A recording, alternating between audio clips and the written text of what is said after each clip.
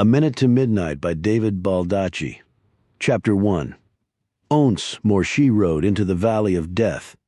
Only this valley was in Colorado, at ADX Florence, America's only federal supermax prison.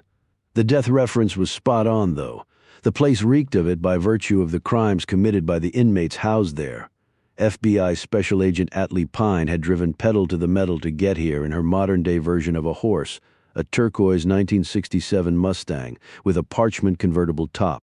She had spent 2 years restoring it with the original owner, a veteran FBI agent who had been an informal mentor to her shortly after she'd finished her training at Quantico. When he died, he left it to her. Pine couldn't imagine being without it. Now, after her swift journey, she sat in the prison parking lot gathering both her nerve and her courage to see one particular monster who resided here among many other human abominations. They were to a man the stuff of nightmares. Collectively, they had slaughtered thousands of people without a smidgen of remorse. Pine was dressed all in black except for her white blouse. Her shiny FBI shield was clipped to her jacket lapel. It took 10 minutes to clear security, where she had to forfeit both her weapons, the Glock 23, her main gun, and an 8-shot Beretta Nano, the backup she kept in an ankle holster. She felt a little naked without the twin pistols, but prisons had rules. And for obvious reasons, no guns carried by visitors was one of the biggies. She sat on the hard stool in a cubicle in the visitors' room, her long legs curled around the stool's metal supports. Across from her was a thick glass barrier on the other side of the glass. The man she had come to see would soon appear. A few minutes later, 6 burly guards escorted a heavily shackled Daniel James Tor into the room and chained him to a bolt in the floor before departing, leaving the law and the lawless sitting across from each other, separated by polycarbonate glass that could withstand most bullet strikes. Tor was an impressive physical specimen, standing 6'4" and tipping the scales at 280 sculpted pounds. His physique, even now in his 50s, looked NFL-ready.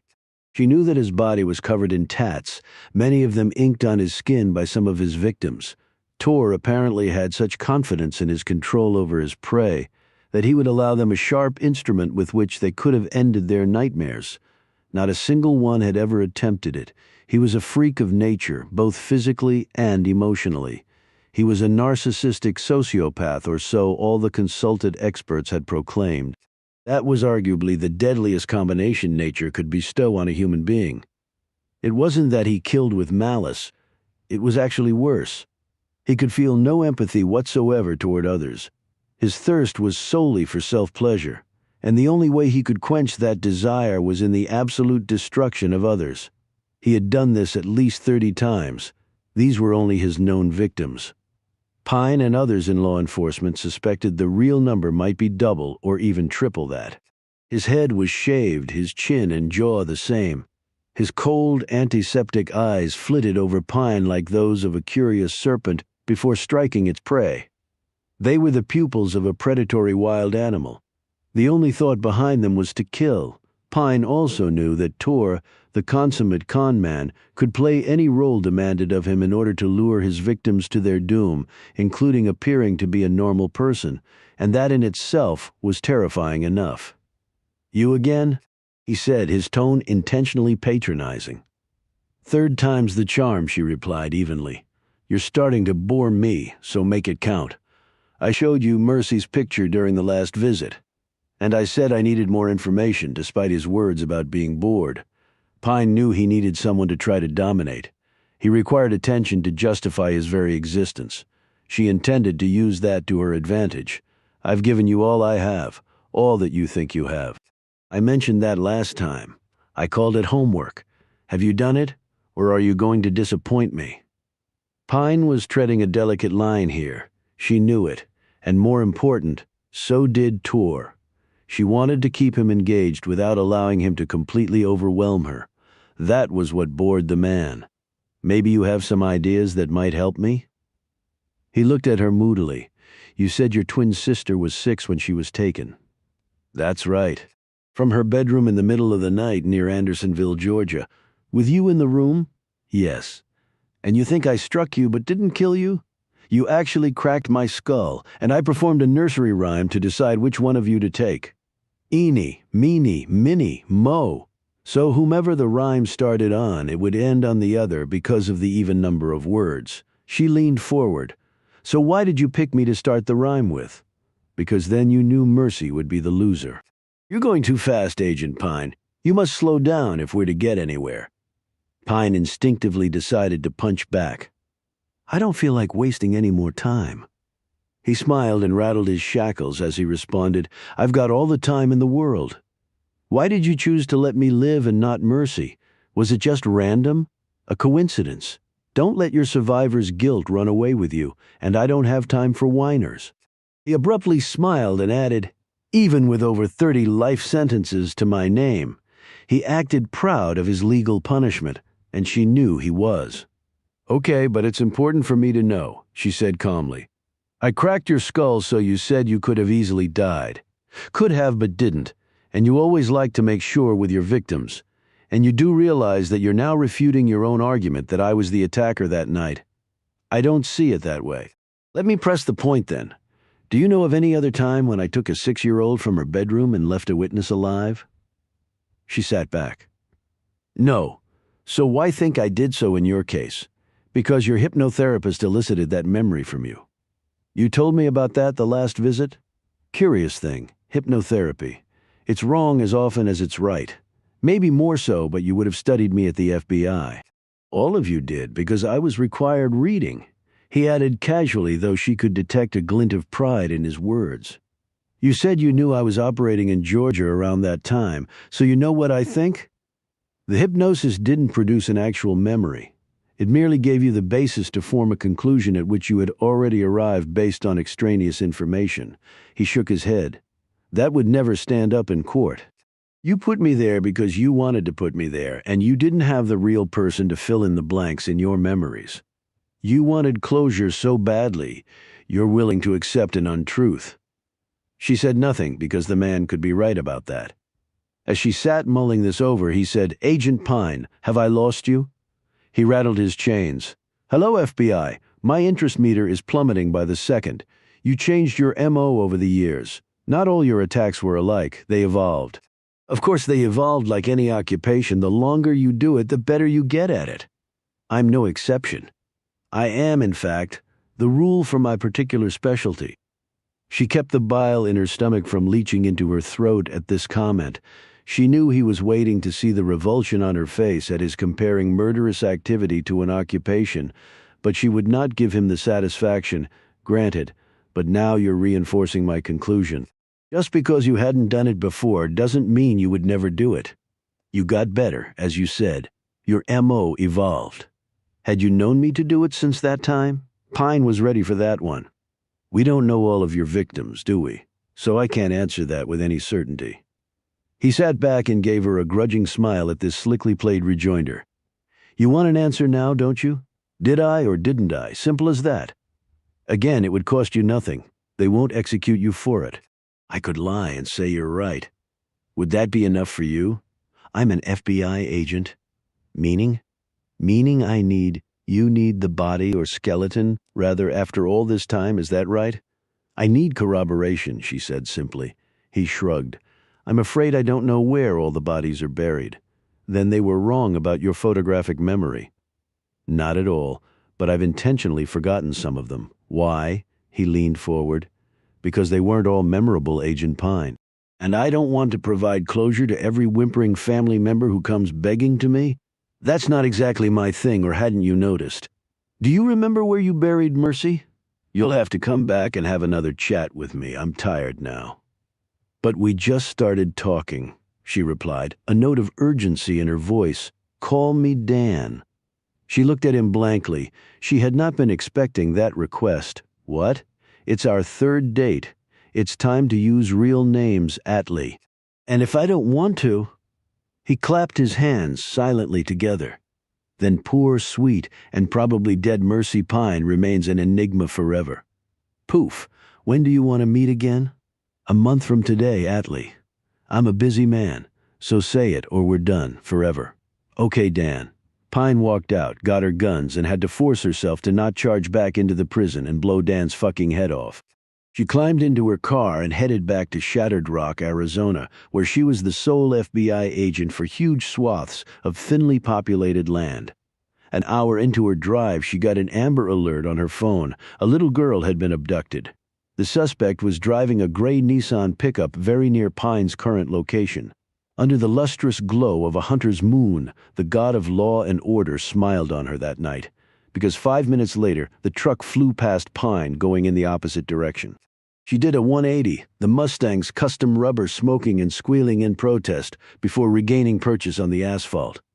Pine hit the blue grille lights she'd installed, laid the fancy chrome gas pedal to the floorboard, and roared off to save a little girl's life. Pine swore to herself that this time she would not fail. Chapter 2. There was a singularly critical rule with Amber Alerts for law enforcement. You got to the victim and the abductor as quickly as possible and walled off any means of escape. After that, you could work the situation any number of ways, brute force or talking the suspect out of any violence to the hostage, if that was a possibility. When the man turned off the main road after seeing the flashing blue lights coming up fast on his butt, Pine knew she would have to read the situation and make that choice soon. At least she knew the terrain. Pine had taken a detour down this very road to let her head clear after her second session with Tor. Thus she knew this was a box canyon with the road. She was on the only way out. She called in her location to the local police along with her identity and pursuit status. She knew they would deploy a response immediately, but they were in isolated territory here. The cops would not be showing up in a couple of minutes. For now, it was just Pine, her twin guns' wits, training, and experience, adding up to the best hope the child had to survive. Dusk was fading to darkness as they wound higher and higher on the switchback road. The lane was growing narrower and the drop-off higher with each passing turn of the wheels.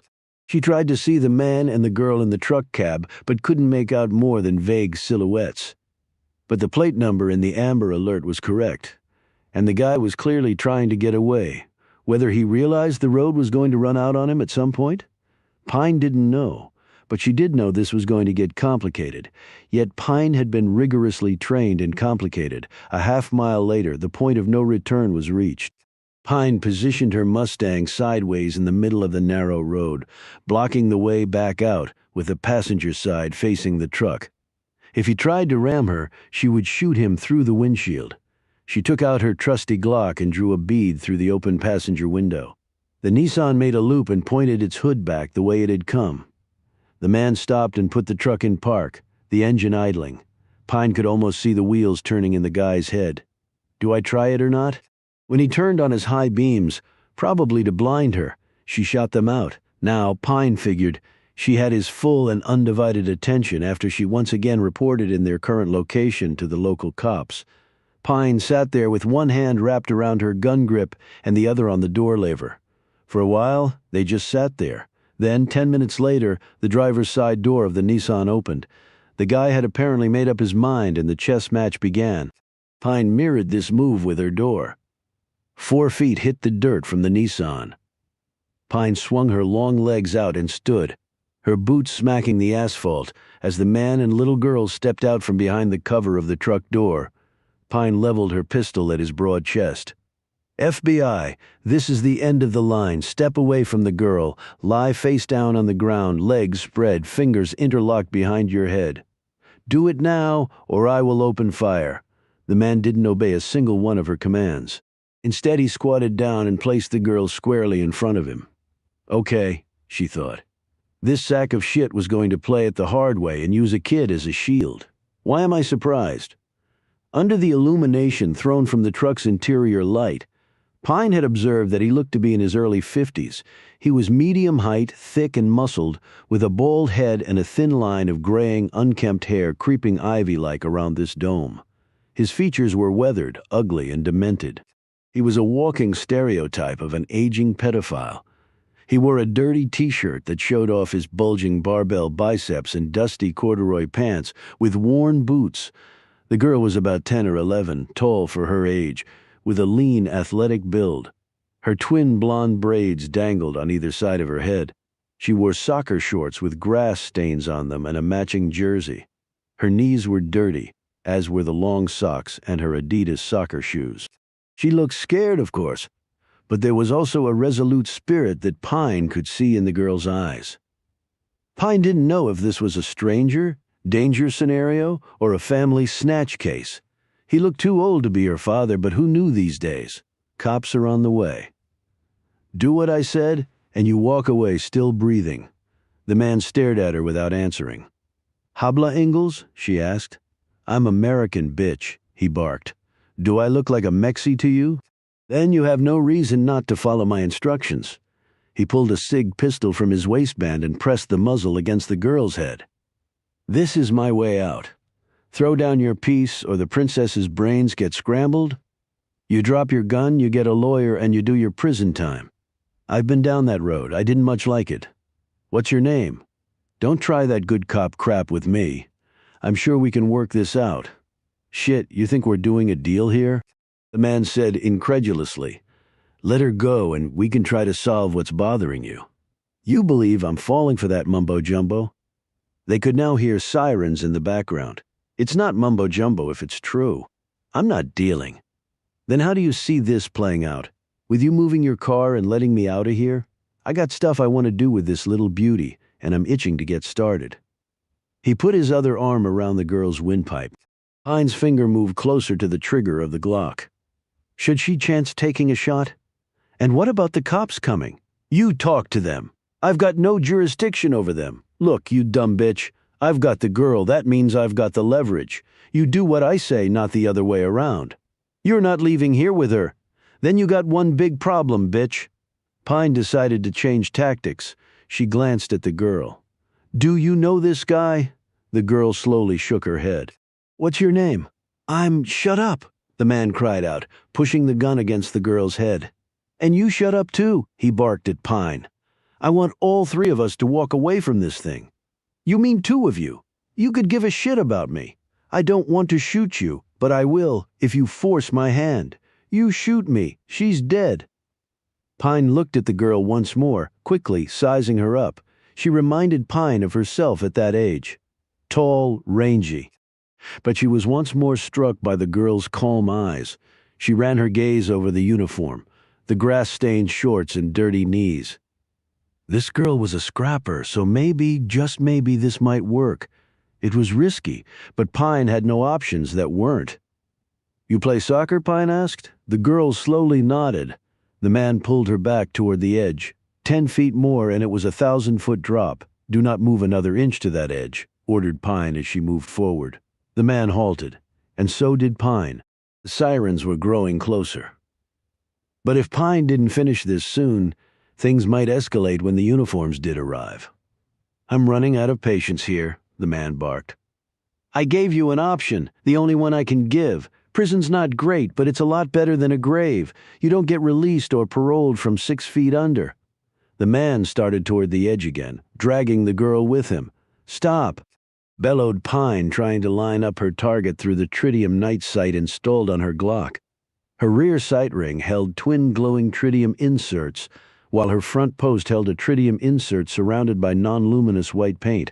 It was very accurate, but she couldn't fire. She might hit the girl, or the guy's trigger finger might jerk when Pine's round struck him. The man smiled triumphantly as he read Pine's dilemma in her features. You won't shoot, now that's leverage, lady. Pine glanced at the girl. Okay, it's do or die time. I played soccer. Only goal I ever scored was on a back kick. Hit it right between the goalie's legs. Bet you're a much better player than I was. Pine held the girl's gaze, communicating with her eyes what she couldn't do with her words. The man barked, Shut the hell up about soccer now. For the last time, put down. The girl's foot kicked backward and up and struck the squatting man right in the crotch. He let her go and doubled over. His face scrunched in pain, and the cig fell out of his hand. You little bit, he moaned, his face turning beet red. He dropped to his knees, gasping for air. Pine raced forward, kicked the man's weapon behind her, grabbed the girl's arm, and pulled her to safety. That should have been the end of it. Pine had her gun and he didn't have his, or his hostage. She was home free, it was over, but it wasn't over. Because when the man finally stood and straightened, he looked at Pine and spat out. You think you got me? I got 9 lives. He glanced ferociously at the girl, who was staring back at him with revulsion. "I can't remember how many like her I've done and then cut up and left for the animals, and I'll be out again to do more." "You hear me, FBI bitch?" Pine stared at him for a long moment in the man's taunting face. She saw someone else. Pine knew full well she shouldn't take the bait. But she was going to do it anyway. She looked to the sky where the moon burned a dull yellow and red. The hunter's moon, she knew, also known as the blood moon, more accurately the predator's moon, and right now I'm the predator. She holstered her gun and stepped forward. In her mind's eye, the giant Daniel James Tour stared back at her. Pine's nemesis, the stuff of nightmares. She was about to make it all go away. The man grinned in triumph. "You just made a damn big mistake. How's that?" But she already knew what his answer would be. "In case you hadn't noticed, lady, I'm a man." He charged her in a bull rush. A moment later he staggered backward, dazed, his face bloodied by the devastating blow delivered by the size 11 boot at the end of her long right leg. He bent over, groaning. "In case you hadn't noticed," said Pine, "I'm now going to kick the shit out of you."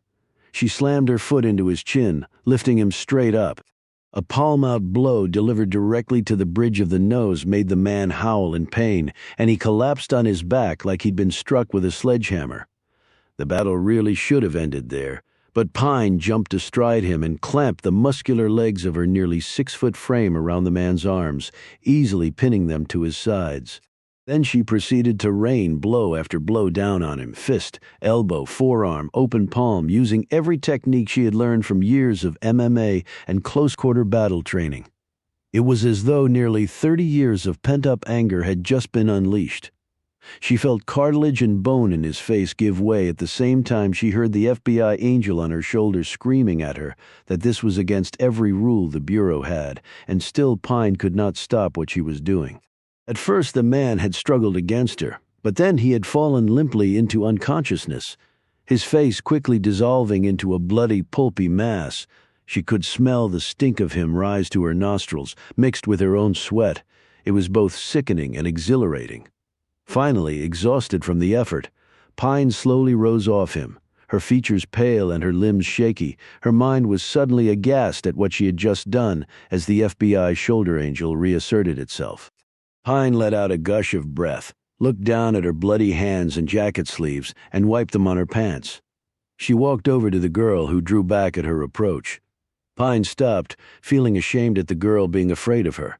"Are you okay? Did he hurt you? Did he do anything to you?" She shook her head. As the sirens grew closer, the little girl looked over at the man. Is he dead?"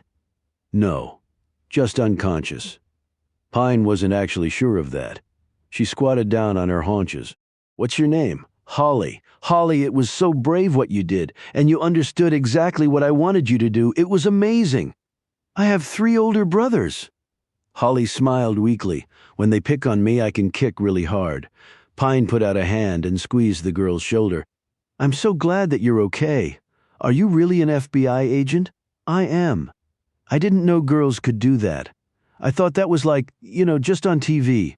Girls can do anything we want, never doubt that." Pine stood as the cop cars screeched to a stop a few feet away. She looked over at the bloody man lying motionless on the ground. Pine took out her creds and headed over to explain what had happened, including the reason why she had nearly beaten a man to death. This just might be the end of the actually not-so-very-special Agent Atlee Pine. Chapter 3. Pine accessed the secure door of her office in Shattered Rock, Arizona, the closest town to the Grand Canyon. This topographical jewel was the only natural wonder of the world located in America, and Pine had jurisdiction over any federal crimes committed there. Her assistant, Carol Bloom, was sitting at her desk in the office's small foyer. Bloom was in her 60s and had been at the Bureau for several decades, working in various offices and capacities. The mother of 6 grown children, none of whom lived close by, she came in early and went home late. As she had told Pine, the FBI was now her life, as she didn't really have hobbies for amusement. She was tall and attractive, her hair immaculately styled, her makeup and jewelry understated, and her clothing choices always professional. "How was your workout?" asked Bloom. Pine normally exercised at the crack of dawn at a gym in the small downtown area of Shattered Rock. The workout facility was beloved by hardcore movers of iron for its minimalist style of fitness. There was no AC, no fancy machines, no Pelotons and spandex workout clothes within miles of the place. Only barbells and enormous steel plates and grunting people heaving them into the air with a ferocious intensity, and lots of sweat. I didn't make it this morning, got back later than I thought from Colorado the other night, and decided to sleep in yesterday to catch up. Then I slept badly last night and got up too late this morning to go stuff on my mind. Blum looked at her in concern. "What stuff?" "Come into my office and I'll fill you in on the wonderful details. Oh, and you might be getting a new boss." Blum's expression didn't change. Pine loved that the woman was unflappable. In all her years at the Bureau, she had no doubt seen everything. "Do you want some coffee, Carol? You don't have to make me coffee. That's actually fulfilling a really bad stereotype. There's nothing wrong with me offering to make you a cup of coffee." Now, if you had demanded a cup, I would have felt differently. I remember a lot of mail agents who ran afoul of that rule over the years. "What did you do when that happened?" "I just trained them better," said Blum brightly.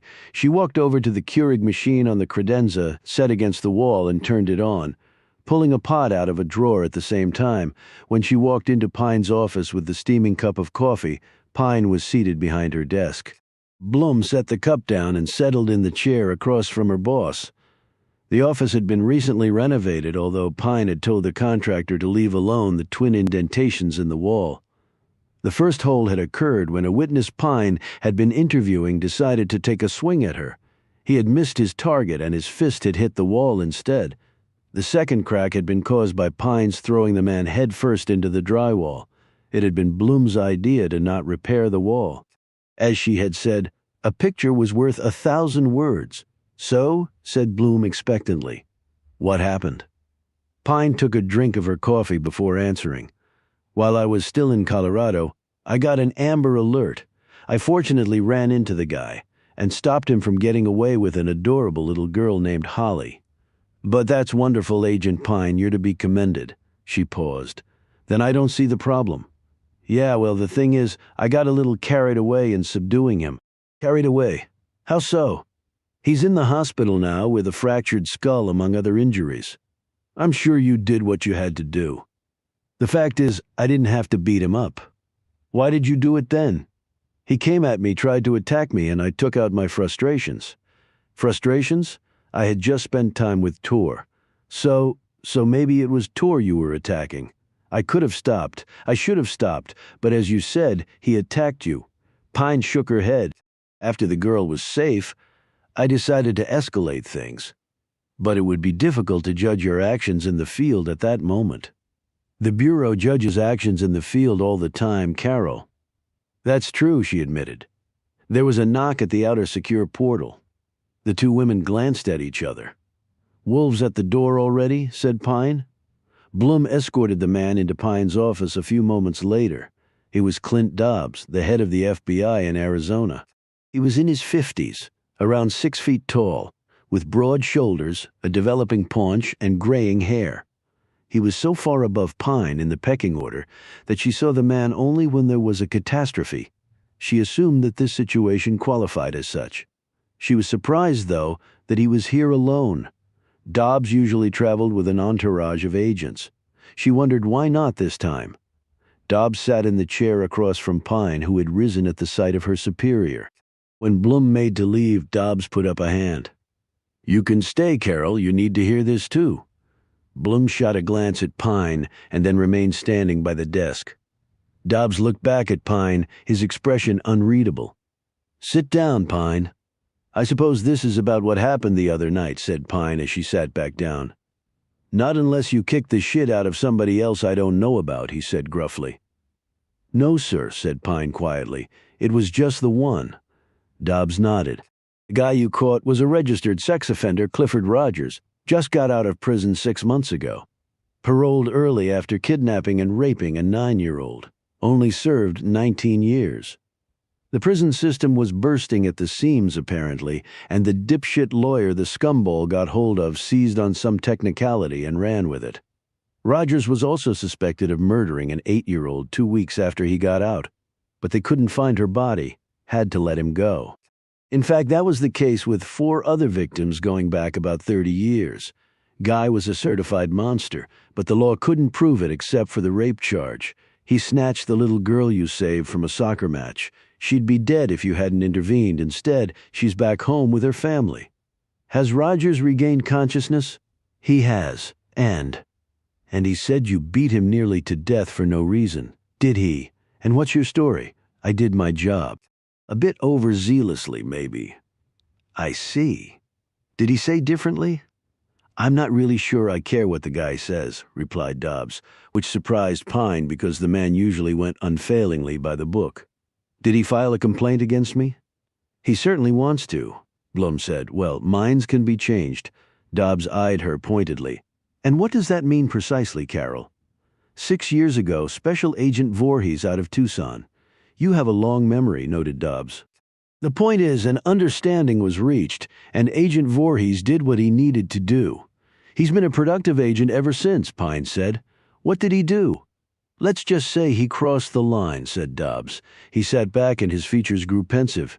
How about this? How about I go and have a chat with Mr. Rogers and convince him that filing a formal complaint against you would not be in his best interests?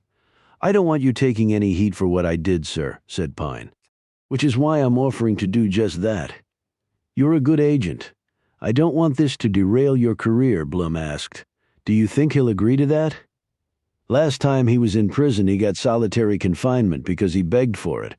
He goes into Gen Pop with the rep of a child rapist and killer. He'll last about 5 minutes, and he knows we can make that happen. Blum looked at Pine and said, Okay, that sounds like a plan. But surely there will be an internal investigation, noted Pine. You didn't discharge your weapon. The guy didn't die. Rogers isn't going to make a complaint. From what I hear from the locals in Colorado, the mayor wants to give you a key to the city. Okay, said Pine doubtfully. Dobbs straightened up. But I'm not going to beat around the bush, Pine. What you did was way out of bounds in my book. You get 1 free card and you just burned it. Does this mean I'll face no disciplinary action? It does this time. Pine glanced down. I appreciate that, sir. I expected far worse. He stroked his chin. You haven't taken a vacation in God knows how long, right? A vacation, sir? Well, actually, I was given time off just. That wasn't a real vacation, you know it, and I know it. People don't almost die several times during a vacation. Okay, it has been a while, yes. Me, I go fly fishing every year. Never catch a damn thing, and I love every minute of it. And for how long is my vacation to be?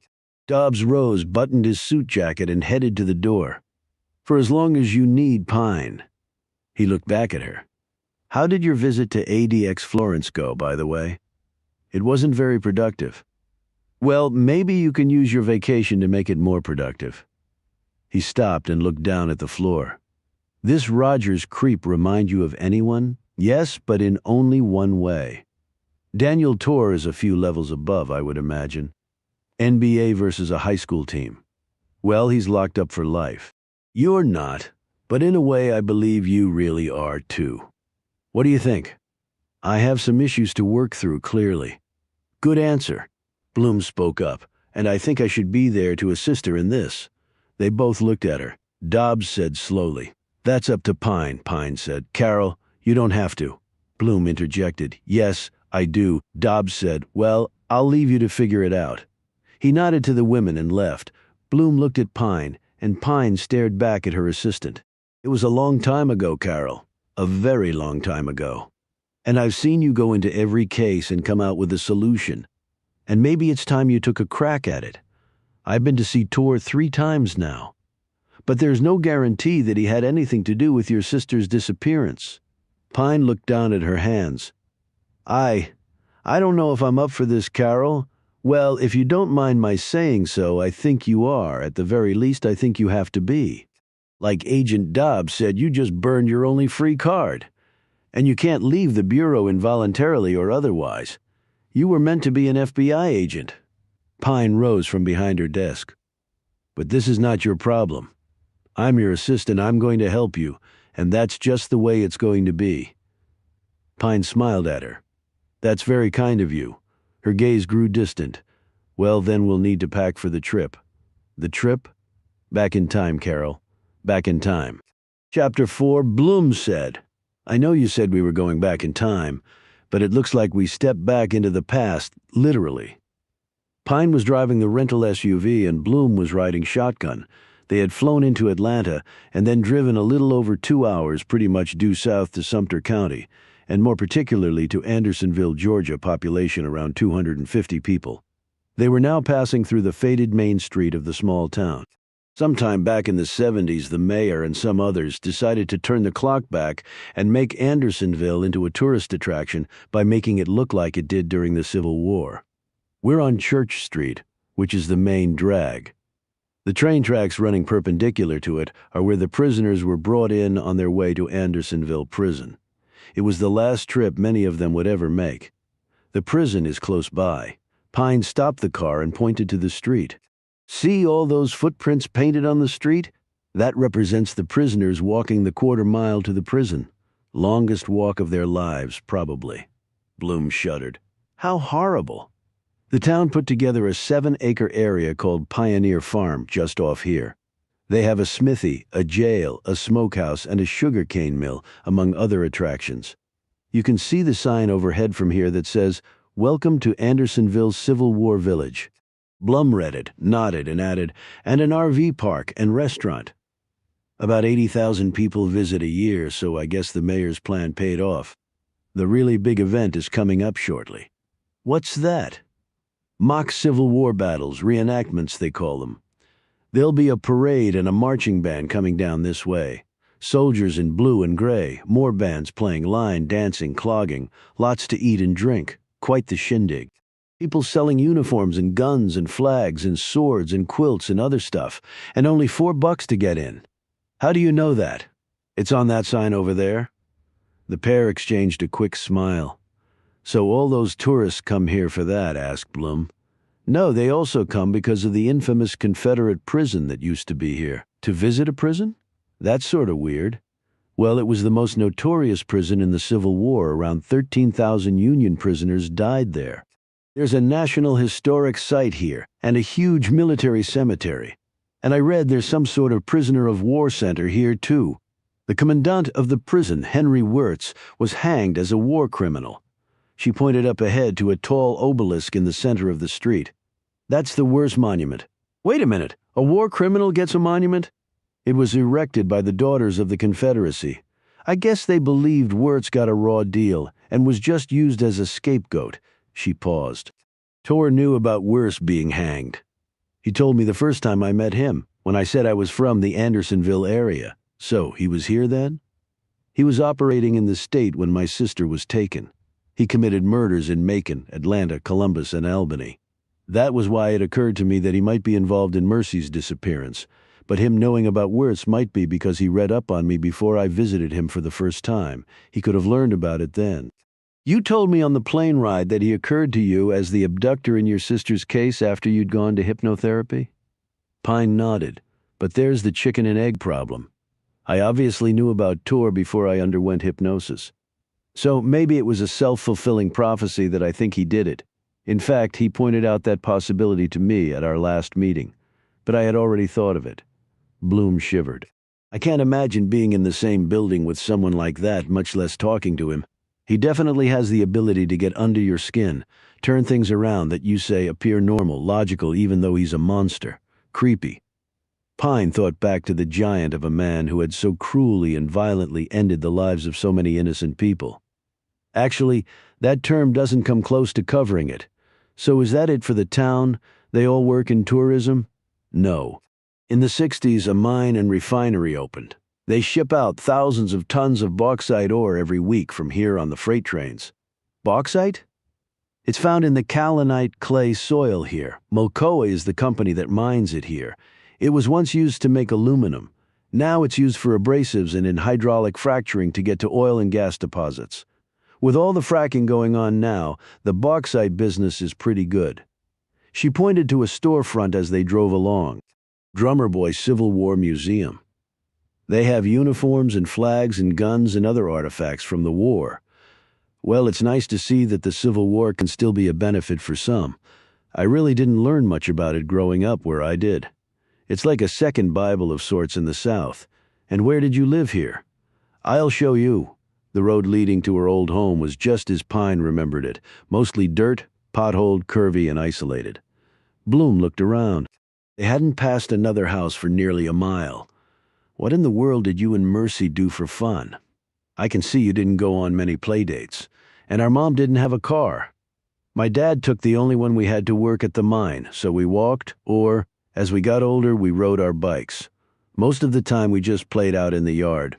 My mom would take us to Americus on the weekends to do the grocery shopping and other errands. The school bus picked us up right there, she said, pointing out a spot in front of an aged, sprawling oak. We were only in first grade when Mercy disappeared. Something caught in Pine's throat, and she coughed and slowed the truck, lifted her sunglasses and brushed at her eyes. Blum looked at her cautiously. How long since you've been back? Pine took a moment to compose herself and lowered her glasses. We moved really soon after Mercy was taken. I haven't been back here since then. Not once. Pine shook her head. There was nothing for me to come back to Carol. I guess I can understand that. Bloom put a supportive hand on Pine's shoulder.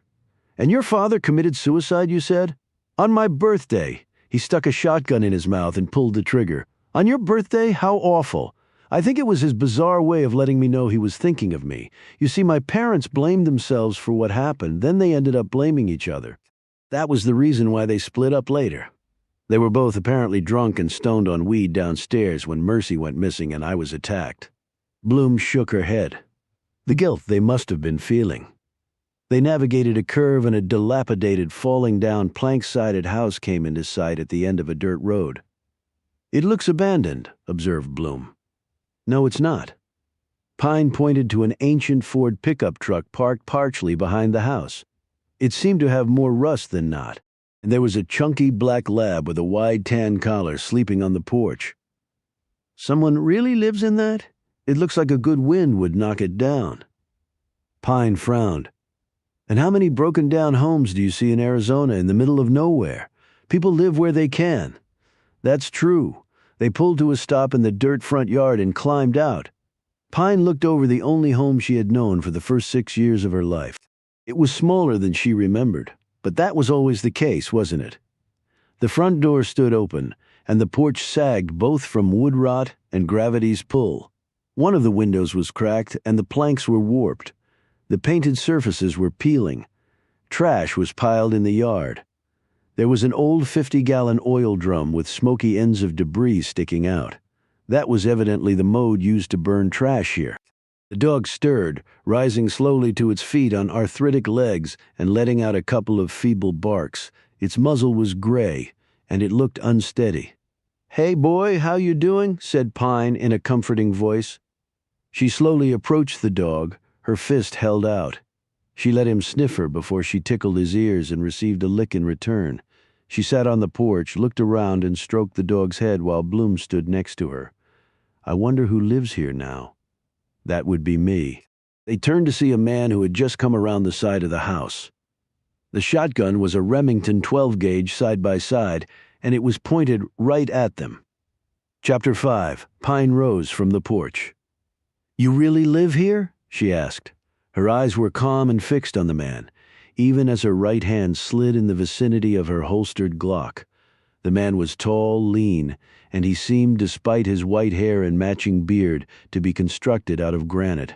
A cigarette dangled from his mouth. A sweat-stained Stetson was on his head, under which the unruly locks of his snowy white hair were visible. His face was sun and wind-whipped, and the wrinkles there were pronounced and contained startling depth. Pine gauged him to be well over 60, a fact belied by his ropey muscles, which were evident because of the short-sleeved shirt he was wearing. His jeans were faded and cut tight to his long legs and slim hips.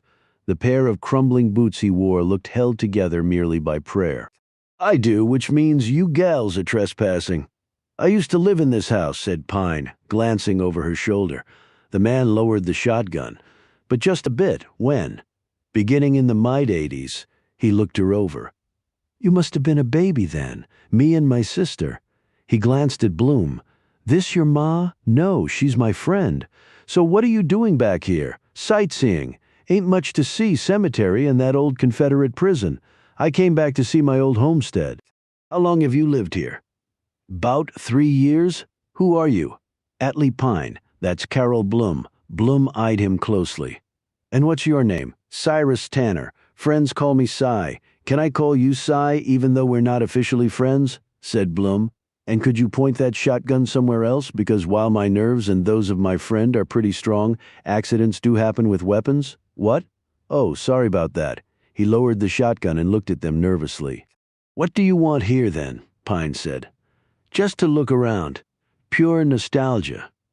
Are you from Andersonville? No, came over from Bama, Mississippi before that. So you bought the house then? He chuckled.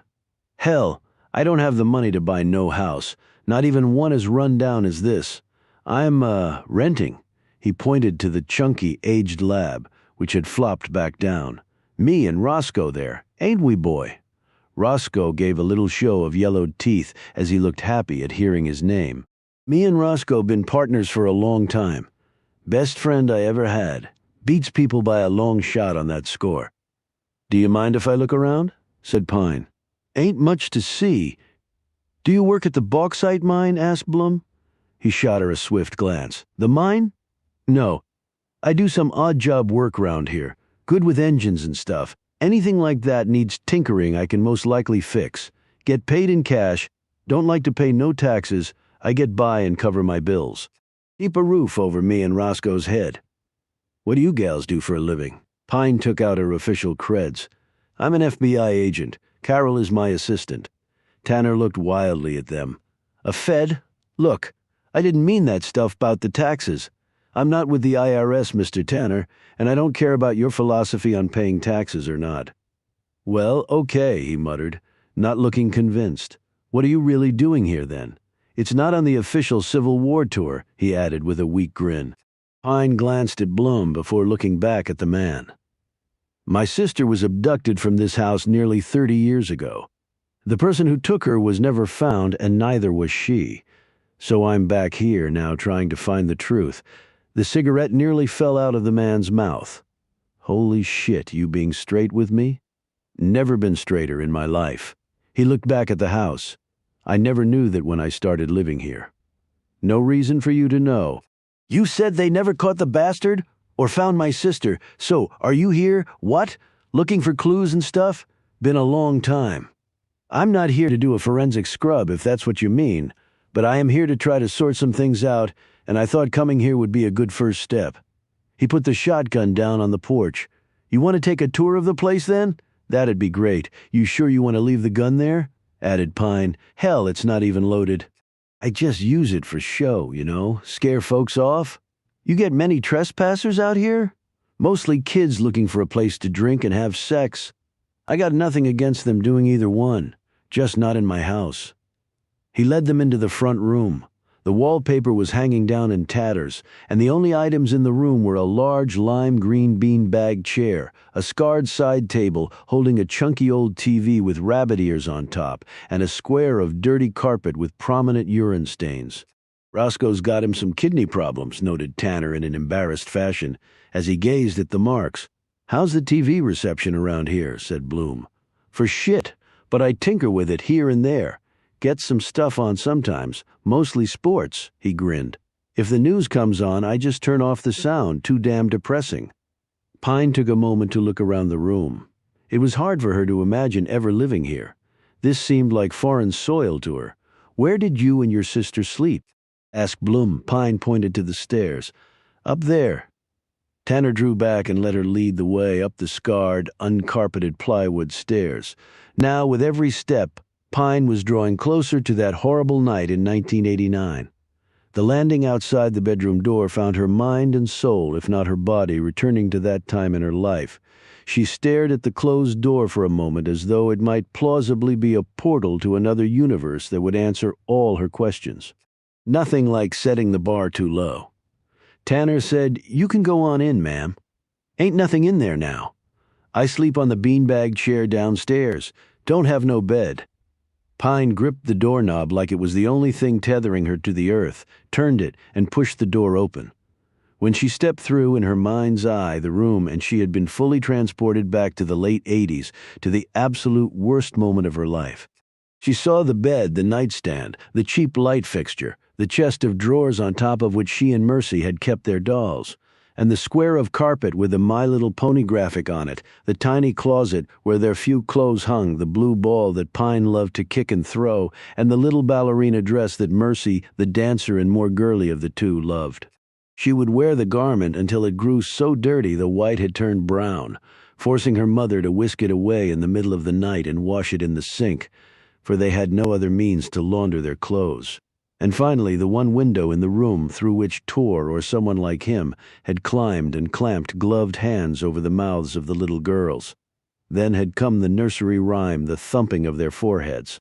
The selection of Mercy to take the fist, smashing into Pine's head, fracturing her skull and leaving her for dead. Her mother tottering in the next morning, nursing a hangover from the commingling of pot and beer. Only to discover one daughter gone and the other near death. The ambulance ride to the hospital, the anxious faces hovering above her, the stark white ceiling of the ambulance, perhaps an early glimpse of heaven, the gurney sprint through the hospital. The pinch of a needle, the unconsciousness of anesthesia, the subsequent cut into and repair of her skull, though she was clearly not aware of that, followed by the long, frightening recovery. Frightening because she really had no understanding of what had happened to her. Then back home to find Mercy still gone, her parents inconsolable, unable to talk about their other daughter, unable to let Pine out of their sight, yet reluctant to hold her or to talk to her about any of it. The thickness of guilt lay heavy over them all, crushing out what little family nucleus was left to them. Agent Pine? Pine came out of these thoughts like she remembered waking up from her surgery, instantly alert and curious, but still befuddled somehow, as though she had risen too quickly from deep water, and there was something potentially deadly floating inside her. Bloom was looking worriedly at her. "Are you all right?" She nodded, just remembering some things. "Anything helpful?" Pine crossed the floor, opened the window, and looked down. A ladder. The man had to use a ladder to get up here. "Did they find one?" Tanner asked curiously. "No. At least not that I know of. I was only 6. The police didn't really talk to me, not after they learned I couldn't really help them." "Were there ever any suspects?" asked Bloom. "My father was the first suspect, perhaps the only one." Bloom and Tanner exchanged a quick glance. "You think he did that to his own kids?" asked Tanner, clearly not believing this. "No, it wasn't my father. I would have recognized him. And why come in through the window? And they were drinking and smoking pot that night. He couldn't have made it up the stairs, much less climbed a ladder. And I saw the man come through the window, though I really couldn't describe him back then." "But the police didn't believe that," said Bloom. "They still pursued your father as a suspect. It's why we had to move from here. Everyone in town thought he had done it, despite there being no evidence to support that." "And your daddy?" asked Tanner. "He's dead now. And your ma?" Pine didn't answer right away. In some ways, the mystery of her mother had overshadowed even Mercy's disappearance, at least to Pine. Blum looked at her curiously, but Pine didn't seem to notice. "I'd rather not talk about it," replied Pine. She closed the window after searching her memory, going back to that night and trying to confirm that it was indeed Daniel Tor coming through the window. She arrived at what she had expected, no firm conclusion. They went back outside where she sat on the porch and stroked Roscoe's head. "He likes you," said Tanner approvingly. "And Roscoe's a good judge of character. Got to beware if he don't like somebody I bring around, they don't come back around." "Yep, old Roscoe keeps me from making dumb decisions. Well, at least fewer than I used to." "I needed a Roscoe in my life a long time ago," opined Bloom. She and Tanner exchanged a knowing look. Pine rose and said, "Thanks for letting us look around, Si. You gonna be in town long?" "As long as it takes." "Well, I might see you round then. Me and Roscoe eat at the little cafe on the main street most nights. They call it the Clink after the prison, I guess. Good food and cheap beer. "We might see you there then," said Bloom Tanner, took off his hat in a gesture of goodbye, fully revealing his thick, wavy hair and tacked on a broad smile. They got back into the rental and headed out. Pine said, "I always wondered what happened to the Marlboro Man. Now I know." "He's a hottie," said Bloom, looking in the side mirror and seeing Tanner standing there. The picture of ruggedly handsome. "I bet he has a 2-pack, which is like an 8-pack for a 20-year-old. If he really wants to be healthy, he should stop smoking. That just adds to the bad boy mystique. Control yourself, Carol."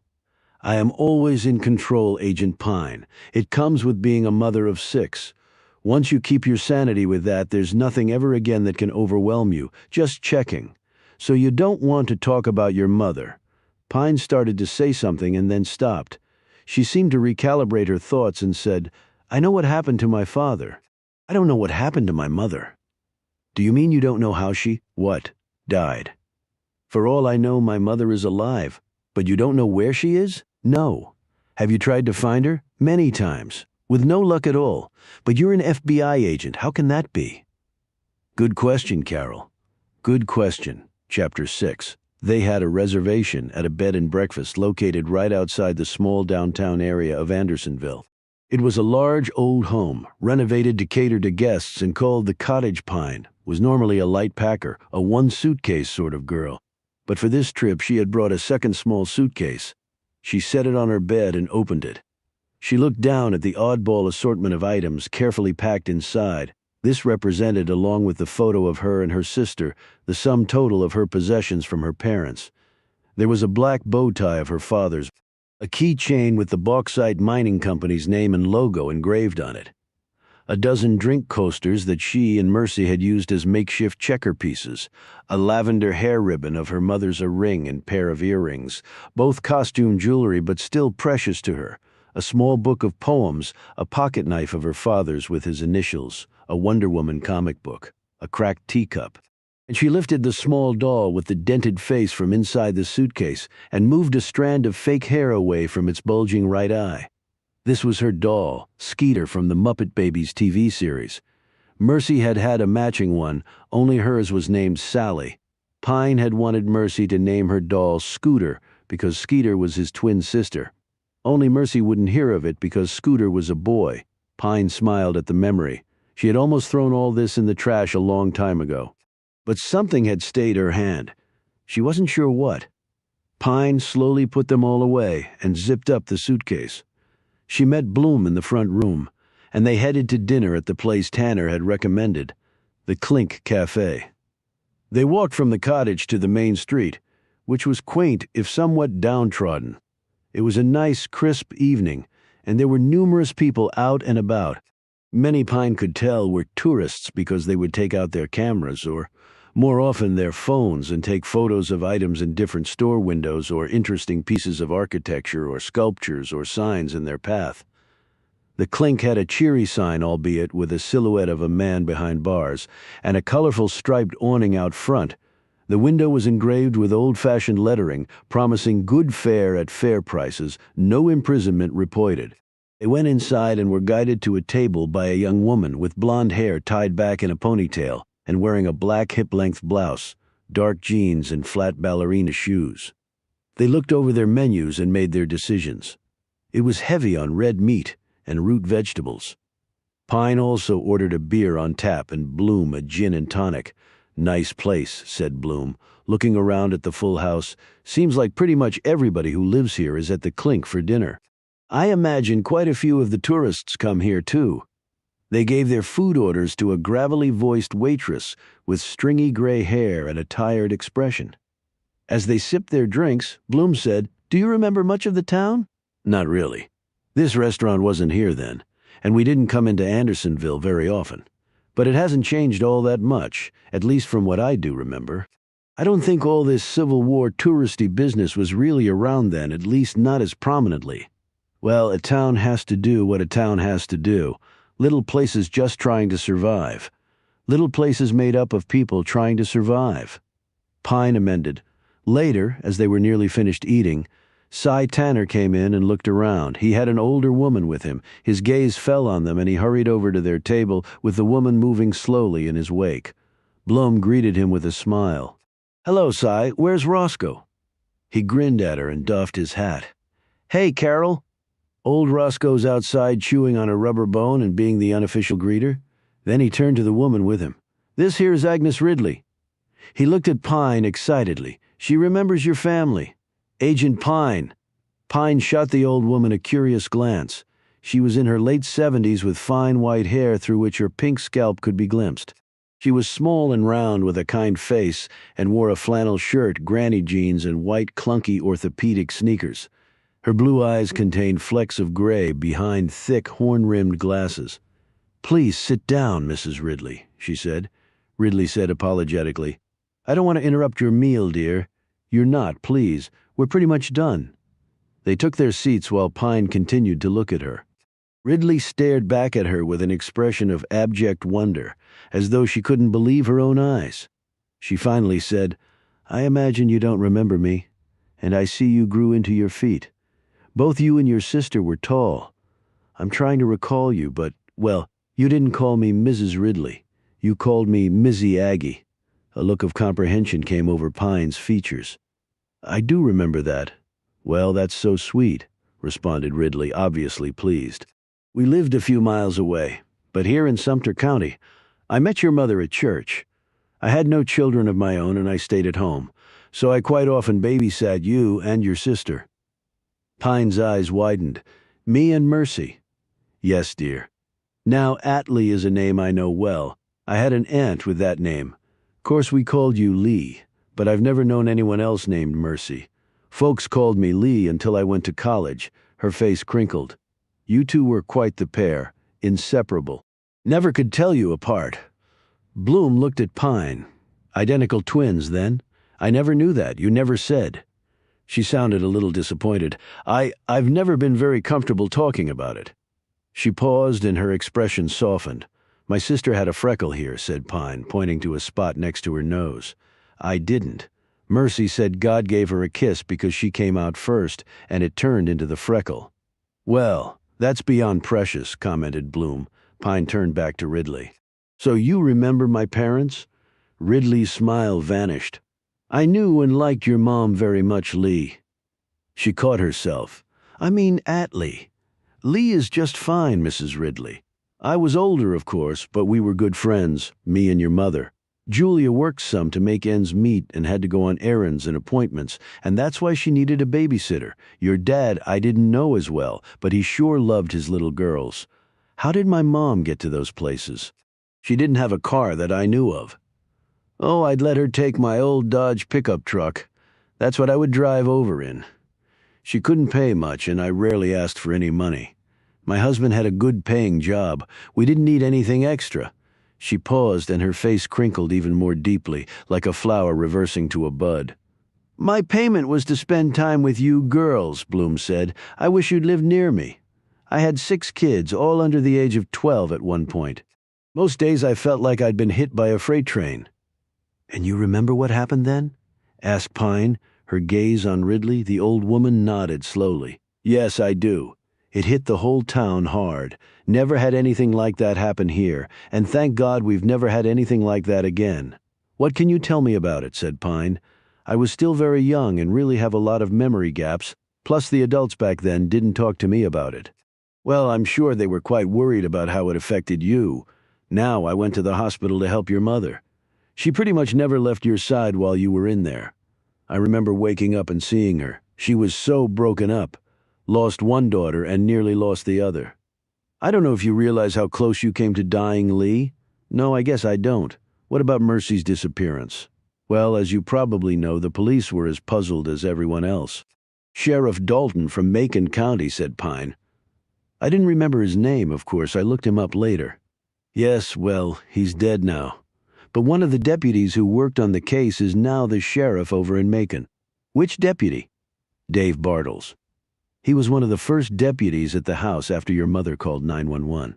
I know because Julia called me too, and I rushed over there. Now he's getting close to retirement," Bloom said. "But we're in Sumter County, like you said. Why would the Macon County Police be involved?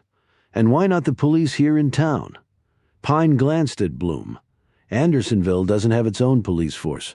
The law enforcement comes from the Sumter County Sheriff's Office, but we lived right across the line in Macon County, so the Macon County Sheriff's Department did the investigating." Ridley nodded. "And they called in the state police to look at things. And the FBI, too, because it was a kidnapping," said Pine. "Yes, I guess that's right. Now, Cy told me about you being with the FBI. I suppose your becoming an agent maybe had something to do with what happened to your sister?" "It did, yes," said Pine. "Maybe more than I thought." Ridley drew a long breath and eyed Pine anxiously. "Well, the long and the short of it was the police believed your daddy had done it, and I told them it wasn't him," Pine said firmly. "The old woman said, 'I knew your father had nothing to do with it.' And the fact was, they could never prove anything against Tim, and then y'all moved away." "I don't think we had a choice," said Pine. "My dad got fired from the mine. We couldn't survive here. The thing is, Lee, you and your family disappeared in the middle of the night. I remember we moved very quickly one night, but you mean they didn't tell anyone?" "No, they didn't. You were there one day and gone the next. This was only a few months after you got out of the hospital. I went over to check on everybody, and the place was empty. Not that y'all had much, but there was really nothing left. A few sticks of furniture. Your parents must have gotten a U-Haul trailer or something. I couldn't believe my eyes. There was no note or anything, not a word to anyone. Haven't heard from them since." Pine slowly took this in. "I don't know why they did it that way. Now, Cy told me about your daddy being dead. I'm very sorry. Like I said, I didn't know Tim all that well, but I liked him. Now, is Julia still alive?" Pine said. I'm not sure." Ridley looked taken aback by this. "Have you not been in touch with her lately?" "It's longer ago than that," said Pine vaguely. "Oh," said Ridley, looking sad. "Well, I'm sorry about that. Did your parents not explain things to you when you left here?" interjected Blum, who could see how uncomfortable Pine was looking, or at least told you where they were moving to. "I remember the new house and then going to school and finding out I was in South Carolina. About 50 miles outside of Columbia." "Good Lord," said Ridley. "I was only 6. I guess my parents didn't think it mattered to me where we had moved," Pine said a little defensively, "and we moved several times after that." "Until they divorced," said Bloom. "Yes," said Pine curtly. It was clear she did not relish sharing her personal history with two strangers, or even Bloom. They all fell silent at this as Pine felt her face burn, and she looked down at the tabletop. "I suppose you're back here to try to find out what happened," Ridley finally said. "I should have done it a long time ago." Ridley stared at her for a moment. "Lee, have you ever heard the phrase, 'let sleeping dogs lie'?" she said quietly, glancing at Tanner nervously. "I have, but in this case it doesn't apply." "Why not?" "Because my sister could still be alive." Do you really think so?" said Ridley doubtfully. "After all this time?" "The odds are clearly against it. But my life has been full of beating the odds." Ridley looked her over. "I guess I can understand that. I mean, you want to know the truth, whatever it might be?" "I do. And what if the truth is your father did do it? Then I'll have to accept that, but we're not there yet." Tanner spoke up. "How do you plan on tackling this sucker? There are standard protocols for investigating cold cases. It starts with looking at the established records and going from there, hoping for some lead or inconsistency that no one has discovered previously." "So you'll be talking to this fellow, Dave Bartles," said Tanner. "Yes." Pine looked at Ridley, who said, "Lots of folks already know you're back in town." "From when we checked in at the cottage," said Blum. "Gladys Graham owns the place and she likes her gossip." Ridley smiled knowingly, although she doesn't go by Gladys anymore. "Don't think she much liked that name." She laughed. "Look at me. How many parents name their kids Agnes anymore?" "What name does she go by?" asked Pine. "Lauren. Is that her middle name?" "No, I just think she thought it was classy, like that famous clothes guy with the white hair." "You mean Ralph Lauren?" said Bloom. "That's the one. She had it legally changed and everything. Anyway, we don't need that social media down here. Gladys is like Facebook and Twitter all rolled into one." Ridley put a small, puffy hand on Pine's arm. "Honey, do you really want to dive back into the past?" Pine stared back fiercely at the old woman. I don't think I have a choice, if I want to have a future. Chapter 7. Pine and Blum were crossing the front parlor of the cottage when a voice called out, "I guess you don't remember me." They both turned to see the woman walking toward them. She was in her mid-40s, slim and pretty, with red hair cut close to her head and an active spring in her step. She had on dark green slacks that contrasted sharply but attractively with her hair, with a thin black leather belt, a white blouse open at the collar, and black pumps. "I'm Lauren Graham," said the woman, her hand extended to Pine. "I was in high school when you and your family lived here. Sorry I wasn't around when you checked in." Pine shook her hand. "I'm afraid I don't remember you. It's no wonder you were so little." The two women stared awkwardly at each other across the small space separating them. Graham said hesitantly, "I guess it must seem sort of surreal being back here." "Well, it doesn't appear to have changed much. In some ways, yes. In other ways, I think it's changed a lot." Pine took this in and nodded. "I guess every place changes, whether we want it to or not." Pine cleared her throat and said in a more businesslike tone, "Did you come out to the house when we lived there? I used to help your mother with cleaning and doing some shopping. I didn't see you and your sister all that much. It was sporadic. Certainly not every week, but I was glad for the work. I just saw Agnes Ridley at dinner. Yes, that's right. She babysat for you and Mercy." It was strange for Pine to hear people talk about her sister as though she was somewhere living her life just like everyone else. "I was surprised to see you back here. When your family left, I never thought you'd come back. Not after that awful night." "I understand we sort of moved away in the dead of night," Pine said expectantly. Graham stared at her for a moment before answering. "I remember it was the talk of the town for a few days. No sign you even lived there. And nobody ever heard from your parents again. Agnes Ridley told us the same thing." "That must have been a shock," said Pine. "Look, I don't blame your mom and dad. The things people were saying, it was disgusting. I would have moved too. Who needs that crap, especially after suffering such a loss?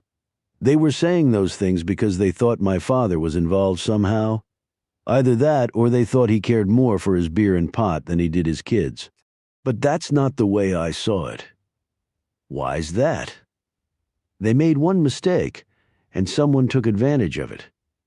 You can't watch your kids 24/7.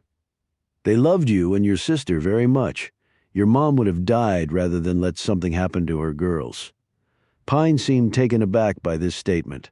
I never really talked about it with her. She didn't want to go there, I suppose. I guess I can understand that. But I can also understand that you probably had a million questions you wanted answers to." Pine now looked at Graham in a different and perhaps more favorable light. "I did, only I never got those answers." Graham looked down at the FBI shield on Pine's hip. "FBI agent now, very impressive. You could tell from just glancing at the shield.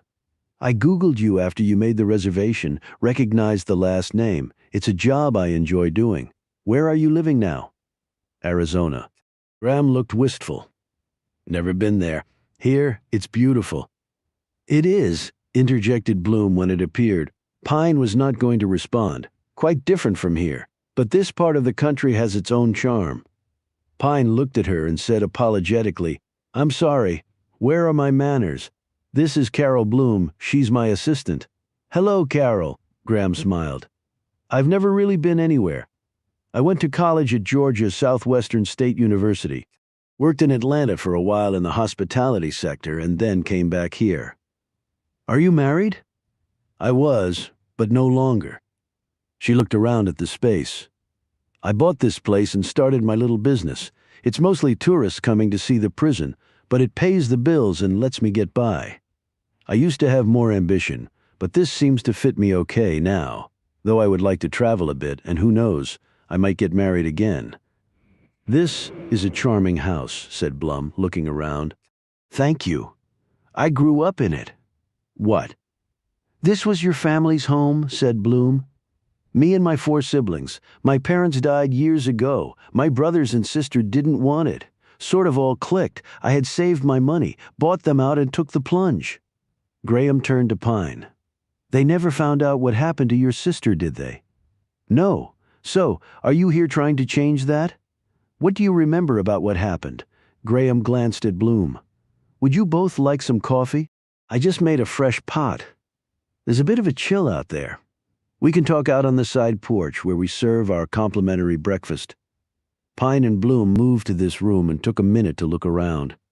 They finally arrived at a glass display cabinet set against one wall. The cabinet was so large that it rose all the way to the ceiling. Inside was a collection of dolls, some quite large, almost lifelike, and some small, all dressed in old-fashioned clothing. Bloom drew closer to look at them. These are really nice. Vintage. The largest one isn't really a doll. It's like a mannequin. Cost a pretty penny to put this together, I bet. I see you've noticed my little collection. They turned to see Graham standing in the doorway with a tray of coffees and a plate of sugar cookies. They sat at a table and she passed them out. Graham glanced at the cabinet. My mother actually started collecting them. When I was little, they were like my fantasy friends. I gave them all names and histories and, well, they became very real to me. She looked down, seemingly a bit embarrassed. Children have very vivid imaginations, said Bloom diplomatically, as Pine looked strangely at Graham. Yes, well, I've never had any of my own. Pine glanced at Bloom before refocusing on Graham. She seemed nervous but also excited, thought Pine. She imagined there wasn't much that was thrilling in Graham's life, and recollecting a mystery might liven things up. About that day, prompted Pine, Graham began, I was at school and it was all anyone was talking about. Police sirens and the ambulance taking you to the hospital. Then the Georgia Bureau of Investigation was called in, and even the FBI, she added, once more looking at Pine's shield. I went over that night to see if I could help with anything. Your father was there. Your mom was with you at the big hospital over in Americus. She looked embarrassed. There was a crowd of people around just gawking. It wasn't right, but I was there to help, she added quickly. She paused and took a sip of her coffee, shooting glances at Pine and Bloom, as though to gauge their reactions to her words. Did you see my father? Asked Pine in a strained voice that made Bloom look at her. Pine wasn't sure what she was feeling. She had not prepared well for what this trip might do to her emotionally, when preparation had been key for everything she had done in her life. So why did I drop the ball this time? Graham said quietly. Your father? Well, Tim had been drinking some, and who could blame him? I mean, after what had happened. And he got into a fight with one of the men. Somebody broke it up, luckily. Why weren't the police there? Said Pine. It was a crime scene. It should have been secured as such. Even my father shouldn't have been there. Graham regarded Pine from under hooded eyes. You mean because he was a suspect? Yes, in fact, he was the only suspect. I think you're right about that. As far as I know, there was never any other. She broke off and stared uncomfortably at Pine. I told the police it wasn't my father. You were only a child, Lee. I go by Atlee now? All right, Atlee. And you'd been terribly injured. I believe by the time you could tell them anything, at least a week had passed. The person had hit you so hard your skull had fractured. Tears clustered in the woman's eyes. So I guess they didn't believe me that it wasn't my dad. Pine suddenly felt like she had been swallowed whole by something, and that she was now sinking into a horrible muck of her own making. Blum glanced at Pine and took up the line of questioning. What else do you remember, Lauren? The FBI was called in when it became apparent that the local and state police couldn't solve it, meaning they didn't have any evidence against Agent Pine's father, even though he was their only suspect. We have crime here now, said Graham. And we had crime back then, but not kidnapping, and no murders today. It's either fights among usually drunk or drugged-up men, or people stealing stuff. Now, Julia Pine swore that her husband was passed out on the floor of the living room drunk as could be, and that Tim hadn't moved from that spot when she woke up around 6 on the couch and went to check on you and your sister, and from the number of empty beer bottles and the remains of smoked joints they found between them. I guess that seemed plausible. There was never any forensic evidence tying my father to what happened. Well, I imagine his prints and DNA were all over the house, said Bloom. Since he lived there, it would be hard to exclude him based on that. Plus, I saw a man coming through the window, said Pine, and he was wearing gloves there. Would have been no trace, really. Graham nearly spilled the coffee she had picked back up. You saw a man? Yes, that's why I knew it wasn't my father. Why would he come through the window? And you told the police that? Pine hesitated. I believe that I did. But I was just a kid with a cracked skull. I doubt they cared. Have you been out to your old house? I have. A man named Cyrus Tanner lives there now. He said he was renting it. Bloom interjected, he's quite attractive and interesting. Graham smiled. Yes, he is. And Cy Tanner says lots of things. It doesn't make them all true. So he's not renting it? Asked Bloom. I don't think anyone even knows who owns that place anymore, so I doubt he's sending in payments to anyone. Then he's squatting. He's not the only one. The town has lost nearly 30% of its population since 2000. Not that we had a lot to begin with.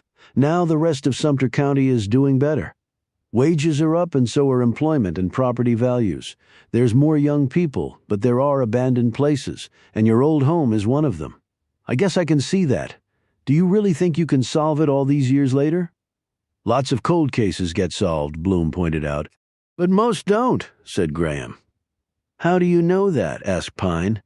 I'm actually working on a crime novel, answered Graham. As I mentioned, this place gives me a living but not much more. I'm hoping to break out of that rut by establishing myself as a writer of historical crime fiction. So you have more ambition than you let on? Said Bloom. Graham glanced at her lap. I guess so. Let me guess your story takes place during Civil War times, said Pine. Nice deduction. Good historical fiction reeks of atmosphere. And the war is fully settled into every fiber of this town, for good and bad. For me, I hope it's good. The point is, I've done a lot of research into old crime cases, and most remain unsolved. Pine rose. Well, mine won't, not for lack of trying anyway. Now, if you'll excuse me, it's been a long day. Pine walked out of the room, leaving Bloom and Graham alone. Graham looked at Bloom. Do you think she can really do this? If she can't, I'm not sure who can. Chapter 8. All grown up now, I see. It was the next day, and Pine and Blum were seated across from Dave Bartles at the Macon County Sheriff's Office in Oglethorpe, Georgia. Bartles was in his 50s with iron-gray hair, a solid, fit physique, sharp-edged features, and the look of a man who had seen his share of depravity over his law enforcement career. All grown up, said Pine, her lips set in a firm line. FBI agent, I hear. That's right. I guess I know why you're here. I'm sure it was an easy deduction. We didn't solve the case back then, and neither did the GBI or even your own agency. You had a suspect. Your father. Do you still think he did it? We didn't even have enough to charge him, and we could never find a motive. They were both really young, but from all the people we talked to, they were doting parents. He paused, when they weren't drunk or stoned. So, is that what you think? He was intoxicated and did what he did because of that. I did at first, but then what did he do with the body? They only had the one old clunker car, and no one saw him driving it that night. We looked all over the property and the woods around. No freshly dug graves, no body turned up in the water, no body turned up anywhere. It's hard to hide a corpse sober, much less drunk. Daniel James Torr was operating in the area right around that time. Bartles looked at her thoughtfully. He killed a little girl from Macon, about an hour from here. The FBI finally got the bastard. You think he took your sister? They did investigate his presence in the area, but my sister's abduction did not fit his geometric pattern of activity. Bartles frowned. Geometric? What does that mean? Torr was a math prodigy, and he selected his victims based on their locations adhering to mathematical shapes. That's how he was eventually caught. They predicted his next area of activity and had assets there that deployed swiftly. So your home's location didn't fit this math pattern? He looked skeptical. No. Over the course of 18 months in 1988 and 1989, Torr was suspected of abducting and killing 4 people in the state of Georgia, 1 each from Albany, Columbus, Atlanta, and the little girl you mentioned from the city of Macon. That formed a rough geometric shape. I called it a diamond. He corrected me and called it a rhombus. He corrected you? Bartles said sharply. I've been to see Torr 3 times now at ADX Florence. I didn't even know that monster was still alive. They should have executed his ass. He's serving enough life sentences that he'll never see the light of day. Hang on, if you went to see him, you must have thought he did it even though it didn't fit his pattern. I suspected he might have been involved because he was in the area at the time. I remember after you got out of the hospital, you told us you saw a man come through your bedroom window. You think it was Tor?" Bloom was watching Pine closely. "I had some hypnotherapy done recently to bring out repressed memories. Did it work? I don't know. The man I saw could have been Tor. But since I knew all about Tor before and also knew he was in the area at the time, you mean that could have influenced your memory? Maybe erroneously," said Bartles, "right? Well, what did Tor say? He's never going to admit to it, and even if he does, he'll never provide corroborating evidence. He has no incentive to." "So that's a dead end." Bartles spread his hands. "Which explains why you're here. Can I look at the file? You can. I just don't know what you expect to find 3 decades later." "Neither do I, but I can only give it my best shot." Bartles slowly nodded. "I'll have the file brought up and copied. Just to warn you, there's not much there. It's not that anything is missing. There just wasn't a lot there to begin with. I'm surprised you haven't purged the files after all this time. Normally we would have, but the case was never solved, Agent Pine, so we held on to it. You just never know, right?" "Right." As he was escorting them from his office, Bartles said, "I never imagined you growing up to be an FBI agent. Life can be unpredictable. I hear you work out in Arizona. Did you hear that from the Lauren Graham Information Network?" Bartles chuckled. "We are friends. Nice gal, you like it out there?" "Yes, it's very different from here in some ways. In other ways, it's a lot alike." "People are people," said Bloom. "No matter where they are, if you find something out, let me know," said Bartles. "We don't have many unsolved cases around here, and I'd like to close that one if I could." Okay, Pine and Bloom started to head to the lobby. "What was that Tor fellow like?" he asked abruptly. Pine turned back around. "Take your worst nightmare and multiply it by 100. So it's that obvious? You can just tell that by being around him? No, you can't. That's what makes it a nightmare. You won't realize he's a monster until it's too late." Chapter 9. "Bartles wasn't kidding when he said there wasn't much here," said Bloom. They had spread out copies of the documents, notes, reports, and evidentiary photos on Pine's bed in her room at the cottage. It was under any measure a sorry collection. She picked up a photo and held it out to Pine. "You and your sister?" Pine took the photo and nodded. "Our 5th birthday.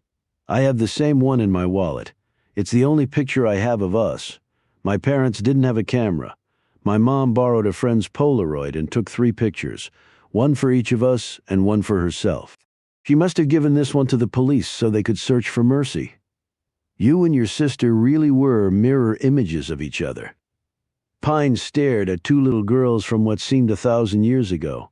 All bright eyes and smiles. We were inseparable, Mercy and Lee Pine. 2 people, but really one. Only that was a long time ago, she added wistfully. I think every day about what it would have been like to have my sister around all this time. We were always each other's best friend. I would like to believe that we would have always been best friends." Pine thought about what Mercy would be like now. Would they still be identical in appearance, or would the years have carved differences into them? She just hoped that Mercy wasn't dead. But how realistic was that? If none of this had happened, you might not be with the FBI, Bloom pointed out. I'd take that trade-off in a heartbeat. I would, too, if I were you, said Bloom. She picked up a hospital record with X-rays attached. Your injuries really were very serious, Agent Pine. You nearly died. Pine nodded absently. I remember opening my eyes in the hospital and seeing my mother hovering over me. At first I thought I was dead and she was an angel. She glanced at Bloom in embarrassment. Silly thoughts of a little girl. I'm sure seeing your mother was very comforting to you, said Bloom firmly. Pine looked over the items on the bed. Not even the FBI could really find much. No trace, no leads, no motives, no nothing. A complete dead end. No one heard or saw anything. You observed how remote it was? It was the same back then, if not more so. What did the police do? Other than thinking my father had done it, not much. Bloom looked at her watch. It's dinner time. Okay, same place, asked Bloom. I suppose. Why are you hoping to see Cy Tanner again? Don't make me blush, Agent Pine. You know, I'm really not hungry. Why don't you go without me? Are you sure I can wait? No, I think it'll be better if I'm by myself for a bit. I know this is a lot to deal with. I've been dealing with it for a long time now. But if you do the same thing over and over again, how can you expect a different result? Which is why I'm here. Call me if you need me. I will. After Bloom left, Pine slowly gathered up the pieces of the file and put them back into the box the sheriff's office had provided. She left her room and headed out onto the main street of Andersonville. The night air again held an autumnal chill, and she was glad of her jacket as she walked along the quiet streets. She had few memories of the place. She had been so young when she had left, and that time in her life had been dominated by the abduction of Mercy. The town's buildings, though old and not in the best shape, seemed not to have changed much. The water tower on metal stilts, emblazoned with the name of the town, was still there. She passed rustic shops, all with old A-frame roofs and deep front overhangs, and consignment shops with their wares. She glimpsed through a dimly lit window stacked cases of old empty pop bottles in a place selling antiques. The town reminded her a little of the movie To Kill a Mockingbird, a quaint southern hamlet on the rocks, unsure of its future, but still plugging along somehow, trusting that better times were just around the corner. Then there were the ubiquitous railroad tracks running through the area, which was really the only reason there was a town.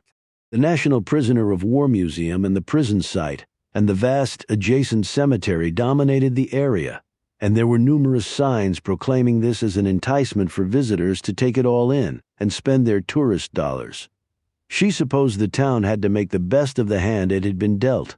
A notorious prison in its midst was ripe for exploitation to bring in needed revenue. At least it could be an important history lesson in the cruelty that human beings could show other human beings. She stepped over puddles of a recent rain that had laid bare the hard, non-porous red Georgia clay. Tall, thin scrub pines with their shallow roots thrived here, though storms and accompanying high winds would easily shear them off or even pull them from the earth itself. She sat on a damp bench and stared out into the darkness. Her mother had confided in Pine years later that she had been in so much pain during the delivery that when it was over, she had named the first daughter to come out Mercy, since it had been a mercy of sorts for her that the ordeal was halfway over. When her oldest daughter had vanished that night, Julia Pine had not said her name out loud for the longest time. In fact, she had only told Pine the origins of her sister's name when Pine had gone off to college. And then Pine had come home from college one summer to find her mother gone, with only a brief note left behind that really explained nothing. She thought of the moment she had walked into the apartment she shared with her mother and found only a single piece of paper, leaving her to somehow make sense of another grievous loss. Pine smacked her fist against the arm of the bench and had to fight back the compulsion to scream. "Why did you just leave me like that, Mom? Leave me with nothing? First Mercy, then Dad, then you." Tor had told her on the first visit to the prison that losing Mercy had meant that Pine had a hole in herself that could not be filled, that she would never be able to trust anyone again, that she could never be close to anyone again, that she would die alone feeling the loss of her twin just as strongly as the day it happened. And maybe he's right about that. But I can still find out what happened to her. Maybe that will close the hole, if only a little. But what about the disappearance of her mother? How could she fill that void? Unlike Mercy, Pine's mother had left of her own free will. Pine remembered just sitting on the floor stunned as she held the paper in her hand, and then going around in a fog for days afterward before collecting herself and doing her best to get on with her life.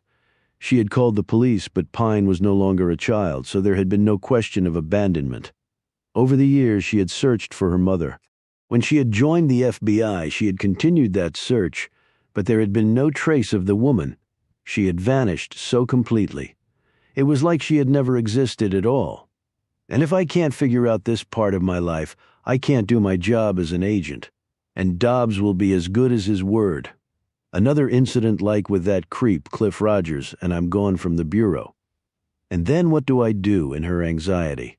Pine rose and started walking again until she heard the screams. Then she automatically started sprinting toward the sound, her gun drawn. Her long legs carried her quickly to an ill-lighted and empty part of the main street. Pine saw the old woman first. She had dropped her bag, the contents strewn across the darkened street. "What is it?" cried out Pine, taking her by the arm. The old lady pointed with a shaky hand at a space in between two darkened buildings. Pine could just make out what was lying there. It can't be, she thought. Please, it can't be. Chapter 10. A woman in her late 20s. Pale skin, slender but shapely, with long light brown hair and unusually sharp facial features. Unfortunately, each of these details was rendered in death. Two deputies from Sumter County were next to Pine, staring down at the body. They were standing behind a screen that the men had erected to shield the body. One deputy was tall, thin, and in his 20s. By the sickened look on his face, this was his first homicide. His partner was 40-ish and hefty, and he didn't look much better. "Are you two investigating as well?" Pine asked. The older man shook his head. "Just securing the scene. The investigative division does the processing and the rest GBI will probably be called in too," he added, referring to the Georgia Bureau of Investigation. She had already showed them her shield and credentials. The old woman who had been the first to find the body was sitting on a bench, still showing the effects of the discovery in her sobs and shivers. Pine had tried to comfort her, to little avail. Some onlookers had gathered, but the two deputies had quickly taped off the area and then erected the screen. "What's the get-up she's in?" said the younger deputy. Pine had noticed this the moment she had seen the body. "It's a veil. Looks to be a wedding veil." "Wedding veil? So what the hell does that mean?" asked the older deputy. "It doesn't mean anything good," thought Pine. As they stepped from behind the screen, a rattling ancient Crown Vic sedan pulled up and a man in his late 50s climbed out. He was around 6 feet tall with a portly frame, thinning gray hair and weighty jowls. His suit was baggy, his shirt wrinkled and his tie askew, but his gaze was firm and active and he carried himself with a quiet confidence.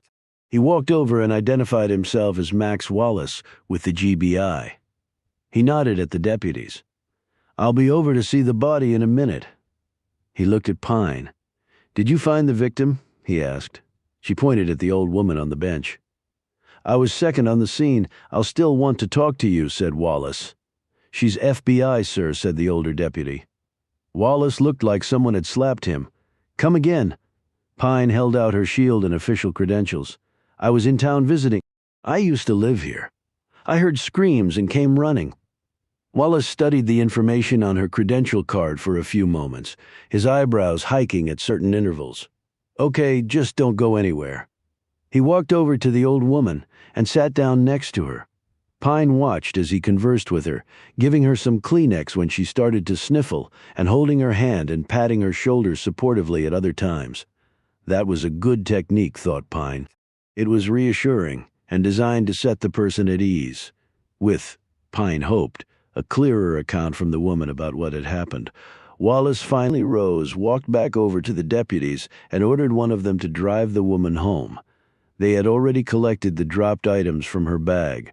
The younger deputy departed with her while the others stood guard at the scene. "Was she any help?" asked Pine. Wallace flipped through his notebook. "Not really. She saw the body and panicked, dropped her bag. But she didn't see or hear anything. She doesn't know the victim either. A town this small, people pretty much know everybody, so she might not be from here. The crime scene techs will be here any minute. She may have ID on her. Doubtful. Why do you say that? No bag or purse. She's been laid out in a posed position. Thought went into this. I don't think the killer would have left ID behind. But if he or she did, it was because they wanted us to know the Vic's identity." She looked at her watch. "It's been 40 minutes since I arrived at the scene. The old woman was here maybe a couple minutes before that. So whoever put her there is long gone. It was dark when I arrived here. And this is the far end of the main street. You have some trees just behind. You don't think he carried her here in his arms? Transport in a car is much more likely. The shops here are all closed. That's not the case on the other end of the street. And there's better illumination that way, too." "Which shows familiarity with the area," said Wallace. "It'll be interesting to see the time of death. Why?" "I don't think she was killed here. When I arrived, I looked around the whole area, listened for sounds, the works. Nothing. I think she was killed off-site, and then the murderer placed the body here for someone to find. You sound like you've done this before?" "I have. And you're here just visiting, more or less? He thought for a moment. Look, you want to work with me on this? Can I? GBI has a lot of good people and expertise, but this is rural Georgia and assets are stretched. I'm not too proud to ask for expert help when it so conveniently presents itself. Pine looked at the screen. All right, but there's one thing you need to know. What's that? You'll see it for yourself, but the killer put a wedding veil on the woman. A wedding veil? Yes? How do you know she didn't put it on her herself? She's in her late 20s wearing expensive jeans, a cashmere sweater, and a tweed jacket with low-rise croc-skin boots. No way she's walking around in that outfit with a veil. And it looks to be vintage, a lot older than she is. Wallace scratched his stubbly cheek, so that veil must have some meaning for the killer? Something symbolic? This scene was meticulously laid out, so everything has meaning. It's almost like a little ceremony put together by the killer. Everything just so... Okay, so what's your preliminary observation? I'm pretty sure of one thing. What? I don't think this will be the last time we see his work. Chapter 11. Payne and Wallace stared down at the body. The forensic processing team and a member of the Sumter County Sheriff's Investigative Division had shown up in a single black van. A minute later, a small, thin man dressed in a dark suit arrived. He was the coroner, called in to officially pronounce a death they all knew had already occurred. As they began their tasks, Blum showed up after getting a text from Pine and being cleared through the secure perimeter. Pine introduced Blum to Wallace. "Sorry to interrupt your visit here," said Wallace, eyeing Blum. "I've taken advantage of your boss being here and roped her into helping." "I doubt much effort was required for that," replied Blum. She looked down at the body. "A wedding veil," she said, glancing at Pine, who nodded. "Yes." "Symbolic? I believe so." Blum took a closer look. "It's old, my mother's generation. You can tell by the design and the style, World War II-ish." Wallace gave her an appraising look. "You got a good eye. Well, I certainly try to keep both of them open at all times." Pine squatted down and ran her gaze over the dead woman. Her eyes were open and bulging. There were marks and bruises around her throat. "Death by compression of the windpipe," said Pine as Wallace nodded. "Asphyxiation." The coroner had stooped next to the victim on the other side and begun his examination. This included checking out the deceased's eyes and shining a light down her throat and feeling around the base of her neck. He said, "I agree with that. Hyoid bone is crushed." "Petechial hemorrhaging," added Wallace, pointing to the woman's eyes. The coroner nodded. "Strangulation puts pressure on the blood vessels, servicing the eyes, and they burst." He looked at the eyes more closely, hitting them with a pen light. "Pupils have contracted, eye fluid has dried, and the irises have altered. This is not a recent death." Pine touched one limb. "And she seems to be in full rigor. How far along, I don't know. Let me see if I can firm that up a bit." The coroner made a small incision in the abdomen, inserted a liver temp probe through it, and checked the reading. Factoring in the ambient temp and air dampness, the size and age of the deceased and her clothing, I'd say she's been dead over 12 hours. That would coincide with the degree of rigor and the condition of her eyes. They'll know better once they get her back and open her up. "ID?" Wallace asked one of the techs. "None on her that we can find." "There's an engagement ring and wedding band," noted Blum, indicating the woman's left hand. "A fairly expensive ring, judging by the stone and setting, if it's real, that is." "Note the posed look of the body," said Pine. Wallace nodded. "Yeah." She was carefully placed, hands over her stomach, like she was in a coffin Blum finished for him. Wallace looked at her strangely. "Exactly." The coroner moved off to jot some notes down while Pine checked the victim's fingers. "I don't see anything under her nails. No blood or tissue or hair." She slid up the woman's jacket and sweater sleeves. "No marks here." "So, no defensive wounds or evidence she fought her attacker," noted Wallace, Pine said. "It had only been dark for about a half hour when I arrived at the scene." She looked between the buildings and to the tree line behind. "The body couldn't have been lying here for hours," noted Wallace. "I doubt it was there too long before the woman saw it. And there would be far more insect infestation if she'd been lying out here for hours. So we have a bit of a time window to work with. If we can compile some suspects, we can check alibis, not just for the murder, but also for the placing of the body here," Wallace said. "A lot of strangers come through here every year because of the prison tour and other Civil War stuff. Even my wife and I have done it. Had an ancestor die here?" "Union or Confederate?" asked Pine. "Union. I'm originally from New York. Joined the Army, trained at Fort Benning. Like the weather down here better? When I got out, I stayed and joined the police force." "Well, I'm not sure if the killer is a stranger here." Wallace nodded absently. "So strangulation body posed, possibly a local or someone familiar with the layout and goings-on of the town." "When was the last homicide you had here that was out of the ordinary?" asked Pine. Wallace closed his notebook, put it away, moved out from behind the screen, and crossed under the police tape. Pine and Blum followed. He lit up a cigarette from a pack he pulled from his jacket pocket. "Didn't want to contaminate the crime scene," he explained. He took a puff of the cigarette. "We had an abduction about 30 years ago, but no murder, at least that we know officially." He stared at Pine pointedly. She gave him a knowing look. "I thought you seemed to recognize my last name when I introduced myself, and you studied my creds for a longer time than normal." "I had just started at the GBI after being in uniform. Wasn't really involved in what happened to your sister, but I read up on it because it remained unsolved, and because of something else." "Daniel James Torr being active in the area at the same time," said Pine. Wallace nodded and blew twin trails of smoke from his nostrils, among other things. He looked down at his cigarette, tried to quit about 100 times. "Maybe I should try that vaping thing before I drop dead from a heart attack or stroke." "Vapes have nicotine too," Blum pointed out. "And in my experience, that just makes it harder. And it's hard enough as it is," she added in a sympathetic tone. "No other murders, though?" interjected Pine. "In all that time?" "No, there have been, but you said out of the ordinary." "What we've had down here? It's almost always one guy shooting or bludgeoning or stabbing another guy over drugs, cash, or a gal. We haven't had any posed victims wearing old wedding veils, at least that I'm aware of. The killer was pretty straightforward in those other cases, not like here." He dropped his smoke and tapped it out with the heel of his shoe. "So no trace, no prints, and no witnesses other than you and the old woman.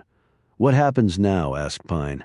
"Coroner will report his findings to the medical examiner's office. They'll request a post-mortem. Because of the circumstances, it'll be granted, of course." "Where will they do it?" "There's a regional pathology lab in Macon. The body will go there. Let me know when they're going to do the post," said Pine. "I'd like to be there."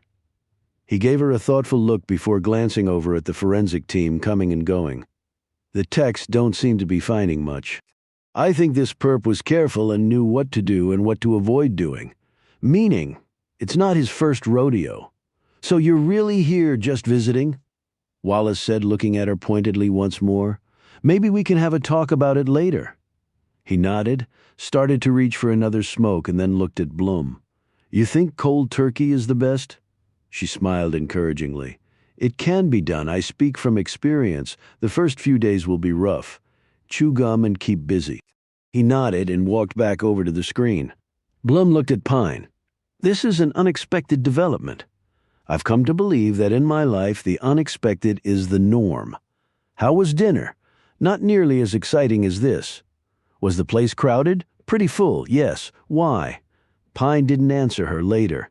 They watched as the body of the woman was placed in a black zippered bag and carried away on a gurney to a waiting vehicle. "An engagement ring and wedding band," said Pine, "right. So where's the husband? Because 9 times out of 10, they're the killer." "Makes me comforted. I'm single," replied Blum. "Me too," agreed Pine. Chapter 12. Another postmortem in another morgue. Pine hated them, yet they were an absolutely essential tool for her line of work. But she was also disturbed that she had grown so desensitized to the carving up of another human being that she could watch it happen without really feeling anything at all except professional curiosity. "I can't let it get personal because then I can't do my job. But how do I remain human in the process?" It was the next day and the body of the dead woman lay on the metal exam table. The examiner was a woman in her 50s with a no-nonsense look to her. She was big-boned and broad-shouldered, but with a delicate touch as she had spent the last 2 hours slicing and dicing the victim while Pine and Wallace had watched. The light overhead was powerful and invasive. A microphone was suspended on a cord from the ceiling for the medical examiner to record her findings as she had progressed through the autopsy. Pine had hung on every word. The organs had been removed, examined, weighed, and measured, and then replaced neatly in the chest cavity. The scalp had been pulled down and the skull Stryker sawed open. The brain was taken out and the same exam was done to it. The familiar sutured Y incision in the chest caused the deceased to look like something out of a horror film, and there was horror in all of it, as her life had been violently taken away. Now Pine stood next to Wallace, who had on a suit that was just as baggy as the one from the night before, but his shirt wasn't as wrinkled and his tie was straighter. "Anything jump out?" he asked. "Death by asphyxiation, clearly," said the M.E. "Any defensive wounds? Trace under the nails?" asked Pine. "I did a cursory exam at the crime scene, but found none." The M.E. shook her head. "I struck out on that, too." She looked down at the body. "I did find some things of interest." "Like what?" asked Wallace. "Like she's had at least one child." She pointed to the woman's face, "and she's had work done here and here. Cheeks lifted, nose narrowed, jawline reconfigured." She pointed to the woman's groin, vaginal tearing there. "Was she raped?" asked Wallace. "It's not recent." "No signs of sexual assault." She pointed to the woman's large breasts. "She's also had breast implants. Help me turn her." They did so, and she pointed at the woman's buttocks.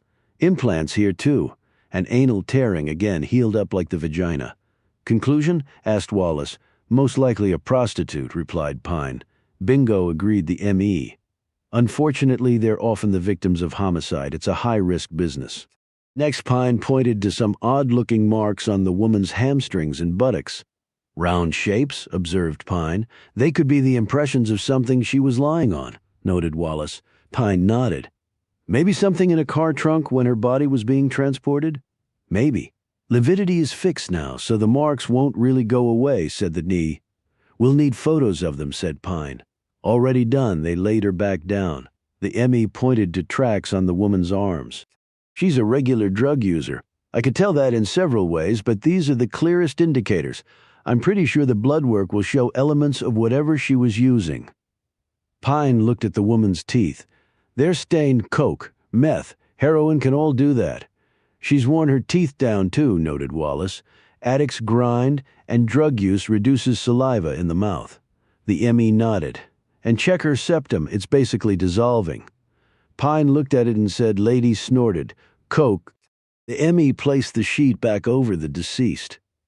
Pine said, "So prostitute with a drug addiction gets strangled and placed in a posed position with a wedding veil." "The veil is circa 1940s, said the M.E. "I did some online research." "Your assistant was spot on with that one," said Wallace to Pine. "Where is Miss Bloom?" "Working another angle," said Pine. "I thought she might be squeamish about the autopsy. She's pretty tough. How about the engagement ring?" Wallace said it looked expensive, but wasn't cubic zirconia. "So the killer might have placed it on her finger along with the wedding band," said Pine. "You think?" replied Wallace. "Well, there certainly are exceptions, but I don't know many women who would knowingly wear a fake engagement ring." The M.E. gave her a knowing smile. "Any luck identifying her?" asked Pine. "We're running her DNA and prints through the usual databases. No hits so far. How about facial recognition databases?" "I can do that," the M.E. said, looking over at Wallace, who nodded. "She might be in a missing persons bank," noted Pine. "She might be. Any known prostitutes gone missing lately? Or brothels around here that are missing somebody?" Wallace said. "Prostitution is illegal in Georgia." "Prostitution is illegal in a lot of places, but it still happens," retorted Pine. "I'll check." Pine looked more closely at the woman's face. "I know you said she's had work done, but some of her features, they seem more Eastern European to me." Wallace said, "We'll get her picture out to the public and see if we get any bites." He and Pine left the room together and walked down the hall. If the woman was a prostitute, she could have been abducted by a John, killed, and then her body placed where it was found, said Wallace. It happens. She could have been unconscious, maybe from a drug overdose when she was strangled. That would explain no defensive wounds or trace under her nails. Our first priority is identifying her and then tracing her movements. Can we get the DMV records of all the men in Andersonville?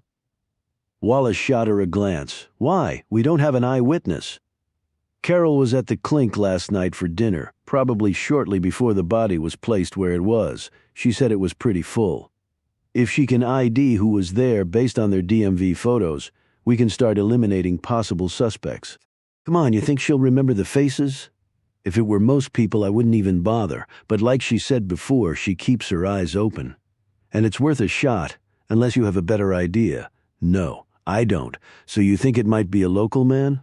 I don't know, but if it is, I'm betting at least some of them were at the restaurant. Okay, I'll get that in the works for her to look at.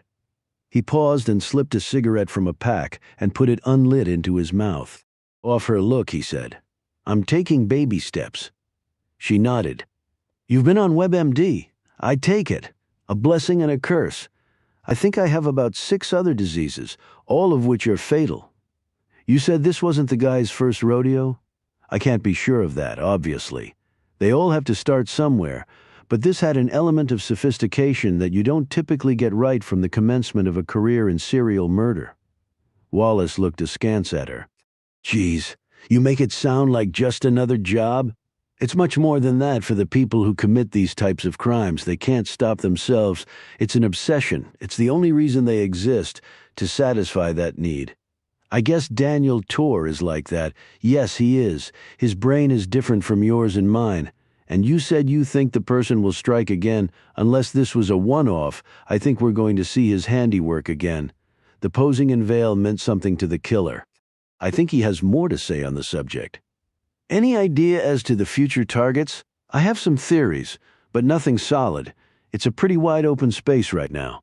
I know the Vic might not be local, but should we alert people around here? I would say yes, but don't panic them. They can take some pretty basic precautions. Don't go out alone. Avoid areas that are isolated. Keep their doors locked and their eyes open. Wallace nodded. What's your next step? We're checking with Quantico to see if they've ever documented this type of serial murderer signature before. That's actually what Carol is doing. Like a bomb signature that terrorists use. Yes, like that. Once they get a method down, bomb makers don't like to deviate because that could get them blown up. With serial murderers, they have their symbolism, but they also don't want to get caught. I'll let you know what I find out. Thanks, you. Heading back? I am. Well, I agreed to help you on this case. There's another reason I'm here. Your sister's case? That's right. Well, good luck on that. I'm going to need a lot more than luck. Chapter 13, Back Again. Cy Tanner watched as Pine climbed out of her truck and approached the house. He was dressed similarly as he had been before, though he had on a t-shirt with an image of the Doobie Brothers silk screened on it. I am. Where's Roscoe? Probably in the house peeing. Where's your partner? Running some things down. Do you mind if I look around my old room again? Help yourself. I've got an engine I'm rebuilding in my little workshop out back. Nearly done, and that sucker will pay my living expenses for the next 4 months if I'm frugal, which I am. He looked around at the ramshackle house and chuckled. But I guess you can see that for yourself. I once helped a mentor of mine at the FBI completely rebuild a 1967 Ford Mustang. Tanner gave a lopsided grin. Damn, what color? Classic turquoise with the parchment convertible top. Now, if that ain't my dream car, it's damn close to it. Rides as pretty as it looks, I bet. Well, I'll let you get on with it. Just don't step in Roscoe's little surprises. He headed to the backyard and Pine went inside. She found Roscoe not peeing but sound asleep in the beanbag chair. She didn't wake him, but just headed up the stairs. Pine opened the door of her old bedroom, walked over to the window, and looked out. A ladder had been necessary to reach this spot. Too high to climb and no handholds on the plank siding to help someone attempting it. But a ladder was hard to hide or get rid of, and the presence of a ladder should have made marks in the dirt. She knew from the report that the police had looked at that element and found nothing. So, To take one from Sherlock Holmes the way I said it is impossible, so in some way I must have said it wrong. She once more turned her mind to 1989. In her head, the bedroom was now full of furniture. She went through the inventory again. Bed, chest of drawers with swivel mirror atop it, a small table and 2 chairs with Winnie the Pooh and Tigger painted on them, where she and Mercy would have their imaginary tea parties, an old hat rack, and a pine chest at the end of their bed where they kept their toys for the most part. She walked around the room, pacing the small footprint over and over as time moved on. She finally stopped and rewound the images in her memory. Something had just occurred to her that never had before. A chest of drawers topped by a mirror on a swivel. It had been placed right next to the window. Right next to the window. She closed her eyes and willed herself to try to remember that night so long ago. She and Mercy had been sleeping in the one bed. The bed had been facing the window. It was open that night, she remembered, because it had been so hot that day. The house had no air conditioning, and their mother wanted her girls to catch the night breezes. A sound had awoken Pine. She was a lighter sleeper than her 10-minute older sister. She scrunched her eyes tighter. Come on, remember. The guy came through the window. You saw him. He took up all the space there. You have to remember. She superimposed Daniel James Torr into that scene. It was him. It had to be him. But then her thoughts took a jolt. Could it possibly be? This had nothing to do with who the intruder was. It was all about how he had come into the house. She looked at the door leading into the room. Had it not been a man coming through the window, but the reflection of the intruder in the mirror right next to the window? Which meant he had actually come into their room through the door and not the window. That would explain the absence of any traces of a ladder. That also meant the person had come through the house and gone past her parents who had been downstairs. Or was there another explanation? She closed her eyes and felt sick to her stomach. It couldn't have been my father who had done it. It couldn't have been. But that meant that the person who had taken Mercy and nearly killed her was most likely someone who knew her parents, maybe someone who was smoking weed and drinking beer with them that night. She leaned back against the wall as she heard footsteps on the stairs. A moment later, Tanner appeared in the doorway. Just came to check on Roscoe and thought I'd see if you needed anything. He looked around the empty room. Figure out anything yet? Yeah, I might have. Well, that's good. Maybe. The only thing is, what do I do next to follow it up? I guess solving cases like this ain't easy. None of it, she said. Not a damn thing. You're not thinking of giving up, though, right? If you really knew me, you'd never have to ask that. However, as Pine left the room, her words seemed surer than she actually felt. On the short drive back to Andersonville proper, the thoughts were swirling rapidly through Pine's mind. They were filled with both cautious hope and logistical tangles. The basic problem was how many of the people that her parents had known while they lived here were still in the area. She thought she might have a ready answer for this, though. Agnes Ridley and Lauren Graham were both still here. But she regarded neither as a viable suspect. However, either or both of the women should be able to help her with whoever was still around Andersonville who had known her parents. She called Bloom and told her what she had possibly discovered. She arranged to meet her at the cottage. Bloom was going to find Graham so they could talk to her. After that, they would go to see Ridley.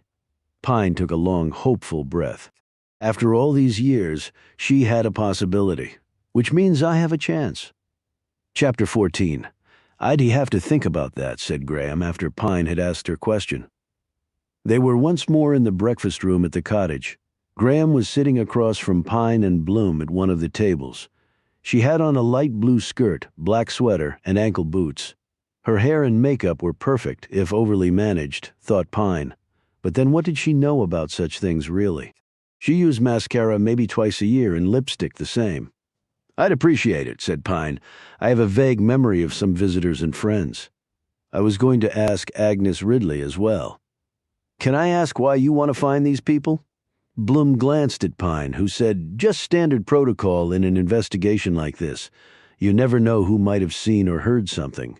It might seem unimportant to them, but it could be significant to my investigation. Graham nodded, but didn't look wholly convinced by this answer. What about the poor woman who was found dead? What about her? Does anyone know who she is? Not yet. We're working on it. You're working on it? Said Graham in surprise. They asked for my help and I agreed to give it.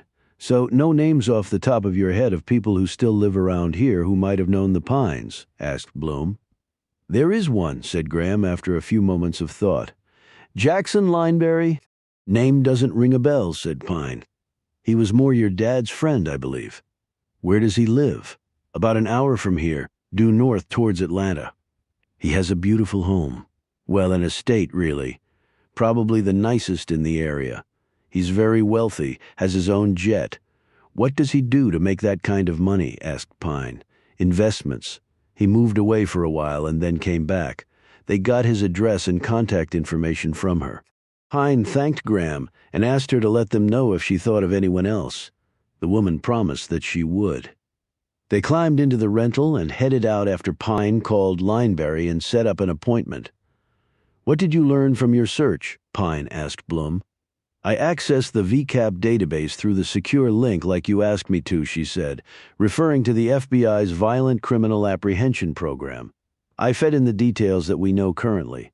There have been other serial killers that have dressed their victims in particular clothing, but nothing that quite matches what we have. Hopefully, we get an ID on the victims soon.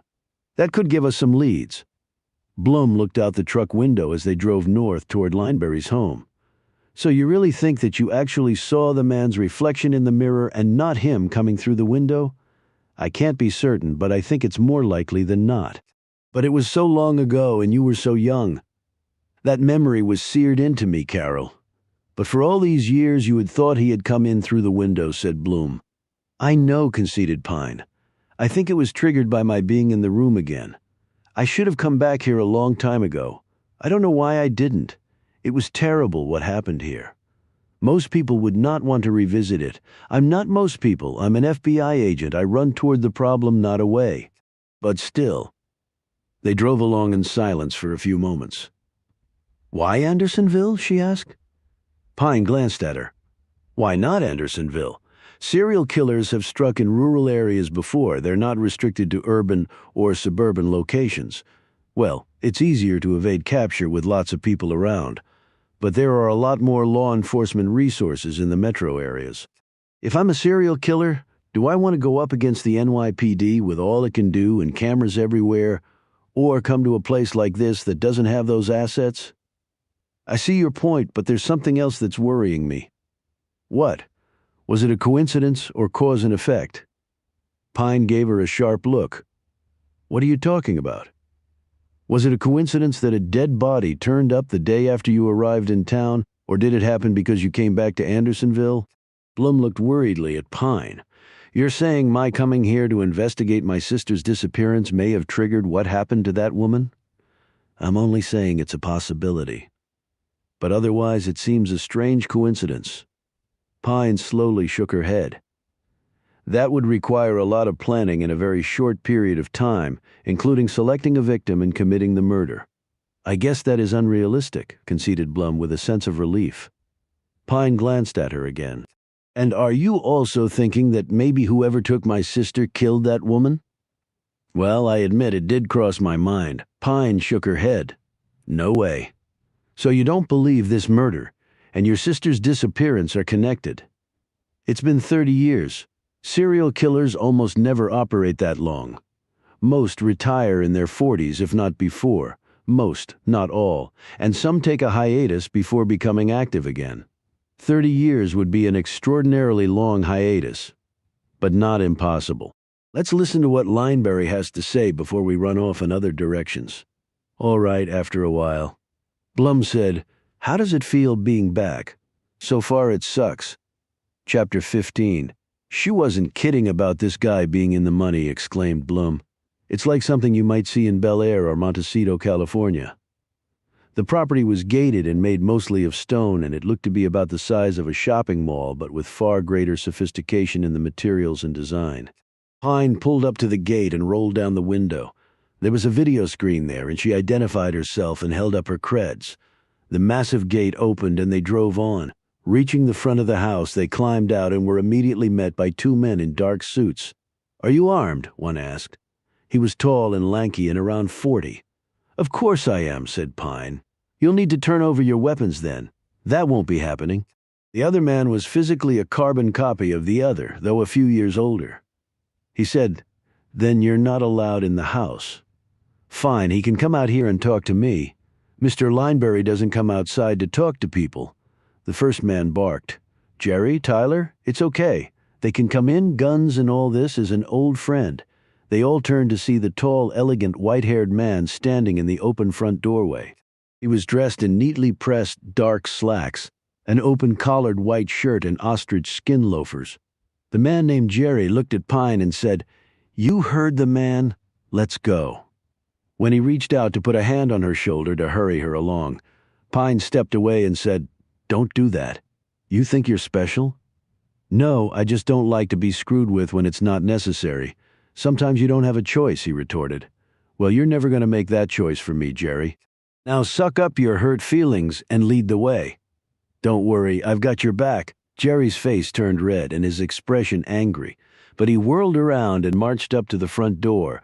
Bloom and Pine followed. Bloom whispered to her, "Have I ever told you how much I admire your style?" Lineberry greeted them warmly and dismissed Jerry. He led them down a broad, elegantly outfitted hallway with marble flooring to a large room laid out as an office that was teeming with luxurious touches. These included an enormous antique partner's desk with 3 computer screens topping it, plush seating, and a theater-sized TV screen on the wall. There was also a bookcase made of solid pine with gilded edges, along with oil paintings and a full bar complete with high-back stools. He motioned them to a leather couch and asked if they wanted anything to drink. Both asked for coffee. Lineberry hit some buttons on an electronic screen on the wall before sitting down across from them. "It'll be in shortly," he said. He smiled warmly at Pine. "You could have literally knocked me over with a stick when you called Lee Pine. I never imagined I would see you again. Always knew you would be tall. Julia was about 6 feet, nearly as tall as me. I was told that you knew my parents pretty well. Yes, though I knew your father better. Tim and I worked at the mine together." "You worked in the mine?" said Bloom. "I somehow can't picture you with a hard hat and pickaxe." He grinned at her. "You don't go down into the earth for bauxite like you do coal. It's a surface-mined ore. You scrape it off. Or sometimes you'll use explosives to get at slightly deeper deposits. Tim drove some of the heavy equipment needed to get it out. I was management, worked in the office, but we became friends. We went to the same church." Pine said, "I heard you were into investments. Funny transition from bauxite mining. I became a day trader to make some extra money and got so good at it that I started my own investment fund. Now my firm, Jackson Lineberry and Associates, manages billions of dollars of other people's money along with my own. We've done very well over the years, and that accords me this sort of lifestyle." "I thought all those investment fund guys were in New York or California," said Pine. "With available technology, you can work from anywhere these days. I'm less than an hour out of Atlanta. I go there for culture, restaurants, and I keep my jet there, although if need be I have a runway on this property that I can use." "What kind of jet?" asked Bloom. "Bombardier 7500. It can fly from here to Moscow on a tank of gas." "Would you ever fly it to Moscow?" asked Pine. Lineberry grinned. "Can't think of one reason why I would. I'm literally just repeating what the account exec told me about the aircraft." The door opened, and a woman in a maid's uniform walked in carrying a tray. She set the coffees, spoons, creamer, and sugars out for them on the table in front of the couch and departed. Pine and Bloom took theirs black, while Lineberry liberally doctored his with cream and sugar. While he did so, Pine studied the man. He was handsome, with features that one might see on an older actor or fashion model, yet there was something about the man that seemed familiar. Then again, she had known him all those years ago. "So, getting back to why you're here," said Lineberry, "my sister, Mercy." His expression turned somber. "It was beyond awful. They never found her, did they?" "No, they didn't. You know they suspected my father." Lineberry dismissed this comment with a wave of his hand. "Tim had no more to do with what happened than I did. He was devastated. It ruined his marriage." Lineberry blanched. "I'm sorry that was uncalled for." "No, I knew firsthand what it did to their marriage." "You feel it was because they both felt guilt over what happened?" Lineberry appeared uncomfortable with the question. Yes. We moved away from here before my parents split up. So how did you know that happened? Lineberry took a sip of his coffee and then cradled the cup in his hands. I kept in touch with your father. I was recently told that my parents moved out of Andersonville in the middle of the night, that no one knew where we had gone. Yes, well, that was true. We all wondered what had happened. But your father got in touch with me some years later. Why? I think he knew I had been looking for him, wondering what had happened. I lived with my mother after they split up. Tim told me he thought it would be best that way, and quite frankly, you wanted to live with your mother, Lee. So you know what happened to him then? He shot himself on your birthday. You had just turned 19. How did you know those details? She said suspiciously. Lineberry hesitated and then said quietly, I was the one who discovered his body. Pine just sat there stunned for a long moment, while Lineberry watched her closely. I thought your mother might have told you. She didn't. Your father was my friend. I'd always thought he'd gotten a raw deal. It wasn't enough that he lost one daughter, but he was also suspected in her disappearance. He blamed himself for being drunk that night. My mother was drunk too, but your dad was old school. It was the man's job to protect his family. So you found his body? Why? After he contacted me, I decided to offer him a job. Your dad was a smart guy. I knew he could do a lot more than drive a bulldozer around, so I offered him a job, and we had arranged to meet to finalize details. He didn't show up for the meeting. I called and got no answer. This was before smartphones and everybody in the world having email, so I went to where he was staying. Lineberry paused and looked down, and I found him dead in a crummy motel in Louisiana. Surprisingly, Lineberry shook his head. No, it was at his apartment in Virginia.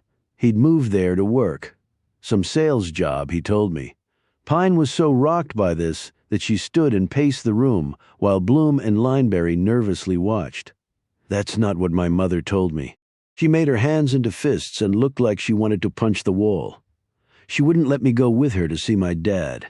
She went there and then had him cremated. You didn't want to see your father like that, Lee? Trust me. I had to preliminarily identify the body, and it was difficult. The shotgun had. I don't like being lied to. I'm sure your mother thought it was the right thing to do, said Lineberry. Pine sat down and said brusquely, Did you see my mother when she came down? No, I must have left town by then. He shook his head sadly. She had lost so much, and even though they were no longer together, I know that they still cared for each other. And of course that would mean that you had lost your father, too, she said slowly. He would come to visit from time to time. Nothing regular, and he never stayed long, but I always wanted to see him more. Of course, Lee. Of course you wanted to see him. Families are special. Do you have a family? Asked Bloom. No, I never took the plunge. And before I knew it, I was in my 60s. Never too late to say I do, said Bloom. I think it is for me. I came back home to find out what happened to my sister, said Pine, drawing both of their attention back to her. Lineberry nodded slowly and put his cup aside. I thought it must be something like that. He looked at the shield on her hip. FBI agent? I guess if I were a psychologist, I could make something out of your decision to go into law enforcement. It wouldn't take much expertise to figure that one out, noted Pine. How can I help you in your task? You knew my parents. Can you tell me the names of some of their other friends in Andersonville? Lineberry sat back. Can I ask why you want to know? You believe my father had nothing to do with what happened to my sister. Correct. Well, somebody took her. I want to find out who that was. Lineberry's jaw slackened. You think it might have been someone who knew the family? I always assumed it was some stranger. Stranger snatches do happen, but it's far more likely to be someone familiar with the family. I can't believe that. I mean, it was such a small community. Bloom said, The thing is, sometimes you think you know someone, but you really don't. Meaning we all have our dark sides, and some people's sides are darker than others. Lineberry looked at them a bit warily now. Well, I was a friend, so I guess that makes me a suspect. Pine shook her head. I'm not saying anyone's a target. This is just one line of inquiry. Even if it was a stranger, someone who was around my parents in the house might remember someone watching the place or some other information that might be helpful. Well, have you talked to your mother? She would certainly know those sorts of things. I haven't talked to her, nor is it likely that I will. Can you tell me why that is? Let's just say that it was because of her choice, not mine. Lineberry took this in and said, "Okay, that's your business. I won't pry any further." "Thank you, I appreciate that. So, friends, I can't imagine there are many left in the area. Just any you can recall. I'll take it from there. Leave me your contact information, and I'll get back to you. Thanks." As they were leaving, Lineberry said, "What if the truth turns out to be worse than not knowing? I'm not sure that can ever be the case, but if it is, I'll just have to deal with it. I don't envy your position." Frankly, neither do I. Chapter 16. Pine got out of the shower the next morning and stood in front of the bathroom mirror while she dried her hair. On her sculpted delts were tats of Gemini and Mercury, and tatted down both her forearms were the words, "No Mercy." The forearm tats had double meanings to her, neither so esoteric. She had no mercy in her life because mercy had been taken from her, and compared to what had happened to her sister, Pine's life was a breeze, so she couldn't grant herself a break for anything. It was always pedal to the metal, take no prisoners, and don't complain when someone kicked your ass. No mercy for me. The delt tats were similarly obvious: Gemini, the god of twins, and the planet Mercury, ascendant for twins. She put her hands on the sink and stared at her reflection. I guess I do wear it on my sleeve and my shoulders. And I guess I'm that obvious, and I guess I don't care what people think at this point. She fingered the St. Christopher's medal that she wore around her neck. It had been a present from her mother, her last present from the woman, as it turned out. More than once she had attempted to chuck it into the trash, but something always stayed her hand. Maybe one day it will bring me good luck. Maybe one day it will lead me to her. Pine slowly dressed and thought about what she had learned since she'd been here. It wasn't much. The intruder, perhaps, coming through the house was by the far the biggest breakthrough, but only if it turned out to be true. And all these years later, would she ever be able to really conclusively prove that one way or another? She looked out her front window onto the street. She vaguely recalled her parents taking her and her sister to the cemetery here, where white grave markers seemed to go on and on without end. For her, they just meant there were dead people everywhere, and that had scared her in Mercy. She closed her eyes and leaned back against the wall. She well knew how nearly impossible it would be that Mercy was still alive. The best, the absolute best she could reasonably hope for was a lead that would take her to her twin's grave. There would only be bones there now, like they were at the prison cemetery. Her twin would just be a skeleton now. I would take bones. I would take finding her remains. I just want to know what happened. The small, familiar hand in hers, the face, like a reflection in a mirror, looking back at her. There was comfort, reassurance there. She thought she would have it forever. She had had Mercy in her life for only 6 years. In a real sense, Pine had been alone ever since. She had never felt that comfort or reassurance again. That sort of connection perhaps came only once in a lifetime. And maybe that's why I find it so hard to connect with anyone else. As she was finishing dressing, her phone buzzed. It was a text from Jackson Lineberry. He knew of only 2 other family friends in the area, Myron and Britta Pringle. They were in their 50s, around the same age as Pine's parents. She didn't really remember the names, but she hoped visiting them would provide her some lead to go on. She met Bloom for breakfast downstairs in the screened-in porch, over coffee and croissants. Pine told her about the message from Lineberry. "And you don't remember these Pringle people?" asked Bloom. Pine shook her head. Not at the moment. She paused and added a little bitterly, "I don't seem to remember much, do I? It's ridiculous, actually." Bloom put down her cup and placed her hand over Pine's. "Do you realize the trauma that you suffered in this town at the age of 6? My God, it's a wonder you can function at all, Agent Pine. You need to stop being so hard on yourself." Pine would not look at her. Something had gripped her gut and wouldn't let go. "I can't do that, Carol. I don't deserve for things to be easy. When have things ever been easy for you? You obviously didn't grow up with a silver spoon in your mouth. You were nearly murdered as a child. Your dad killed himself on your birthday. You're estranged from your mother. And you lost your twin. And fewer than 1 in 4 special agents at the Bureau are women. So you sure as hell bucked those odds, and you didn't do it by luck. You worked your butt off. Any luck with Jack? Asked Graham as she walked in with plates of eggs, grits, biscuits, and bacon, and put them down in front of the women. She had on dark slacks, a white blouse, and a colorful bandana in her hair. Her makeup was immaculate and her eyes alert. Maybe too alert, thought Pine. Good first meeting, said Pine, as Bloom looked curiously at the grits. Pine noted this and said, They're grits, Carol. Sort of like gritty porridge, but with lots of salt and butter. If you say so, replied Bloom, focusing her attention on the eggs and bacon. Graham hovered next to the table. Jack has done really well for himself. For certain, said Pine, who was only poking at her meal. Not hungry, observed Graham. Hungry for answers more than food. Lineberry did contact me with the names of 2 other people who lived here back then. Who? Myron and Britta Pringle. Graham's face fell. The Pringles, of course. I hadn't thought of them.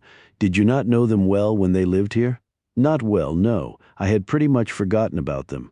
Not so memorable, asked Bloom. No, it's not that. In some ways they were very memorable, especially the husband, Myron. But a lot of years have gone by. Pine exchanged a glance with Bloom. Pine said, Lineberry gave me their address. He didn't have their phone number or email, which seemed odd. Well, I guess you could just drive over there and see what happens. What can you tell me about them when they lived here? Graham pulled up a chair and sat down. The first term that comes to mind is odd. Myron Pringle was some sort of, genius. Maybe now you would say he's on the spectrum, if they even use that phrase anymore. What did he do for a living? Asked Pine. Back then, he worked at the mine in the office. And his wife? Britta wasn't nearly as odd as Myron, as I recall. They had kids, a boy and a girl, but I don't really remember them. I was older. They would be closer to your age. Britta was nice enough, but they didn't come into town much. If she worked, I don't recall where. Most women in Andersonville back then were either stay-at-homes or else they had part-time work. If their kids were my age, I suppose we would have played with them. I vaguely recall some kids coming over from time to time. Well, it's not surprising you don't really remember. You were so little. But they lived the closest to you. It was that little green and white house on the road to your place, last house you see before you got to where you lived. It was still a hike between the houses, over a mile or so. Pine thought back. But there were no firm memories of either the house or the Pringle family. Bloom said, Well, I guess we'll find out when we see them. They finished their meal and about a half hour later climbed into the rental and set off. Hoping for a big breakthrough with the Pringles? Asked Bloom. These cases are almost never solved that way. It's baby steps all the way. But if a big breakthrough comes our way, I won't say no to it. Chapter 17. Okay, if I were going to shoot a horror slasher film, I think I just found the perfect location, said Bloom. They had turned down a gravel road that turned and twisted along, the whole path darkened by the overhang of old oaks draped in Spanish moss that created the sensation of being in a tunnel. The sunlight was mostly blocked out. They were back in Macon County, about a 45-minute drive from Andersonville. I guess this is why Graham didn't know they were back. This is pretty far from town. I doubt they ever come to Andersonville at all. You really don't remember anything about them? Asked Bloom. Pine shook her head. But we're about to find out.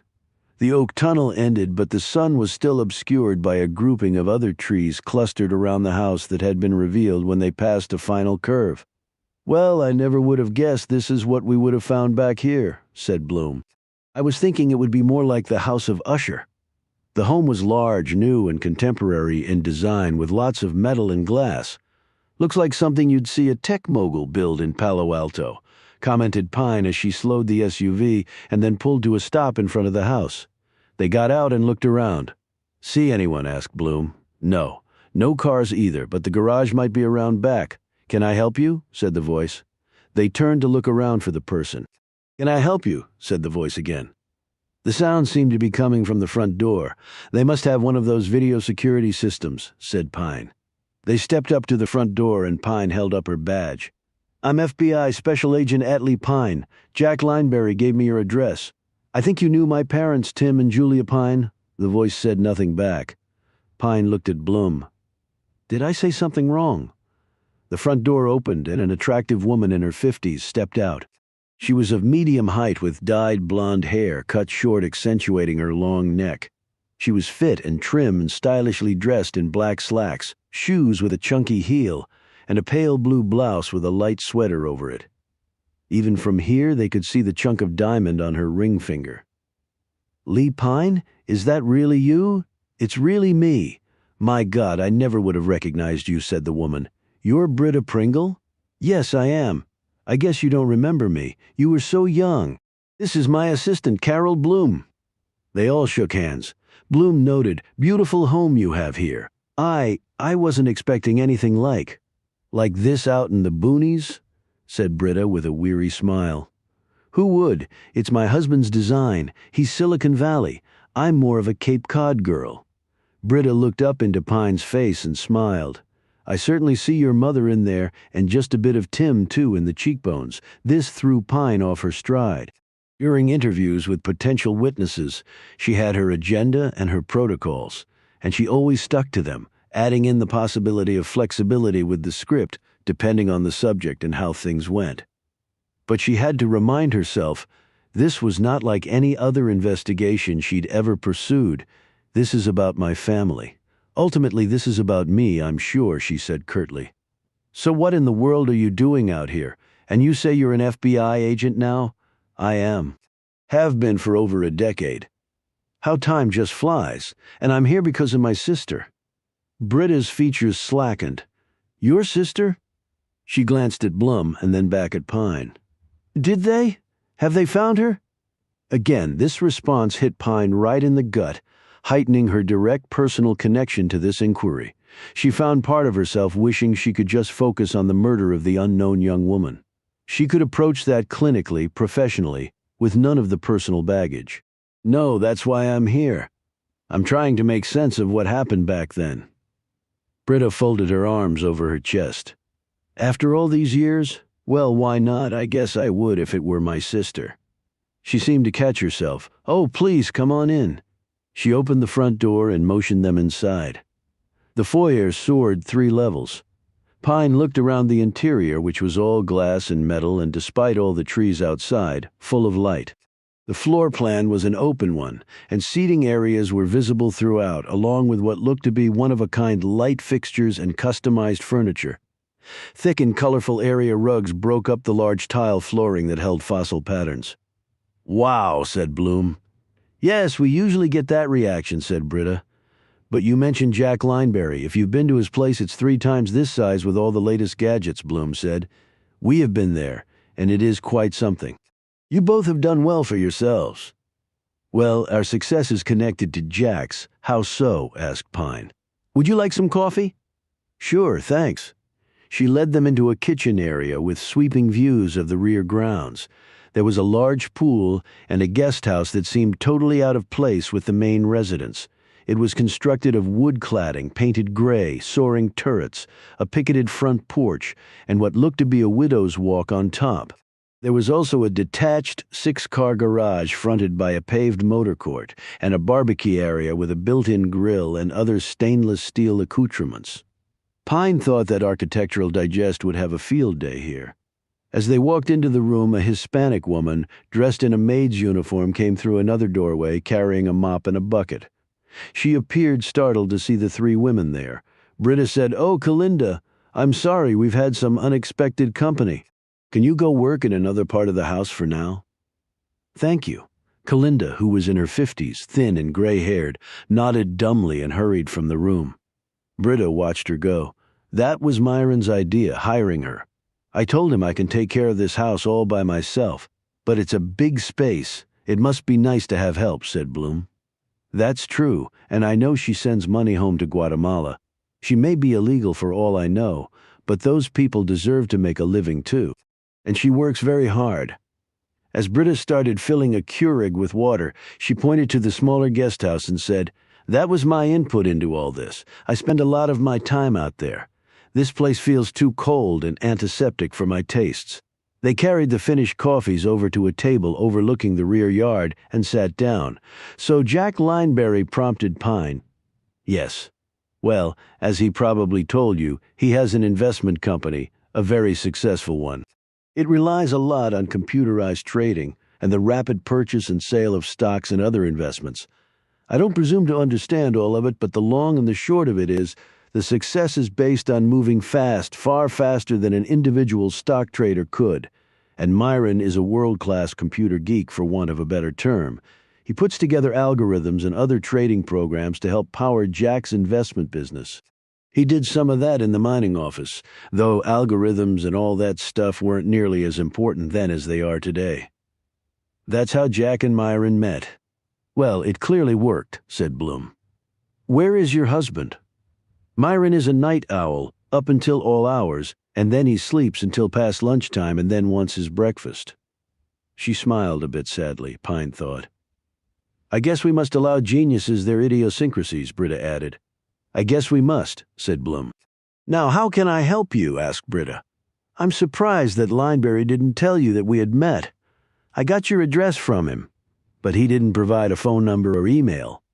Well, he couldn't, because we have neither. You have neither? Said Pine slowly. Myron won't have them. He says it's too dangerous, too many ways for people to use that against us, to spy on us. Another little idiosyncrasy of his? Asked Pine. Britta smiled into her coffee. Yes, it's quite a tally. Pine took a sip from her cup and sat forward, planting her elbows on the table. For a number of reasons, I've decided that now is the time to try to make some headway on what happened to my sister. Okay, said Britta. All attention now. I have long believed that a man came through our window that night and took Mercy. A man through a window? I didn't know that. Apparently, the police didn't believe me. I had a head injury, too. That nearly killed you, Britta said indignantly. You poor thing. You were in the hospital for a long while. Julia was frantic the whole time. She'd already lost one daughter. She didn't want to lose her other one, said Pine as she watched Britta for her reaction. Yes, I think that was part of it. Only now, I'm not so sure the man came through the window. Britta gaped. I don't understand. I think he might have come through our bedroom door, which obviously means he first came through the house. Britta said, But your parents? Wouldn't they have? My parents were incapacitated at the time. I thought you knew that. It's been a long time, Lee. My memory is good, but it's not that good, of course. I'm sorry. But still, even with your parents incapacitated, if a stranger passed right by them? What if it wasn't a stranger? But surely. Britta stopped and stared at her. Is that why you're here? Do you believe that one of your parents' friends? I'm an FBI agent. What I believe doesn't matter. It's what the facts will show. I have to consider every angle, and one angle I have never considered before was whether the person who took Mercy and nearly killed me knew our family. Well, I hope you're not accusing us. No, Britta, not at all. You were obviously friends with my parents with no motive to do something like that. Please understand, I'm just feeling my way. This seemed to mollify the woman. She nodded and her features softened. Of course, I can only imagine what you're going through, Lee. How can I help you? Just tell me anything you can remember from back then. Britta took a sip of her coffee. Andersonville was a small town all those years ago, and it's still a small town. Everybody knew everyone else, and that fact could make my job easier or harder. Many people have moved away over the last 30 years or died. That's the harder part, noted Pine. Britta pursed her lips and shook her head stubbornly. I can't believe that anyone here, especially someone who knew your mom and dad, would have done such a terrible thing. What would have been the motive? Some people don't need a motive, Bloom interjected. Agent Pine is referring to serial killers, Mrs. Pringle. Their motive is they are obsessed with doing what they do. They can't stop themselves. So that's who you think it was, a serial killer. It's possible, but we never had anything like that happen around here back then. It could have been the beginning of someone's career, or the end of it. Well, I just don't see it, Britta persisted. Why would a serial killer come here? Unfortunately, it happens, Pine said. What do you remember about that time? Anything you can recall? Britta said nervously. I remember your mother calling me, panicked. We had a phone back then and lived the closest to your house. She was out of her mind with fear. Your sister was gone. Your father was out with the police looking for mercy. You had been badly injured and had been taken to the hospital. Your mom rode over with you, and then rushed back home to get some other things you needed. Then we drove back over to the hospital together. Your mother never left the place until you did. I don't know if you know that. Your father came and went, but Julia never left your side. I didn't know that until I got back here. Agnes Ridley told me that. God, names from the past. I haven't seen or heard from Agnes since we moved away. What else do you remember? Anything my parents may have said? Britta took a long drink of her coffee while she thought about this. I recall that your mother couldn't find your sister's doll.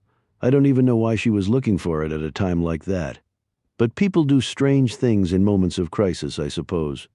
Was your husband with my father looking for mercy? No, Myron was at work. He went in early to the office.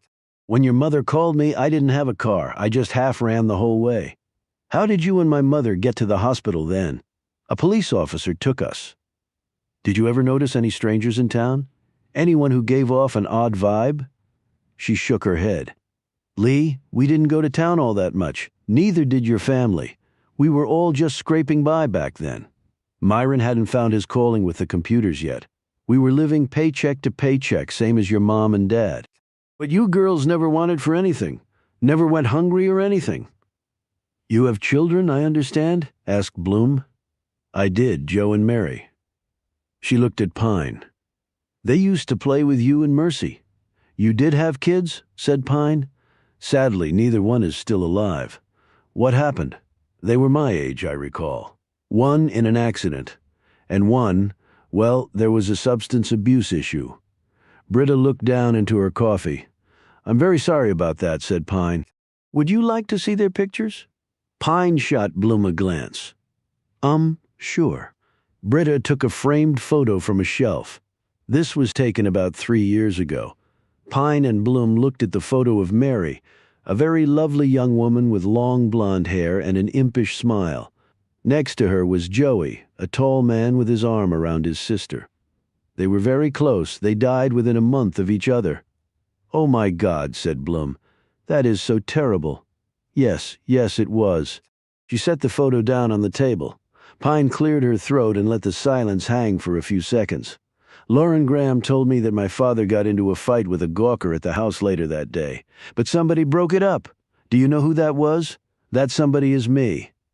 They all looked over at the doorway where a man in his 50s, about 6'5", stood. He had flyaway dark gray hair, a pair of wide brown eyes, and gangly limbs. He wore khaki pants and a wrinkled t-shirt, and he was barefoot. I'm Myron Pringle. Chapter 18. Britta rose, looking surprised, and checked her watch. Myron, what are you doing up? I was tired of sleeping, he said, not taking his gaze off Pine. This is, yes, I know Lee Pine, Tim and Julia's surviving daughter. Pine and Bloom glanced at each other over this odd phrasing. Myron, please, I mean really, said Britta in a scolding tone. Pine rose and put out her hand. Hello, Mr. Pringle. He reluctantly shook hands. This is my assistant, Carol Bloom. Myron didn't even look at her. You're back here investigating your sister's disappearance. I am. The odds are very much against you. Myron said his wife reproachfully. He ignored her, opened the fridge, took out a carton of milk and drank from it. He wiped his mouth with the back of his hand and said, I'm just speaking to raw statistics. You could succeed. I'm just telling you that the numbers do not favor you. Thanks, but I already knew that. He put the milk back, shut the door, and leaned against the granite-topped kitchen island. So you broke up the fight? She said. He nodded. Your father was drunk. Myron, please, implored Britta again. Pine could tell from Britta's weary tone that this was a constant refrain from her. Well, he was, but one daughter had vanished, and the other one was badly hurt. I would have been drinking too, he conceded. Who started the fight? Asked Pine. A man named Barry Vincent. How did it start? Vincent accused your father of attacking you and being involved in your sister's disappearance. I don't believe he was alone in thinking that, said Pine.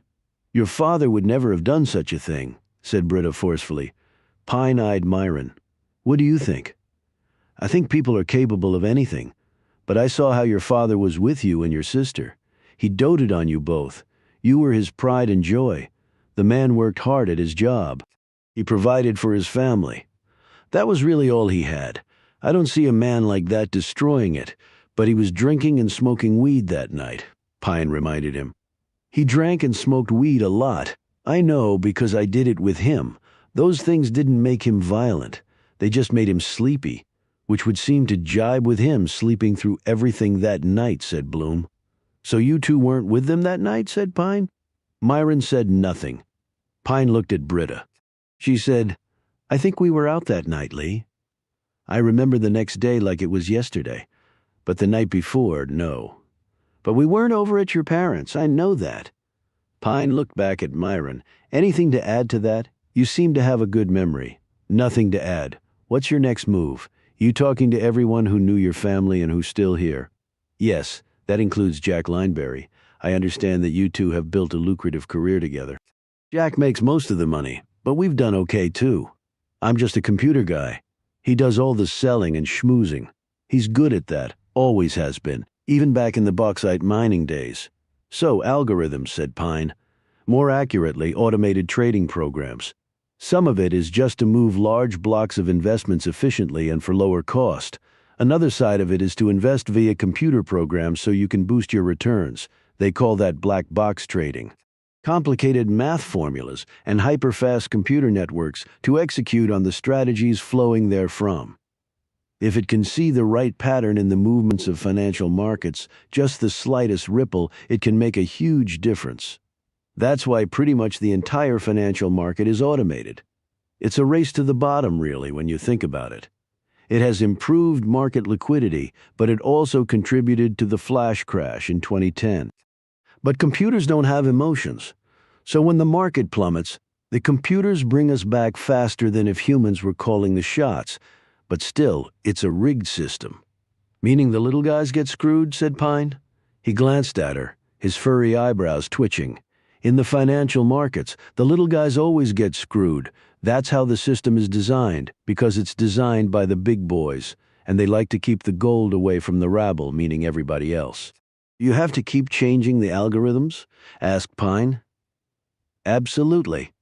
The spoils do not go to the complacent. They go to the hypervigilant, and since pretty much everyone has the same sort of algorithms firing away, the competition is fierce. Anyone who knows how to do Python code, for example, can execute algorithmic trading. It keeps me and my team jumping, but that's why Britta and I can afford a place like this. People like me are in great demand. The only reason for that is the system got greedy and decided to go with technology over humans. But you're a human, Bloom pointed out, right?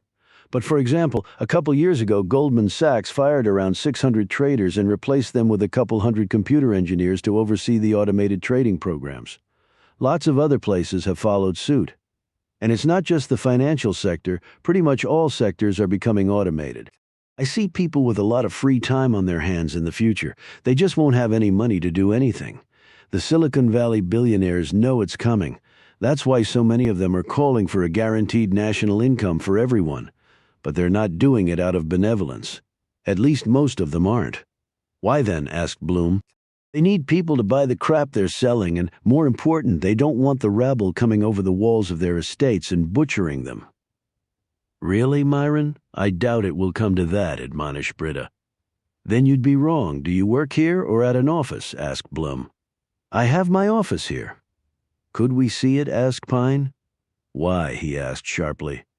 It can't have anything to do with what happened all those years ago. You never know. I don't let people in there as a rule. There are always exceptions to rules, and in an environment where you obviously spend a lot of time, something might occur to you that wouldn't in any other place. I would really appreciate it if you would. Maybe for old time's sake. Myron looked put out, glanced at Britta, finally shrugged, turned, and walked out of the room. Britta chose to stay behind. So Myron led Pine and Bloom down a sleek hallway and up a curving set of stairs made of zebra wood with stainless steel handrails and stout, smooth wires stretched between them. They reached a door on the second floor that had a security port next to it containing a red light. Myron said, "Before you go in, you need to power off your phones." Pine and Bloom glanced at each other, looking puzzled, but they both complied with his request. Myron bent down to the portal and put his eye to it. "Retina scanner," he said as the heavy portal clicked open. "I can see that," said Pine. "No pun intended," quipped Bloom. The space they entered was a good 1,000 square feet, set out in a rectangle. There were no windows in the room. The flooring was soft and springy underfoot. "Welcome to the world of cyborg finance with a dash of digital alchemy," said Myron dryly. Pine touched the walls. They seemed to be made of concrete. When she asked Myron about it, he confirmed this and added, "with a layer of copper underneath to block electronic signals." "Spies here in Macon County, Georgia?" said Pine. "Spies everywhere," replied Myron crisply. He pointed to the ceiling, satellites ringing the earth. She noted a sign on one wall. It was a series of odd numbers, 135797953. He saw her staring at it and smiled. "I like odd numbers over even, up to a point." "Okay," she said, looking confused. On a desk about the size of a large dining table was perched a row of supersized computer monitors. They were all dark at the moment. He held up a white plastic card. "The system in the room senses the number of people present. If everyone doesn't have a badge like this with the requisite clearances, the system knows there are unauthorized people in the room. So, the screens go black." "Intel agencies have the same sort of systems," said Pine. "I know, it's where we got the protocols." "So you sit in here and work on algorithms," said Bloom. "Not just that, I also oversee security on the pipelines, go over procedures, that sort of thing. But yes, refining, tweaking, coming up with new platforms is something I spend a lot of time on. It's heavy lifting and there are long lead times. Coding is not easy, and bugs have to be worked out, and hackers come at us 24/7. The Russians, the Chinese groups in India, the Middle East, 14-year-olds with a Mac looking to blow up the financial world. Hell, everybody. But if this place is sealed off from electronic spies getting in, how are you connected to the web then?" asked Pine. "Proprietary," replied Myron, "but I can tell you it's an amalgam of hardened pipelines and a standalone cloud-based infrastructure that is not available to the general public or anybody else." "Are you the only one who does this for Lineberry?" "No, we have a whole department scattered around the world, but I'm the head one. I run the others, and it's a group that has grown exponentially over time. Our IT is our most precious resource. Without that, we're just a bunch of old farts playing at Monopoly. We communicate around the clock through the secure encrypted at both ends pipeline that I just alluded to. Your wife said you don't use phones or emails. And I don't have Alexa or Google Assistant or any other spies in my house, and I don't use a credit card, and I never surf the web. Ridiculous. Most people are suckers. They give up privacy for convenience."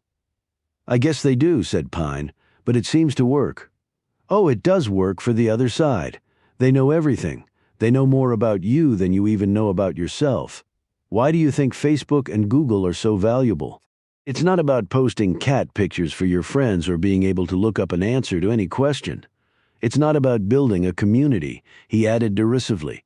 "It's not even about selling ads, although that's how many of them make some of their income. It's about the collection of data about all of us. It's the greatest scam ever perpetrated, and even now that we know it is a scam, people won't give it up. They're like drug addicts. You remember way back when? People would always light up a cigarette no matter what they were doing. Driving, eating, sitting, drinking. Now what do you see everybody doing? Checking their smartphones, young, middle-aged, and old, cradle to grave. The world is hooked. Big Brother is getting fed terabytes of data every millisecond, and they don't pay a damn cent for it. That's a scary thought, said Blum. Not scary enough, apparently, to persuade most people not to do it. Hell, it's already too late. The world is a slave to this. There's no going back. There's too much money to be made and influence to be had. Pine said, I understand a computer's mic and camera are always on. They can watch and listen even when we don't know it. She stared at his desktop units. They can. You can be talking with your friend out on your deck about dog food. The next thing you know, an ad for dog products pops up on your phone. Gee, I wonder how. As you said, Big Brother is alive and well, noted Bloom. And that's why this gear is customized. No mics and no cameras, no rats on this ship. Which is why you asked us to turn off our phones, said Pine. Now you're catching on. Bloom pointed to a framed, official-looking certificate on the desk. Is that a patent? I recognized the document. Myron smiled. It is. You can't patent an algorithm, just like you can't patent a mere idea. But you can patent the implementation of an algorithm, software, for example. And I did. Made some decent money off it, but wouldn't that belong to Jack Lineberry's company? Said Pine. I mean, you work for him. Why didn't his company apply for the patent? In this country, only individuals can apply for a patent, although companies can, of course, own the application rights of the patent. But to answer your question, I did this on my own time, and the boss had no problems with it. It wasn't in the investment field, so I didn't license it to any of his competitors. It was for a totally different industry and application. Nice six-figure payday. Blum peered closer at the patent. So you're listed as the patent holder, but the algorithm is called Stardust? Myron's smile deepened.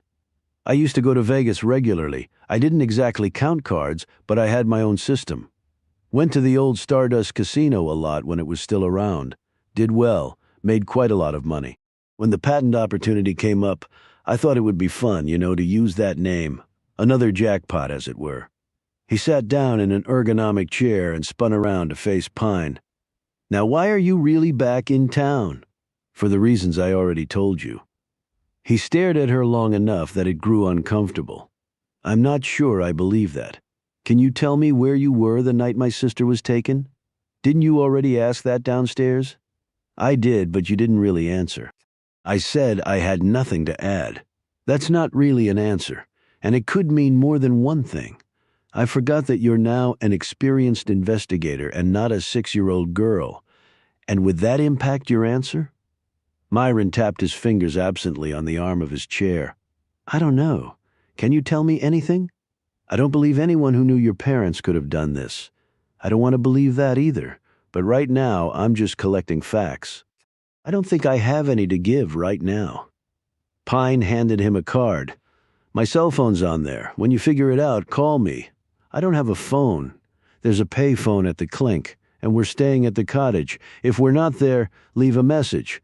I don't get to town very much. I don't really have any interest, you see. Pine took a few moments to size him up. It was clear he had not told her all he knew. This was not surprising to her. Rarely in one interview did anyone spill all. Sometimes it was unintentional, or the person simply didn't remember. But her gut told her that was not the case here. Myron Pringle knew exactly what he was doing. Well then, she said, I'll just have to keep coming back until I get what I need. You can't force me to talk to you. True, but I can be a real pain in the ass. You mean to harass me? He exclaimed, looking at her darkly. I mean to find the truth. If you have a problem with that, then you have a problem with me. I'll see you around, Myron. She turned and left, and Bloom quickly followed her out, leaving Myron Pringle to stare moodily after them. Chapter 19. Max Wallace came by about an hour after they returned to the cottage. Pine and Bloom led him into the breakfast room, where they sat at a table. He laid a 3-ring binder notebook down in front of him. His suit and shirt were heavily wrinkled, and his dark eye pouches told of little sleep. We got an ID on the victim, he said, yawning. Who is she? Said Pine. Wallace flipped open his notebook. Hannah Rebane. Your instincts were right. She is Eastern European from Estonia. What's her story? She's got a lengthy record. Drugs, solicitation, petty thefts, nothing too serious. Almost no jail time, just fines and some community service, and one led to the other, probably. To pay for her addiction, she was engaged in prostitution. It's the old story. Or else someone got her hooked on drugs and forced her into turning tricks, said Pine. That's the new old story. But how did she get here? Blum asked. Was she plying her trade? Wallace studied his notes. No, I don't think that's the case. Somebody would have seen her. And her priors were from Atlanta and Charlotte, and one over in Asheville. I'm running down her last known address. So she headed further south at some point, said Pine. I wonder why. Or maybe it wasn't her choice. Meaning the killer picked her up from one of those areas and brought her here. Pine nodded. And if he did, he must have kept her somewhere, either alive or dead, before we found the body. Anything else? Wallace passed the notebook to Bloom. DMV photos of the men in the area for your friend to look at. Just put an X under the ones you remember seeing at the restaurant that night. Will do. Wallace looked at Pine. How's your other investigation coming? Slowly. Not unexpected after all these years. You need anything from me, just let me know. I appreciate that. When I get Rebane's last known address, I'll let you know if you want to tag along. Yes, we do, after he left. Pine stared absently out the window. Can I afford to hear your thoughts on a government salary? Asked Bloom. I'm not sure they're worth the price. Try me. Agnes Ridley, Lauren Graham, Dave Bartles, Jack Lineberry, and the Pringles. All of them lived around here when I did. We've spoken to them all, and we've learned some things that have been helpful, but we have a long way to go. Well, it's early days yet. We've really just started, and you did have that epiphany about the reflection in the mirror. And you learned new details about your father's death from Jack Lineberry. Yes, I did, said Pine in a bitter tone. If Lineberry is telling the truth, and I have no reason to doubt him, my mother lied to me. She may have had her reasons, Agent Pine. I don't think most mothers would lie to their kids unless they had a very good reason. Well, I wish I could ask her what it was. You really have no idea where she is. Pine shook her head. I don't even know if she's still alive. Surely, if anything had happened to her, you would have been contacted. Not if she didn't tell anyone about me. Bloom stared over at her boss with a look of trepidation. Ridley mentioned letting sleeping dogs lie. Did that spook you? I thought it might have from your expression. Pine nodded. Maybe more than I care to admit, especially after my revelation. Do you want to elaborate on what's really bothering you? Pine leaned forward, her hands clasped on the table, her gaze downcast. If my father had something to do with what happened, you mean? 'Cause now you believe the intruder came from inside the house? Pine nodded but didn't look up. Well, either you want to know what really happened, or you don't. We can go home now if it's the latter. But what will that mean for you going forward? Will you be seeing Daniel Torr and every suspect you confront from now on? I don't know, which is reason enough to keep going to find the truth. Pine glanced at the notebook. Why don't you take that up to your room and go through it? And what will you do? I'm going to take another walk down memory lane. Rain was coming. Pine could feel it in the temperature dropping and the wind picking up. She had on a weatherproof jacket with a hood, so the prospect of inclement weather didn't trouble her. She kept walking along the main strip of Andersonville as the skies darkened. When it started to sprinkle, Pine made her way back to the spot. The memory lane she had mentioned was actually quite a recent one. She stopped and eyed the spot where the body of Hannah Rebane had been placed by her killer. She took in the broken streetlight above and the surrounding cobbled area. The police tape that had been previously strung was flapping in the wind. The screen was gone and there was no officer present to secure the scene. She supposed that they didn't have enough manpower to do that sort of thing. The crime scene apparently got one going over, and that was it. The public had been duped into thinking that all police departments and all police investigations were conducted just like those on the TV shows. Cool offices, every forensic gadget available, limitless resources, hunky men with awesome firepower, and women in tight clothes showing cleavage. The idea of limitless resources was a joke, even for the FBI, and the last time Pine had shown cleavage while on the job was never. She ducked under the tape and headed behind the line of old buildings on the main street. This was the way the killer had to have come, and Pine was careful to keep far to the side of the path. She would have liked to assume that the local police had already covered this area for footprints, other markings, and traces of any kind, but she couldn't safely trust that such had happened. At least not to the level of detail she would want. She walked the area back and forth for over an hour, reaching all the way to the tree line before concluding that she could find nothing there. She then took a small mag light from her pocket and went into the trees, just as the rain started to fall harder. Fortunately, there was no thunder and lightning. She followed a worn-down path until she was free of the trees once more. There was a dirt road here that was quickly becoming mud. Any tire tracks that might have been there had long since been obliterated. She walked back to the main street and ducked under the cover of one of the storefronts. Her hands in her pockets, she thought about what to do next. The ME had emailed her the photos of the round marks on Rebane's backside and hamstrings. She took out her phone and looked at them, scrolling through them one by one. They could have come from many things, although Pine ideally needed to drill that down to one source to make any progress on the case. She looked around, the small downtown. The rain had scared away most of the pedestrians, although there were a few hardy souls still out and about. The place looked pretty much the same, at least the little that she could recall. She wished at this moment that her memory could be perfect, but that was simply not possible. Eyewitnesses she knew were not reliable. The average person really saw little of what was going on around them and remembered even less. Even then, they got the details of what they did remember wrong more than half the time. That had always troubled Pine about eyewitness testimony in a court case. It was often the deciding factor for a jury deciding whether someone was going to lose their liberty or their life. She leaned against a support post and watched the rain now pour down, quickly flooding the road. And while my memory is better than most because of my training, I didn't possess that training at 6 years old. So on that score, my recall is as bad as everyone else's. She had proof of that, with her realization that maybe her attacker and Mercy's kidnapper had not come through the window, but rather his image had been reflected in their mirror. But what if that memory also turns out to be false? What if I really didn't see anyone in the mirror? Pine was a seasoned detective, but none of her other cases had involved a family member.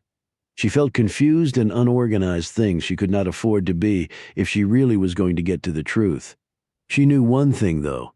She was going to have to take another crack at Myron Pringle. He had not been entirely truthful with her, and she didn't know why. "You look pensive." She gazed over at the black Porsche SUV that had slowed down in front of her. The rear window was down and Jack Lineberry was peering at her. "Just thinking some things through. Got time for lunch? I know a place over in Americus. I can drop you back at the cottage." Pine really wasn't hungry for food, but she was for information. "Okay." She dashed to the SUV as the rain picked up. Chapter 20.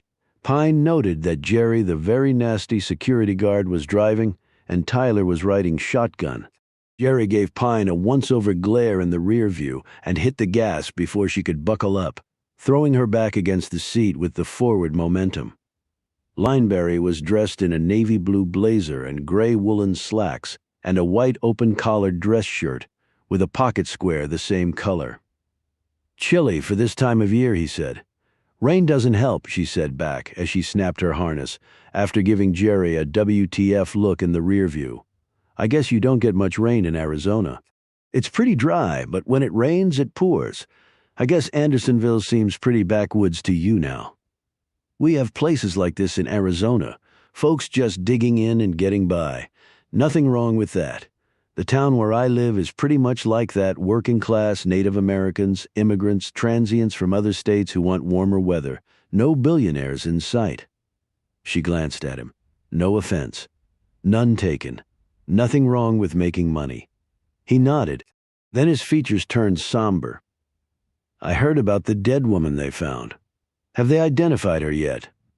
"They're working on it," said Pine noncommittally. "Are you working on that case too?" "Does it matter if I am or not?" "No, I guess it doesn't. I was just wondering. I would think the case involving your sister would be a full-time job. It might turn out to be. I saw the Pringles this morning." "You saw Myron in the morning?" He looked surprised. "So you know of his sleeping habits?" Lineberry nodded, an odd bird, but a brilliant one. "He showed me his office." "That's odd. He's so security conscious. All the computer screens went black because we weren't authorized, and he made us turn off our phones." Lineberry smiled. "Of course he did. Were he and Britta helpful?" "Not particularly. What can you tell me about them? Where did they come back from?" "I believe they moved to North Carolina not that long after you and your parents left here." "Then how did you hook up with him?" "Like your father. I knew him from the mining days. I could tell the talent he had with computers. He didn't go to MIT or Stanford or anything. He was just a natural at it. His talents far exceeded the requirements of the job at the bauxite mine. When I was setting up my company, the reality of automated trading was really getting going. I guess I had a notion that it would be important. I felt Myron could be an invaluable asset, and he has been. I'm not sure he was straight with me." Lineberry glanced sharply at her. "How so?" "He wouldn't tell me where he was on the night my sister disappeared. Well, I can hardly believe Myron had anything to do with that. Then why wasn't he upfront about where he was? Maybe he didn't remember. I'm not sure the guy forgets much." Lineberry was about to say something but then caught himself. "I believe I would agree with that," he said cautiously. "But still, neither one said anything else for the rest of the drive." The restaurant in Americus was across the street from the Windsor Hotel, a Queen Anne architectural-style building. "You ever been here?" asked Lineberry. "This restaurant or Americus?" "Both." "No on the restaurant, yes on Americus?" "They took me to the hospital here when the guy shattered my skull." Lineberry looked embarrassed. "I should have remembered that." "No reason for you to. I don't really remember much about it. I was told later. They ordered and their meals came a few minutes later. Dr. Martin Luther King Jr. was jailed here in 1961 for protesting segregation in Albany. Did you know that?" asked Lineberry. Pine shook her head. "But I guess that wasn't unexpected, this being Georgia. On the other side of the coin, Habitat for Humanity has its headquarters here. I read that somewhere." He took a sip of his iced tea. "One night I was leaving town after a dinner back in, I think it was 2007. That's when this massive tornado came through town here. Don't know how it missed us. It cut a nearly 40-mile-wide path of destruction through Americus, destroying homes, businesses, churches, and it demolished the regional hospital. They finally had to tear it down. I watched it go through. Scariest thing I've ever seen. Looks like they rebuilt okay." He looked at her over his soup bowl. "I bet you've seen a lot scarier than that in your line of work." She thought about Daniel James' tour. "I've seen some scary human beings. I don't know how they compare to facing a tornado." Lineberry nodded and looked down. Jerry had stayed outside in the Porsche while Tyler had taken a table near them and was sipping on a cup of coffee. Pine eyed Jerry through the restaurant's broad front window. "How long has Jerry been with you?" asked Pine as she sipped her iced tea. "About 5 years. He's former Secret Service. Is that right?" "Does that surprise you? That you would hire former Secret Service as security? No. They're some of the best in the world. What then?" "He escalated a situation with me back at your house that he didn't need to. I know a lot of Secret Service, both active and retired. They don't do that. They're calm, respectful, and professional. They diffuse until that doesn't work anymore. Escalation is never their first move unless someone has a weapon out." Lineberry glanced toward the street where the Porsche was parked. "Well, he's done a good job for me." "What about the other guy?" "Tyler Straub came from a private security firm, a good man." "Why so much security, Mr. Lineberry? Please, it's Jack. Not to toot my own horn, but I do have great wealth, and unfortunately with that, one becomes a target. Any threats?" "There have been, yes. Some are generic. You know, I'm a capitalistic bastard draining the lifeblood from the world.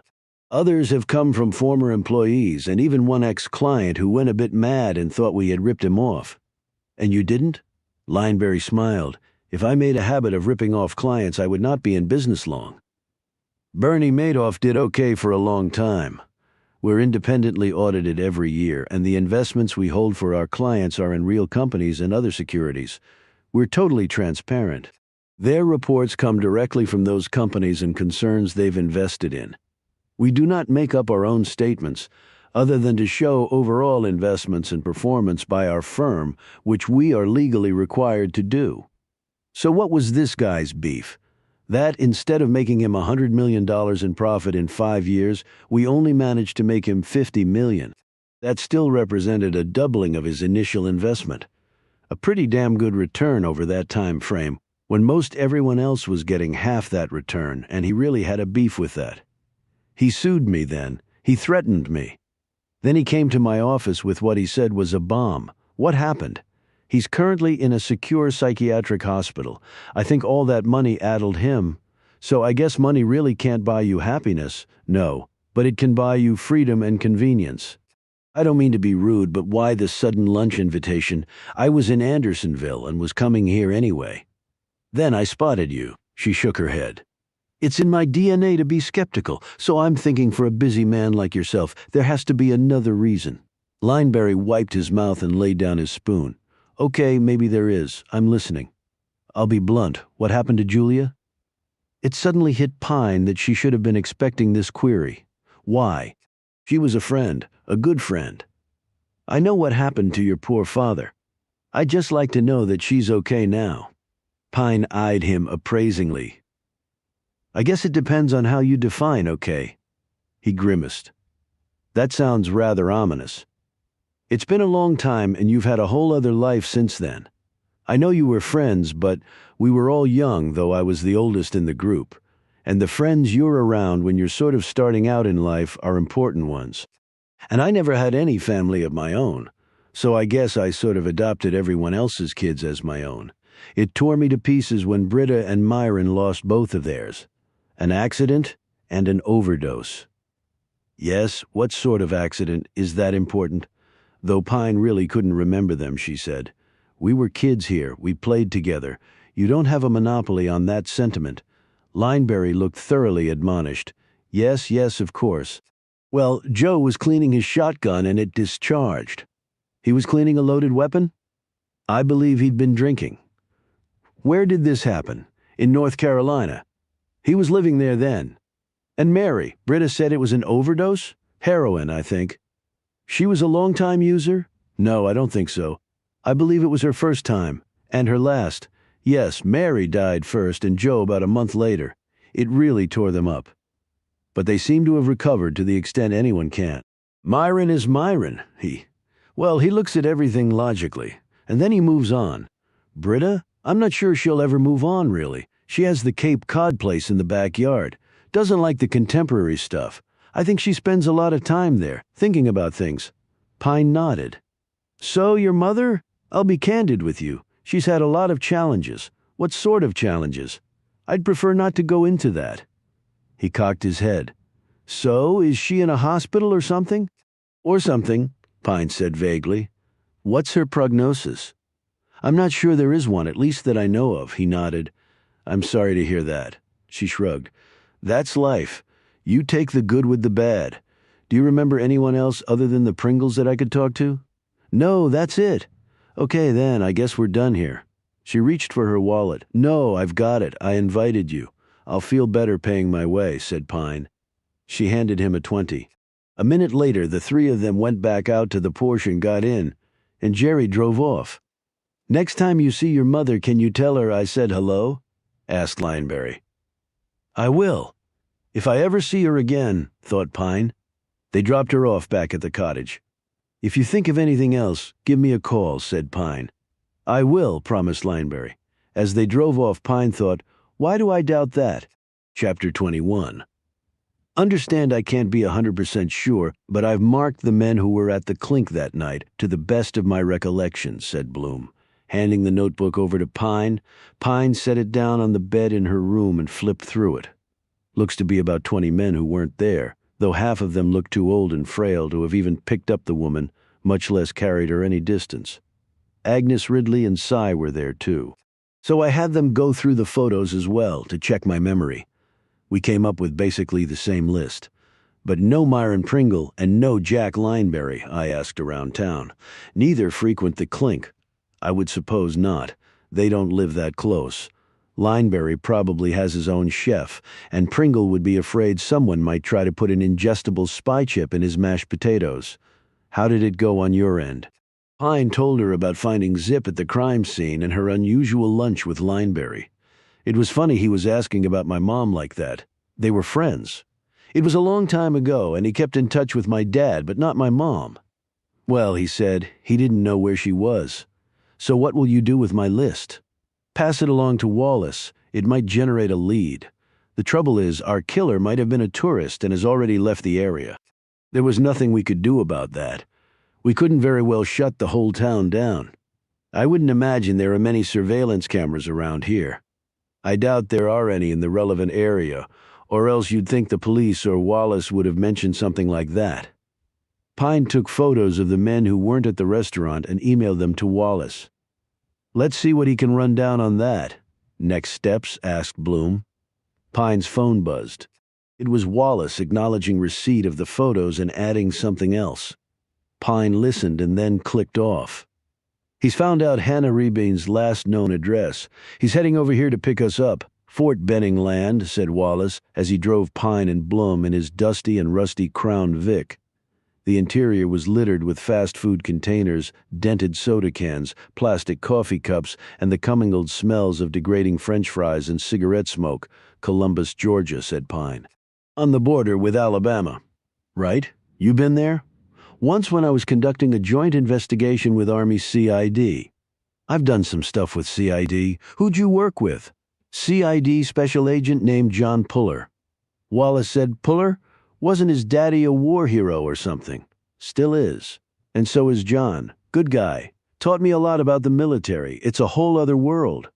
I damn sure know that from my abbreviated tour of duty, agreed Wallace heartily. So, what's the scoop on Hannah Rebane? Asked Blum. She shared an apartment with another gal. Is the roommate Eastern European too? No, her name's Beth Clemens.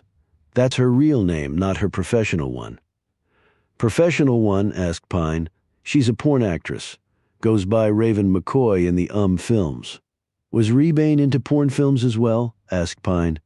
That would explain some of what we found at her autopsy. That's what we're going to find out. The apartment complex they drove into was within sight of the Chattahoochee River, which formed the boundary line between Georgia and its neighboring state of Alabama. Pine looked around at the upscale building as they got out of the car. It's nicer than I thought it would be, she said. I guess her work pays well, noted Bloom. I phoned ahead. Clemens is waiting for us, said Wallace. They checked in with the building concierge. Pine gazed around at the plush interior of the lobby and thought that it was far nicer than where she lived in Arizona. They rode up on the elevator to the 6th floor, where Wallace knocked on the door of number 611. It was instantly opened by a petite, busty woman with dyed blonde hair and bloodshot eyes. She had on a halter top and black leggings and was barefoot. A clump of tissues was clutched in one hand. Beth Clemens looked devastated. She stepped back to allow them in after Wallace and Pine badged her. Clemens led them into a sun-streamed room with sweeping views of the countryside and the Chattahoochee River beyond. To Pine's eye, the place was professionally decorated, and the furniture and paint choices were informed and imaginative. She had led a Spartan existence, but during her investigations, Pine had seen the homes of a great many people with financial means, and thus she knew the difference between good taste and throwing cash at something to see what stuck. They sat around a large wooden and metal coffee table. Clemens patted her eyes dry and gazed at them. "Are you sure it's Hannah?" she asked. Her voice hoarse. Wallace took out a photo. Her prints matched, but I can show you this. Is she? Said Clemens fearfully, her eyes wide as quarters. Yes, but it just looks like she's sleeping. He passed it across. Clemens glanced at it for a second and then handed it back and nodded. That's her. That's Hannah. She looked like she might be sick. I'm sorry, said Wallace. No one should have to die that way. Clemens let out 3 deep breaths and calmed. You said she was strangled and left on the street in what town again? Andersonville, Georgia? Had you or she ever been there? Asked Pine. Clemens shook her head. I've never even heard of it. I don't think Hannah had been there before, but I don't know for sure. Exactly. How did you know her? Asked Wallace, his notebook and pen ready. I won't beat around the bush. We met when we were both employed as escorts. She eyed Wallace nervously. He caught the look and said quickly, I'm investigating a murder, Miss Clemens. I have no interest in anything else. Nor do I plan on passing along anything you tell us to colleagues who might have jurisdiction over escorts. She nodded. But the fact is we were no longer escorts. We were actors in film. I got into it first and then got Hannah involved. She had this incredibly exotic look to her, different from the other girl's facial bone structure I would die for. My looks are a dime a dozen, but not Hannah's. She was going places. This is the adult film industry you're talking about, noted Bloom. Yes, said Clemens, a defiant look in her eyes. But you can't shoot porn films in Georgia, said Wallace. Can you? Pine interjected. The Supreme Court considers it free speech so long as everyone is over 18. You put a camera in the equation and pay everyone a wage, and it's art, not prostitution. But I don't know specifically about Georgia's laws. It doesn't matter because we don't film in Georgia, said Clemens. We fly out to South Florida every 2 months, film for 2 weeks, and then come back here. Wallace looked around at the richly appointed room. How much does it pay? Well, it varies a lot depending on your name recognition, popularity, and experience. We both worked our way up. Hannah was making about $3,000 per film, and I was pulling in $2,500 even though I started before her. That was the exotic look I was talking about. And we could shoot about a dozen films in 2 weeks. 12 films in 14 days, exclaimed Bloom. Clemens nodded. Well, it's not Shakespeare. I mean, nobody's getting an Oscar for this. The storylines are pretty basic, and the dialogue, well, people don't watch porn for the dialogue. Hair and makeup can take a couple of hours, but we typically use different rooms in the same house, so we don't have to change locations. They bring the guys in for different segments. The cameraman moves around to get all the angles, so we don't have to stop and keep setting up new shots. It happens pretty efficiently. So Hannah was making $36,000 for a half-month's work, said Wallace. Well, I would imagine it's pretty grueling work, said Pine. It definitely can be, said Clemens, giving her an appreciative smile. Right, Wallace said uncomfortably. He cleared his throat. Now, when was the last time you saw Ms. Rebane? 4 days ago. We were planning to return in a week for more filming. We used to spend more time together here, but we've sort of gone our separate ways of late. I mean, we're still friends and all, and we obviously still live together. How long have you lived together? Asked Pine. For about 2 years now. Most of it here. We bought this condo together, Wallace said. So you last saw her 4 days ago. Where was this? We had a late lunch together at a place about a mile from here. After that, I went to my boyfriend's place for the night. I got back the next afternoon. Wallace asked, do you know who her other friends were? Did she mention having a boyfriend? Someone new in her life? She didn't have a boyfriend, at least that I knew of. She didn't really have many friends. But you said just now that the two of you have gone your separate ways, so you may not know about a boyfriend, pointed out Bloom. That's true. And was there a reason for the two of you going your separate ways? Asked Pine. Clemens looked uncomfortable and didn't answer. Miss Clemens, if you know something that could help us, prompted Wallace. Just call me Beth, please. She sighed and kneaded her thighs with her fists. Hannah had gotten a little weird as of late. Weird how, Beth? Asked Pine. She was withdrawn, secretive. She even told me she was thinking of getting out of the business altogether.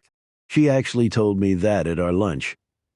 Did she say why or what she was planning to do instead? Asked Wallace. Not really, but, well, it seemed that someone was influencing her. She smiled in an embarrassed fashion. She was beautiful and all, but it wasn't like Hannah was any great thinker or anything. She lived day to day. She was only 27. She didn't have her whole life mapped out. She was carefree, enjoying what she had. She looked around the spacious, light-filled room. She loved all of this. She grew up really poor overseas. She was from Estonia, said Pine. I didn't know that. She never said only that she wasn't born here. You could tell that by her accent. It was kind of thick. It was hard to understand her sometimes. She had a lengthy criminal record, said Wallace. Solicitation, drugs. That was years ago, she said defensively. She'd been clean for a long time. And we were making a lot more money from film than we ever did. She caught herself and fell silent. The post-mortem showed that she was still using drugs, Beth Pine said. Coke meth. It was pretty obvious. I can't imagine you could live with her and not know this. Pine glanced at the woman's bare arms. She had already noted they were free of needle tracks. But there was something, Beth prompted Pine. We were both in rehab together, she blurted out. Okay, she was clean for a while. Then she fell back into bad ways. I was all over her case about it, but I couldn't get through to her. And she could still do the work, but maybe someone came into her life to convince her to change what she was doing, said Bloom quietly, keeping her gaze on Clemens. Someone recent? Someone who got her to go down the bad path again? Maybe someone did, but she never mentioned anyone like that to me. Had she ever spoken of getting married? Asked Pine. Clemens's large eyes widened. Married? No, nothing like that. Why? Just checking all the boxes.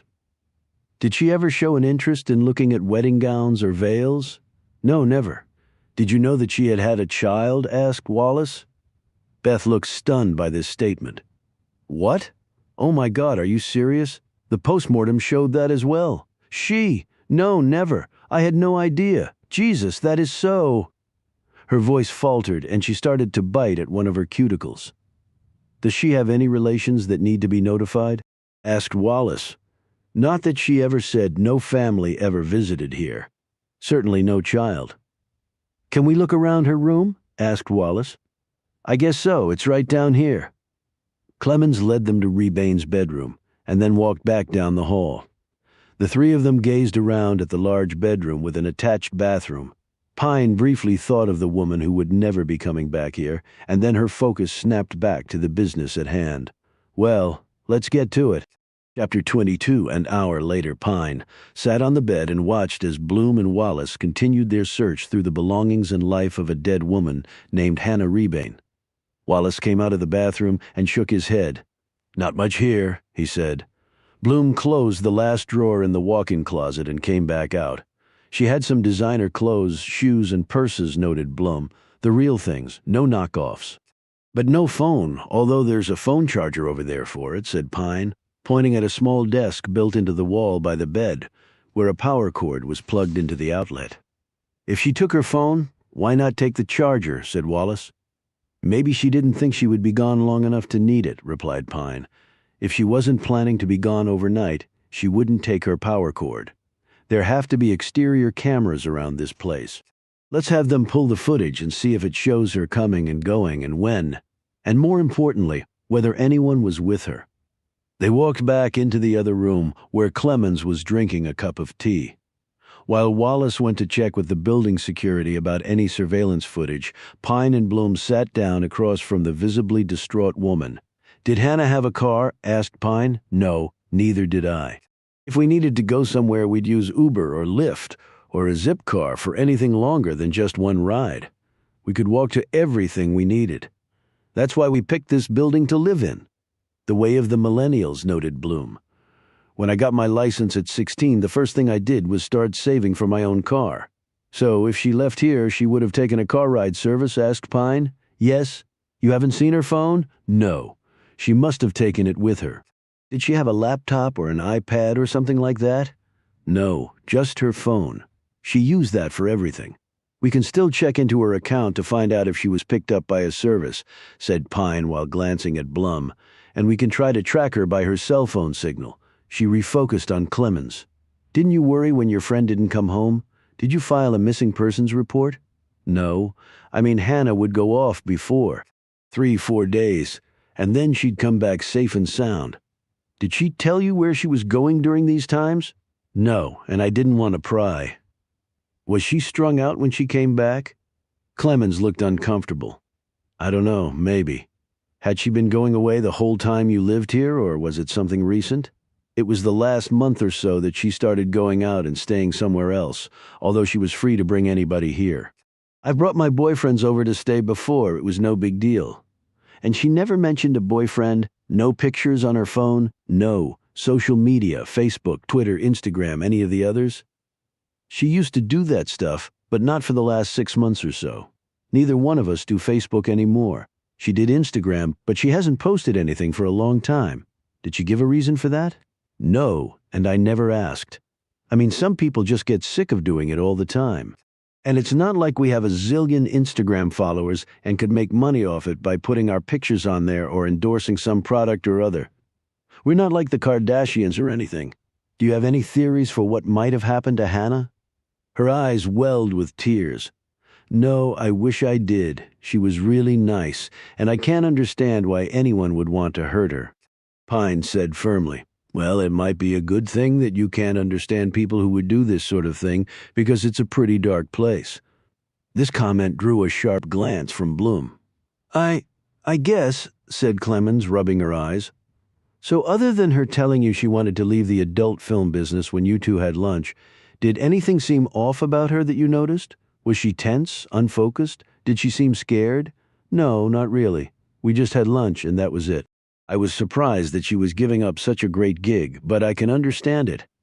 I plan on doing it for maybe 2 more years and then I'm going to nursing school. There's a shortage. Good for you, said Bloom, and a much better way to spend your life. I hope you're not judging my decisions, Clemens said, frowning.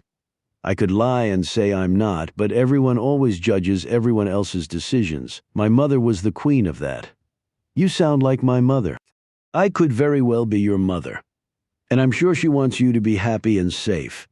And like it or not, a career in nursing is safer and healthier than one in adult films, at least, if you look at the statistics. But the money is so good. Of course it is, Beth. That's the whole point. But would you rather be helping a child get well or help a male actor get off? You're very blunt. I've lived long enough to know when politeness is required and when directness gets me to where I need to go. I do wish you the best of luck. Pine rose, and so did Bloom. Pine handed Clemens a business card and said, "Anything else occurs to you, please let me know." Clemens looked down at the card, "And you'll let me know when you catch whoever did this." "We will," said Pine. She knelt down to tie her shoelaces. Rose glanced inscrutably at Bloom, and then they left. They met back up with Wallace in the lobby. He looked excited. "They do have exterior cameras here. I got them to pull what they have. They have a little room in back for us to watch it. I asked the concierge if he had ever known of a guy visiting Rebane, but he didn't. The same for the security guard on duty. I asked them to check with their counterparts to see if they ever had, and will canvass her neighbors with the same question." He led them to a room at the rear of the lobby where a uniformed security guard was at a control board. Wallace gave him the date parameters, and the man loaded the info onto the system. They stood behind him and watched the TV monitor on the board come to life. An hour later, Pine saw it first, there coming out the front door. "Freeze that." The guard hit a key on the board, and the picture they were looking at stopped right there. Wallace eyed the timestamp on the side of the frame. That was probably the night her roommate was staying at her boyfriend's. "Let it run now," said Pine. The guard did so, and they all watched Hannah Rebane walk out the front doors of the building and move out of range of the cameras. She encountered no other person on the way. "She's dressed like she's going on a date," noted Bloom, who peered closely at the image. "Designer dress, handbag, and shoes that don't look like knockoffs." Wallace stared at her. "You can tell all that from the video?" "That's impressive." Blum glanced at him. "You just have to know what to look for, detective. Plus she had all those designers in her closet." They watched the film for a long time. However, Hannah Rebane never came back. Chapter 23. It was quite late as they drove to Andersonville in silence, each of them lost in their own thoughts. Pine stared out the window at countryside she had seen only decades ago as a child. It was beautiful land. Open fields intermingled with large stands of pine and oak trees.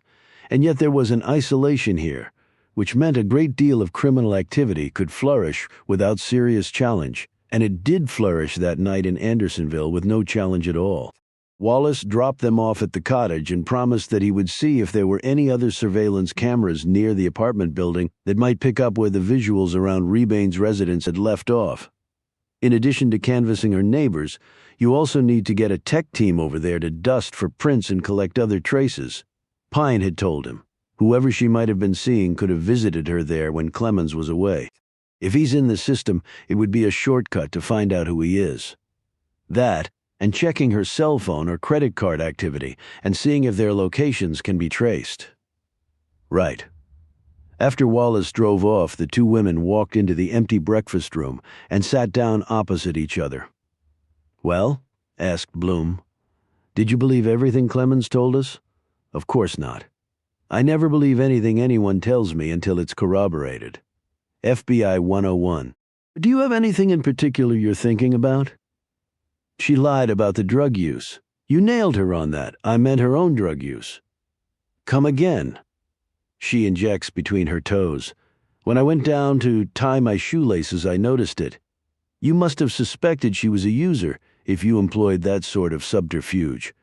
Her edginess was natural today, but it struck me as a little over the top, meaning chemically turbocharged. Her eyes weren't dilated. I checked. No, they were pinpricks, which means she was either on an opiate like oxycodone or maybe morphine or heroin.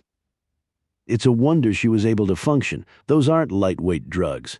I would imagine she's built up a tolerance, said Pine grimly. She might have taken a quick hit to prepare for meeting us. That is very sad. I also found a bottle of Narcan under Rebane's pillow.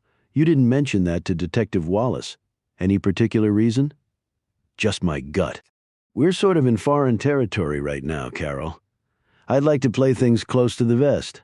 Wallace already knows Rebane had relapsed. He didn't need to know about the Narcan to reach that conclusion. So what do we do now?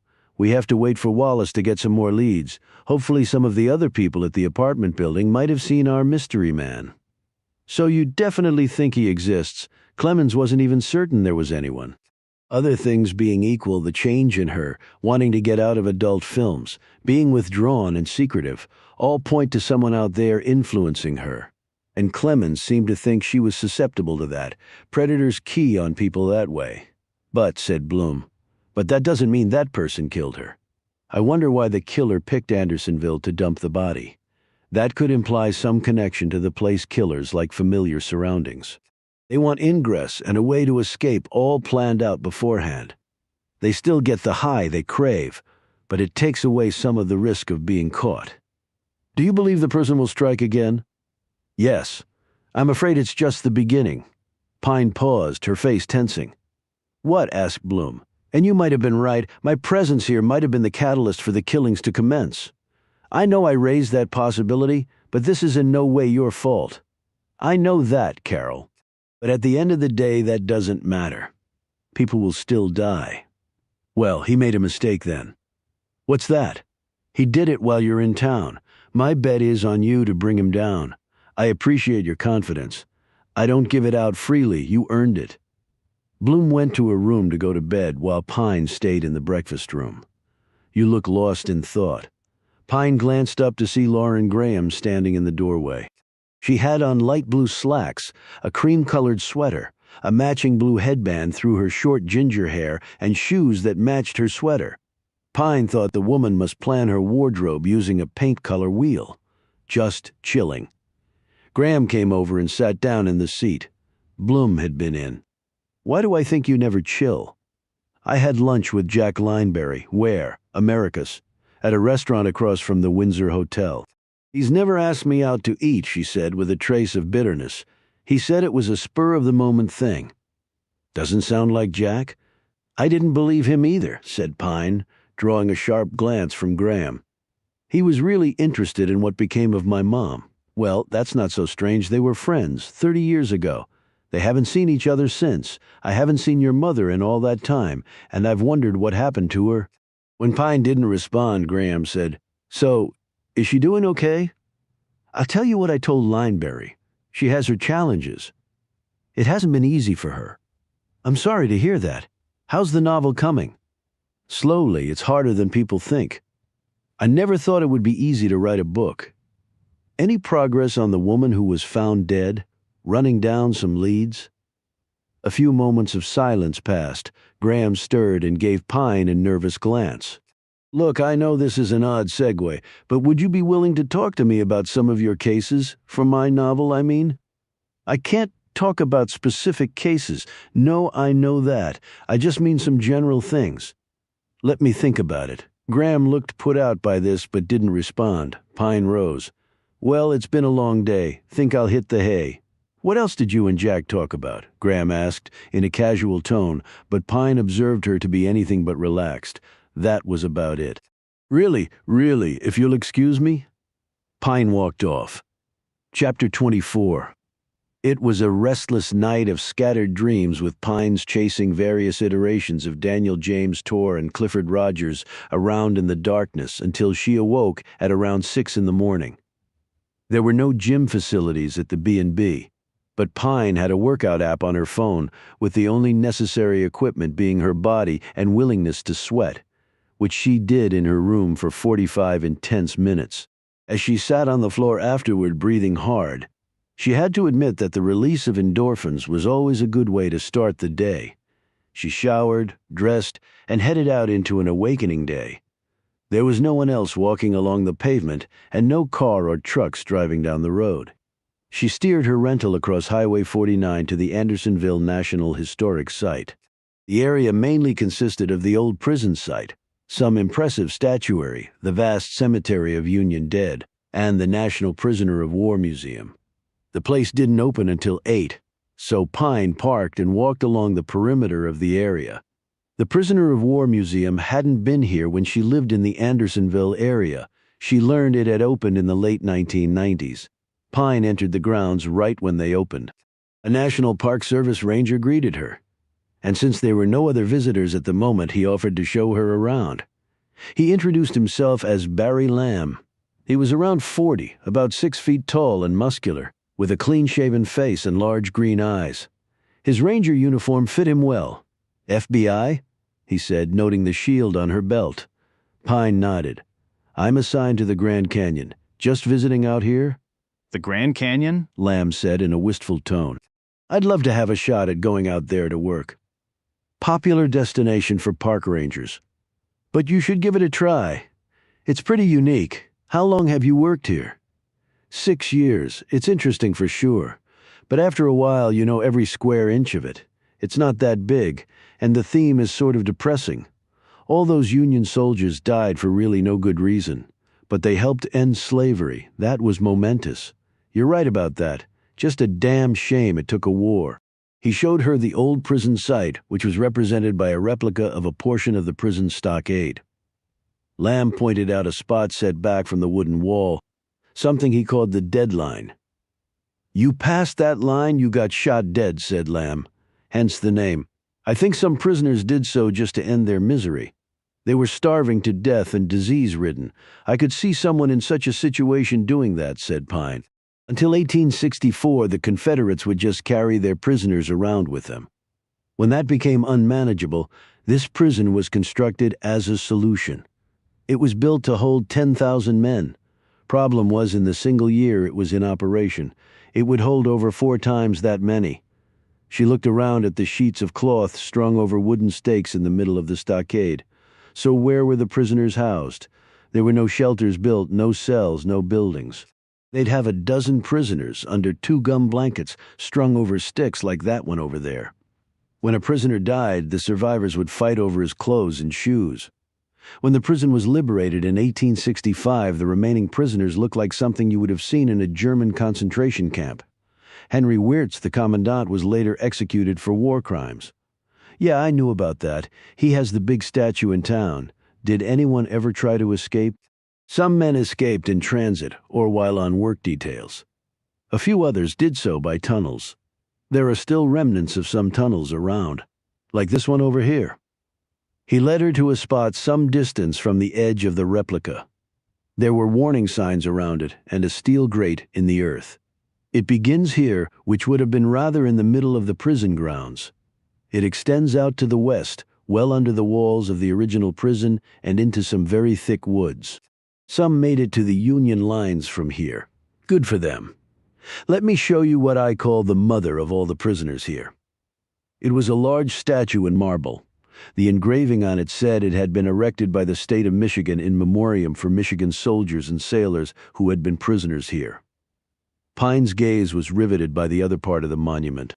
It was of a woman with a headpiece and long flowing robes who had her left arm draped over the top of the monument and her gaze downcast as though in grief. This obviously was the mother Lamb had been referring to. That's very moving, said Pine in a low voice. There's nothing like a mother's love. Or a mother's grief, added Pine quietly. As they walked over to the cemetery, he stopped at a spot and pointed out a row of graves. These are the 6 leaders of the Raiders. You know about them. Pine shook her head. They were a group of prisoners who terrorized other prisoners, and the guards did nothing. There weren't nearly enough guards to really control the prisoners. This place was like a shanty town you'd see in a third world country, so the prisoners were pretty much on their own. So what happened? This group called the Regulators rose up and took out the Raiders. Then Henry Wirtz held a series of trials with the judges and juries being fellow prisoners. Most of the men convicted received light sentences, at least light by the standards back then. Stockade, thumbscrews, having to run a gauntlet where they were beaten with sticks, but the main 6 leaders, they were called the chieftains who ran their own little gangs, were convicted and executed, and that's where their graves are. They're set off from the others to denote this. Pine studied the sunken plots of dirt. It doesn't take much for civilized people to become animals. I guess you see a lot of that in your line of work.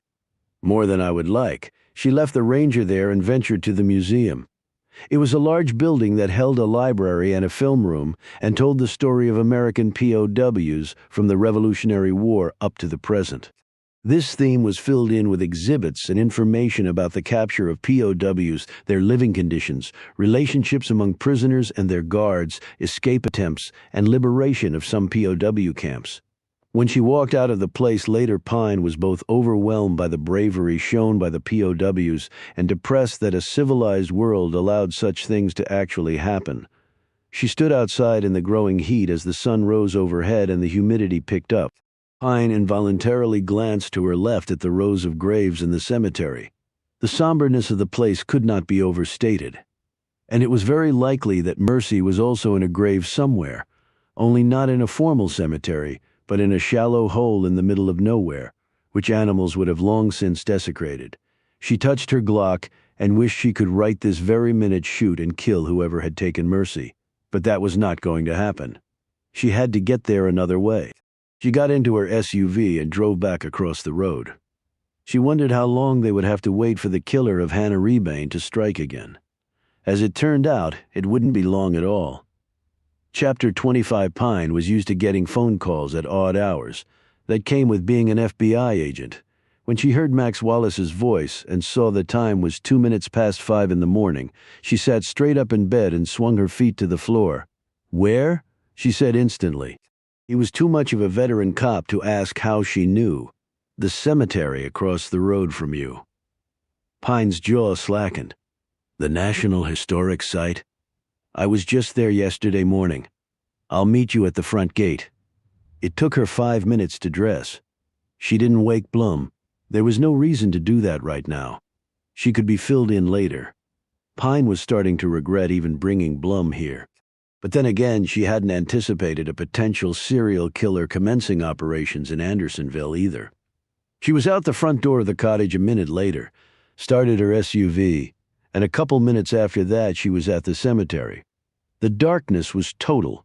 There was no hint of dawn yet, just inky blackness, a murder, darkness, and a cemetery. What a combo. 2 county police cars were already there along with Wallace's Crown Vic. The detective was standing by the front gate wearing a tattered beige trench coat and holding a cup of coffee. He looked about 10 years older than the last time she had seen him. Pine walked up to him even as she could see lights off in the distance. They started walking in that direction. "It's a man this time," said Wallace. "Black guy around 30. Scody. Prelum is a single gunshot wound to the chest. Anything unusual?" "You'll see for yourself," he replied cryptically. They reached the cemetery and walked between the rows of graves until they arrived at the bank of work lights that had been set up next to a pop-up tent, which Pine assumed had been placed over the body. Who found it? A ranger coming on duty early. Guy was laid right over a grave. Pine looked around and suddenly realized where she was. "You mean on a raider's grave?" Wallace looked at her blankly. "Come again, raider's grave." Pine explained the distinction. "You think that was intentional?" asked Wallace. "Right now, we can't afford to assume that it wasn't. Let's see the body." They passed by the officer guarding the tent and ducked inside it after putting on booties and latex gloves. Pine and Wallace stared down at the man lying on top of the grave. There was a light shining on the body so they could see it clearly. Pine's eyes widened. She said, "He's in a tuxedo, with a top hat on his stomach and a corsage on his jacket. It's old-fashioned like the veil." He glanced at her appraisingly. "So, what's your take?" Pine said. "It was a wedding veil. She's the bride, and this guy's the groom. It's like they're the toppers on a cake. Right, that one I figured out? So what the hell is the perp trying to say? Is he striking out against marriage in general? But Hannah Rebane wasn't married, at least that we know of. But she did have a child. Maybe this guy was the father. How the hell do we prove that? We don't even know where the kid is. We have to ID this guy. If he has a connection to Hannah Rebane, we might have our answer. We've taken prints and are running them. Hopefully something will pop. Pine squatted down and ran her gaze over the man and the ground surrounding the body. She touched his hand. Cold. She tried to bend the arm. He's in rigor. Been dead at least 12 hours, probably more. Coroner said the same thing. We'll have more after the post, of course. Pine examined the wound on the man's chest. He obviously wasn't killed here. His estimated time of death would place that no later than late yesterday afternoon. And there's no blood on the ground. He bled out elsewhere, like the first Vic killed somewhere else and placed later. She opened the jacket and looked for a label but didn't see one. She did the same for the hat with the same result. He might have bought the tux somewhere. Top hats aren't that easy to come by. If he ordered it online, that might be a lead. The corsage looks pretty fresh. That's another lead. Lots of people order corsages, but not top hats. It's something at least, although he might have already had them in his possession. The tux and hat look pretty decrepit, or he could have gotten them at a second-hand shop, or even inherited them.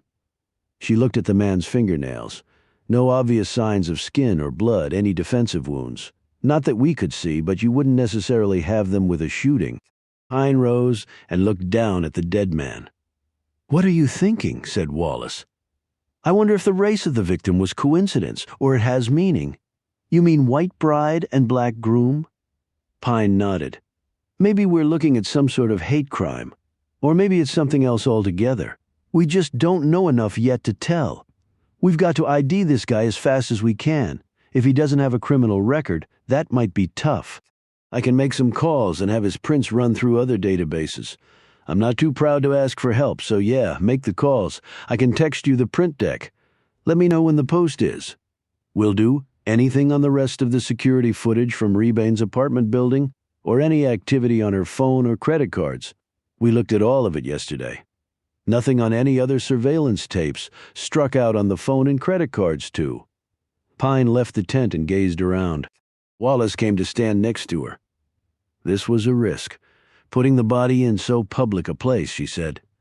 "But nobody was around at the hour. He probably did so. But if he came from town, he had to drive across the highway. I don't see the guy schlepping a body in his arms across the road in the dead of night. He could have come from the other way. Still had to drive. Lot of cars come and go from here. Asphalt parking lot. We found no useful traces. Maybe somebody was out late and saw something." "We'll be checking all of that," promised Wallace. "We have a serial murderer here, you know? It doesn't take a genius. No, I mean, you have to make a call. To who? The FBI. You are the FBI. I'm here unofficially. You need to officially request their assistance. This is what they do. They have a ton of resources and specialists devoted to this. I used to be one of them." "You mean profilers and such?" "Technically, there is no such thing at the Bureau. They're called analysts. Do I tell them about your involvement?" Pine didn't answer right away. "Might as well. They're going to find out at some point. What are you going to do now?" "Catch a couple more hours of sleep. I think I'm going to need it." Chapter 26. "Who do you think they'll send?" asked Bloom. They were at the cottage in Pine's room. It was later in the morning, and Pine had filled Bloom in about the recent murder. "I don't know. I was offered a position at BAU-3 while I was stationed in the D.C. area," said Pine, referring to the behavioral analysis units that were part of the FBI's National Center for the Analysis of Violent Crime. "But that was a long time ago." "Unit 3 deals with crimes against children," said Bloom. Pine nodded. "And Unit 4 deals with crimes against adults and includes the VCAP database that you accessed earlier. I did work there for a year. Why just a year? Don't most agents stay there for longer than that? Let's just say I had my fill. I've read that some people are critical of using psychological profiling. It's not perfect, and it's only one tool that we use among many, but it got results now. With a team being called in, they can do a deeper dive and also integrate what we learn with this latest death." "A groom's outfit," said Blum with a slight shiver. "This is really getting creepy." This guy is sophisticated and focused and organized, and he must know the area. Putting a dead black guy on top of a Union soldier's grave? But one of the raiders who were really bad guys because they preyed on those who wore the same uniform. I'm not certain there's a message there, but I also have a hard time believing it's a coincidence. What do we do now? We have no leads to run down on that case, so I want to focus on why we came here. Do we have leads on your sister, then? We have a clue. Eeny, meeny, miny, mo, the guy said. That rhyme. I know I didn't imagine it.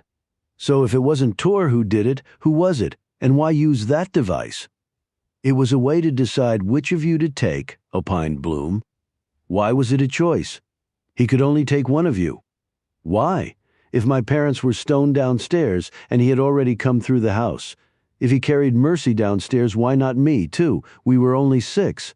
He probably could have carried us away together. But he took Mercy and struck me so hard he cracked my skull. Maybe he only wanted one of you for some reason. Right. But I'm just wondering what that reason was. And if he really wanted to kill me, why not just do it? He could have suffocated me, broken my neck. But he chose to hit me. He couldn't have known whether I would die or not from my injuries. Bloom sat back in her chair as she considered all this. It's a puzzler. Myron Pringle knows more than he's willing to tell. What are you going to do about that? Talk to him again. We'll have to go out there since he doesn't have a phone or email. How about I talk to Britta while you speak to Myron? I think she has some secrets of her own. Maybe I can talk to her mom to find out what they are. Let's go. Nearly an hour later, they pulled into the unsettling quiet drive and drove down to the contemporary dwelling. Before they even reached the front steps, the door opened and there stood Britta Pringle. She had on a light gray pleated skirt that showed off tanned, toned calves, a blue sweater vest, and a white long-sleeved shirt and gray canvas shoes. I saw you coming up the drive, she explained. Myron has the whole place under video surveillance. I'm sure he does, said Pine, as she and Bloom walked up the steps. I don't like just showing up like this. I would have called, but Britta's look turned weary. But we don't have phones or emails. Yes, I know. It definitely cuts down on friendships, she added, a little unhappily, Pine thought. What can I do for you, Britta asked. I wanted to talk to Myron again. I assume he's up. Yes, he just finished eating. If he could spare some time. What is this about, said Britta. Just some follow-up questions. She led them into the house and said, I heard on the news that another body was discovered in Andersonville. Yes, at the cemetery next to the prison site. My God. Does that mean that there's a serial killer in our midst? It could. They'll probably call the FBI in for this. But you're already here. Yes, but not in my professional capacity. Where's Myron? He's floating in the pool. He likes to do that right after he eats. Not a proponent of the 30-minute wait rule, said Bloom. Oh, he's not swimming. I'm not sure he can. He's just lying on a float, he said. It helps him to think like being in a womb, he says. Can I head out there then? Asked Pine. Yes, certainly. When Bloom didn't move to join her, Britta said, Are you not going with her? I think Agent Pine wants to do this alone. Maybe you and I can chat? Britta brightened at this suggestion. I can make some coffee, and I just baked some muffins. I would love that. Pine and Bloom exchanged a meaningful glance and then headed off in opposite directions. Chapter 27. That's a lot of white skin, thought Pine as she approached the edge of the pool. Myron Pringle was lying on a blue float wearing a pair of dark swim trunks. His calves hung off the end of the float. He had on a pair of sunglasses. He was so pale and still, he looked like a corpse. Pine bent down and put her hand in the water. It was heated. Myron was thin but not very fit, and he seemed to have an abundance of hair all over. She didn't think she could see a defined muscle on the man, but then again she assumed his brain was of Olympic caliber, Mr. Pringle. He didn't react to her voice, and she thought he might have glimpsed her coming over to the pool, but had chosen not to say anything. Mr. Pringle? He finally turned his head slightly. Yes? Mind if I ask you a few questions? Yes, I do. This is my thinking time. She slid a wicker lounge chair over to the side of the pool and sat down in it. Well, I can give you something to think about. He lifted his glasses to his long, furrowed forehead and stared at her, such as, It's not algorithms, just to forewarn you. It's about your mother, correct? Care to fill me in on what you didn't tell me the last time? I'm not sure I know what you're referring to. Sure you do. You're a smart guy. He lowered the glasses. I'm apparently not that smart, so you're going to have to spell it out, Agent Pine. Let me start with a lunch I had recently with Jack Lineberry. Jack, huh? Did he tell you to call him that? He did, okay. Why? What do you call him? Boss.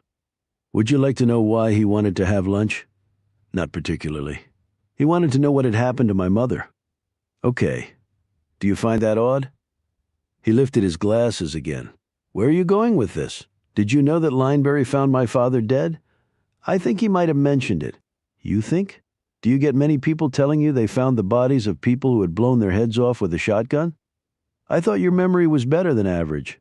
Okay, yes, I do remember him telling me that, but it was a long time ago. What does that have to do with him wanting to know about your mother? Maybe nothing. What did you tell him about her? So you want to know too? He lifted the glasses a third time. I was her friend as well, but I don't recall either of you trying to contact my mother after we left Andersonville. I didn't know where you had moved, but Lineberry had kept in touch with my dad, and my dad knew where we were. All Lineberry had to do was ask. The glasses came down again. Yes, well, I don't know what to tell you. So I guess you weren't as friendly with my father as you said. What are your questions? He asked, in a brusque tone. What were you doing the night my sister was taken? Britta said she didn't remember. Then why would I? Do you? I'd have to think about it. So what about the next day? Run me through that. I was at work. When did you hear what had happened? Britta called me at the office that morning. What did you do? I couldn't leave the office right that minute, but I did get away early. Britta had already gone to the hospital with your mother. I went over to your house. Your dad was out looking for your sister. When he got back, I saw him. That's when that idiot Barry Vincent accused Tim of having done this awful thing. He went after Vincent and I pulled them apart. Nearly got beaten up in the process. Luckily, I'm a big guy, and I was lots stronger back then. Pine looked him over. He was a big man, taller than Daniel Torr, and 30 years ago he probably was more muscular and stronger, as he had just admitted. Why weren't the police at the house to do that? As I said before, I don't know. I can just tell you that there weren't any. It was only a bunch of gawkers. Did they try to determine if anyone other than my parents were at the house that night? Again, I don't know. I only know that Britta and I weren't there. So where were you? If you really have to know, we were at our house entertaining some friends. Why didn't you tell me that the first time around? You were very blunt in your questioning. It turned me off if you want to know the truth. I always prefer the truth. Who were these friends? Just friends. We had some drinks, smoked some pot, and that was that. Friends have names. They're no longer in the area. Pine considered this as Myron climbed off the float, came over to the edge of the pool and rested his arms on the coping. He said, "Now, let me ask you some questions. What do you know about your parents' backgrounds?" Not a lot.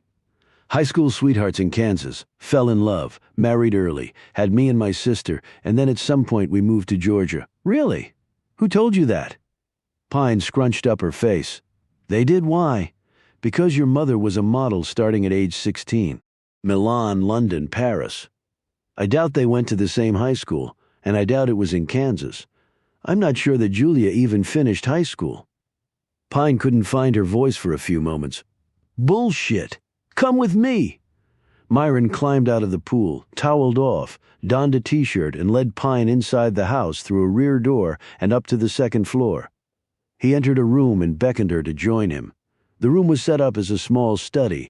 Myron tugged open the drawer of a wooden file cabinet, rummaged through it, and pulled out a magazine. He opened it to a certain page and handed it to Pine. Your mother treading the catwalk in London. Pine looked down at the open page, and her mind seemed to flutter uncomfortably as her gaze settled on the tall, leggy teenager who looked remarkably like her. A surprise, I take it, said Myron, who was watching her closely. Where did you get this? Demanded Pine. When your mom had been drinking or smoking pot, she opened up more than normal. She mentioned doing some modeling when she was a teenager. I was intrigued by that. But that doesn't explain how you came by this magazine. This was long after they had moved away from Georgia. In fact, it was only a few years ago. I did some online research on her. There wasn't anything there, but then I had a guy I knew who had access to the fashion world check into it. I gave him what I knew about your mom, including a picture I had taken of her when she did live here. It took him nearly a year, but he sent me that. But it doesn't give her name in the caption. Do you doubt that's your mother? Nobody I've ever known looked like her. It is her. Did this guy you hired tell you anything else? Myron eyed her closely. Well, for starters, he told me he thought her name wasn't Julia. What? He said she had all the tools to be really something in the industry. But she just upped and left after only being on the scene for a few years. No one knew why, and no one knew what had become of her, and no one he could find could tell him her last name. But apparently her first name was Amanda, or at least that's the one she used at the time. Why would my mother change her name? Demanded Pine. Myron, in response, spread his long, thin arms. How should I know? I'm only telling you what the guy told me. And he wasn't some chump off the street. He came highly recommended, a real pro. Can I talk to this real pro? Afraid not. Why? He dropped dead of a heart attack about a month after he reported back. Pine felt like she'd been hit by a truck.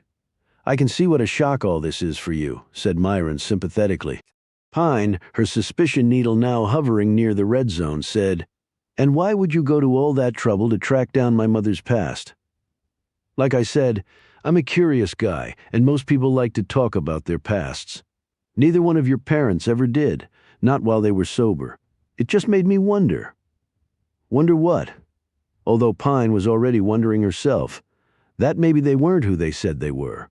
I mean, I told you her name might have been Amanda. But she comes here and it's suddenly Julia Pine. And my dad? I don't know. He could very well be who he said he was. I didn't check into him. Does Britta know about all this? She doesn't know that I investigated your mom? No, but she was there when Julia let slip that she had done some modeling. Pine slumped down in a chair as she studied the photo of what was undoubtedly her mother walking the stage at a major fashion show in London. She read a bit of the article and said in amazement, Karl Lagerfeld? This was Karl Lagerfeld's fashion show for Chanel. I basically know nothing about the fashion industry, but I've heard of him. According to my guy, your mom apparently walked the runways of all the major designers' shows around the world back then. So how did I not know this? It was long before Google. You couldn't just look it up online, and as I said, she only did that work for a short time. She wasn't like Cindy Crawford or Claudia Schiffer, who made careers out of it and became world famous. Your mother was taller and more gorgeous than any of those supermodels, but she didn't stick with it. So she passed into obscurity. No Wikipedia page or anything. Why? What happened to her? I have no idea. They just showed up here one day with two little kids in tow. From the little bit they told us, I thought they had met on a blind date or something and fell in love. So they weren't high school sweethearts? Myron took back the magazine and looked down at the photo of the long-legged Julia Pine sauntering down the catwalk in an elaborate Karl Lagerfeld creation, with her hair piled high, looking like she owned the world and everyone in it. Does she look like she would be enrolled in a high school in Kansas? She couldn't be more than 17 there. He gave her a hard stare. And when I just now said your parents showed up here with you and your sister in tow, you didn't seem surprised, and you knew you weren't born here. When I was an adult, I found out I was born in New York. It was quite an eye-opener, actually, because up till then I thought I was born in Georgia. Myron nodded but didn't comment on this. You said they didn't talk about themselves while sober. Did my dad ever talk about his past when he was drinking? Myron set the magazine down and rubbed his chin. Actually, he did. Your dad wanted to be an actor. At least that's what he said. That's why he was in New York working on his career. That might be when he met your mom. That's pretty much the only thing he ever told me about himself in the time that they lived here. Pine let out a sharp breath, feeling filled with incredulity. My dad wanted to be an actor. My mom was an international model. You're talking about someone else's life. They never told me any of that. Nothing. I don't know why they didn't. Maybe they think it didn't matter. Maybe they thought you'd believe they'd made bad choices or they'd given up their careers for their kids. I'm just speculating, obviously. I knew that neither of them had siblings, that their parents were dead. At least that's what they told me. Is that true? Or do I have grandparents or aunts and uncles I don't know about? No one has ever tried to contact me. I'm afraid I don't know anything about that part of their lives, said Myron. But why would she change her name from Amanda to Julia?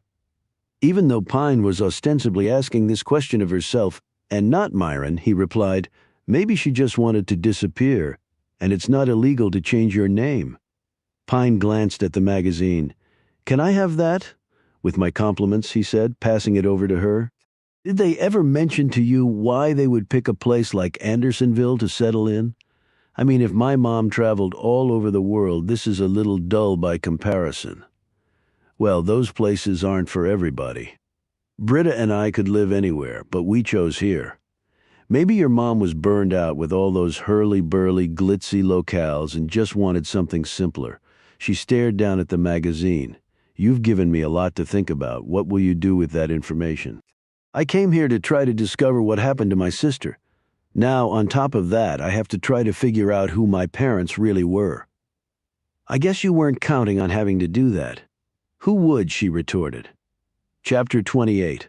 What does Lee want to talk to Myron about? Asked Britta as she prepared the coffees in the kitchen. She had glanced out the window to see Pine approaching the pool, where her husband was lying on the float. Just some questions about her parents, I would imagine. She's a skilled investigator. She'll know what to ask. Britta brought the coffees and a plate of warm corn muffins over and set them down on the table before settling in across from Bloom. You were obviously close to Julia. What did you think of her? Britta took a moment to collect her thoughts. She was a lovely woman. I don't just mean physically. In that way, she was a stunner. So tall and lean, gorgeous hair, her body and facial bone structure were perfect. I can see that Lee has taken after her in that way, but while she's very tall, too, she's far more muscular than her mother. In the world she works in, being strong and fit is more important than looks, and she worked hard to build that physical strength. I'm sure. Anyway, Julia was complicated. How so? She never really talked about her past, but I could tell she was worldly from comments she made. She had obviously traveled outside the country. Myron told me she had even been a model. That didn't surprise me. She had a model's body and face and height, although I don't think she did it long. She couldn't have, really. What do you mean? She was so young when she had the girls. Do you remember when they were born? Oh, no, they weren't born here. Bloom remained stoic, though this remark had startled her. The girls were around 2 when Tim and Julia came to Andersonville. Okay, said Bloom. I've only seen one picture. It was just of Agent Pine and her sister, none of her parents. Agent Pine said it was the only one she had. Just the one photo? That's strange. Do you have one of the Pines? Let me look. I'll be back in a minute after she left. Blum watched from the window as Myron got out of the pool, toweled off, put on a shirt, and led Pine up a set of exterior stairs to the second level. Her boss looked surprised. Maybe Myron was giving her information similar to what Britta was providing Blum. Here. Blum turned to see Britta coming back and carrying a small snapshot. She handed it over to Blum. I think this was from when the girls turned 4. The Pines were all lined up in a row. Tim on one end, the slightly taller Julia on the other. In between were Pine and her sister Mercy. Blum looked more closely. Boy, you really can't tell them apart, except Atlee is wearing pants and Mercy a frilly dress. At least I think that's right. It is. Lee was always the tomboy. Mercy was the girly girl. That was really the only way we could tell them apart. You almost never caught Lee in a dress, and certainly nothing that frilly. Her mother is extraordinarily beautiful, and Tim was nothing to sneeze at either. I can tell you that during the summer when he was working outside in shorts and without his shirt on, well, some of the ladies who lived nearby would find excuses to come by just to sigh, myself included. Bloom smiled. I think I would have been part of that group. Did they ever tell you anything more about their lives before coming to Andersonville? No, like I said, Julia kept things close to the vest, and Tim wasn't much of a talker. Bloom bit into a muffin and took a sip of her coffee. So how did you and your husband end up here? Britta's features softened. Myron had a friend in the mining industry. He helped get Myron a job with the bauxite operation. And a computer guy liked working at a mine. He didn't do the heavy lifting. His job was more scientific. In fact, he helped come up with a couple of uses of bauxite that they didn't even know about back then. He's always been an out-of-the-box thinker. How did you two meet? A blind date over in Huntsville, Alabama. I had just graduated from college, and Myron had been out a year. He was very tall and nice-looking, but quiet. I had no idea he was a genius. He just seemed aloof. Most people didn't understand him, but we hit it off. We've been together a long time. Her voice trailed off. I thought I'd be a grandmother by now. I thought a lot of things would have happened that never will. Bloom put a hand on the other woman's arm. I'm so very sorry, Britta. I can't imagine how deeply painful that must have been for you. Yes, well, as they say, life goes on, and we've made the best lives we can considering. But there's not a day that goes by that I don't think of my children and what could have been. Bloom gave her arm another squeeze and then sat back. Britta finally sighed, took a drink of her coffee and looked up. You and Lee seem to get along really well? Bloom, grateful for the change in the conversation, said. She's a great boss and a better agent. I'm sure you're very proud of her. She's worked for everything she's got. The Bureau is still largely a man's domain, but she jumped right in and pulled her weight from day one. She doesn't take crap from anybody, and if you want to be a misogynist around her, you do so at your peril. Believe me, I've seen it. Britta glanced at the window. I wonder how she and Myron are getting on. I assume he knows all the things you've shared with me. Oh yes, maybe more. Then he's probably already told them to Agent Pine. Can't she ask Julia directly about all of this? She's still alive, isn't she?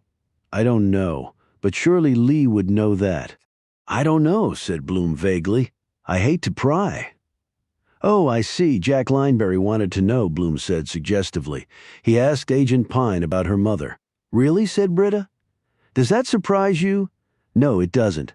They were very good friends. How good, Bloom wanted to ask, but decided not to go there. Do you enjoy working at the FBI? Asked Britta. Yes, I do. It's never a dull moment with Agent Pine. Right before she came out here, she saved a little girl on an Amber Alert. The creep who snatched her was a convicted pedophile who had raped and probably murdered young girls in the past. Agent Pine took him on solo, and he got the short end of that stick. The guy's going away for good now, and thank God for that. She sounds very formidable. That's a good word choice, actually. Her mother must be proud. Is she? Wondered Bloom. Chapter 29. Pine and Bloom were at the Clink having dinner that night. Earlier, they had filled in each other about their respective conversations with Myron and Britta. This must be very distressing for you, Agent Pine. What? Knowing absolutely nothing about where I came from or who my parents really were, or the parts that I was told just being lies. What do you remember about their pasts? Only what they told me, which was very little. What about after you left here? As I said before, we moved to a small town in South Carolina. Then, years later, my parents split up because of what had happened. Pine played with her paper napkin. I always assumed that was the reason they argued constantly. It was about a lot of things, but Mercy's name kept coming up. What happened after that? I chose to live with my mom. We stayed in South Carolina and my dad lived nearby. Then that all changed. How so? I was just about to start high school when my mother told me we were moving. Moving where? She didn't tell me until the movers came. We ended up going to Texas. Did she say why? Not really. And did you ever learn where you were actually born? Britta was very clear that you were not born here. She paused and added, I was very surprised by that, but don't worry, I didn't let her see that. Pine looked at Bloom, easily reading her thoughts. I know where I was born. I'm sorry I didn't tell you that before. You have the right to keep your private information private, Agent Pine, but I hope you know that anything you do tell me will be kept in the strictest confidence. I know that, Carol. She paused, marshaling her thoughts. I was born in New York. They didn't tell me that. I only knew because I had to apply for a passport when I was in college. I was into Olympic-style weightlifting, and I had to travel overseas for competitions. I remember looking at my birth certificate, which I needed to get a passport. I had asked my mom for it. I just sat there staring at the piece of paper for the longest time. You see, up to that point, I'd always thought I'd been born in Georgia. I really had no recollection of living in New York. Well, since Britta believed you moved here when you were around too, it's not surprising you have no memory of New York. I asked my mom about it. She just sort of blew it off. Said, of course, I was born there and that we had moved to Georgia later. She said she had told me, but I don't think I would have forgotten that. No, I don't think you would have. It was tough moving to Texas right before I started high school. I'd made some friends. Now I was starting from scratch. She paused. My dad wasn't around anymore. I rebelled. I started binge drinking, did some shoplifting, smoked some weed. The police got called in. I was definitely going down a bad path. What happened to turn you around? Your mom? No, it wasn't her. She tried to talk sense into me, but I wasn't prepared to listen. I was too upset with her for moving and my dad not being around. And I was really missing Mercy. I felt alone, I guess. So what happened then? This is going to sound stupid. I've seen a lot of life. So try me. There was a little carnival where we lived. It had a fortune teller. I got my fortune read. I don't know why. Anyway, the lady told me something. What was that? She felt my palm and said she sensed 2 heartbeats in me, not one. And she told me she thought I knew why. Blum sat back. Mercy? Pine nodded.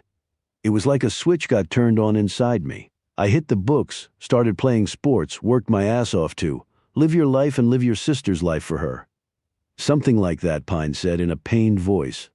And in the interest of full disclosure, I came home from college one summer and my mother had gone. There was a note to me saying that she basically had to move on. She left enough money for me to live off and to pay for the rest of my education. I haven't seen her since. My God, said a visibly distressed Blum. She just abandoned you? Well, since I was an adult, legally that wasn't the case, but in every other aspect of the word, yes, she abandoned me. I called the police and filed a missing persons report, but there's no law against an adult going away voluntarily.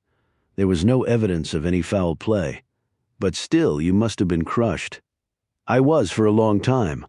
I looked for her, of course, then, when I became an FBI agent. I looked harder, all in my spare time. I still came up with Zip. I keep looking periodically, but it's like she vanished off the face of the earth. She might very well be dead. Pine looked down. It would just be nice to know one way or another. Well, it turned out okay. You're an FBI agent. Jury's still out on that. Pine said ominously as she took a sip of her beer. Despite what Dobbs said, he could pull the plug on me at any time. Why risk his own career for me? Well, I know he can be pretty tough, but he might surprise you, Agent Pine. He gave you this chance to get things right. He didn't have to do that. You're right, he didn't. What did your mother do for work when you both moved to Texas? Why? I'm just trying to put some thoughts together. She didn't work, not right away. But then how did she support both of you? She said she'd inherited some money from some distant relative. Pine glanced up to see Bloom's incredulous look.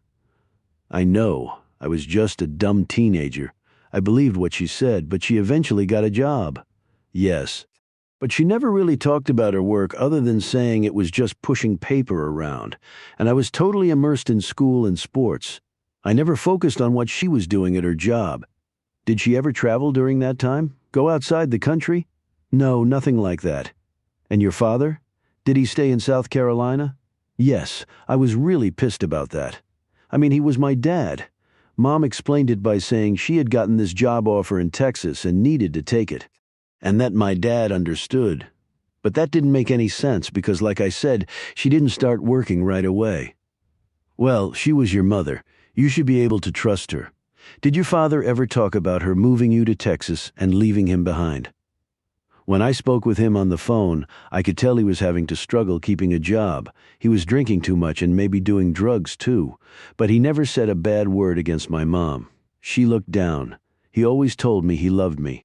That he was so very sorry about Mercy, but that he was glad that I was still in his life. And then, when I was in college, my mom got a call. He'd been found dead, a suicide. I was told that it was in Louisiana in some motel, only apparently it wasn't. That's right, said Blum. Jack Lineberry said it was at your dad's apartment in Virginia, which is where I guess he had moved to. But he never mentioned that to you. Never. Anyway, my mom went to handle the arrangements, or so she told me. I wanted to go, but she wouldn't let me. He was cremated.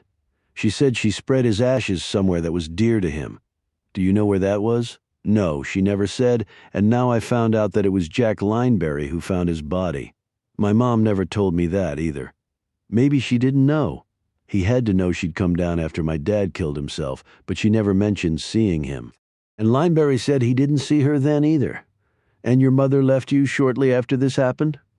Yes, within a couple of months, in fact. This is all so strange, observed Bloom. Pine shook her head. Here I am, an investigator, trained to ferret out the truth, to tell when people are lying, to see things when they're off. And now talking about my own life, there were so many red flags. How the hell did I not see them, Carol? I mean, how in the hell? It's just that when this was all happening, you were not a trained investigator. And people want to believe in and trust their loved ones, particularly kids with their parents. Well, now I have to see the truth when it's staring me in the face. Let's go back to the money she left you. Any idea where it came from? No, it was a lot though, but the bank said it was okay. It was her money. Well, she obviously wanted to take care of you when she left, but why did she leave? I'd much rather have had my mother than a bank account. Neither spoke for a bit until Bloom said, Your mother was very beautiful. When Britta showed me that photo of her, I mean, wow, she has a photo of my mother. Yes, I'm sorry. I guess there's no way you could have known that. She turned all the men's heads down here. Even as a kid, I could see that. Do you think any of this might have a bearing on what happened to your sister? Pine took a sip of beer. Meaning, did my parents' secretive past play some role in my being attacked and Mercy's disappearing? Yes. I've started to think about that possibility. But we're here now and we have to keep plugging. What we learn here may have a bearing on where my mom might have gone. Hey, y'all. They looked up to see Cy Tanner and Agnes Ridley heading to their table. Tanner had on the same pair of jeans but a freshly laundered denim shirt. His old Stetson was in his hands. His huge belt buckle was engraved with the image of a Budweiser beer can. Ridley's cotton dress was yellow and long-sleeved, and she had canvas tennis shoes on showing red, swollen ankles. Her gray hair hung limply around her shoulders. Hey back, replied Blum. Mind if we join you? Asked Tanner. Come on, replied Pine, eyeing Ridley. The pair sat down at their table. Tanner hooked his hat on a chair back, raised his hand, and ordered a beer. Another body, said Ridley. My lord. Do they know who it is? Asked Tanner. Not yet. I heard he was dressed up fancy, said Ridley. Who told you that? Said Pine sharply. You can't keep nothing secret in this place, commented Tanner. So are you investigating that too, Lee? Asked Ridley. I'm helping out the detective on the case, but with the second murder, they're going to call in reinforcements. Like who? Asked Tanner. The waitress delivered his beer, and he took a long drink before wiping his mouth with the back of his hand. They all looked over as the door to the restaurant opened. Like him, said Blum. Standing there was a 6-foot-tall, broad-shouldered man in his late 30s, dressed in a dark suit, white shirt, and a striped tie. Over his suit jacket was a dark blue FBI windbreaker. When Pine's gaze fell on him, her jaw went slack and she muttered, Son of a bitch. Do you know him? Asked Bloom, who had heard what Pine had said. FBI Special Agent Eddie Laredo, said Pine. Is he a friend or what? Or what, replied Pine. Chapter 30, Edie Laredo's pair of sharp light green eyes alighted on Pine and held there like a magnet on metal. The man had a square jaw and a long, slender nose cleaving his face precisely in two. His thick eyebrows were as dark as his hair. His neck was long and descended into a pair of broad shoulders that nicely filled out his jacket. His torso tapered to a narrow waist, and his muscled thighs rode tight against his dress slacks, but it was the eyes that held one's attention. Calm, but perhaps a bit threatening in their intensity. He walked across the room and came to stand next to Pine. Hello, Eddie, she said, not looking up at him. Heard you were in town, Atlee, he said quietly. Now she did glance at him. And who did you hear that from? Just around. Phoenix. Just around. He drew an empty chair from another table and slid it next to her and sat down. He glanced at the others and nodded. Agent Laredo, FBI?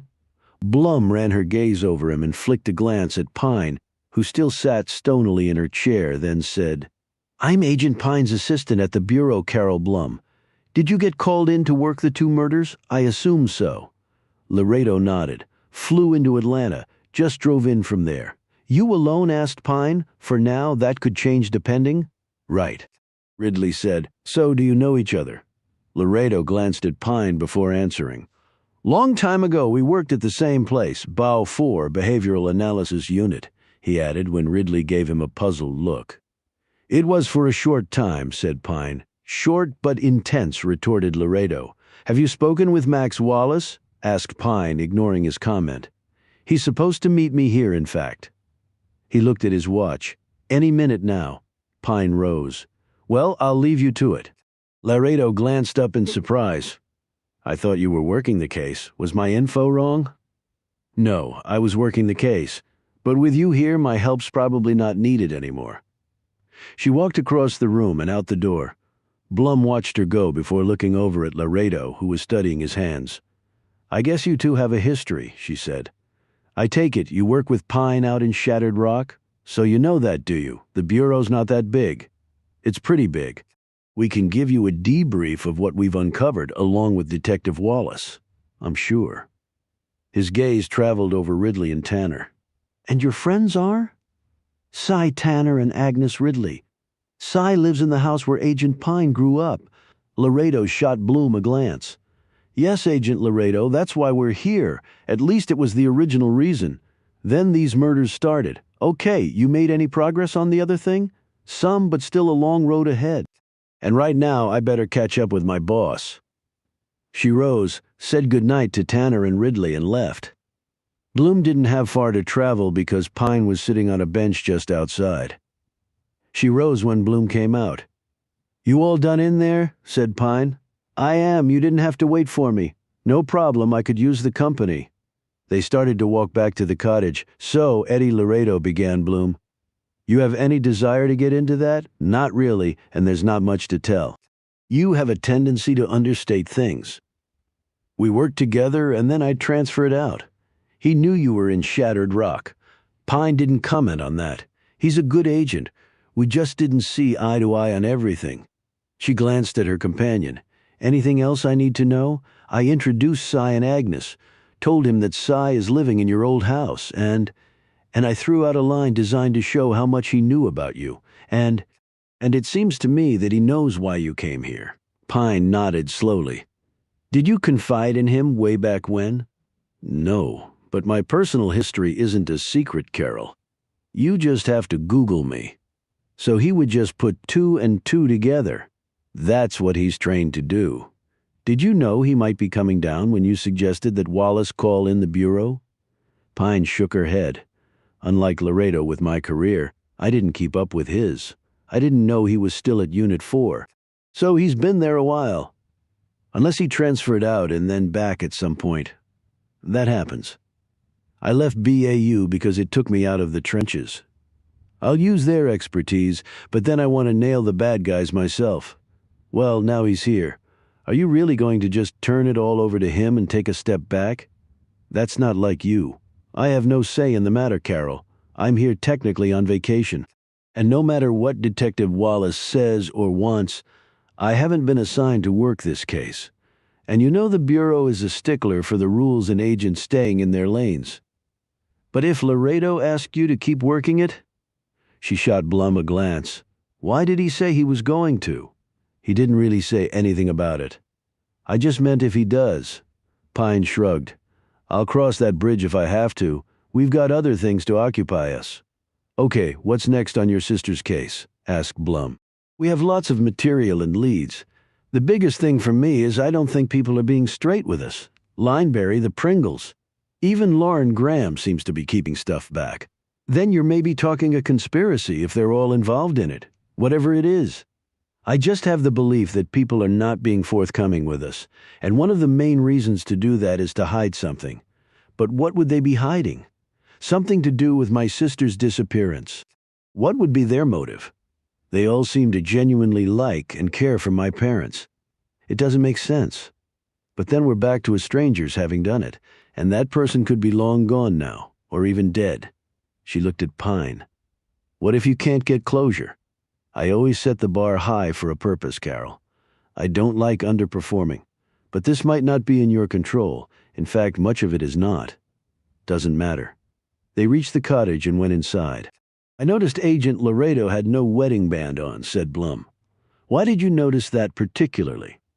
I just do. And I think a lot of other women do too. Pine shrugged. He was married when I knew him. Maybe he got divorced. That happens a lot with the Bureau. It's an unforgiving occupation and a lonely one for spouses.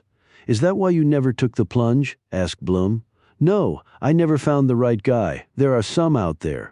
Sure there are. They just never came my way. Pine headed up to her room. Bloom did not follow. She stood there at the bottom of the steps and made an executive decision. She made a phone call, asked her questions, and set her phone down.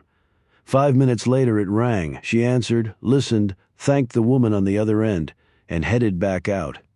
Score 1 for the legendary FBI admin staff. Chapter 31. Wallace and Laredo were sitting at the same table as Pine and Bloom had been. Tanner and Ridley had left. Blum came in, spotted the pair, and hurried across, taking a seat next to Wallace. Carol, said Wallace. I hear Agent Pine didn't stick around. She had some other things to attend to, but she sent me back to stay in the loop. Laredo shot her a curious look at this remark, but didn't comment. Well, that's good to hear. As I was telling Agent Laredo and already told your boss, we've run into a brick wall with Hannah Rebeny. Nothing after she left her apartment building that day. No phone activity. No credit card purchases or debit card withdrawals. No one saw her or anyone with her. It's like she fell off the face of the earth. Well, she landed in Andersonville, Georgia, pointed out Bloom. Did you dust the apartment for prints? Asked Laredo. Yes. We've done elimination prints, and there are none unaccounted for. The only set of male prints was from Clemens's current boyfriend. He was in Miami at all relevant times. What about the second victim? Anything on him yet? Yes, we did luck out there. Prince just came back with a hit. He's Lane Gillespie, 32 years old. Last known address was Savannah. What do we know about him? Asked Laredo. He was in the Army for a few years, left with a general discharge. Not an honorable discharge, but not a DD either, mused Laredo, referring to a dishonorable discharge, and not a bad conduct discharge either, said Bloom. But was it a general discharge under honorable conditions or not? They both looked at her quizzically. My oldest son is an MP in the Army, she explained, so I know the lingo. A general discharge under honorable conditions means the person performed satisfactorily but didn't reach the conduct level expected of a military member. By contrast, a general discharge not under honorable conditions means the person failed to achieve a satisfactory level of performance. It has to be listed in his exit papers, which was Gillespie. General discharge but not under honorable conditions, said Wallace, looking at his notes. And the reasons? Asked Bloom. The only thing it said was that he failed to achieve the conduct levels expected of him, like you said. He paused. But part of his military record was redacted. At least the part I got was, Bloom and Laredo exchanged a glance. I wonder why, said Laredo. Wallace shrugged. I made inquiries and got nowhere. After he left the Army, Gillespie bounced around, did various jobs. Nothing stuck for long. What was he doing in Savannah? Asked Laredo. Not sure. Need to run that down. It's only a little over a 3-hour drive from here. Plan to go over there tomorrow. Anything he was involved in that might have gotten him killed here? Asked Laredo. Not that we know so far. The post is tomorrow. Agent Pine wanted to be in attendance when they cut Gillespie up. He glanced at Bloom. Does that still hold? Just because I officially called in the Bureau doesn't mean I don't welcome her continued participation. He shot Laredo a look. If you're okay with that? To this Laredo merely gave a curt nod that Blum took neither as an overwhelmingly supportive response nor as a totally dismissive one. Blum volunteered. I think she still wants to be involved. Good, well, that's it for now. Wallace rose. I need to be getting home. I think my wife is close to forgetting my name and what I look like." He nodded to each of them and left. Bloom immediately focused her full attention on Laredo. "You want to talk about it, Agent Laredo?" He fiddled with the paper from his straw as he looked at her from under hooded eyes. "I'm not sure what it is, Miss Bloom."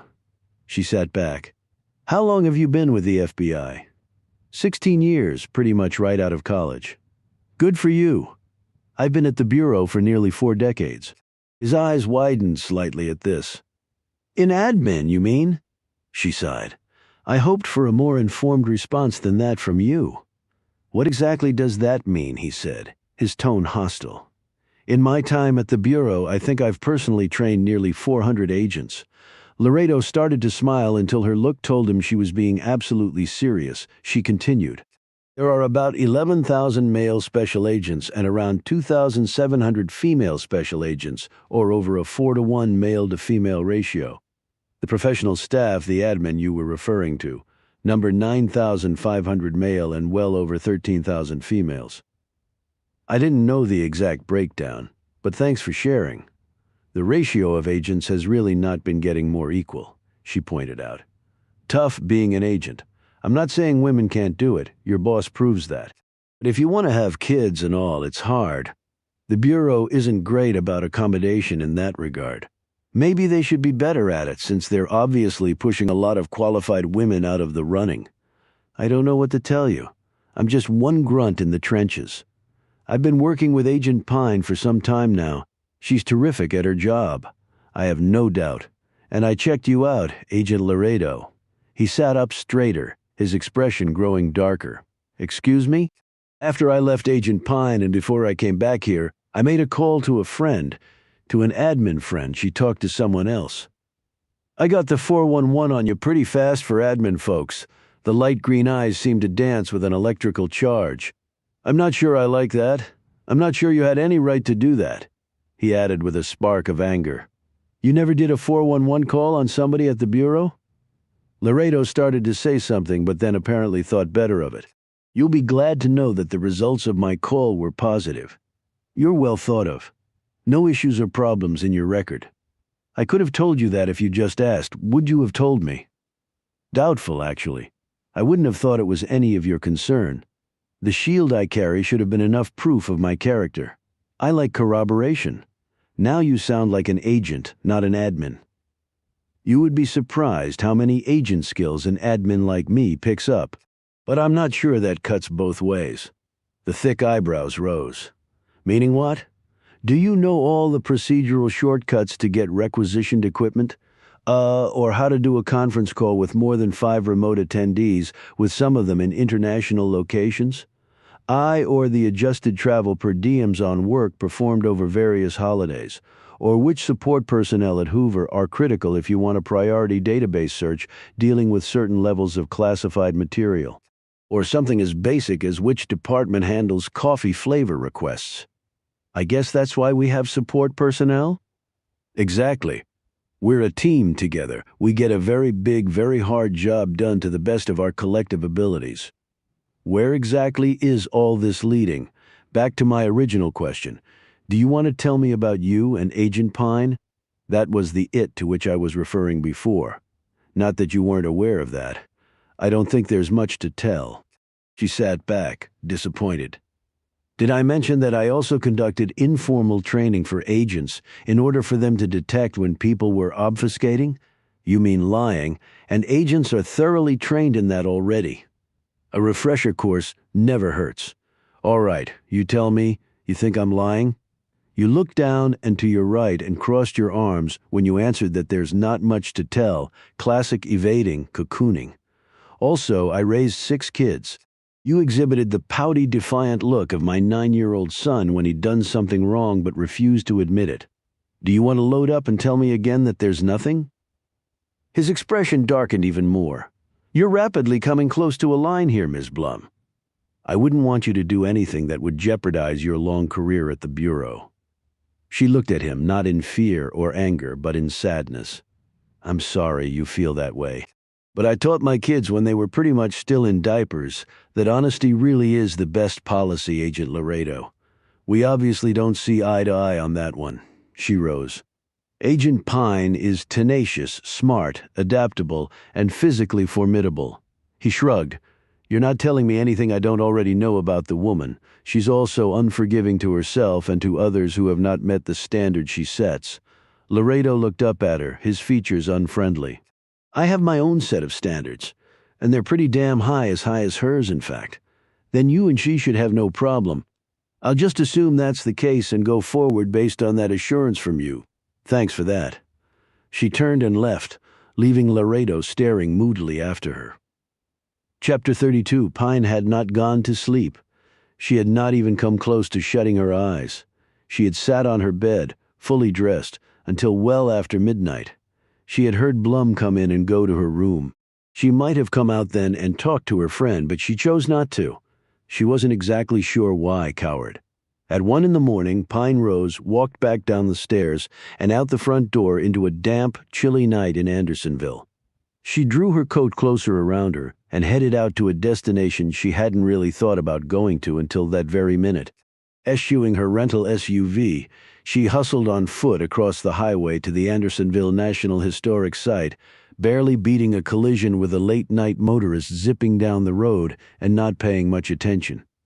She entered the grounds and soon reached the location of the second victim's body. The police tape was still up, but there was no one guarding the crime scene. Apparently all available evidence had already been collected, or perhaps, like the spot where Hannah Rebane had been found, it was a simple lack of manpower, although with the Bureau now officially involved, additional resources had been deployed. She had never imagined that the additional resources would be Eddie Laredo. She looked down at the spot where the body had been found. She didn't know yet that he'd been identified as Lane Gillespie, formerly of the U.S. Army with a general discharge for reasons as yet unknown. She didn't know that he had lived last in Savannah.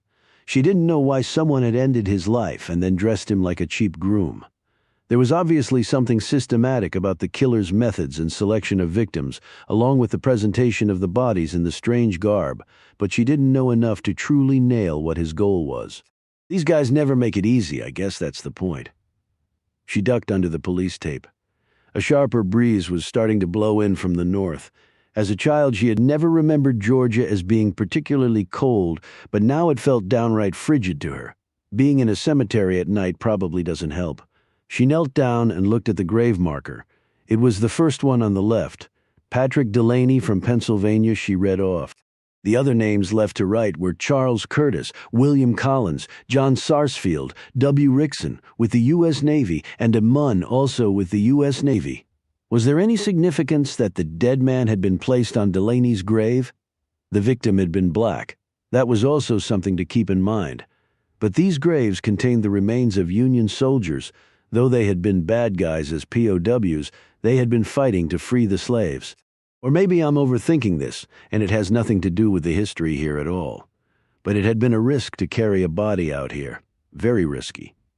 But then it had been dicey to leave the body of Hannah Rebane in a public area.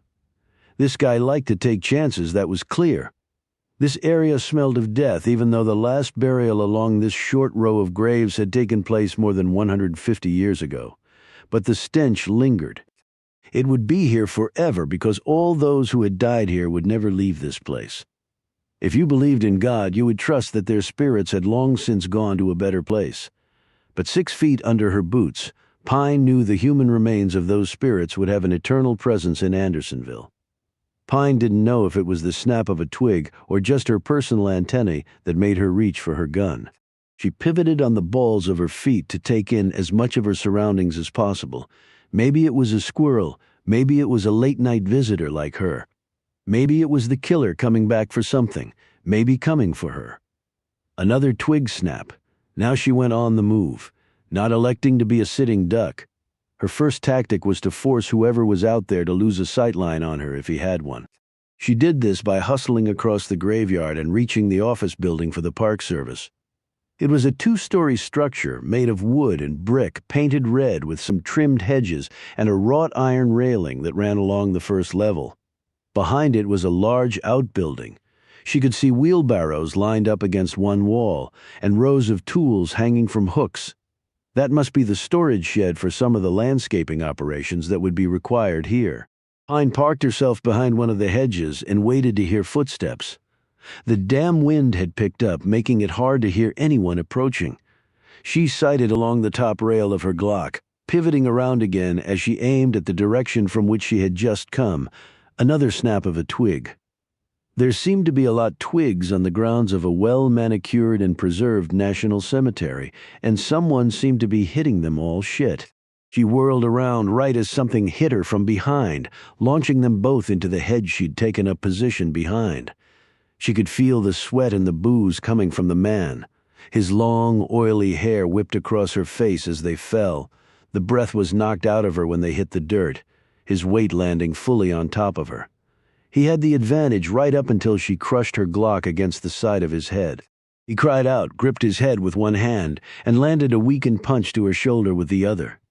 Pine absorbed the blow with a grimace, then planted her knee in his groin and kept it wedged there while she landed a straight palm strike to her attacker's nose. He responded by slamming all of his weight down on her, ripping the air from her lungs. He gripped her gun hand with his, and now things were getting perilous until she got her elbow under his throat and cut off his air. When he pulled back to try to draw a breath, as she knew he would, she slammed the crown of her head against his already busted nose. The nose was a sensitive appendage. One blow hurt. A second blow disabled. He got to his knees, freeing her from his bulk, his body teetering from side to side. She slid out from under him and drove him to the ground by landing a brutal kick to his kidneys. When he fell sideways, she stomped his head, drilling it into the grass. Red blood now colored the green blades. She added one more stomp for good measure and the man stiffened, then went slack. Pine had about 2 seconds to enjoy her triumph when she was knocked off her feet a second time by another man who hit her right at the waist, lifted her off the ground and pitched her over his head. She could have hit the ground flat on her back or her head, either of which would have left her stunned. But she put out her hand, let it strike the ground first to give her a bit of leverage, and then tucked and rolled, coming to her feet, quicker than her attacker probably thought would have been possible, although there was now a shooting pain in the arm and shoulder she'd used to lessen the impact of her fall, and, even more problematic, she had lost her gun in the process, and with it her main advantage. The man rose in front of her. He was big, over 6'3", nearly twice her weight. She could tell even in the dim moonlight that he was pissed off beyond belief, and he was about to take all this fury out on her. She sat on her haunches as he gathered steam and whatever wits he possessed.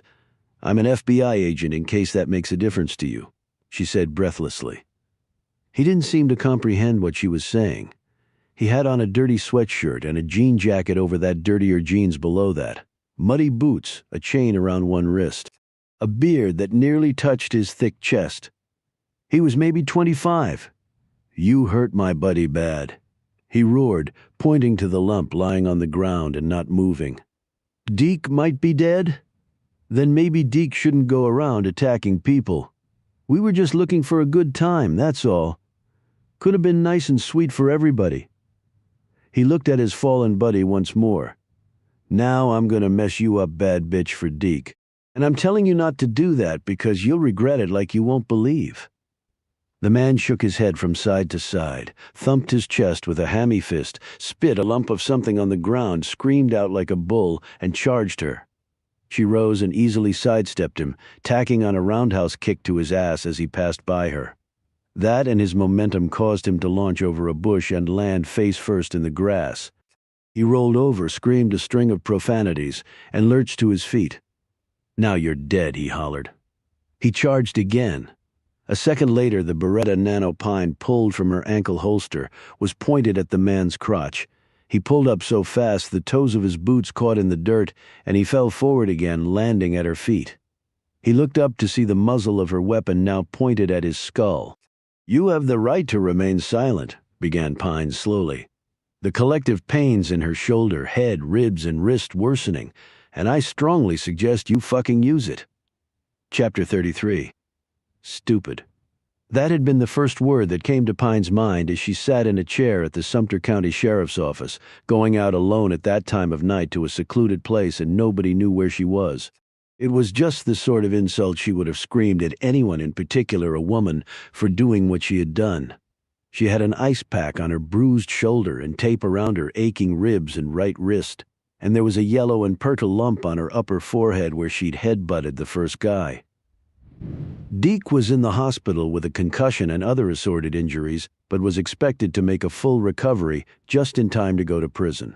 His buddy was in a holding cell yelling that he wanted a lawyer, and that bitch started it. The cops had shown up about 10 minutes after she had called them. Deke had still been unconscious, and the other moron was still screaming at her for busting Deke up. Just wanted a good time, and there she was. What's wrong with that? He kept saying over and over, as though that was perfectly reasonable and should have been enough of an explanation to let him and his buddy go on their way. I mean, why else would a gal be out there at that time a night less she wanted some? She had told her story to the first cops on the scene after she called them. She had told her story a second time to a detective with a notepad and a tired expression.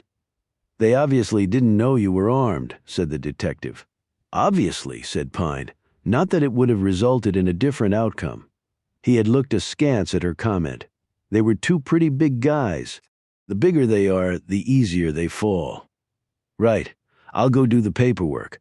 We'll need you to sign your statement when it's ready." "With pleasure." And she had sat right there, signed her statement, and was about to leave when she looked up to see a flustered Max Wallace hurrying down the hall toward her.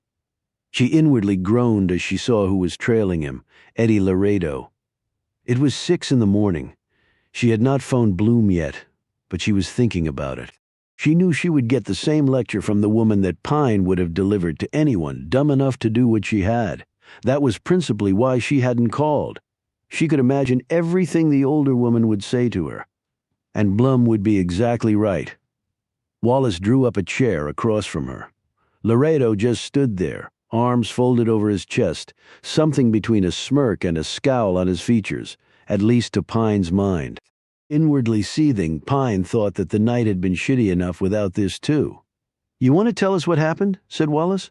He patted his pockets for something, pulled out a single bent cigarette, and popped it unlighted into his mouth.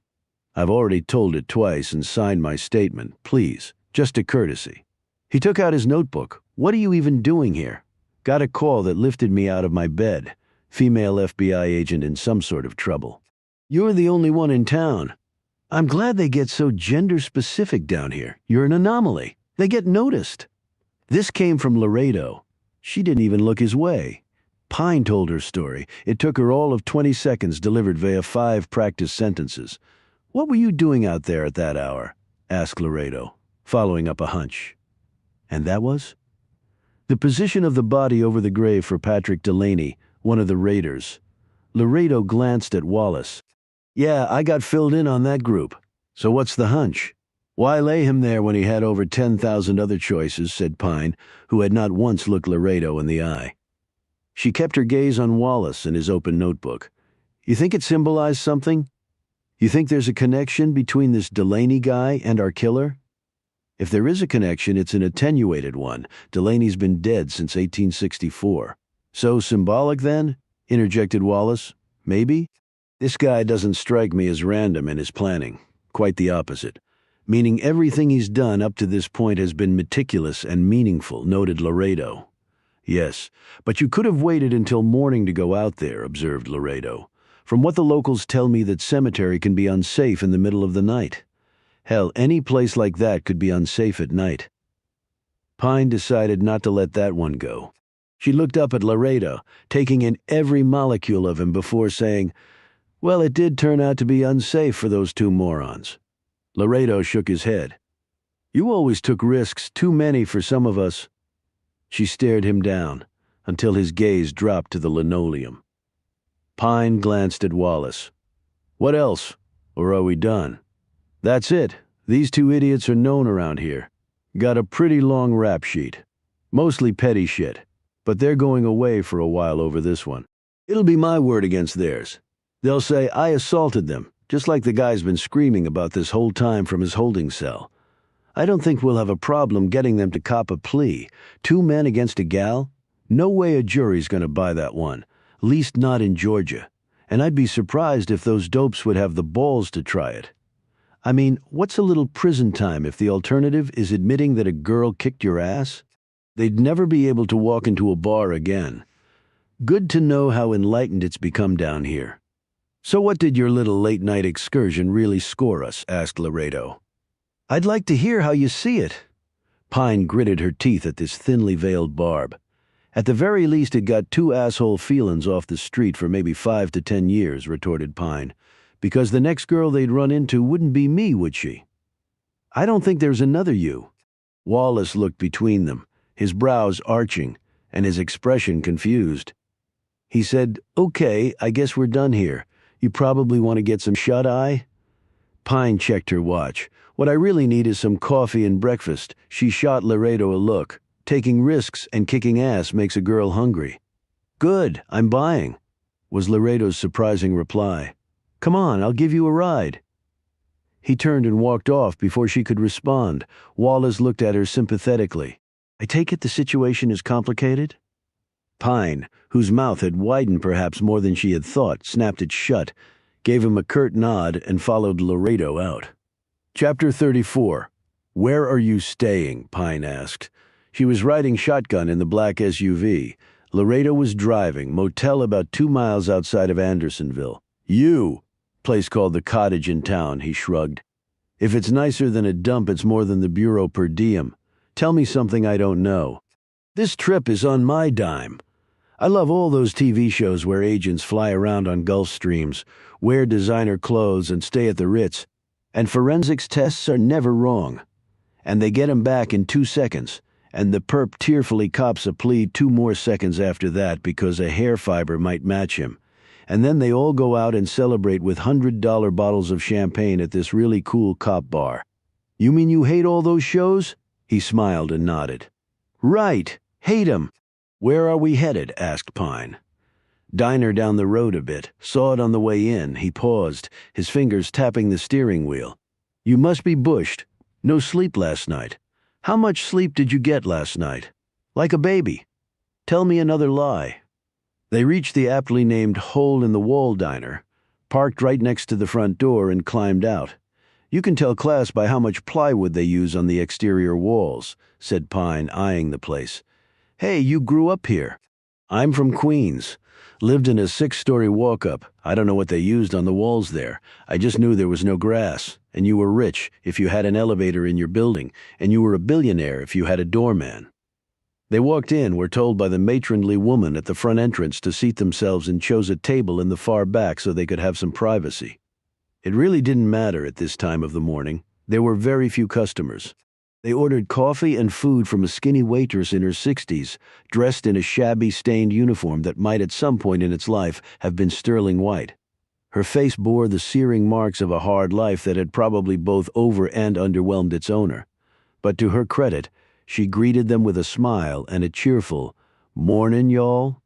She didn't comment on the bruise on Pine's forehead or the visible stiffness of her limbs. Maybe she saw battered people come in all the time here, thought Pine. They sipped the coffee while Laredo ran his gaze over Pine. "How's your head feel?" "Why are you really here?" she snapped. "It's my job, bullshit. You saying you're the only agent in BAU 4? It was my turn, bullshit a second time." She leaned forward. "Why do I think when my name floated across the request for assistance in D.C. that you pushed yourself up to the front of the line?" "Don't flatter yourself, Pine." "Then tell me I'm wrong, Laredo." He fiddled with his paper napkin, tearing it into neat triangles. She observed this. "Never got over your little rituals." "We all have rituals. Maybe you're on one of yours right now." "I haven't been back to this place since I was a kid." "Maybe not physically. So now you're a shrink. I'm not even lying on a couch. I mean, come on. You can do better than that, can't you, Eddie?" An uncomfortably long silence passed. "Maybe you're right. Maybe I did come down here because I saw you were involved." "Why would it matter to you? We said our piece and our goodbyes a long time ago." He stopped fiddling with the napkin. "You did. I never got a chance to." She pointed at his ring finger. "What happened there?" He rubbed the spot with his thumb. "Denise divorced me and took the boys long time ago. Any particular reason?" "Let's see. I was never home because I was working ungodly hours. Half the time I couldn't tell her where I was or what I was doing. The straw that broke the camel's back was when I pulled an undercover gig and got outed, and some cartel lowlife threatened my family. Were you still in D.C.? No. Before we called it quits, I finagled a transfer to New York, back to my hometown. I thought it would be good for everybody. Fresh start. And Denise got a part-time job down on Wall Street and fell for a hedge fund manager who makes more money in a day than I'll make in my entire life. They live in London now, and they have another place in the south of France and travel there on a private jet. She is loving life after ditching her FBI spouse. I didn't know her all that well, but Denise never struck me as being that shallow. Laredo balled up the pieces of napkin and set it down next to the salt shaker. She's not. She would have stayed with me if I was down to my last nickel, if I had an ordinary job that didn't require me to put my neck out. The most dangerous thing her current hubby does is swing a golf club, a lot less worrying for Denise. And the kids? I see them a couple times a year when they come over. I get to show my kids the other side of life at my little apartment in Virginia. The strain now showed on Laredo's lean face. Fact is, well, they see him as more of their father now than me. Nature of the beast, I guess. I'm like the odd uncle who drops in every once in a while for an awkward visit that everyone involved can't wait to be over. Everyone except me, he added quietly. Pine dropped her gaze and with it her aggressive attitude. I'm sorry, Eddie, that must be really tough to handle, he shrugged. You make your bed thing, you know? Just like that. If you'd like, I can cry into the beer I'm probably going to order with my dinner tonight, but I prefer the stoic route. It's in the Bureau handbook, after all. Your sons should get to know you better, understand what you do for a living. I don't know this hedge fund guy from Adam. For all I know, he's a saint. But he's not risking his life for his country. He's not sacrificing anything for anybody. Not like when you wear the shield, my boys know. At least I think they do. Maybe when they get older, we can hang together more. It might be too late by then. He gave her the eye. How about you? Is it too late for you? In what context? She said stonily. You could have been in the number 3 spot at WFO by now, said Laredo, referring to the FBI's prestigious Washington field office. Maybe the number 2 by the time you were 40? You had the talent and the drive, but not the desire.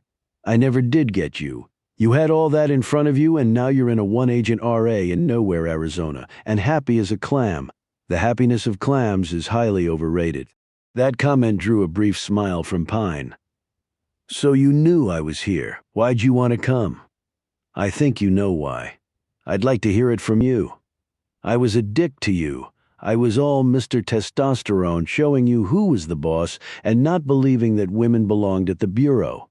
I did everything I could to screw with you, and despite what you just said, I think I drove you away from the place you were meant to be, and I never apologized for any of that. And I came down here to tell you that.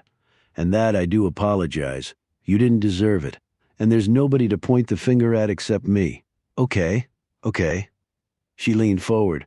But I didn't leave WFO because of you, Eddie. Yeah, you were all those things, but you never made a run at me like some other guys did, thinking I'd be thrilled to fall into bed with them. I was happily married back then, and even if I weren't, I wouldn't have done that to you. I can be an ass, but not that kind. I left WFO because I don't like crowds. I don't like vertical living. I like the wide open spaces. I like to be by myself handling my own cases without some bureaucrat looking over my shoulder every second. I never cared about being in the number 3, 2, or 1 spot. I work my cases and catch my bad guys. That's it. Fair enough. He hunched over. Anyway, after the divorce, I got some professional help, made me see things with more clarity. It was through the Bureau. They offer that service. He gave her a quick glance. Did you know that? Why do you ask? She said coolly. Because you've been to see Daniel James tour 3 times now. Her expression tightened. And why do you know that? And what the hell business is it of yours? The Bureau is a small ecosystem. That doesn't answer my second question. Amber Alert in Colorado? A perp who you nearly killed? You getting time off to come here and clear your past? That's what this is about, right? Pine looked away. Her expression now seemed weary. Word does get around, apparently. There's no apparently about it. You're here to find out what happened to your sister and salvage your career. I want you to do both, because I don't want the Bureau to lose you." She sat back and looked at him in amazement. "Whatever professional help you got, they need to bottle, or else you are a world-class bullshitter. It took me a while, but I finally got it right. But you still didn't answer my question." Pine didn't respond right away. When she did, her tone was distant, as though she were no longer in the moment. "You're right about why I'm here on both counts, and what I do know is I've run out of time not to try anymore, if that makes sense." He nodded. "It actually does. I got a second shot. I don't intend to waste it. Okay, I'm down here to look into these two murders. But if you want a second pair of eyes on what happened all those years ago, well, I'm here for that too. I can't promise you're going to get what you came here for, and I'm no genius. Just an agent doing his thing. And is this payback for all those years ago to make yourself feel better? Because if it is, you don't have to. And I don't want you to. I'm an agent. You're an agent. We took an oath to serve and protect. That includes everybody, you and me. We carry the same shield. You want to catch whoever hurt you and abducted your sister. That's a federal crime. That's what I do for a living. That's why I'm here. No other reason than that since I delivered my apology." She studied him with the intensity of a mass spectrometer. "I think you really have changed. We all change, Atlee, for better or worse. Right up until the moment we get dropped in a hole 6 feet down." Chapter 35, Blum told Pine she was not going to lecture her about that previous night, and then she proceeded to do just that. When she'd finished venting, Pine said, "Do you feel better?" "Not really. How about you? Not really. How's your head?" "The bruising is already starting to subside." They were once more sitting in the breakfast room at the cottage. Pine had gotten about 5 hours' worth of deep sleep, showered and changed, and had some lunch that did not sit well in her belly, because it was churning with a lot of stuff. She had filled Bloom in on her trip to the cemetery and her hunches about the positioning of the body over one particular grave.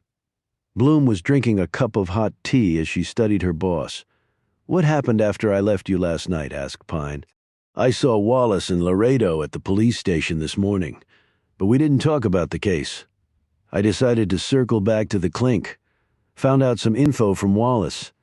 She proceeded to tell Pine about Lane Gillespie being identified and his military background. "Discharged but not under honorable conditions," said Pine thoughtfully. "Any ideas?" "I didn't have any, which is why I called my son the MP. He had some ideas, such as..." "Gillespie did something that the brass didn't like, but it was also something they didn't want to make a fuss about. Solution.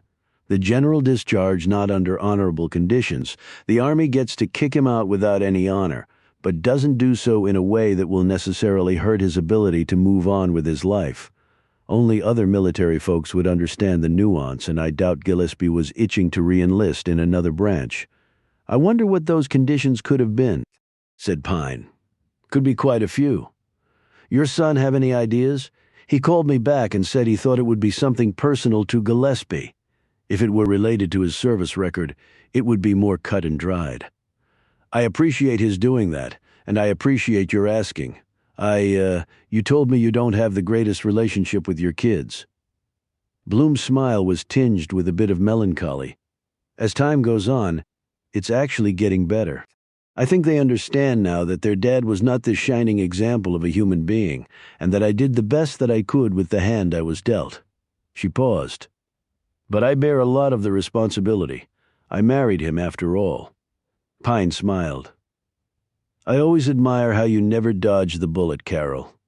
It's not worth doing. Eventually it will hit its target anyway. Savannah, huh? Yes. Wallace wants to go there? That's what he said. When? Whenever you're ready. I'm ready now. I thought you would be, which is why I phoned him, and he's on his way over now." Blum gave Pine a look that gave her pause. "Yes," she said to her assistant. "Wallace told me that you and Laredo went to breakfast this morning. We did. How did that go? It went okay, believe it or not. Did the air get cleared? Is that what you think the issue was?" "I don't know. I'm shooting somewhat blind here." "Wallace mentioned to me that it seemed complicated, and I didn't disagree with him." "Okay, so it is complicated, Carol. That's as far as I'm going, and he's here just to work the case." He did say that he would be willing to help me on my sister's case. And you're okay with that? He's an experienced criminal investigator. I can use all the help I can get. When will Wallace get here? About 10 minutes. Agent Laredo will be with him, as he should be. He's the field agent on this. And your sister's case? I mean, with Agent Laredo here, you could focus on that. Detective Wallace has the weight of the Bureau behind him now. Do you want to stop working this case? It's not up to me. I came here to support you. I just don't want you to fill your plate up so much. You get disappointed one way or another. You really know how to push me into an uncomfortable corner. Is there a comfortable corner? Because I've yet to encounter one in my life. We're women, Carol. We can multitask. Since I am a woman, I can tell you that's a glib retort, but doesn't really answer my question. Pine stared down at her hands. When I was a kid, I never thought about working in law enforcement. When I lost Mercy, I just closed up inside. I didn't make any friends. My parents were there, but there was this void, you know? Yes, I can see that. I found my calling in sports. I could play any of them and do well. I enjoyed it, but those were all team sports. I had to be part of something, and it was hard. Really hard. I found I couldn't connect with people. I was terrified that eventually the conversation would come around to family, and then what would I say? It was like I was carrying around this terrible dark secret. I know it makes no sense, but I felt ashamed.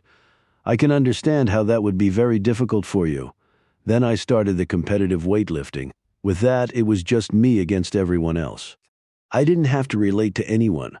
I just had to beat them. I get that, but it must have been very lonely for you. Pine let out a long breath and looked up at her friend. Incredibly so, especially after my mom left. Then I got out of college, wandered around for a bit, and then something happened to change my life. What was that? I was walking down the street one night when this guy suddenly bursts out of an alleyway. He almost knocked me down. I jumped back and saw that he was armed. I panicked. I didn't know what to do. I didn't know what was happening. It was like out of a movie. "My God!" exclaimed Bloom. A split second later, another person came out of that alley. It was a woman. She had a gun, too, by that time. I had planted myself behind a trash can and ducked down. The guy turned and fired at her, but missed. Then she was on him like a runaway freight train. She disarmed him so fast I could barely follow her movements. He was down on the ground and being handcuffed before I could even let out a breath. Then some other cops showed up. After that, she came over to me and asked if I was okay. She was super nice, super calm, especially after what had just happened. I was still shaking. Who was she? FBI Special Agent Marilyn Shales. She'd been staking out this guy for about 2 weeks. He was bad to the bone. Drugs, armed robbery, murder in multiple states. Marilyn probably came up to my chest and weighed maybe 110 pounds soaking wet. But she was the toughest person I have ever met in my life. I told her how blown away I was by what she'd done. She gave me her card. I called her a week later. We met. And a week after that, I filled out my FBI application. Did you keep in touch? Pine nodded. She really became a mentor to me as I went through the process. She even came to my graduation from Quantico. Do you still see her? I wish I could. She died 3 years ago, breast cancer. Pine drew a short, hard breath. I love being an agent, Carol. I love everything about it. But mostly I love the good I can do with the shield that comes with it. The little girl, Holly? She was surprised that a woman could be a FBI agent. I told her girls can do anything they set their minds to, because that's basically what Marilyn Shales told me. So you were being a mentor of sorts to Holly. Who knows? Maybe you'll be attending her FBI graduation one day? Pine smiled at this. That would be cool, she said quietly. Then she rose and said abruptly, so off we go to Savannah. I hear it's very pretty. I've never been there. I have, and it is beautiful. Have you read the book Midnight in the Garden of Good and Evil? Yes, it was wonderful. But it shows that even beautiful places have very dark sides. Chapter 36, Lane Gillespie's last known address was in a part of Savannah that was as far from the town's historic garden district as it was possible to be. Tiny homes with laundry on lines in yards that held more dirt than grass, boarded-up buildings, folks standing on street corners without much to do. There were 4 of them in the vehicle, Wallace and Laredo in front, Pine and Blum in back. "Don't see any drug activity," noted Wallace. Pine shrugged. "Why would you? These days you can order your fentanyl cocktail from a phone app and get it delivered to your home faster than you can a pizza." "Sad state of affairs," replied Wallace. "Well, whatever he did for a living, it doesn't look like it paid well," noted Laredo as they cruised toward the destination, a seedy apartment building that was 2 blocks off a main road and looked to be about 100 years old. They parked in the small cracked asphalt lot in front of a place marked office and climbed out. The man inside was black, worn and thin, around 60. He looked at the 4 as though they were an invading army come to clear out the little he had, and then some. He had on a brilliantly white t-shirt, jeans faded by time, and a suspicious expression. He lit a Camel as they faced off across the narrow width of a worn, broad plank that constituted the front desk. "Help you folks," he said. Though they weren't in South Carolina, his drawl was all low country. His expression said clearly that help was not what he really had in mind. Wallace drew out his badge and ID card. "GBI, Detective Wallace. These folks are with the FBI. We want to talk to you about Lane Gillespie." "Who?" Lane Gillespie said. "Laredo. He lives here, or he did." The man grinned, showing off pearly whites the width of his mouth. "Oh, Lane thought you said Wayne? Right, so what's up with him?" "When was the last time you saw him?" asked Wallace. The man hooked the smoke from his mouth and scratched his stubbly chin. "Hard to say. Folks don't check in with me when they come and go. This ain't no daycare." "Think harder," said Laredo. "It's important. Might help if you told me what's going on with the dude." "We'll get into that, but first things first," said Wallace. "Okay, saw Lane. Oh, maybe a week ago." "Did you talk to him?" asked Pine. "Just to say hello? How did he seem? Like normal, cheerful, happy-go-lucky, you might say." "That was Lane. You knew him well?" asked Laredo. The man's eyes shifted to him. They grew smaller, considering, thoughtful, a million chess moves a second. He took a long puff of the Camel and let it go, slow and deliberate. "Not if he's done something so bad the FBI needs to come to town. Savannah lets you light up in a public place?" asked Laredo, fanning away the smoke. The pearly whites appeared again. "This is my home, man, not a public place." "It's an apartment building catering to the public," retorted Laredo. "Well, if you say so, man." He kept puffing on his cig. "What can you tell us about Gillespie?" asked Pine, with a hard look at Laredo. "Been here about a year or so, kept to himself, really?" "Oh, he'd help folks move in and move out, that sort of thing. Handy with tools. Fixed the air conditioning here a few times, and the washing machine. I like him." The Camel moved to the other side of the mouth via a flick of the tongue. "He, okay?" "Any reason you can think of why he wouldn't be?" asked Wallace. "I can think of 4. He pointed to each of them. "We need to see his room," said Laredo. Another puff on the Camel. "Y'all got a warrant?" "So you know all about warrants, do you?" asked Wallace with hiked eyebrows. "I watch the Law and Order shows, man, just like everybody else. That Mariska Hargitay is one sexy lady." He eyed Pine. "You remind me of her."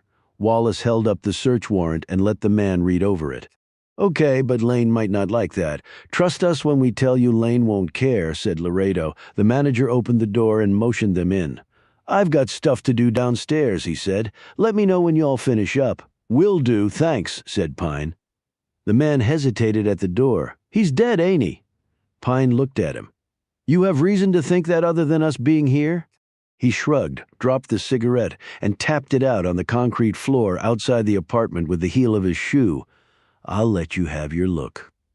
"This won't take long," said Wallace as he eyed the small confines of the apartment. "I'll take the bathroom." "Closet," said Blum, and she opened the door and poked her head in.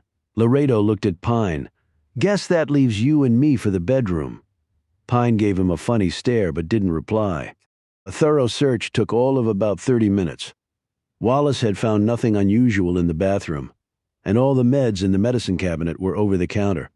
Pine and Laredo had tossed the bedroom and found pretty much nothing. However, Bloom had struck gold in the closet and laid out some of her finds on the bed. Look at all this, said Wallace as they stared down at the women's clothing, underclothes, shoes, and purses Bloom had placed on the bed. These look like serious performance outfits to me, said Pine. She held up one outfit and then the shoes that matched it. I agree, said Blum. And this stuff is not cheap. This is first-rate material and workmanship. And he lives in this dump, said Wallace. Maybe he spent all his money on clothes, quipped Loretto. Pine held up a pair of white panties. Maybe this explains the army kicking him out? I was thinking the same thing, said Blum. I thought they had don't ask, don't tell for homosexuals, said Wallace. Pine said.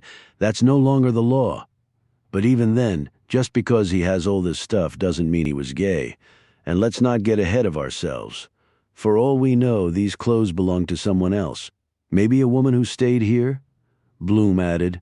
Or Gillespie could have been a cross-dresser or a drag queen. If he were a cross-dresser, that could be why the army might have let him leave with a general discharge, or else they could have been facing some legal trouble. But how they handled his discharge may have been their way of telling him what they thought of his lifestyle, Pine said. What the hell? I mean, if he could do the job, he could do the job. Wallace interjected. He might have been a distraction in his unit, or maybe he did something else. I'm inclined to give the army the benefit of the doubt, Pine said. Well, Gillespie might have been working at some club around here. If he was gay, there's a strong scene in Savannah. How do you know that? Said Wallace. I've been here before, and if you know where to look, the vibe is pretty obvious for such a quaint southern town, added Bloom primly. Who would have thought? I know I'm just an old fart, but I don't understand any of that stuff, said Wallace. But live and let live, that's my motto. Well, the guy who killed Gillespie obviously didn't get that memo, said Pine. So let's go talk to the apartment manager again. Why? Asked Wallace. Because I'm pretty sure he knows all about it. No way that old guy is gay, said Wallace confidently. I'm not saying he is or he isn't. I'm just saying I think he knows stuff. So let's go see Chapter 37. The manager's name, he told them when they returned, was Clarence Spotter. He was 68 years old, had a male partner, knew the gay community in Savannah well, and also was aware that Gillespie was working as a dancer at a nightclub called the Silver Shell. He shook his head sadly when he was told of the man's death. Damn shame. Lane was a good person. Did he have any friends? Asked Pine. Folks he hung out with, who could help us? He never had anybody come by here. You can check at the Shell, you might find somebody who knows something. Andersonville? He shook his head again. He ever mentioned the place to you? Asked Wallace. No. He was in the army for a spell till they made him get out. He traveled a lot then before coming here. Least that's what he told me. Maybe he just wanted to settle down. We knew about his leaving the military, but just didn't know the circumstances. I never really knew either, but I imagine it had something to do with who he was. He added sardonically, the army probably likes its soldiers in pants at all times. You know, you could have told us all this when we first got here, pointed out Wallace. Spotter smiled. Sure I could have, but I decided not to. Why not? Asked Laredo. 'Cause you never told me what happened to Lane. That's why you want the whole truth from me. You gotta be reciprocal, all I'm asking. That's fair, replied Bloom. As they were walking back to the car, Wallace shook his head. Never would have pegged that guy as a homosexual. He just didn't seem the type. What type would that be? Asked Bloom. You know? Flamboyant? Wallace shrugged. Yeah, I mean, something like that. Blum said, My youngest daughter is a lesbian. I didn't know until she came out at 22. Maybe I should have looked for more flamboyance in her. Back in the car, Pine said, It's nearly 6 o'clock. We can head over to this club and maybe talk to some of the folks there before it gets too busy. You good with that? She added, glancing at Wallace. I guess. Problem? No problem. The world is big enough for lots of different people, Pine pointed out. Hell, I know that. And I've seen my share of, well, different. It's just all this LGB, whatever that acronym is, it gets confusing.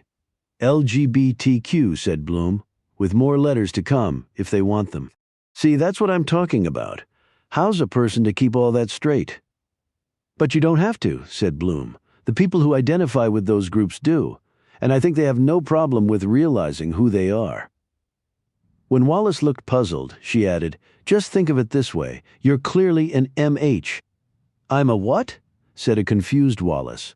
Pine said, "Male heterosexual. Think you'd ever forget that?" Wallace exclaimed, "It's who I am. How can I forget that?" "Well, then you must see Carol's point." Wallace blinked and then nodded. "Yeah, well, I guess I do now that you mention it." "So, Silver Shell, here we come," said Bloom. It was a 20-minute ride from the apartment building to the Silver Shell, which was a 2-story brick building on the corner of an area that might generously be considered in transition. "Well, I can see why they call it that," said Bloom as she looked out the window. The place had a wall mural out front of an enormous silver clam shell. "I wonder what the symbolism for that is," asked Wallace nervously. "Maybe the owner just likes clams," replied Pine. They knocked on the side door and a man dressed in work overalls opened it. Clarence Spotter had phoned ahead and they were expected. The same man escorted them to a row of dressing rooms and stopped at the one with the title manager stenciled on it. He knocked and received a verbal okay to enter. He opened the door and the 4 of them crowded into the small room. The workman closed the door and Pine could hear his footsteps going back down the corridor. The room had a couple of chairs and a battered settee upholstered in a zebra pattern. The walls were painted eggplant. The ceiling was dominated by a chandelier that seemed to have about 1,000,000 pieces of cut crystal. Against the far wall was a dressing table and an attached mirror with large bulbs surrounding the glass perimeter. The person sitting there had their back to them and was wearing a long red dressing gown with what looked to be faux fur around the neck and cuffs. They gathered in the middle of the room, and Wallace cleared his throat. "I guess you know why we're here?" he said. Pine noted that the person's broad shoulders trembled a bit. Then the person spun around in the chair and faced them. He was in his 40s with sharply angular features and a mound of blonde hair that was being managed with a barrage of hair clips so it would lie flat to his head. He was, Pine gauged, about 6'2" and a slim 160 pounds, though his build was athletic. He had apparently started to apply his makeup because the cheeks held foundation and the lips were a bright shade of orange.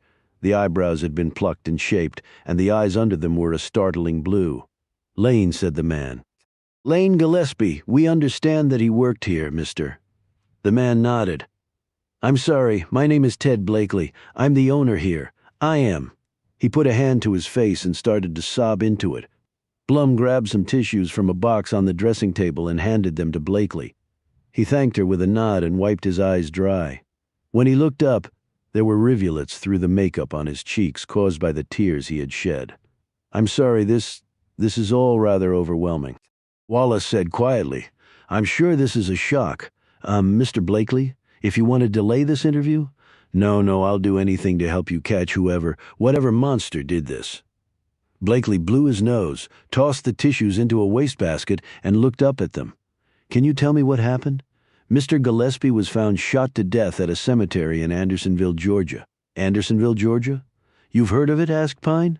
"No, and Lane never mentioned it." "I take it you and he were friends," said Pine. "Very good friends and professional colleagues. We performed on stage together." "How long had he worked here?" asked Wallace. "About a year, but I knew Lane before that. I was the one who asked him to come to Savannah. I knew he'd be a star here." "So you knew of his professional abilities," said Laredo. Blakely gave Laredo a searching look that ended in an enigmatic smile. "Yes, his professional abilities. When was the last time you saw him?" asked Pine, "right here in this room 3 nights ago. We had just finished the last act of the night. It was around 2 in the morning. We had a drink and went our separate ways." "Weren't you concerned when he didn't show up for work?" asked Pine. "No, because he wasn't scheduled to. He was taking some time off, a few days. He'd pulled a muscle in his right quad and his ankle was also swollen. It's not easy doing what we do." "I'm sure it's not. Do you know what he planned to do during his time off?" "Just take it easy. I wasn't aware that he was planning to travel anywhere. Certainly not to this. What was the town called again?" "Andersonville," said Wallace. "No," said Blakely. "He never mentioned going anywhere." "Was he seeing anyone?" asked Laredo. "Or was anyone giving him any problems?" "No and no, at least that I know. I have a firm rule here, no fraternizing. I don't care what people do with their lives or in their private time. but that sort of stuff always spills over into the workplace, so I just cut it off. How many performers do you have here? Asked Pine. Including me, about a dozen. 2 shows a night and a matinee on Saturday. It's good, you should come sometime. Singing, dancing, acting, we do it all, even comedy skits. He glanced at Laredo. You know, good, wholesome family entertainment? More power to you, replied Laredo. I started life as a corporate lawyer, admitted Blakely. Hated every minute of it. Now this is what I was born to do. Did Lane Gillespie feel the same way? Asked Pine. I think so, yes. He got kicked out of the Army. You know, we didn't know exactly why, said Pine. He was caught performing in full costume. It was harmless, and it wasn't even on the base or anything, but they gave him the old heave-ho, and from what I heard, Lane was a good soldier. He could fight. Strong as a bull, really athletic. He performed this one act, where he had to climb these long, flowing fabric ropes and do cartwheels and such. He was the only one here who could do that. I would have broken my neck. Blakely paused and looked down at his lap. I can't believe he's dead. So no problems with anyone? Or someone new in his life? Asked Pine. No one that I can think of. Everyone really liked Lane. No jilted lover or a patron here who wanted more than to see him in an act, said Laredo. We do have some of that here, but nothing specific to Lane. Pine thought of something. What was Lane doing before he came here? How did you know him? Oh, well, it was through a friend of mine. What friend? He's dead now, boating accident down in Miami. But he was in the, film business. Blakely looked nervously at them. They all looked at one another, Pine said sharply. Wait a minute. Do you mean the porn film business? Yes, Lane acted in porn films. Where did he do this? Asked Pine, her tone betraying her excitement that they might have finally gotten a break in the case. Blakely wadded up a tissue as he glanced at himself in the mirror. He absently rubbed a spot of wet foundation off his cheek. He'd go down to Miami or close to there to do it. It paid really well, apparently. I thought about doing it once, but it just wasn't for me. I couldn't do it, not in front of a camera. He blushed and looked around them. I'm sorry, I'm rambling. You don't care about that, I know, Pine said. Did Lane ever mention a woman named Hannah Rebane or Beth Clemens? I don't believe so. Please think about it. It's really, really important, Pine urged. Blakely did so, but then shook his head. I'm sorry, those names don't ring any bells. Pine looked very disappointed. Wallace interjected. We visited one person who acted in porn films. Her apartment was very luxurious, while Mr. Gillespie's well wasn't. Do you know why? Lane was also helping to support his mother, grandmother, a sister, and a brother. It didn't leave much for him, but he never really cared about money for himself. I think he did the films so he could send the dollars to his family, but he stopped doing that when he came to work here, at least as far as I know. Wallace cleared his throat and said, well, it was good of him to take care of his family. That makes him okay in my book. No matter how he went about it. Just to be clear, did he perform in gay porn, or, said Pine? Blakely looked confused. Oh, I see. No, it was straight porn, not gay.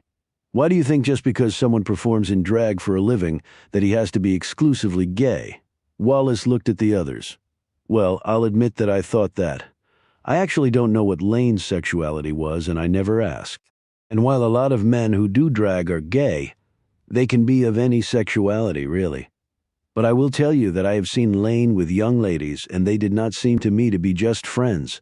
I'll let you arrive at your own conclusions on that, Pine said. We're going to have to. Hopefully, sooner rather than later. Chapter 38. They stayed over in Savannah that night and drove back to Andersonville the following afternoon. While in Savannah, they checked out some leads provided by Blakely and Spotter, none of which amounted to anything. Gillespie was well liked and had no known enemies. When they got back to Andersonville around 5:30, they split up into 2 teams. Wallace and Laredo would attend the post-mortem on Lane Gillespie, while Pine and Blum headed on to Columbus, Georgia, to speak once more to Beth Clemens. So at least we have a connection between the victims, adult films, said Blum as they drove on the short trip to Columbus. But let's not put the cart before the horse. We have no idea if Lane Gillespie knew or worked with Hannah Rebane. But even if he didn't, The killer could be someone with a hatred of porn films and actors. That could be a solid lead for us. And the veil and tuxedo? No clue as yet, although it could be some sort of insult to them. Porn stars made to look like old-fashioned toppers on a traditional wedding cake. If Rebane worked with Gillespie, he might have also worked with Clemens. That's what I'm hoping, because we can't ask Rebane any questions. What do you think is going on, Agent Pine? Something that seems really complicated. She paused and stared out the windshield, which of course means it could actually be incredibly simple. Simple? You won't catch me describing it that way. Never say never, Carol. It'll save you a lot of time. They arrived in Columbus a little over an hour after leaving Andersonville. It was around 7 in the evening. It was warmer here than it had been in Andersonville, but cooler and less humid than Savannah. Pine had phoned Clemens but gotten no answer. They pulled to a stop in front of the condo building, got out and walked into the lobby. They checked in with the concierge, and Pine's badge got them into the elevator and up to the 6th floor. They knocked on Clemens's door but got no answer. She could be out, but you'd think the concierge would have told us that, said Pine. Or there could be another reason she's not answering, said Bloom ominously. We have no reason to go into the apartment. I can't break the door down. Pine knocked harder, no response. That's funny, said a voice. They turned to see a young, bespectacled man standing in his open doorway across the plushly carpeted hall. What's funny, said Pine. Well, I'm pretty sure that Beth is home. I was coming up a few hours ago and she was going into her place. She could have gone back out, said Bloom. No, she said she was going to take a hot bath and stay in for the evening, and I've been sitting in my front room all this time reading. I'm pretty sure I would have heard her if she had gone out. Pine looked at Bloom, then at the door. Think that gives us probable cause to go in? I would think so. You guys cops? Said the man. Pine produced her FBI shield. Go down and tell the concierge to come up here right now with a key. Go. The startled man raced off down the hall. They heard the elevator ding seconds later. The concierge and the man came back up. A minute later, the former was holding a key. What's wrong? Pine said. We have it on good authority that Ms. Clemens is home, but she's not answering our knocks. We're concerned for her welfare. We need you to open this door right now. The concierge paled, hurried forward, and unlocked the door. Pine took out her gun and motioned the three of them to stay right where they were. She moved into the darkened apartment, her gun and gaze sweeping the areas in front of her. Miss Clemens, she called out. Beth, it's Agent Pine with the FBI. Are you in here? There was no answer, and Pine could hear no movement. She cleared the front rooms and the kitchen and made her way down the hall to the bedrooms. She went through Clemens's bedroom. It was empty, but there were some clothes on the floor of Clemens's closet, and her purse with her phone in it was on the nightstand. She's here, or at least she was. The door of the attached bathroom stood open. The light was on. Pine braced herself. She first got down on her knees and checked for a pair of feet showing from underneath the bathroom door. No one was hiding behind it. She quickly moved into the space, her pistol making arcs in the air. The bathroom was huge, with a clawfoot bathtub set inside the walk-in shower. From here, she could see water right up to the top of the tub. Shit. She feared that the woman had overdosed while in the water and then drowned. She slowly entered the shower area and looked down. This was not what she had been expecting. The tub was empty except for the water. Confused, she stepped back out and checked the large cabinets lining the walls. There was nobody stuffed into any of them. Well, the full tub was perplexing, but there was still Hannah Rebane's bedroom left. But she couldn't understand why Clemens would be in there when the bath was drawn in here. She approached the door to leave the room and froze as she fixed on the crevice between the door and the wall. She edged it farther open.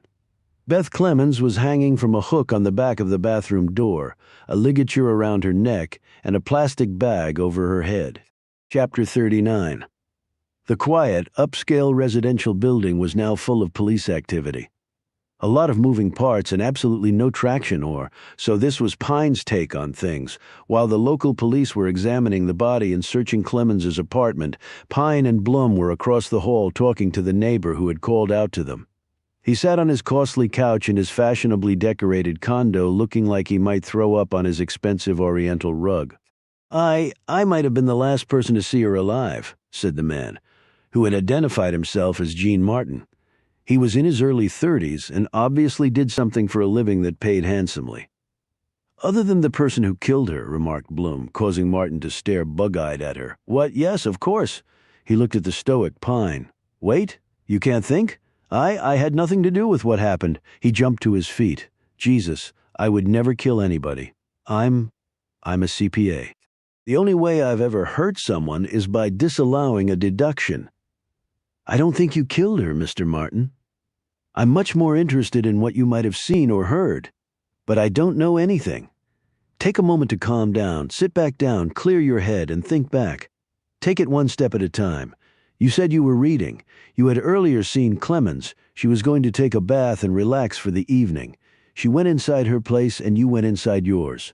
Take it from there, starting with what time that was. Martin sat back down, took off his glasses, cleaned the lenses with a handkerchief clutched in a shaky hand, and put them back on. Okay, I spoke with Beth and then came in here. I remember looking at my watch. It was a couple minutes past 4. Okay, so you had seen her a few minutes before that. Yes? Was that the only time you saw her today? Yes. Why were you home at that time of day? Asked Bloom. I took a few days off to catch up on some things and rest up. I just finished a financial audit on a large public company, worked 4 months straight, 7 days a week. I was totally burned out. Okay, go ahead. I made a cup of tea that took about 2 minutes. Then I sat down with my book. It's a biography of Churchill. He picked it up from the coffee table. It's fascinating, but a doorstopper, as you can see. Pine glanced at the thick book. Right? What then? I sat and drank my tea and read my book. No sounds out in the hall? Doors opening or closing? Footsteps? Voices? Most people on this floor don't get home that early. 6, 7 is the norm. But not Clemens? No, not her. God, it's so awful to think that someone killed her. Right here in this building. His face paled, and he again looked like he might be sick. Pine said in a calming tone, "Take some deep breaths and relax. Just focus your mind and think back. We'll wait, no rush. Just calm down and collect your thoughts. You're an accountant, so you're detail-oriented. That's what we want, details." Martin took some deep, regulated breaths, sat back on the couch and tapped the arm of it. As his fingers drummed along, they grew slower and more rhythmic. You know, I did hear someone out in the hall. It was about 30 minutes later, a little before 5. Exactly what sounds did you hear? Someone walking away. But before that, I heard a door opening and then closing. It was very slight, but I did hear it.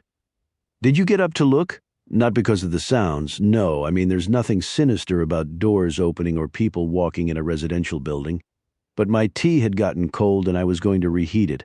Then I decided to just poke my head out and see who it was. He looked embarrassed. I thought it might be Beth's spur-of-the-moment thing. I liked her. I liked talking to her. I'm sure, said Bloom. She was a very lovely young woman. And did you see anyone? Asked Pine. Well, I looked toward the direction of the elevators initially. I mean, that's the way someone would be going, right? Right, said Pine, but I didn't see anyone. Then I looked the other way, and, said Pine a bit impatiently, when it appeared he was not going to continue. Well, I couldn't swear to it, but I thought I saw the back of a shoe turn the corner. Obviously a shoe someone was wearing. What's in that direction? Asked Bloom. Well, the freight elevators, for one. Was it a man's shoe? Asked Pine. Yes, I mean, it wasn't a high heel or anything. Could you see anything else? Not really. Wait. I think he might have had gray pants on. Gray pants? Like dress slacks? No, not like that. I misspoke. It wasn't pants, at least I don't think so. It was like maybe overalls. And the shoe I saw looked like a work boot. Pine looked at Bloom. A workman heading to the freight elevators? Could be. They asked Martin some more questions but got nothing else of use from him. A minute later, Pine headed to the freight elevators with Bloom right behind. They reached a pair of elevators after taking 2 turns, a right and a left. They were located at the end of the corridor. Pine hit a button and they rode the car down. It opened into the underground parking lot for the building near the exit. Makes sense, said Pine. If you're moving in or out, you pull your truck in here and use the elevator to bring your stuff in or out. She looked around. I don't see any cameras in the vicinity, and there's no gate, so anyone can just pull in or out of here. Pine looked at the door they'd just exited. She tried to tug it open, but you need a key card to get in the door, she noted, pointing to a card reader port. Presumably the workman had one.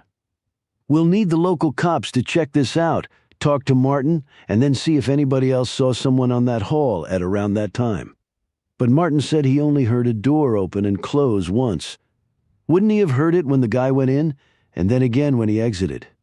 Pine said not if the guy was already in the apartment and waiting for Clemens to come home. The bath was full. She was obviously going to get in it. She had undressed and was in her bathrobe. He must have attacked her before she got into the tub. So he could have been in her apartment for some time before she arrived. But how did he get in? There was no forced entry, and if she wasn't home to let him in, then he had to have a key. I just wonder where he got it. She looked at the card reader on the rear door. Maybe the same place he got that. Are you thinking what I'm thinking? Said Bloom. If you're thinking the killer used the key and key card he took from Hannah Rebane, then yes, we're on the same page. And the motive was to silence her, because she might tell us something damaging to someone. But there's one problem with that. We already talked to her. You'd think the person would have struck before we did that. Bloom shook her head. But now that Lane Gillespie has been murdered, maybe that made a difference. Meaning she could have had some info about him and his connection to Hannah Rebane. Yes. The killer knew we would come back and talk to her about this second murder. It's certainly possible. But then again, anything seems to be possible with this case. Do you think this makes it more likely that there was a connection between Gillespie and Rebane? Well, it certainly doesn't make it less likely, replied Pine, with her gone. How will we find that out? She wasn't the only one to work in porn films. There's always someone else to ask.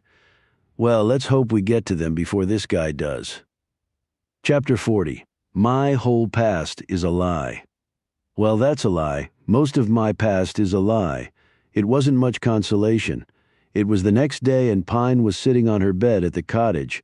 She took out the magazine that Myron had given her. She opened it to the page where her mother appeared. Pine sat there and stared at the image for a long time. She ran her finger along the piles of hair on the head of the woman who had brought Pine into the world. She eyed the writing below. London. Karl Lagerfeld.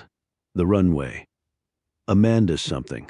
She looked beautiful, but maybe too made up with makeup and wearing something too revealing, as models on fashion show runways often did. From London to Andersonville. What a strange journey. She could make neither heads nor tails of it. Pine laid the magazine aside, opened her spare suitcase and picked up her old doll, fingering its hair as the rain started up again outside. They had driven back to Columbus in the rain, which had stopped when they got back to Andersonville. However, the clouds were now increasing and the winds were picking up. More inclemency was just about to hit on the drive back. She had phoned Wallace and told him what had happened to Beth Clemens. He, in turn, had filled her in on the developments with Lane Gillespie's autopsy. There had been no surprises there. Death by gunshot, no trace, no defensive wounds. The tux, hat, and corsage had led nowhere. The corpse had given no answers. His killer was no closer to being caught. She had informed the local police in Columbus about Jean Martin's recollection of the workman heading to the freight elevator. They were following that up, but so far there had been nothing to come from it. There had been a camera outside the parking lot entrance, but it had been out of order. They had determined that it was Hannah Reban's key card that had been used to access the building from the garage. The killer undoubtedly had come and gone that way. And Pine was certain that in addition to the key card, he'd had a key to the apartment and had used that to access the place and lie in wait for Beth Clemens. 3 people were dead, all of them connected. Rebane to Clemens as roommates and friends, and the 2 women and Lane Gillespie to the adult film world. She looked down at the other items on her bed as she set the doll aside. Barry Vincent. Why had this guy gotten into an argument with her father about what had happened? She couldn't even remember a Barry Vincent, but Myron Pringle did. He'd broken up the fight. Pine wondered what had happened to Vincent. No one had mentioned him. There had been nothing on him in the police investigative file. Well, maybe she could do something about that. She walked downstairs and knocked on a door near the front hall that was marked office. Yes? Pine opened the door and saw Lauren Graham sitting at her desk in front of a laptop. If I'm interrupting something, I can come back, said Pine. No, I'm right in the middle of writer's block anyway. Pine closed the door behind her. I was wondering if you could help me with something. Graham took off her reading glasses and set them down in front of her. All right, but have you given my request any thought? Then she noted the bruise on Pine's forehead. What happened to you? Ran into a wall. Look, I can talk to you generally about some of my cases. Yes, excellent. Maybe this evening over dinner. At the Clink? No, in Americus. There's an Italian bistro there I've been dying to try. Pine hesitated, but only for a second. Sure. Terrific, what's your question? Pine sat down across from Graham. Barry Vincent. Do you remember him? Barry Vincent? He was the man who accused my father of being involved in my sister's disappearance, prompted Pine. Myron Pringle told me. He broke up a fight between my father and him outside our old house. Graham thought for a few moments, pursing her lips. For the life of me, I don't remember that name. Are you sure he was from Andersonville? I assumed he was if Pringle said he was outside my house arguing with my dad. Agnes Ridley might know. Okay, I'll check with her. It sounds like you're making some progress, said Graham, giving Pine, at least to her mind, a strange look. Some, you know, you don't have to go to dinner with me. I can just talk to you here about some of my cases. No, I think it would be a lot more pleasant over some good food and drink. She looked at her watch. We should leave by 6, fine. I'll see you back here at 6. Graham looked at Pine's clothing, jeans, sweater, boots, and her FBI windbreaker. Do you have a dress and heels? It's sort of business or cocktail attire at this place for dinner. I think I can scrounge up something appropriate. I don't mean to sound snooty or anything. Pine made no reply. Graham gazed at her keenly. You're quite attractive, Atlee. You take after your mother, tall, long torso and legs. Pretty much anything would look great on you. If you took the time, perhaps?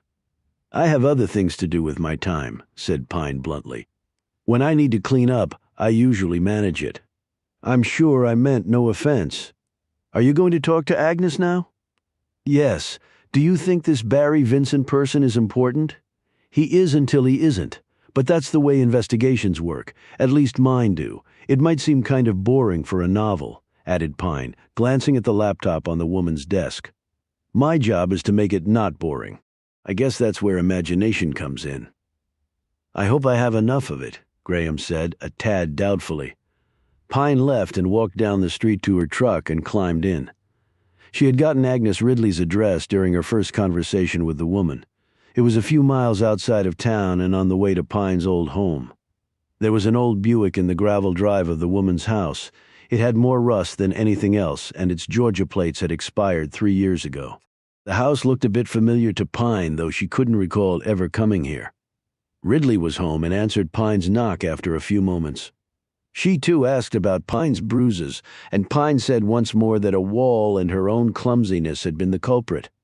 She followed Ridley into the front room that was stuffed with pieces of bulky old furniture, and a great many fragile knickknacks perched precariously on every flat surface. A fat tabby reclined on an arm of the tattered sofa.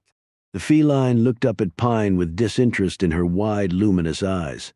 "That's Boo," said Ridley, pointing to the cat. "Looks friendly." Ridley laughed as she sat down. "Only on his terms. Oh, would you like something to drink?" Pine shook her head and plunged right in. "Do you remember a man named Barry Vincent?"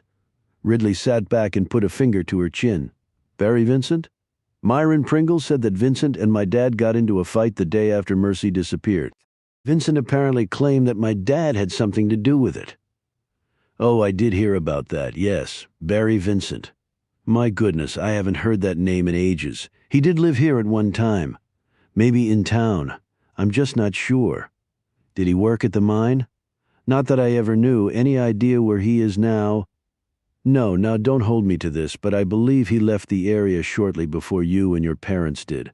What was he like? How long did he live here? Where was he from?" Ridley seemed overwhelmed by the barrage of questions. I don't really remember that much about him, Lee. He wasn't here really all that long. No wife or kids. Not that I remember. Why all the interest in the man? I'm just trying to run down leads. I was curious as to why he believed so strongly that my dad was involved in my sister's disappearance that he would have fought my father over it. Well, other people had their suspicions about that too. But Vincent was apparently the only one who came to blows over it. I wouldn't know about that. You may want to ask Myron. If he remembers the fight, he may recall more about Vincent than I have. He's next on my list. I thought I'd try you first. It was Lauren Graham's suggestion. Well, I'm sorry I couldn't be more helpful. How is the case coming along? Very slowly. Chapter 41. Pine made the drive out to the Pringles. It was Myron who answered the door. Britta was out, he told her. He was dressed in khaki pants and a bright orange polo shirt with canvas boat shoes. He didn't appear inclined to let her in when she told him she had some questions. "I'm busy," he said. "It won't take long." "Why do I think you always say that?" "It's really important," she said in a pleading tone that made her stomach tighten uncomfortably. As an FBI agent, she was used to asking whatever questions she wanted whenever she wanted and getting answers. But this was not that sort of case. Delicacy was required, and she could manage that, with an effort. Myron backed away and motioned her in. He glanced at her bruise but said nothing.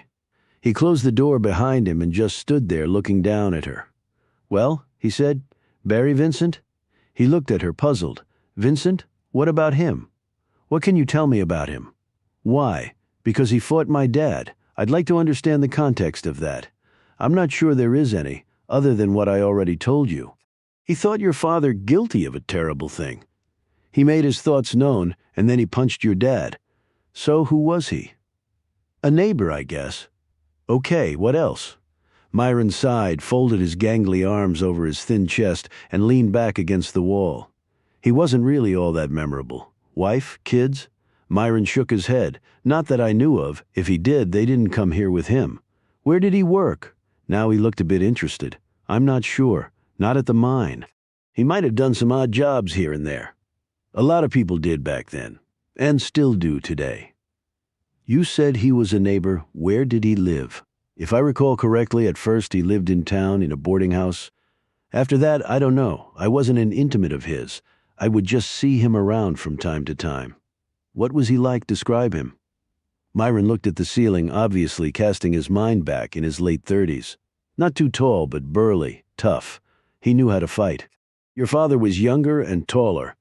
But if I hadn't intervened, I don't think it would have ended well for Tim." "When did he come to town?" Myron thought about this. "Don't hold me to this, but not that long before your sister disappeared. A few months or so, right around that time anyway. And I understand he left shortly before we did." "That might be," he said cautiously. "What exactly did he say to my father that day? Are you sure you want to hear it?" "I have to, Mr. Pringle. It's why I'm here."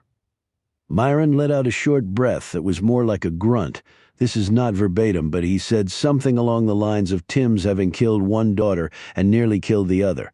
"And how did he come to make that allegation?" "I don't know. He just did. I mean, everyone in town knew what had happened. They knew Mercy was gone, and you were in the hospital severely injured. But he said my father had killed one daughter. I guess he just assumed that Mercy was dead. He wasn't alone in that. When a kid goes missing in the middle of the night and the other twin is nearly dead, it doesn't take a genius to make that leap of logic. Were other people making these kinds of allegations against my father? Not that I heard. So, what was Vincent's beef with my dad? I don't know. As I already said, I didn't know the man very well. And you broke up the fight? Yes, I wasn't going to let this guy kick your dad's ass, especially on a terrible day like that. He had enough to deal with without that jerk Vincent doing what he did. So you believed my dad had nothing to do with it? Myron said curtly, "I told you that before, and I haven't changed my opinion." "So, did you remember the names of the friends you had over to your house that night?" "No. It must have been nothing special, or else I would remember." "Do you recall who you were with on a certain night 30 years ago?" "Yeah. I was in bed with my twin sister getting my skull crushed." Myron looked away. Look, if you were doing something I don't know illegal, smoking joints or something, it doesn't matter to me. My parents were smoking joints, and the statute of limitations will have long since passed." Myron shrugged.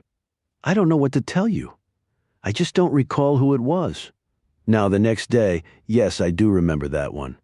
"Did you ever ask Vincent why he went off on my dad?" "No. I broke up the fight. I didn't consider it my job to ask him what his motivation was." "Did my dad have any other interaction with the guy?" "Not to my knowledge. Small town. You'd think they would have run into one another. If they did, I never heard about it. After Mercy vanished, your mom and dad had little to do with anyone here. They circled the wagons, barely left the house. Tim would come to work at the mine, but everyone knew his heart wasn't in it. And then one day you all just vanished, so you and Britta didn't see much of them after Mercy was taken." "No. But we were supportive. Britta would make meals and bring them over. She even brought our kids over a few times, so you'd have someone your own age around. But I don't think you were interested in playing anymore, or being a kid anymore. That's pretty insightful of you. I lost both my children years later.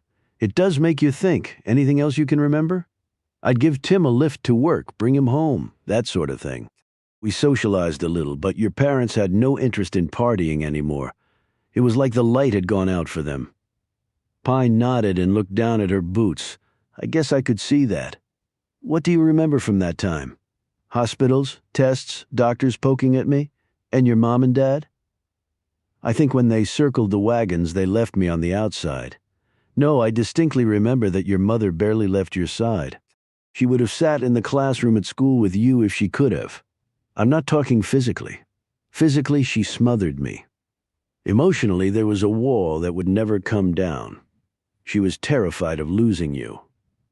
Pine looked up at him, holding his gaze for a few seconds before saying, "Well, we ended up losing one another anyway, didn't we?" Chapter 42. Pine was going through her little inventory of childhood mementos once more. Carol Bloom sat in a chair and watched her examining them on her bed. She had filled Bloom in on her meetings with Agnes Ridley and Myron Pringle. "Do you think this Barry Vincent is significant in some way?" asked Bloom. Pine stopped fiddling with the mementos and said, "I don't know. It's just weird that no one can tell me much about him. He came here after my parents did and left town before they did. He was the only one to get into a fight with my father over it. Myron didn't think that my dad even knew the guy that well, so why would he start throwing out all these allegations? Maybe they had a private beef that only they knew about," conjectured Bloom. "But if it was just between them, it's going to be really hard to find out what it was. Did your mother or father ever mention him afterward?" "Not that I remember. I didn't even know he existed until I got here and Myron mentioned his name." She looked down at the items. "There's so much I don't know about my own family, Carol. My dad didn't die where my mom said he did. Jack Lineberry found his body. I have no idea if my mother even went down there to take care of arrangements and scatter his ashes. She just left and then came back and told me basically nothing about it. You'd think if Lineberry found the body and she came down there that they would have gotten together. He said they didn't. But there's no way to corroborate that." Bloom looked at the objects on the bed. "So that's all you have left," she said. "Not much, is it? Well, it makes each one that much more important," said Bloom, judiciously. "I'd prefer them to lead me somehow to the truth."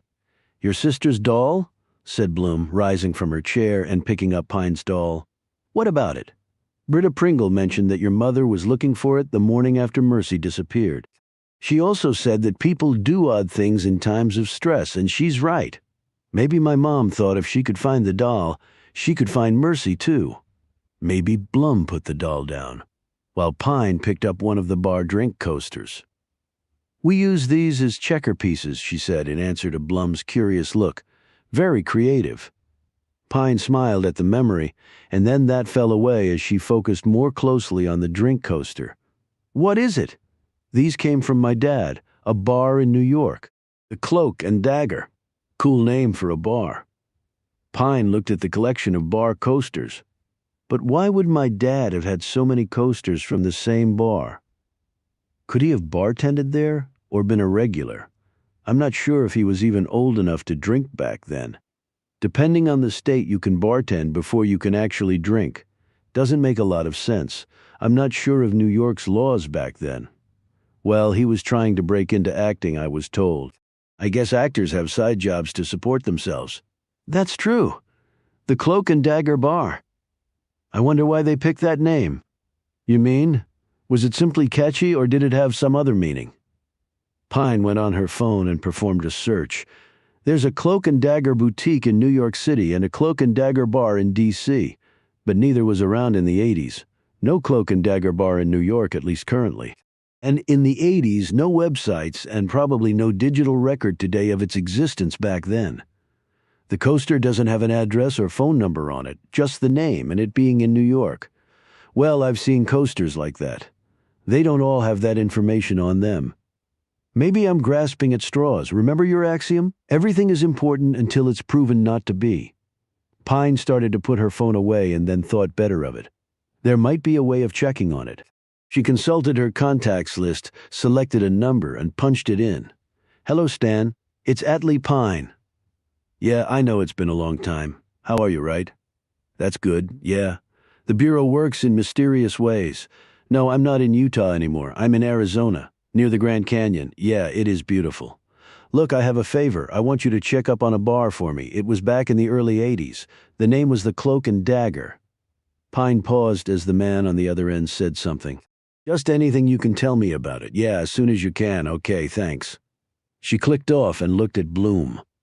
Stan Cashings works at the New York field office, has for over 2 decades.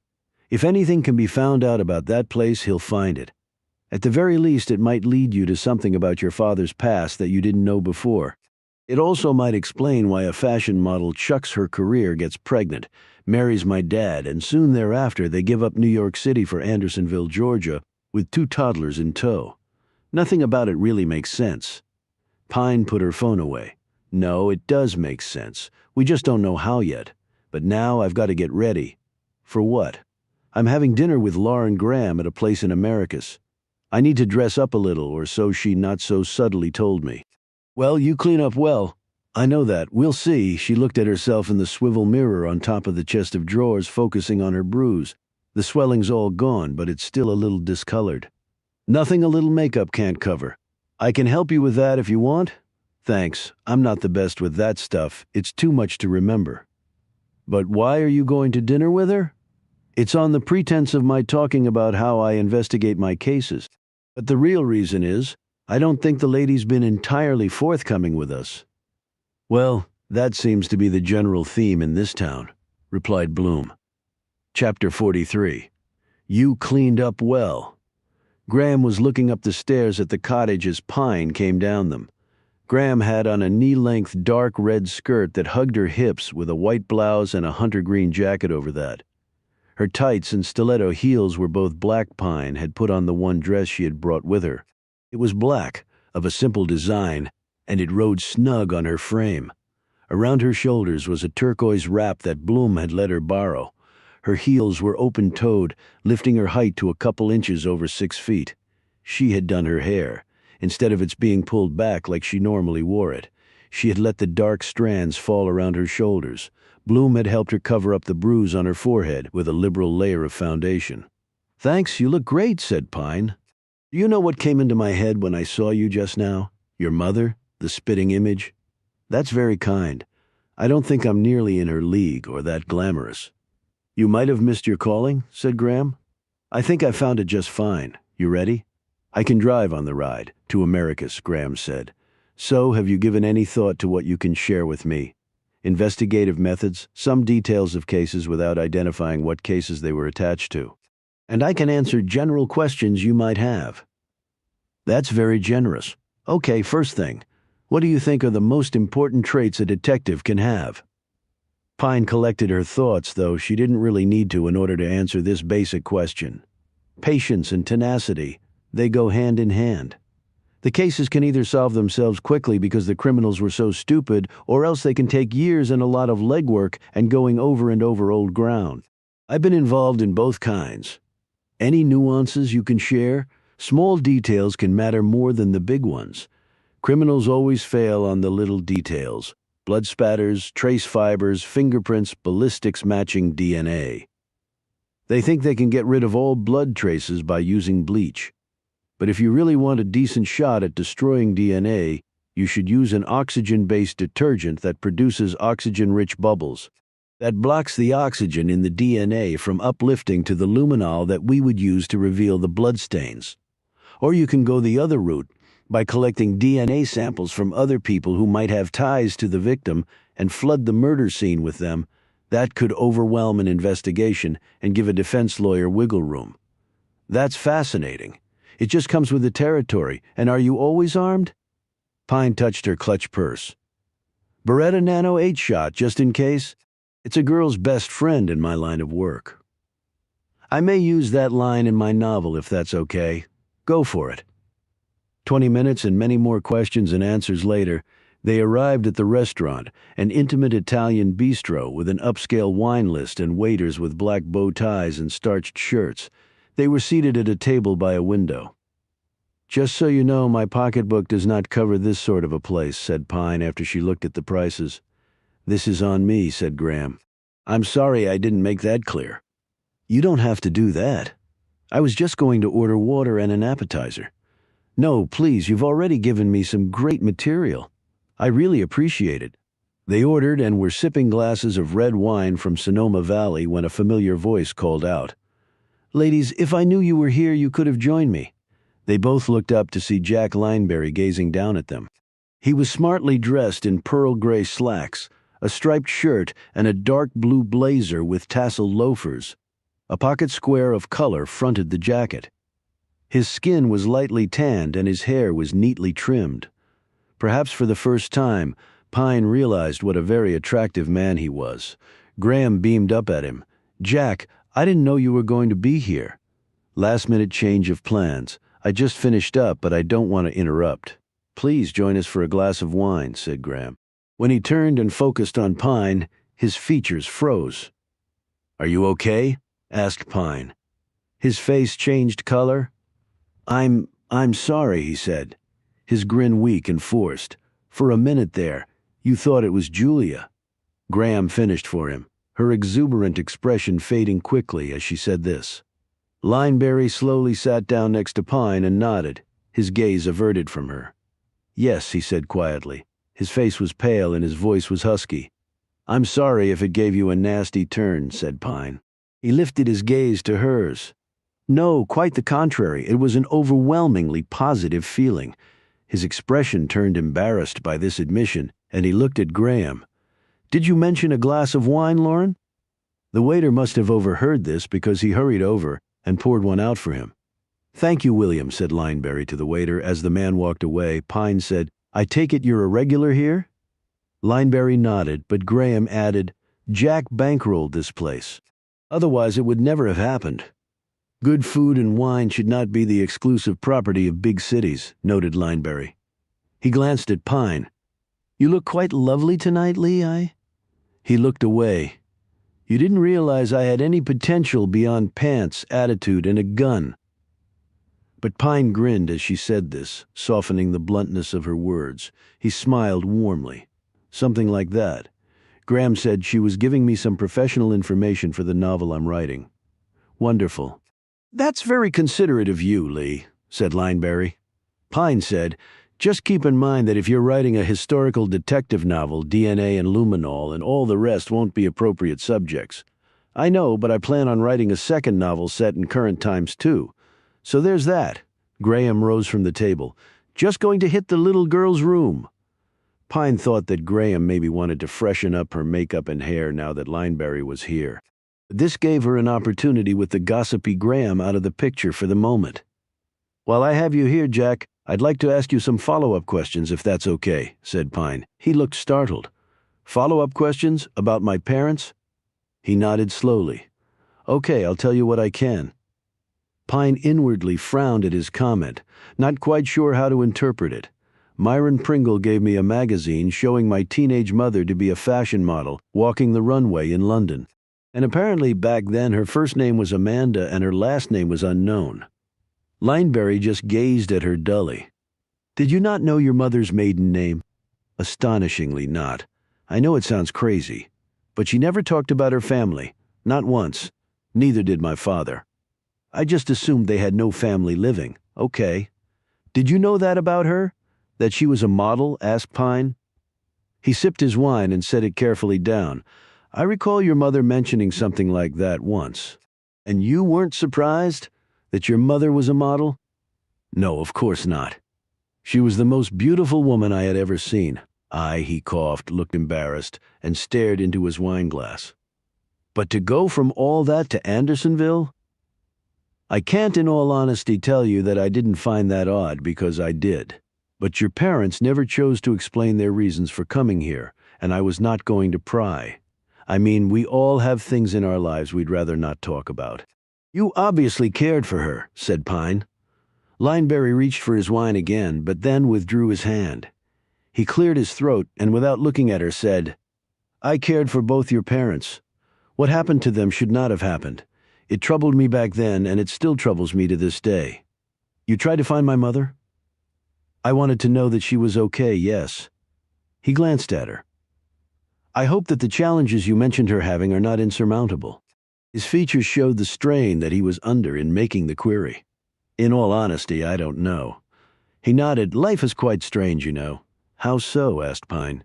You have a vision, a predetermined idea of how things will work out, and then none of it does. I think most people would take how your life has turned out 100 times out of 100. He looked at her with a sadness there that Pine found deeply confusing. Well, things are not always how they seem, he said before finishing his wine and bidding her good night. As she watched him walk off, Graham came back to the table. Pine had been right. Her lipstick was fresh and her hair had been brushed. Is Jack coming back? She said, sounding hopeful. No, he's heading out. Pine had a sudden thought and looked at her. Did you know he was going to be here tonight? What? Oh no, I had no idea. Graham was a lousy liar, thought Pine. They watched as Lineberry headed out the front entrance. Pine thought she could see Jerry standing outside, waiting. He's such a wonderful man, but he feels things so deeply. Maybe too deeply, said Graham. Pine was pondering something else. Exactly. When did Jack Lineberry fall head over heels in love with my mother? Chapter 44. The second time that night Pine heard the term wow used in her general vicinity. She had gotten back to the cottage after dinner in Americus. Graham had already gone off to her room, but Pine had lingered in the foyer thinking about the discussion with Lineberry when a man had come out of the shadows and spoken the word. She looked at Eddie Laredo.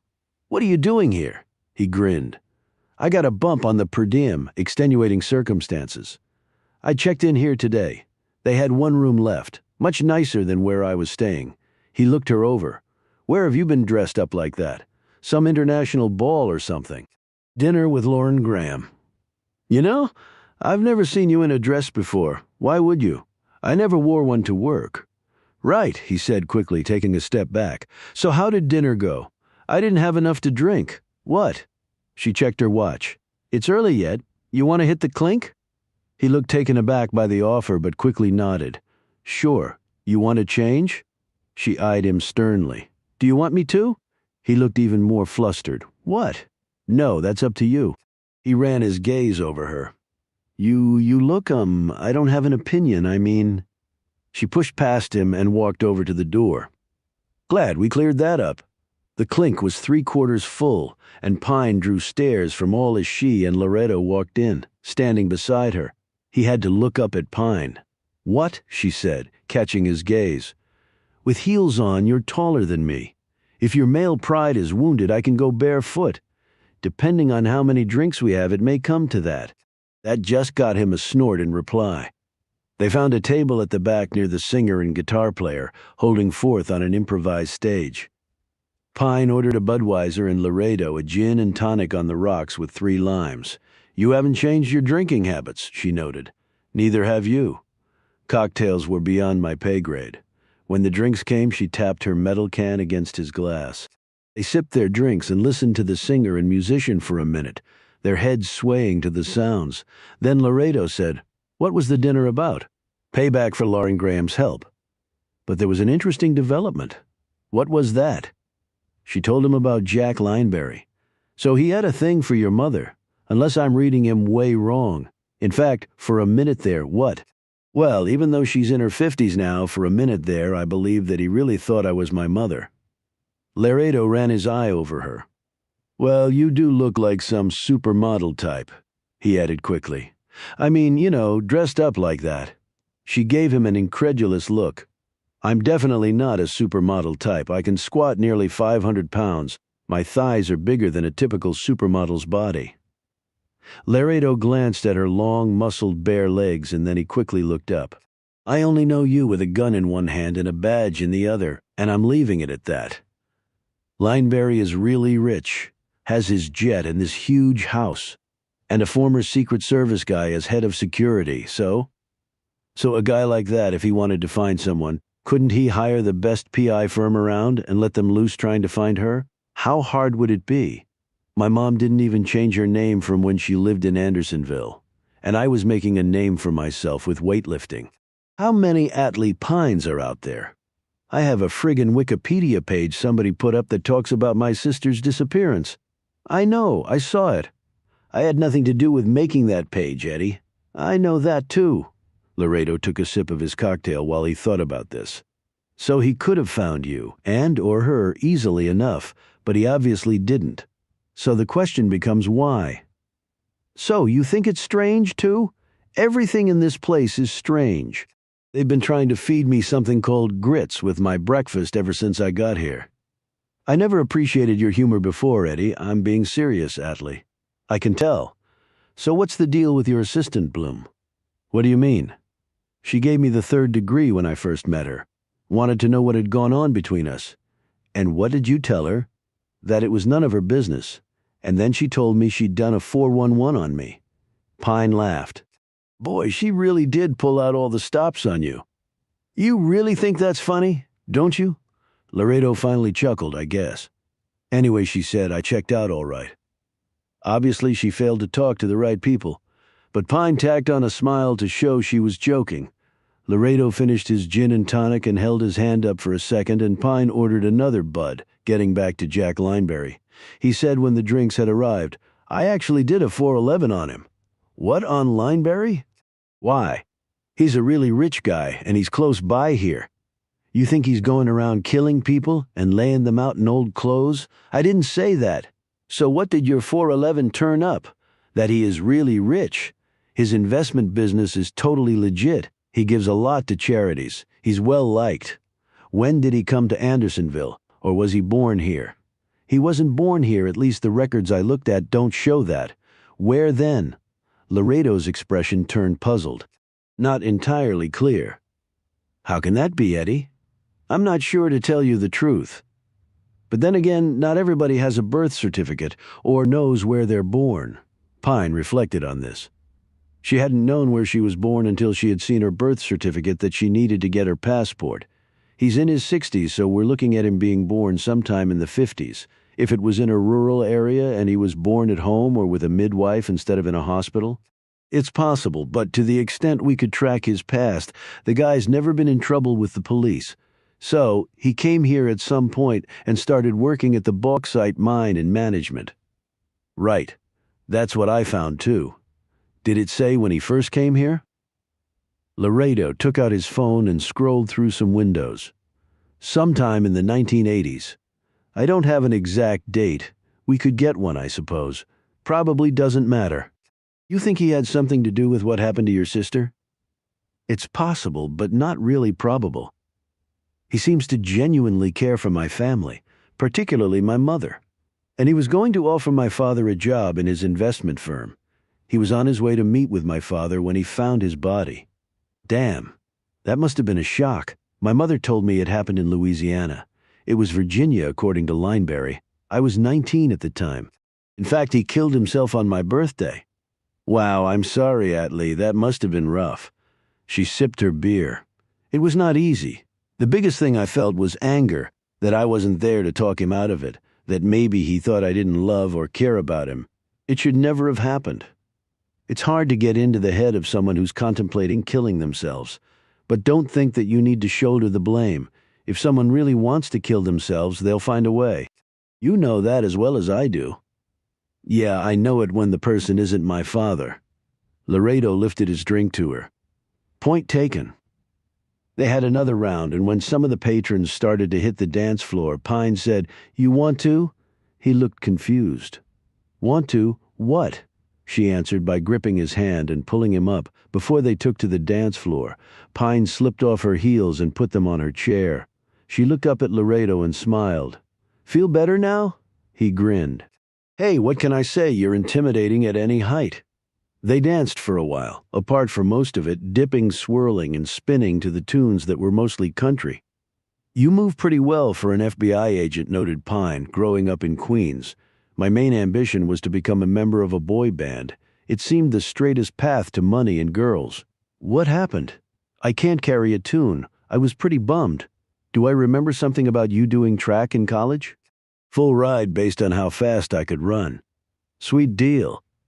The next song was a slow one. They drew closer, hesitantly. His arm encircled her waist, and Pine's went over his delt. She breathed in his scent, and she assumed he was doing the same to her. She started to rest her head against his chest, but then thought better of it. They would glance at each other and then away. When the song ended, Pine said, "It's late, we should get back." "Right."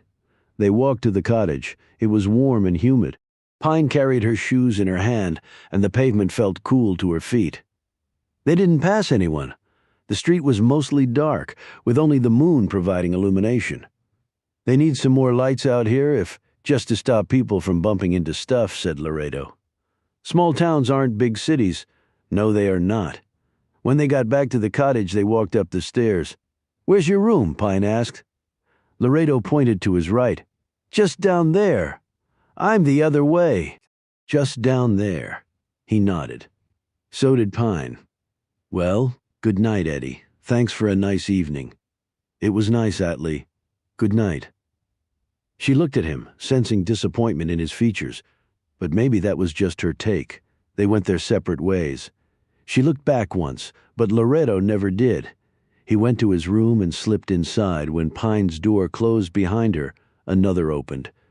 Carol Bloom looked out of her room, first glancing toward the direction of Pine's room and then Laredo's. Her look was more or less inscrutable, sort of between a smile and a frown. She closed the door and all became quiet. Pine slipped off her dress, hung it up, and stood in the middle of her room in her bra and underwear. She looked toward her door and then shook her head. "I didn't have enough to drink to make that stupid a decision." But Laredo had been sweet and contrite. And maybe he had changed. And he had seemed disappointed that maybe she hadn't invited him to her room and her bed or offered to go to his. But that was his problem, not hers. And you didn't lead him on, Atlee. Not really. However, she wasn't sure she entirely believed that. Chapter 45, "The Workman Angle is a Dead End," said Wallace. He, Pine, Laredo, and Blum were sitting in the breakfast room at the cottage. It was the following morning. Lauren Graham had served them all coffee before departing. Wallace continued, "We could find no one that saw him, and there's no video footage." "Same as Hannah Rebane," noted Laredo. "Looks like our perp knows the gaps in coverage," suggested Pine. "And he had Rebane's condo key and key card so he could come and go at will." "What did you find out about the porn company that Rebane and Clemens worked for?" Wallace brightened. "We did get lucky there. Turns out that Lane Gillespie also worked as an actor for that same production company."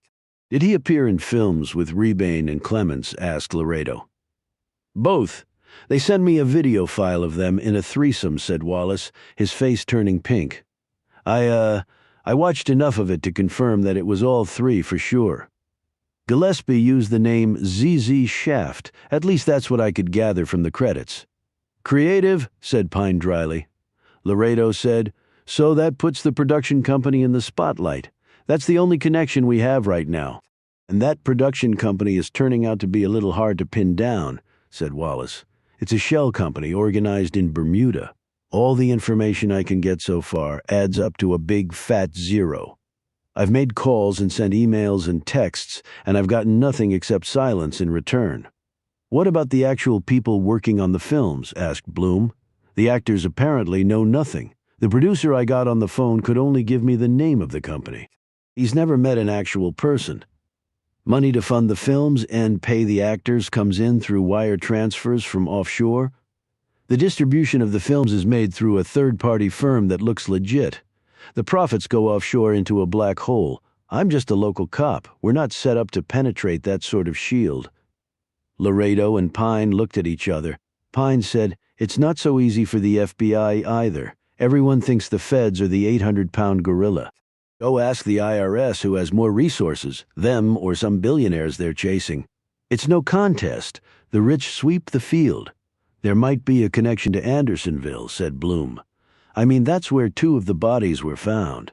"That is certainly possible," said Pine. "And whoever is behind this has to have some connection to porn films." Laredo chimed in. "It could be their anti-porn, and this is their way of showing their disapproval by murdering actors in that field." "By why? Dress them up in those get-ups?" asked Wallace. "What would be the point?" "A veil and a tux," mused Pine. "Bride and groom, obviously. That has to be worked into the scenario somehow. It was important to the killer." "Which means we're back at square one," said Wallace. He rose, his expression troubled. "I've got to get back to the office and report in to my superiors, not something I relish doing since I've basically gotten nowhere. Let me know if anything occurs to you." After he left, Laredo looked at Pine. "I got a text from Stan Cashings this morning." Pine's face was inscrutable, while Bloom's eyes widened a bit. "Okay," said Pine. "Cloak and Dagger," prompted Laredo. "How do you know Stan?" "I've worked with him. Thought you knew that." "I didn't. Why do you want to know about something called Cloak and Dagger?" "I think it was a bar back in New York in the 80s. I think my father might have worked there." "Why would Stan have contacted you about that?" "Because he transferred down to D.C. last year. WFO," he added, referring to the FBI's Washington field office. "Then maybe I called the wrong person. He didn't mention that on the phone. No, he was a good source. He knows New York as well as anybody. If this place existed, he'll be able to find out about it. Still doesn't explain why he would call you. Because I told him where I was going and that you were going to be there. He also didn't mention that. Stan plays things close to the vest. It's the FBI way. It's not like you and I don't share that attribute." The two stared at each other for an uncomfortably long moment. Blum cleared her throat and said, "So, getting back to the murders here." Pine said, "We've got to run down this connection to the porn films. The killer had to know intimate details of the actors, their real identities, where they live." "So, you think they knew him somehow?" said Laredo. "Rebane had some man in her life," Clemens told us. "We haven't learned the same about Gillespie, but it's possible he had some relationship with the killer. He could have brought them here under some pretext, killed them, and laid them out for us to find. Then he gets cold feet for some reason about Clemens, maybe because she could tell us the connection between Rebane and Gillespie, and that's why she had to die. Maybe someone could have seen them together somewhere," said Bloom. "That's an awfully big task for a few people to track down," pointed out Laredo. "You're not expecting any reinforcements from the Bureau?" said Pine. "Not at the present." "No, the Bureau is stretched thin as it is. Lots of stuff on the burners. 3 murders aren't chump change," Pine retorted. "Preaching to the choir, and I'll ask for help. Just don't hold your breath." They heard the sound of feet rushing down the hall, and Graham burst into the little breakfast room. Her face was pale, and her features held a stark terror that made Pine and Laredo rise at the same time, their hands near their guns. "What?" barked Pine. "You've got to come. Hurry! Oh my God. Hurry!" She turned and fled back down the hall with the 3 in pursuit. They quickly hit the main street and hurried after Graham, and soon she stopped in front of one of the buildings. It was the Drummer Boy Civil War Museum, a gray-painted brick structure with black shutters on the windows and a metal roof over the porch overhang. Out front was the Confederate flag and large wooden cutouts of figures in blue and gray uniforms and smaller versions of drummer boys in uniform. The faces were blank holes, allowing visitors to fill them with their own countenances and have their pictures taken. You could do the same thing with the cutout of a lady in a hoop skirt. A woman in her 40s with wavy brown hair, wearing a navy blue dress with low heels and nylons, was standing outside looking even more distraught than Graham. She had one hand against the brick, apparently to keep herself upright. Her other hand was pressed against her chest. Lily called out Graham. I brought the FBI folks. Laredo and Pine strode past Graham and swiftly moved over to the woman named Lily. "What happened?" said Laredo, his hand on the butt of his pistol. In answer, Lily pointed weakly in the direction of the museum. It's in there," she said breathlessly. Laredo's and Pine's gazes swiveled to the front of the entrance. "It," said Pine, "in the back. In the uniform? Oh, it's so very awful." She buried her face in her hands and started to sob. Pine eyed Bloom and motioned her over to stay with Lily. She and Laredo opened the door to the museum and entered. The space was filled with Civil War and other memorabilia. There were glass display cabinets and weapons hanging from the walls.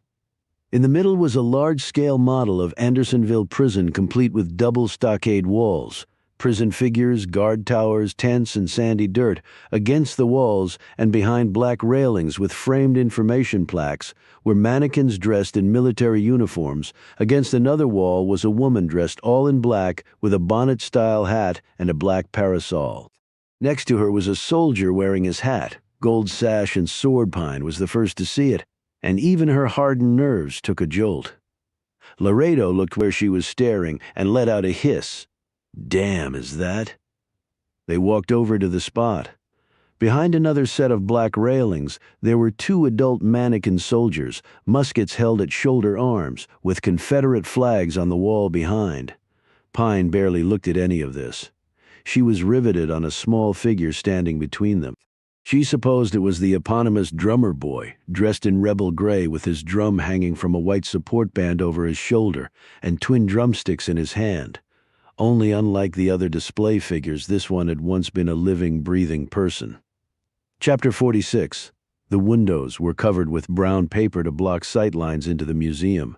Police tape had been stretched across the front. A small group of people was milling around outside. Some spoke with the policeman on duty at the door. Everyone looked worried and upset inside. The atmosphere was tense. Pine and Bloom stood next to the body. It still had the uniform on, since the forensic techs were completing their work and taking their pictures. The victim was around 10, male and Hispanic. Pine looked down at the pair of large brown eyes that could no longer see a thing. Perhaps their last captured image had been that of their owner's killer. "Murder is always upsetting," murmured Bloom, looking away. "But when it's a child," she said nothing else. She didn't have to. Loretto and Detective Wallace were consulting with a couple of uniformed deputies. Lily, the shaken museum attendant, had been allowed to go home after giving a full account. She said she had come into the museum just like any other morning. She had put away her purse and made a cup of tea. She had started to work on a display in the back of the main room when something caught her eye. She had told them the mannequin was white. This one wasn't. They had figured out how the body had been propped up. A harness was under the uniform jacket, and it had been attached to a bolt in the wall. In Pine's mind's eye, she kept seeing the little soccer girl, Holly. Pine had managed to save her life, but not this little boy's. She rubbed at her eyes, trying to clear both them and her brain. It didn't work. Laredo walked over to her. "No forced entry. Lady left last night around 6:30. Perp would have had to have a key." Pine nodded. "Front entrance has a security camera attached to the porch roof. I noted that on the way in. There's a back entrance. He would have had to come in that way carrying the victim. He would have had plenty of time to arrange." Pine fell silent and looked down at the child. "Right?" said Laredo, following her gaze. "Any line on the victim?" asked Pine. "Not so far. Early days yet. We're running out of days. This guy isn't going to stop because we can't keep up." Wallace rejoined them. "This is awful. A kid." He shook his head. Pine nodded. "I asked Lily if she had seen anyone acting strangely or someone in the museum she didn't recognize. But of course, with the Civil War reenactment coming up, the place is going to be flooded with out-of-toners. In fact, she told me the museum has been pretty full the last few days." Laredo said, "Hey, you think maybe his mom or dad is involved in the porn industry?" Pine said, "If so, you'd think they'd notice their kid missing. I'd circulate his picture all over. Somebody has to come forward." Laredo said, "First a lonely spot on the main road only a few blocks from here, then the cemetery, now this place." "What about Beth Clemens?" interjected Blum. I don't see her as part of the Vic pattern, said Pine. She was a threat. That was why she was killed. She wasn't dressed or laid out. She was just murdered to keep her quiet. Laredo shook his head. But we found out they acted in films together from another source. We didn't need Clemens for that, which logically means that Clemens knew something else that was important. Then she had to die, said Blum, as soon as Gillespie did, because the killer would know that sooner or later we would come back to question her about it. Exactly, Wallace said. I'll go see about getting the boy's description circulated along with a sketch of his face. He looked down. We'll have to use this image of him. We don't have another, Laredo said, and we can also have it put through our databases, and the National Center for Missing and Exploited Children, added Pine. Wallace nodded and moved off. Blum came to stand next to Pine, who said quietly, "The perp is moving off his original theme." "You mean first a veil and then a tux?" But he dressed the boy in a costume from this place, and Pine stopped, fixed her gaze on the body, and knelt down next to it. One of the techs who was taking a photo said loudly, "Hey, I'm trying to get scale photos here, if you don't mind." Pine gazed up at him with such a look that he quickly stepped back and started nervously fumbling with his camera. "What is it?" asked Blum, squatting next to Pine as Laredo looked over Pine's shoulder.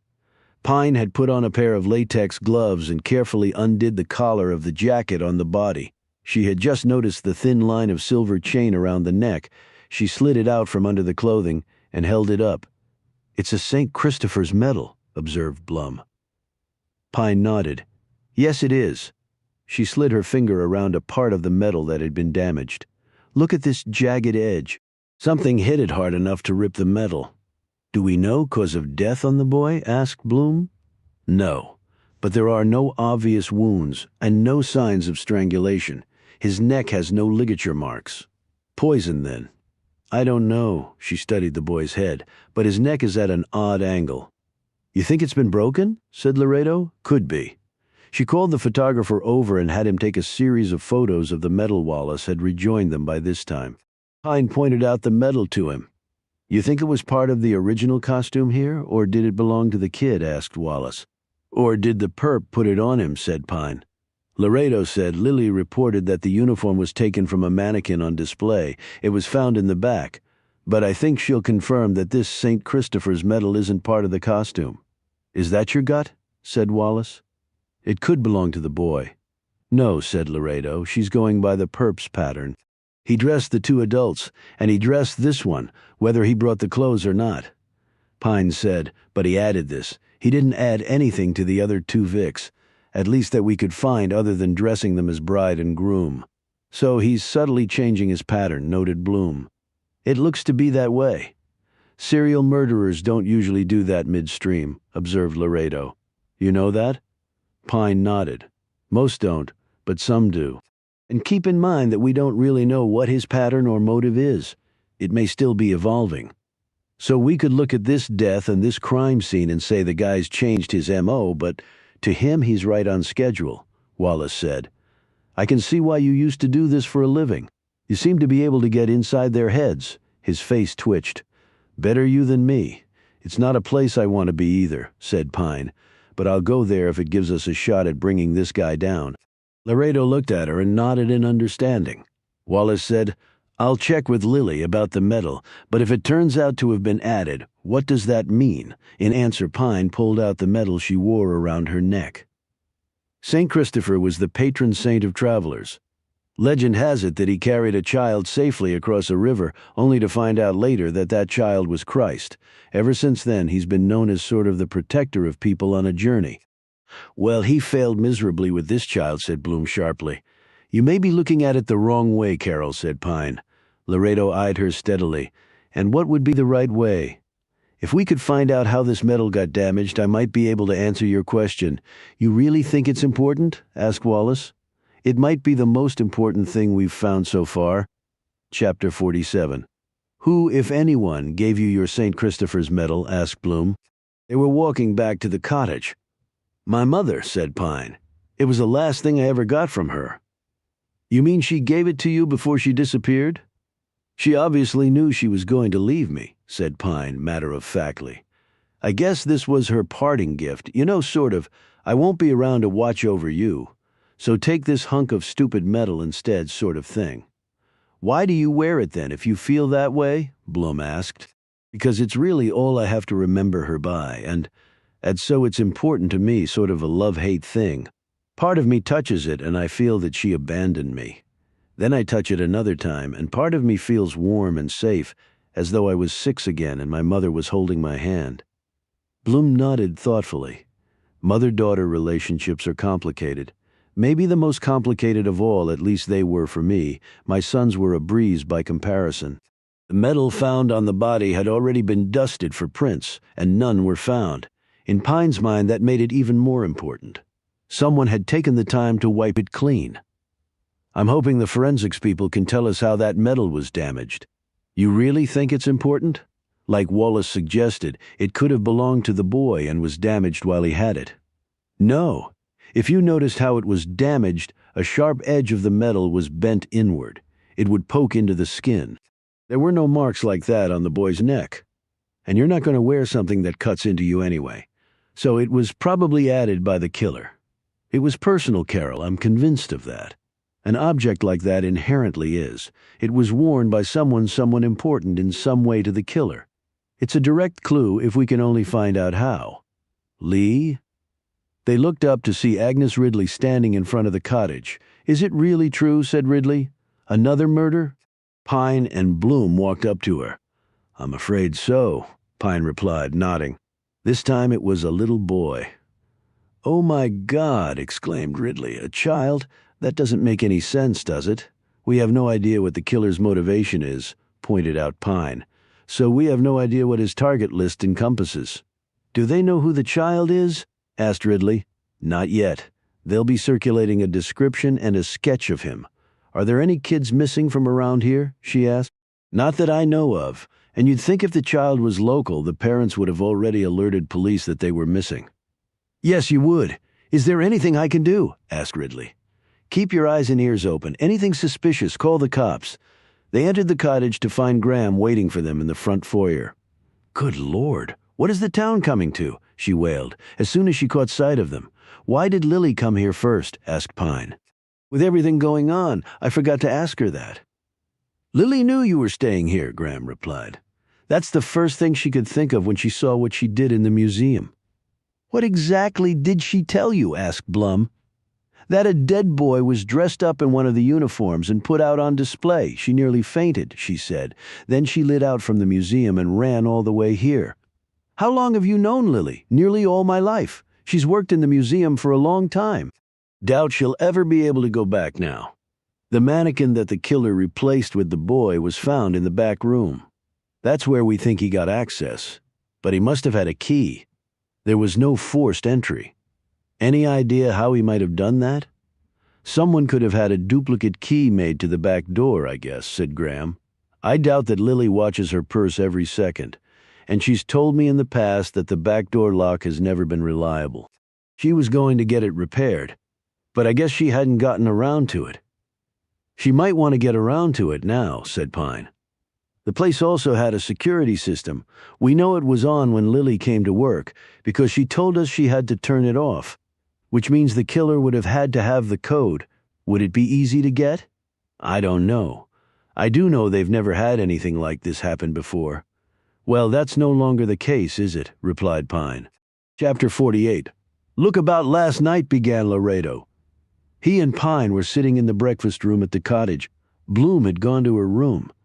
"Nothing needs to be said," said Pine curtly. "You don't think so? We had some drinks, and we danced. So what?" He let out a long breath, the contrition clear on his features. "I'm sorry, Atlee. I'm being an idiot." He paused. "It was just what?" "I guess the drinking and the dancing, and I didn't mean to lead you on. If you saw it that way, I apologize." "For what?" "Dressing up and being absolutely stunning looking." "Yeah, let's not have that in life. That's not what this is about. Last night was an outlier. We were both too smart to let it escalate into something we would both regret. So let's just leave it there. You cool with that?" "I don't think I have a choice." When she saw his face fall, she put a hand on his arm and added, "Look, I was the one who wanted to go drinking. I asked you to dance. Maybe I was flirtier than I realized, and when we came back here, I could see how you thought things were going to go, so that was on me. How did you think things were going to go? He asked, glancing up at her with an earnest look. Maybe pretty close to what you thought, Eddie. And then what happened? And then it occurred to me that we haven't seen each other or had any contact for over a decade, and I'm not that sort of a girl. For the record, I never thought you were. He put his hands in his pockets. It's been a long time since Denise left. Dating is pretty much impossible with my career. Tell me about it. Oh, come on, I'm sure every guy in stunted rock, she interjected, shattered rock, as you well know.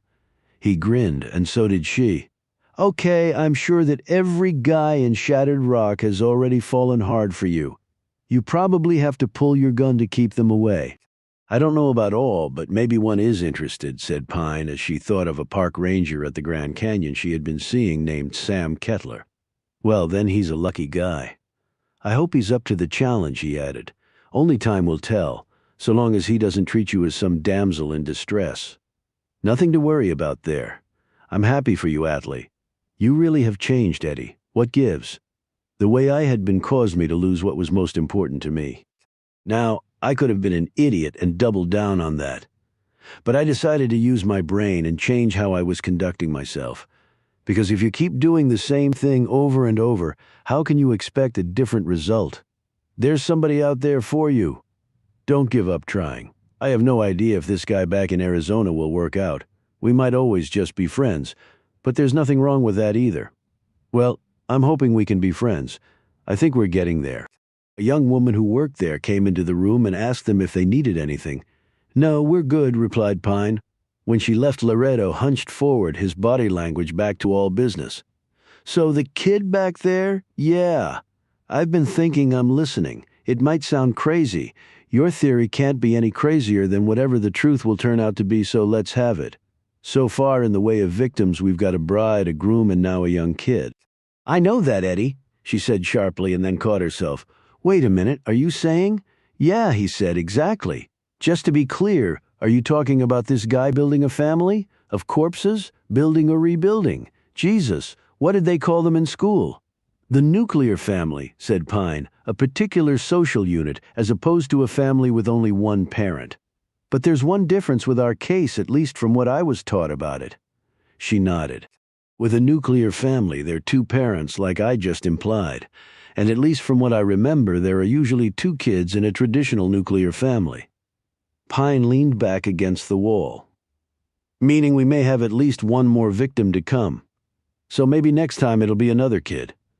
Then we have to make sure there isn't a next time, Pine replied firmly. Easier said than done. We really have no line on this guy. Is there any pattern at Quantico that fits this? She asked.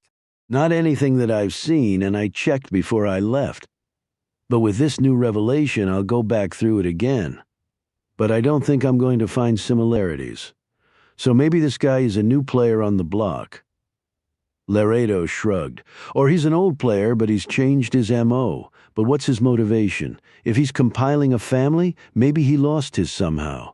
Wife and kids, you mean? Pine said, yeah. Or wait, it could be all four. This guy could be looking from the outside at the loss of another family maybe close to him. Shit. How do we begin to track that down?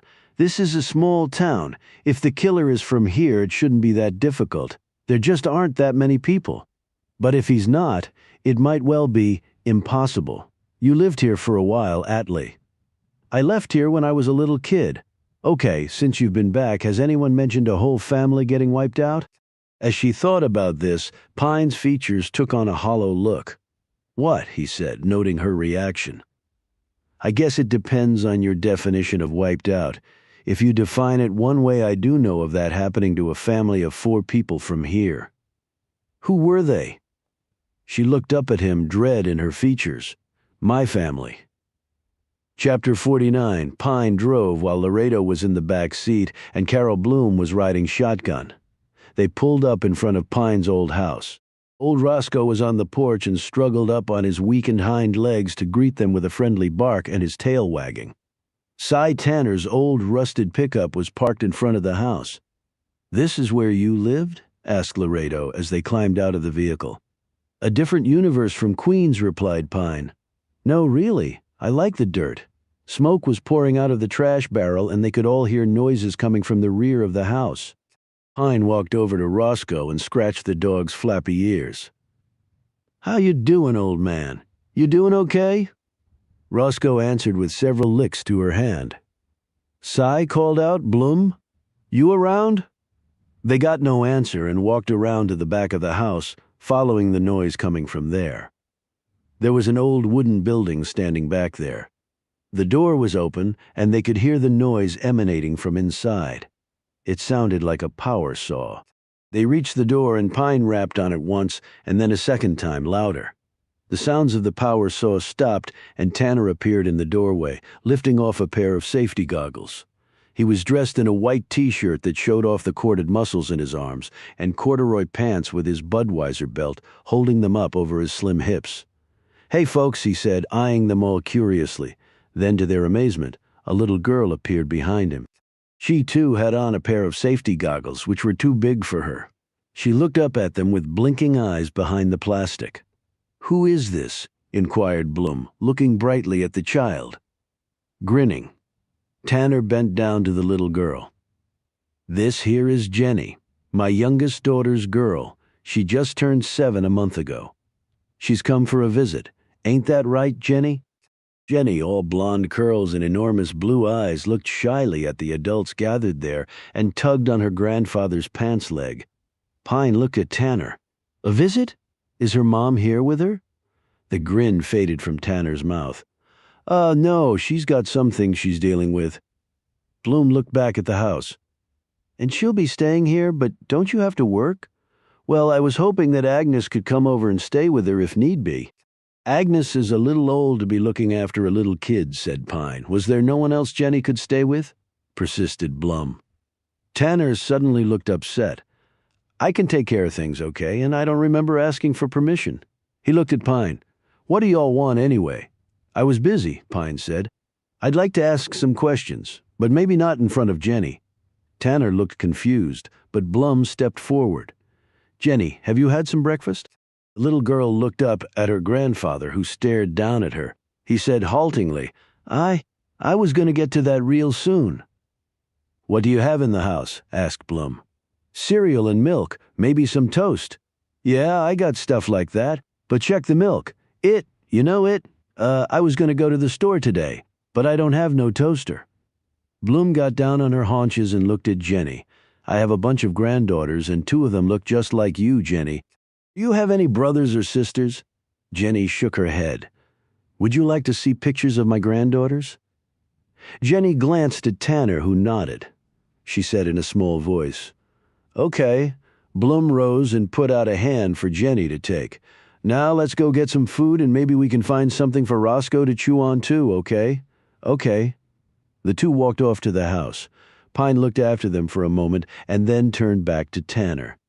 Cy, what the hell is going on? How did she even get here? Tanner sighed wearily, stuffed the safety goggles into his pants pocket, and ran a hand through his thick hair. My daughter's boyfriend dropped her off just this morning. Were you expecting her? Hell no. I didn't even know about the damn boyfriend. When I saw Jenny in the truck with him, I ran over and was about to bust him up. I didn't know why he would have Jenny with him, but then he explained who he was and that Linda needed me to take Jenny for a while. For a while? Where does she live? Alabama. Near Tuscaloosa? Tuscaloosa, exclaimed Pine. That's over 4 hours from here. Yeah, they started out real early. But why would the boyfriend bring her here? Why not Linda? Well, the boyfriend. Hell, I forgot his name, said Linda's. Gone back into rehab. Drug rehab? Asked Laredo. Tanner nodded. She got hooked on meth a long time ago. Thought she'd kicked it. She fell off the wagon when Jenny was 2. Then got clean. Thought things were good until this morning. Is the boyfriend the father?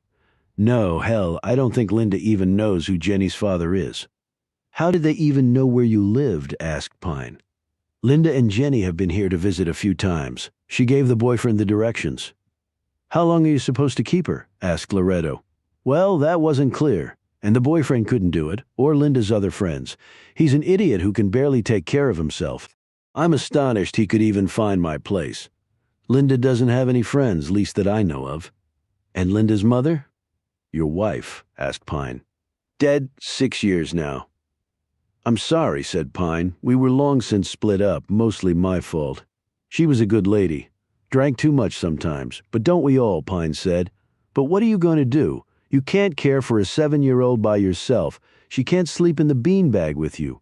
Do you have a working toilet? A functioning kitchen? A place to shower?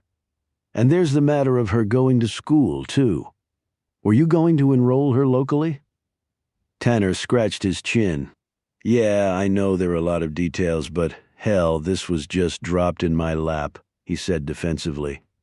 He added, I did have her put on safety goggles when she was in the workshop with me. Pine and Laredo exchanged a worried glance. Pine said, Let me see what I can do to help. There might be some folks in town who can assist with the situation, okay? Tanner looked relieved. That would be mighty welcome, yeah. He changed expressions. So why are you here again? You said you had some questions. Pine looked at Laredo. Tell him your theory about the nuclear family. Laredo did so, and Tanner looked like he might vomit. What the hell kind of world do we got where sick bastards like that are walking around? He raged. I know, Cy, but if it is in some way connected to my family, we need to know if you've seen anyone around here. Maybe a car or truck parked nearby watching the place. Anyone you've seen showing an interest in this house or the property at all? Tanner leaned against the door jamb and thought this over. He finally shook his head. Only people come by here are you and Agnes. Wait a minute. That Graham lady came by a couple times. Lauren Graham? Why? He chuckled. She brought me a blueberry pie and then some biscuits. He grinned. Now, I could be wrong, but she seemed a little sweet on me. But I'm way too old for her. He looked around at his dilapidated property. Maybe she's after my money. He laughed. Anyone else asked, Loretto? Anyone at all, even somebody stopping to ask for directions? Well, come to think, there was a car parked nearby. Oh, this was maybe 3 weeks ago. Got up real early and was looking out the window and saw it. What kind of car? Asked Loretto. Fancy. So red it hurt your eyes to look at it. Looked like the damn Batmobile. Never seen a ride like that before? No name or emblem or anything on the car that you could see? Well, I did sneak through the woods to get a better look at the thing. I mean, this is rural Georgia. Seeing a car like that here was like seeing a damn Rolls Royce on the moon. So what did you see when you got closer? Asked Pine. Thing had 4 exhaust pipes coming out what looked like the trunk. Did you see a name on the car? Tanner knitted his brows. Yeah, never heard of it before. Pag something?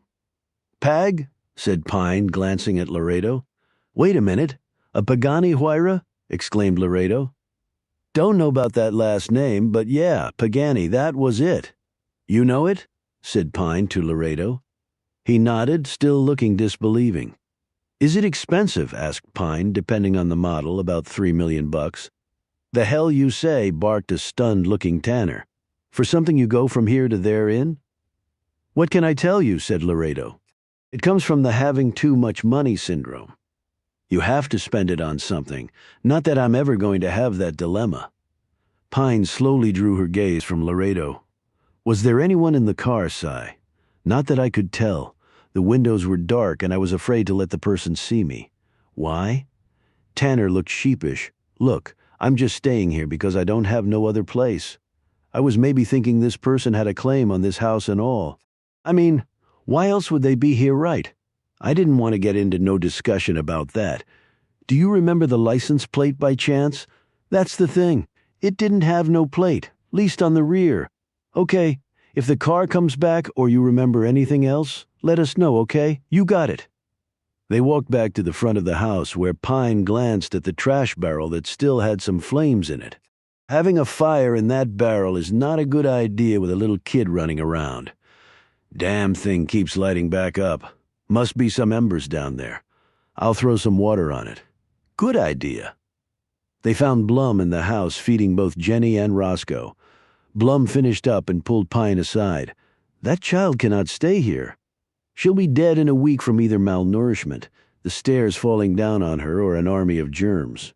Working on it, said Pine as she pulled out her phone and made a call. After a couple of minutes of conversation, she put it away and looked at Bloom. She's going to call me back. Who? Lauren Graham. She thinks she might have a solution. As it turned out, the woman did.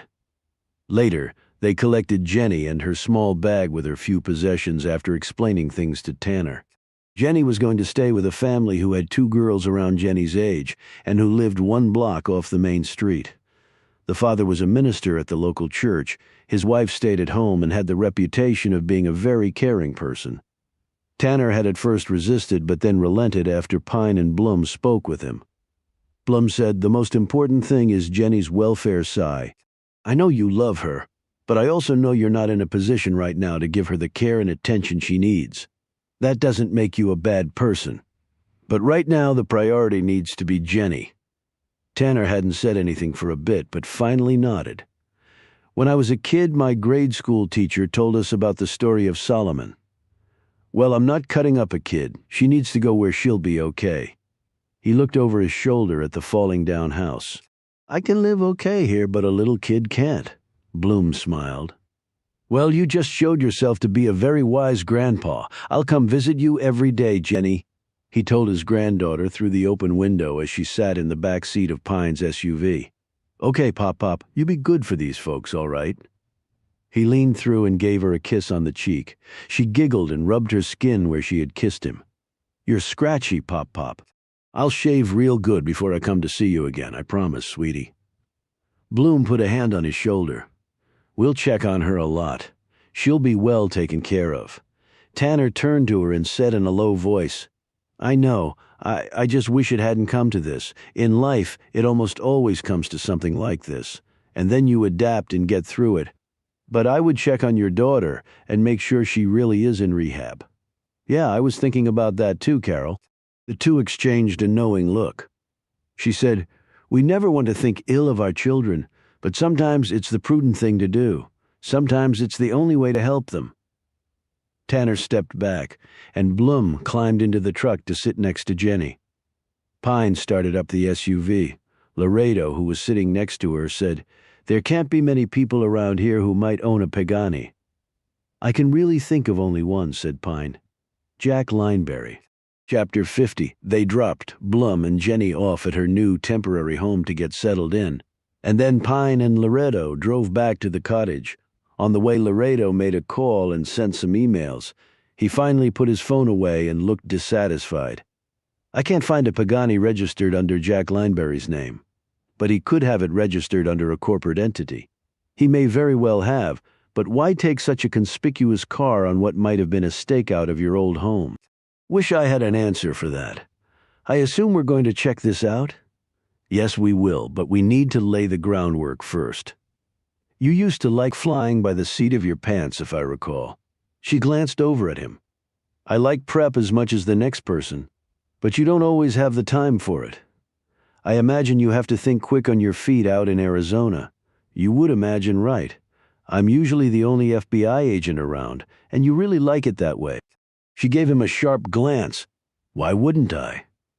I like having resources.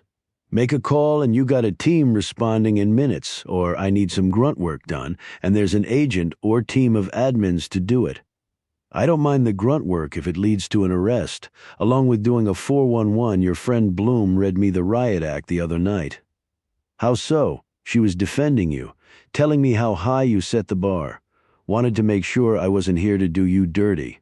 She's a good partner. She also made it clear that as an admin person, she's really running the show. I wouldn't disagree with that. I know Clint Dobbs runs the Phoenix field office. Here, he can be a real pain," Pine said, "but he gave me an opportunity to get things right, and I respect him for that. And if you can't get things right, I'll cross that bridge if I get to it." They parked in front of the cottage and got out. Across the street was a small, open, grassy area. A group of kids was playing there with an old kickball. "No school today?" said Loretto. "Guess not." He headed toward the front door of the cottage, but then noted that Pine was standing there watching the kids. He walked back over to her. "Thinking about your sister or maybe Jenny? Maybe both." Laredo watched the two biggest kids face off with the rest of the group. Sometimes it would be nice if we could stay young and innocent and play kickball forever. Do you know how bored we'd be? Replied Pine. Seriously, those kids will have a lot of challenges when they grow up, and I don't mean because they come from a small town. The world is changing way too fast, but in some ways it stays the same. It still has bad people doing bad things. I guess we'll never want for a job, although it would be nice if we became obsolete. Pine was about to turn to the cottage when her attention was riveted on the group of kids. "Eeny, meeny, miny, mo," began the biggest kid, alternating pointing his finger at two smaller kids. He ended the rhyme on the kid on the right, who was all smiles as he was picked for the team. The other child stepped back, looking dejected. "Shit," muttered Pine. "What?" said Laredo. The kid the nursery rhyme ended on over there was the clear winner. He got picked for the team. Well, yeah, I guess that's right. But I always assumed whoever the rhyme ended on was the loser. I guess it can go both ways depending on who's setting the rules. In the films, Pulp Fiction and Natural Born Killers, they used that rhyme to pick who was going to die. The person who ended up with the last word of the rhyme bit the dust. I would call that a loser. When she didn't respond, he said, "And this matters to you why?" She explained about the intruder all those years ago using the same rhyme on her and Mercy. He ended the rhyme on Mercy. I distinctly remember that. But I always assumed that meant she was the loser. She was the one taken. I was the one left. I was the winner. And what happened to you? The guy fractured my skull. The doctor said it was a miracle that I survived the night, but I did survive, and that's why I always assumed that Mercy got the worst of it, that he had taken her to kill her. So you're saying that by ending the rhyme on your sister it means... She looked up at him. Maybe by picking her. That means that Mercy is still alive.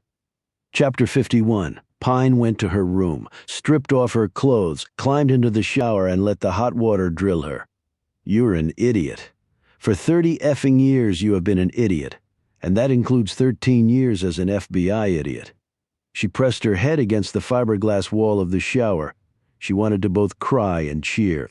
Cry because of her absolute stupidity by never considering another possibility for the purpose of the rhyme. But she also wanted to cheer because if she was supposed to be the loser that night, then Mercy was the winner, and you didn't kill winners. Pine knew she was grossly, and perhaps idiotically speculating here. Her evidence was watching one kid pick another kid for a game of kickball. And in the two films, Laredo had mentioned the person the rhyme ended on had died. The absurdity of it all made her want to scream. She licked water off her lips and closed her eyes. In her concentrated recollection, she could see the finger thumping first her forehead and then her sister's. The finger had touched her skin and then Mercy's next. The fist had come crashing down. Perhaps more than once, she couldn't know for sure because she apparently had been knocked unconscious by the first blow. But I had to be the loser. Mercy was touched last and he wanted to kill me. Probably thought he had killed me. He took Mercy. But for what purpose? There had never been a ransom note. It wouldn't have mattered if there had been. Her parents had no money to pay. Why take Mercy then, if not to kill her? It was true that human trafficking had been going on since time immemorial, but in 1989 on the outskirts of Andersonville, Georgia, was it someone obsessed with twins? Someone who had been watching the family and intended to kill Pine? Why? I was 6. The man was masked. I couldn't identify him if he wanted to keep me from crying out or going to warn my parents. He could have done any number of things to accomplish that short of fracturing my skull. She got out of the shower, dried off, and sat on her bed in a towel.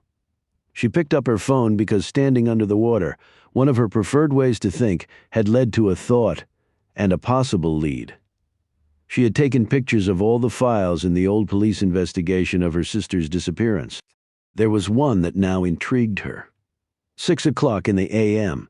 That was when the police had said her mother had come into her bedroom and found Pine horribly injured, and Mercy gone. She was looking at the detective notes that documented this, and this timing had been corroborated by other witnesses. Yet the thing was, her mother had a routine with her daughters. She put them to bed at 9 every night. She would then check on them at 10 to make sure they were still in bed and not playing. Pine had been caught out so many times over this that she knew that rule well. Then Julia Pine came to rouse her daughters at 7:30 sharp so they could clean up, dress, eat breakfast, and get to the bus stop for school at 8:30. Even though this had all taken place decades ago, the routine had been a large part of Pine's life, day after day. Because of that, it was ingrained in her. So the question was, why had her mother come in at 6 in the morning? And now that Pine thought about it, she didn't remember her mother coming in to check on them at 10. Pine both liked and disliked discrepancies. She disliked them because they could be inexplicable, but she also liked them because they could lead to a breakthrough. She was hoping this was one of those times. It could be that her mother awoke after a night of drinking and smoking weed and raced up to check on the kids. Maybe she had been unaware of the time because of her being hung over. Perhaps she had thought she had overslept and that the girls were late for school. Pine shook her head clear. At 6 a.m. at that time of year, it would have still been dark. So how could her mother have thought it was hours later? As Pine got dressed, she knew the answer to that. Her mother would not have been confused about that. There had to be another explanation. Pine walked down to the first floor of the cottage to find Bloom sitting in a chair there. Jenny is in good hands. I investigated the place thoroughly before I handed her over. I'm sure you did. Mrs. Quarles gave me a ride back here and we had a nice chat. She is a very caring, very nurturing woman. I'm glad. Jenny is a precious little girl. Once she warmed up to me, she wouldn't stop talking. No doubt. So why do I think you just had a revelation of sorts? Is it that obvious on my face? Not obvious to everyone, but obvious to me, so tell me. Pine sat down across from her and told her about the time discrepancy. That does qualify as a revelation, actually. Any theories? Not sure. Could be a number of reasons. Some innocuous, others problematic. Let's hear them. Pine shook her head. Not yet. I need to think things through. Fair enough. I'm really glad Jenny is all squared away. Who knew Cy Tanner could have a granddaughter that cute? Of course he had no idea what to do with her. I think he can barely take care of himself. It was nice of the minister and his family to take her in. Speaking of children, any ID on the boy? Not that I've heard, but we do have a lead to follow up. Pine told her about the Pagani outside her old home. You really think it could be connected to Jack Lineberry? You think Paganis grow on trees down here? But why would he be watching your old house? Even if it was his car, it wasn't necessarily him inside doing the watching. That's true. How are you going to handle it? I haven't decided yet. Eddie couldn't track the ownership to Lineberry, but there are a lot of dodges on that score. Pine's phone buzzed. She looked down at it and flinched. It's from Stan Cashings. The cloak and dagger issue you asked him to look into? Pine nodded as she read through the email. As Bloom watched, the expression on Pine's face turned from curiosity to shock and then to disbelief. I don't think I've ever seen you look like that, she said, worried. Pine looked up at her. Well, I never imagined it could be something like this. What is the cloak and dagger? A bar like you thought? Yes and no, was Pine's surprising reply. I'm not following, isn't it either one or the other? Not according to Stan. He did some deep digging and he says in his email that he couldn't get full answers. Not just because of how far back it goes and there not being people around who are familiar with it, but also that much of it is still classified. Now Bloom looked shocked. Whoa, classified. What kind of bar was this place? It was a sting operation, set in place by the IC, said Pine, referring to the American intelligence community. A sting operation at a bar? Who were they looking to ensnare? From the little Stan could find out, he believes it had to do with international spies. They named the place Cloak and Dagger. Didn't they think that was a bit obvious? He asked someone with knowledge of it, and they said it was supposed to be tongue-in-cheek. There were other bars sprouting up around that time with catchy names and themes. You know, like old speakeasies where you enter through a hidden door after using a secret code, or go into an old phone booth and call a certain number you've been given that opens some portal. The Cold War was still going on back then, though it was drawing to a close and the Berlin Wall would come down at the end of the decade. Did they catch anybody? Apparently so, without naming names. Stan was able to determine that it was very successful. But how does this tie into your parents? And why did your dad have those coasters? Stan couldn't find that out. No one would tell him the names of anyone who worked on it. So, Pine's face turned ashen. So I think it either comes down to my dad worked there and maybe helped the good guys bring down the bad guys. Or, said Bloom nervously. Pine stared despondently down at her hands. Or my dad was a bad guy and went on the run, and that's how we all ended up here. Chapter 52, The Morgue Again. Pine's stomach was churning like it never had before when confronted with a dead body. The reason for this was obvious. The dead person was a child. She, Wallace, and Loretto were standing over the metal table where the boy's remains lay. The M.E., the same woman as before, was on the other side holding an iPad in one hand and glancing down at the screen. Bloom had respectfully declined to accompany them today, for which Pine was grateful. A mother of 6 with over a dozen grandkids should not have to see this. Hell, no one should have to see this. Cause of death? Asked Wallace, who looked downright nauseated. If you want the common name, it's a hangman's fracture, said the M.E. That would account for the odd angle of the neck, noted Laredo.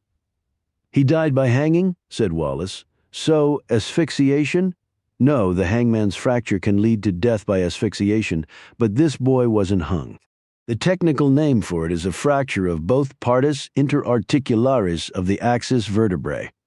But it's really simply a catastrophic hyperextension of the spine emanating from under the chin.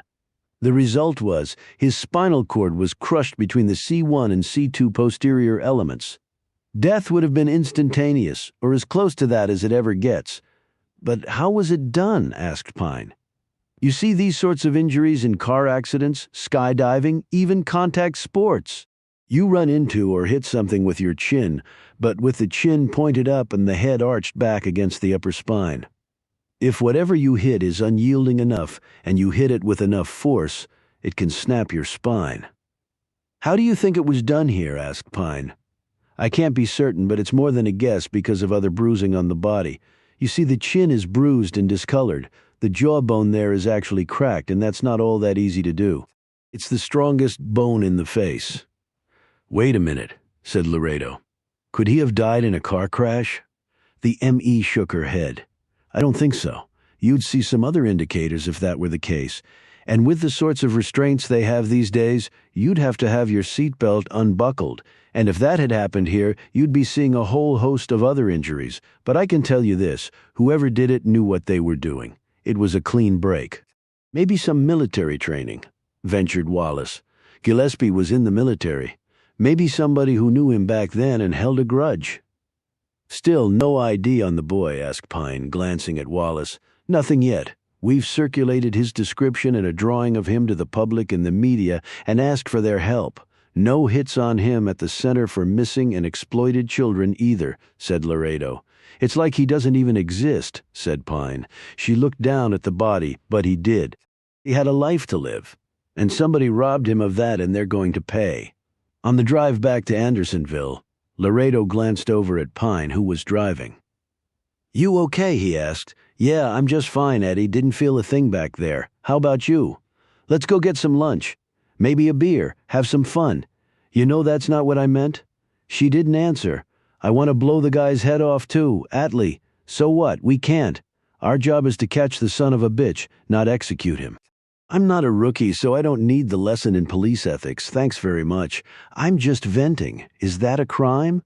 No, it's actually healthy, so go for it. We can't allow another person to die, Eddie, not another kid. You think he picked this kid because it was easy? Maybe no family, nobody to look out for him. Why do it the hard way when you don't have to? But how sick do you have to be to do that to a kid? We usually only deal with sick people, Atlee, by default. He tapped his fingers on the seat's armrest. You thinking about the little girl you saved on the Amber Alert? When she didn't answer, he continued, You can't make it personal. You know that as well as I do. In fact, if you remember, you lectured me on that back in D.C., the McAllister case, said Pine automatically. Guy raped and imprisoned little girls and had babies with them over 15 years. And when they hit 18, he killed them. Doesn't get any sicker than that. I wanted to put a bullet in his head when we finally got him. And you talked me out of it? I know, Eddie, said Pine slowly. I know everything you're telling me is spot on, and I accept that. And I'll do nothing to screw it up when we get to this guy." "I never had any doubts about that," said Laredo firmly. She glanced at him in surprise. "Really? Even after the Amber Alert guy?" "Hey, everybody gets to vent at least once." Pine's expression softened. "I like Eddie too. A lot better than the previous version." "Yeah, even my ex told me that. Denise said it was lousy timing on my part." Well, in life it's really all about timing. Laredo's phone rang. He answered it and listened. When he clicked off and didn't say anything, Pine looked at him worriedly. "Please don't tell me." "No, that was Wallace. It's good news. They got a lead on the boy with an address." "Where?" she asked. "You get to go back to Columbus, Georgia." Pine hit a U-turn and punched the gas pedal flat to the floor. Chapter 53. Francisco Gomez. He went by Frankie, Wallace, Pine, and Laredo were told. Probably so he could fit in better in his new life. They were sitting in the front room of a small house far away from the luxurious condo that Hannah Rebane and Beth Clemens had recently lived in, and where Clemens had died. It was in a neighborhood that had seen better days and nights. It was working class. It was hurting. It was a slice of left-behind America. The woman sitting in a chair across from them was in her 40s, with mousy brown hair and wearing a cotton print dress and flat-soled black shoes. Her name was Jeannie Duncan, and there were plump tears in her eyes. "Frankie was a good boy," she said, dabbing her eyes with a handkerchief. From upstairs, Pine could hear kids shouting and laughing, and the tumble and grind of youthful feet threatened the floor joists.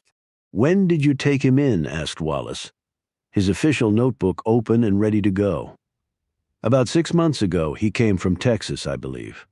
"Actually, they weren't very clear on that. We take in kids. We have 3 with us now." She stifled a sob. "Not counting Frankie." "We," said Pine. "So you and your husband?" "Yes. Roger is at work now. He has a job at a local car dealership." "Salesman?" asked Laredo. "No, he's a mechanic. Salesmen are paid on commission. We needed something more steady. He's good at his job and makes okay money. But what they charge per hour for his services, he should make a lot more," she added brusquely. "We barely make ends meet." "Do you have kids of your own?" asked Laredo. She shook her head. "We never could. My fault. That's why we became foster parents. These kids need adults in their lives helping to guide them." "Yes, they do," said Wallace. "That was very good of you. We do it through our church. They get children in from other parts of the country. We had to go through all sorts of, I guess they call it vetting.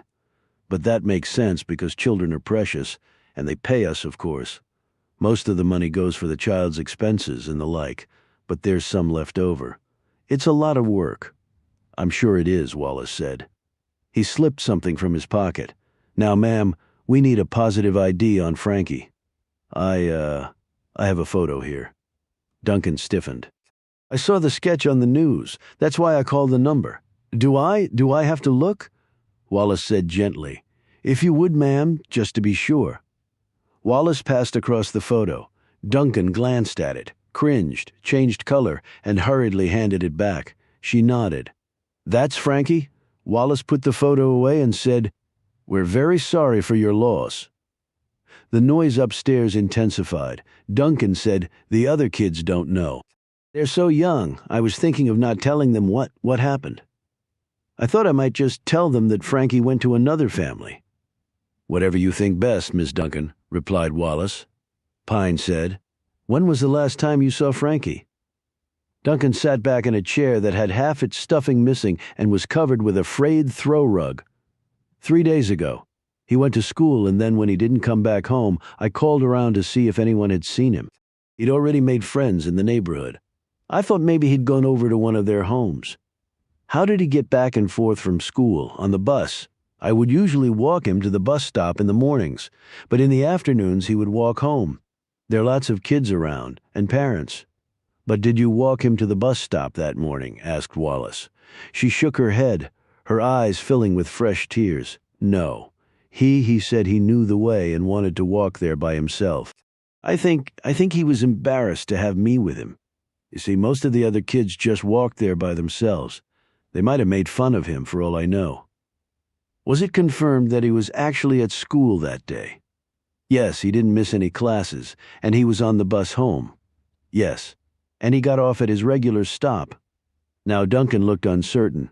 The thing is, the kids and parents I talked to weren't sure that he did. And the police talked to the bus driver. But he lets off so many kids at so many stops. He's not always paying attention who gets off where. And there are a lot of little boys who look like Frankie. Meaning Hispanic, said Pine? Yes, so it was not confirmed that he got off at his regular stop. No, it wasn't. But why would he get off somewhere else? He knew the right stop. He might have if someone had asked him to. But who would do that? And if they did, Frankie wouldn't have done it. I told him never to talk to strangers. Well, it might not have been a stranger, pointed out Pine. I can't believe that anyone who knew us would have done this to Frankie, she said stubbornly. Would he walk home with some of your other kids?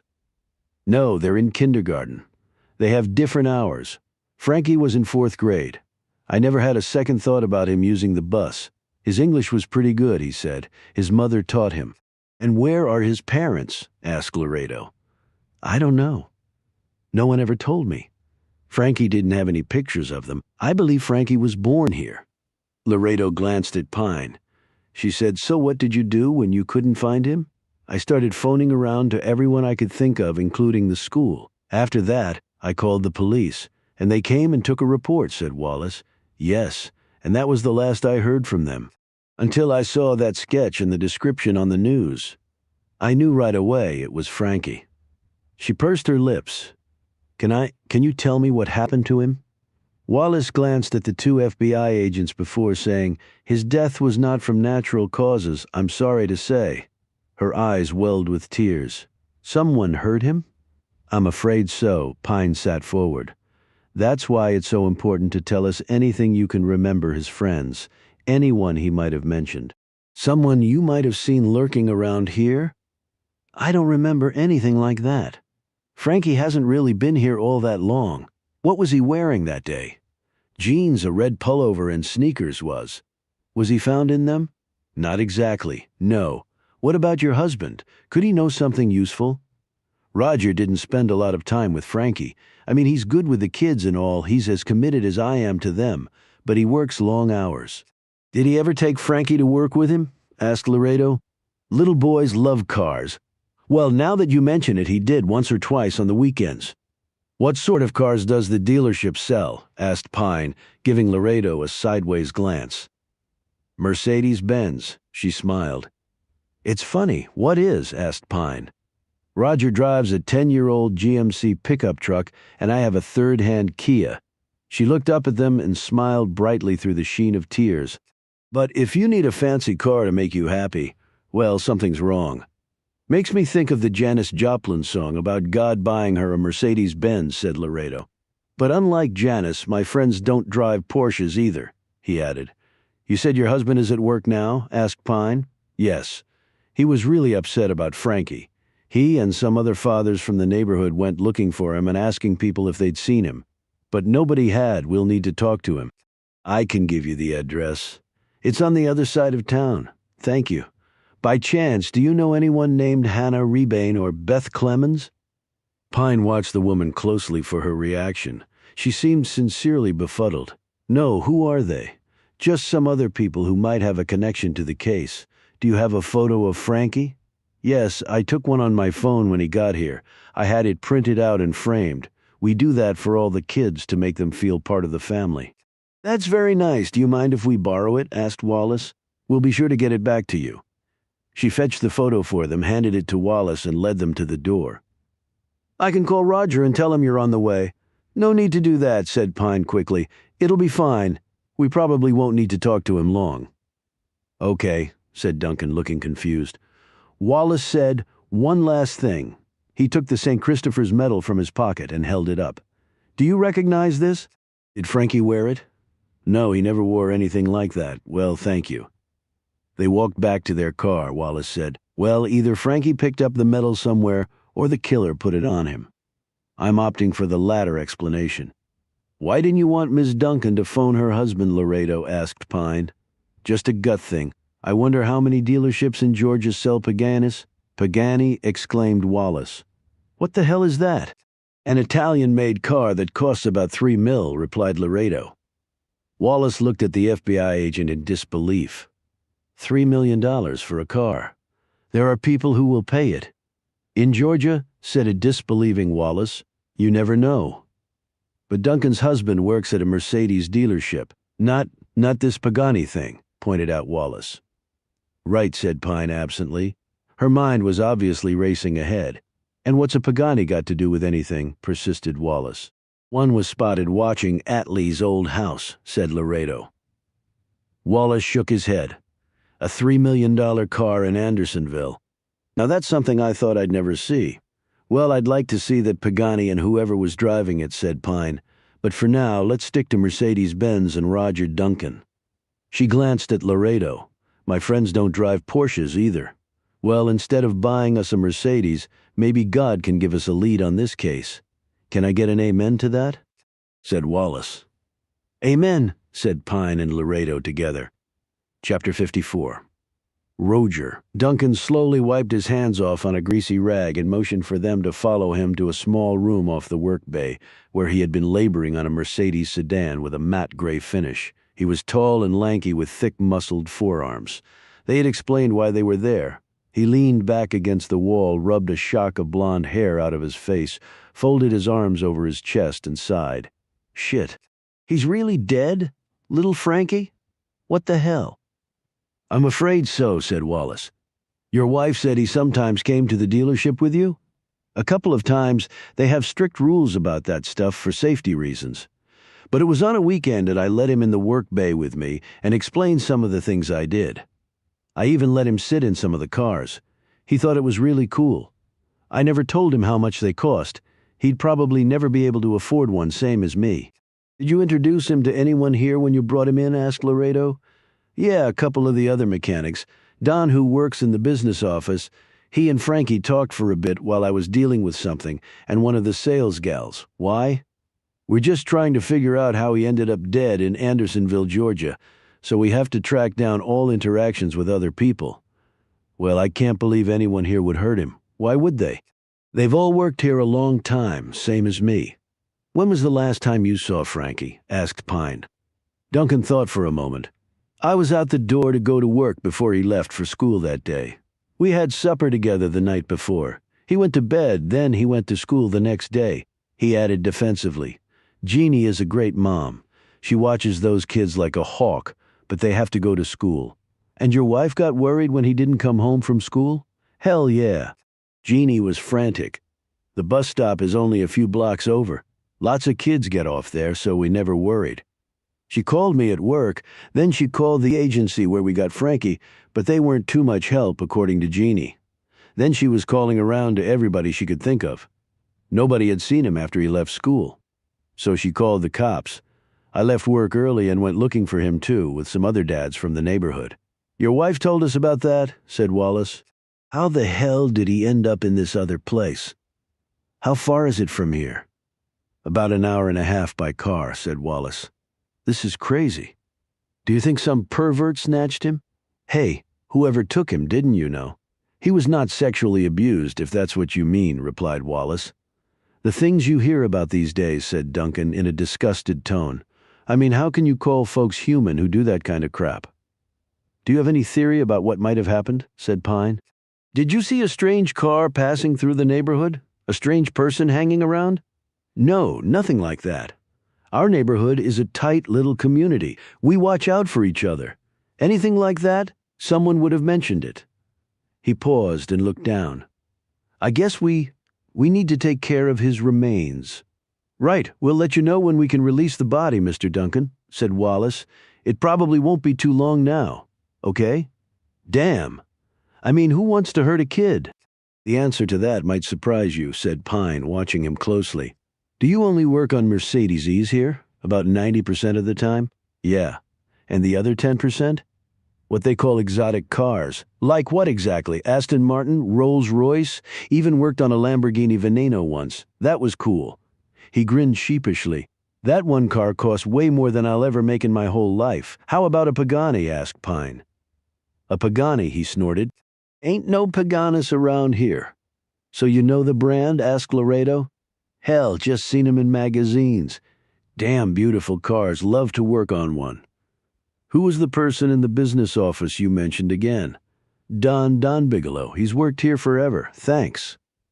Pine led the two men to the business office, where they found Bigelow, a large-boned man with a big belly in his early 60s, simultaneously pushing paper on his desk and clicking keys on his computer. "What can I do for you?" He asked, a pair of rimmed specs tilted up on his forehead. "You folks buy a car or need financing? They usually bring in the paperwork first." Pine held out her badge, as did Laredo and Wallace. "We're not looking to buy. We're here for some information," she said. Bigelow looked nervously at them. "FBI? Please don't tell me some folks here have been embezzling or something. Look, you can check all my records. I'm clean as a whistle. No, that's not why we're here. We understand that Roger Duncan brought one of his foster kids in recently." Bigelow looked blankly at them for a moment. "Oh, you mean the little Mexican boy?" "Yes. Yeah, he did. Nice kid. He likes cars. Hell, who wouldn't like a Mercedes in the driveway?" He stopped and looked suspiciously at them. "Why are you asking about the boy? Nothing happened to him, did it?" "You haven't heard?" said Pine. "What?" "Something did happen to him," said Wallace. "What?" "Someone murdered him." A visibly distraught Bigelow slowly rose from behind his desk. "Holy Lord, sweet Jesus, that cute little boy, who the hell?" "That's what we're trying to find out," said Pine. "Did you talk to him when he was here?" "Yeah, Roger brought him in to see me. I've got 6 grandkids and we babysit all the time.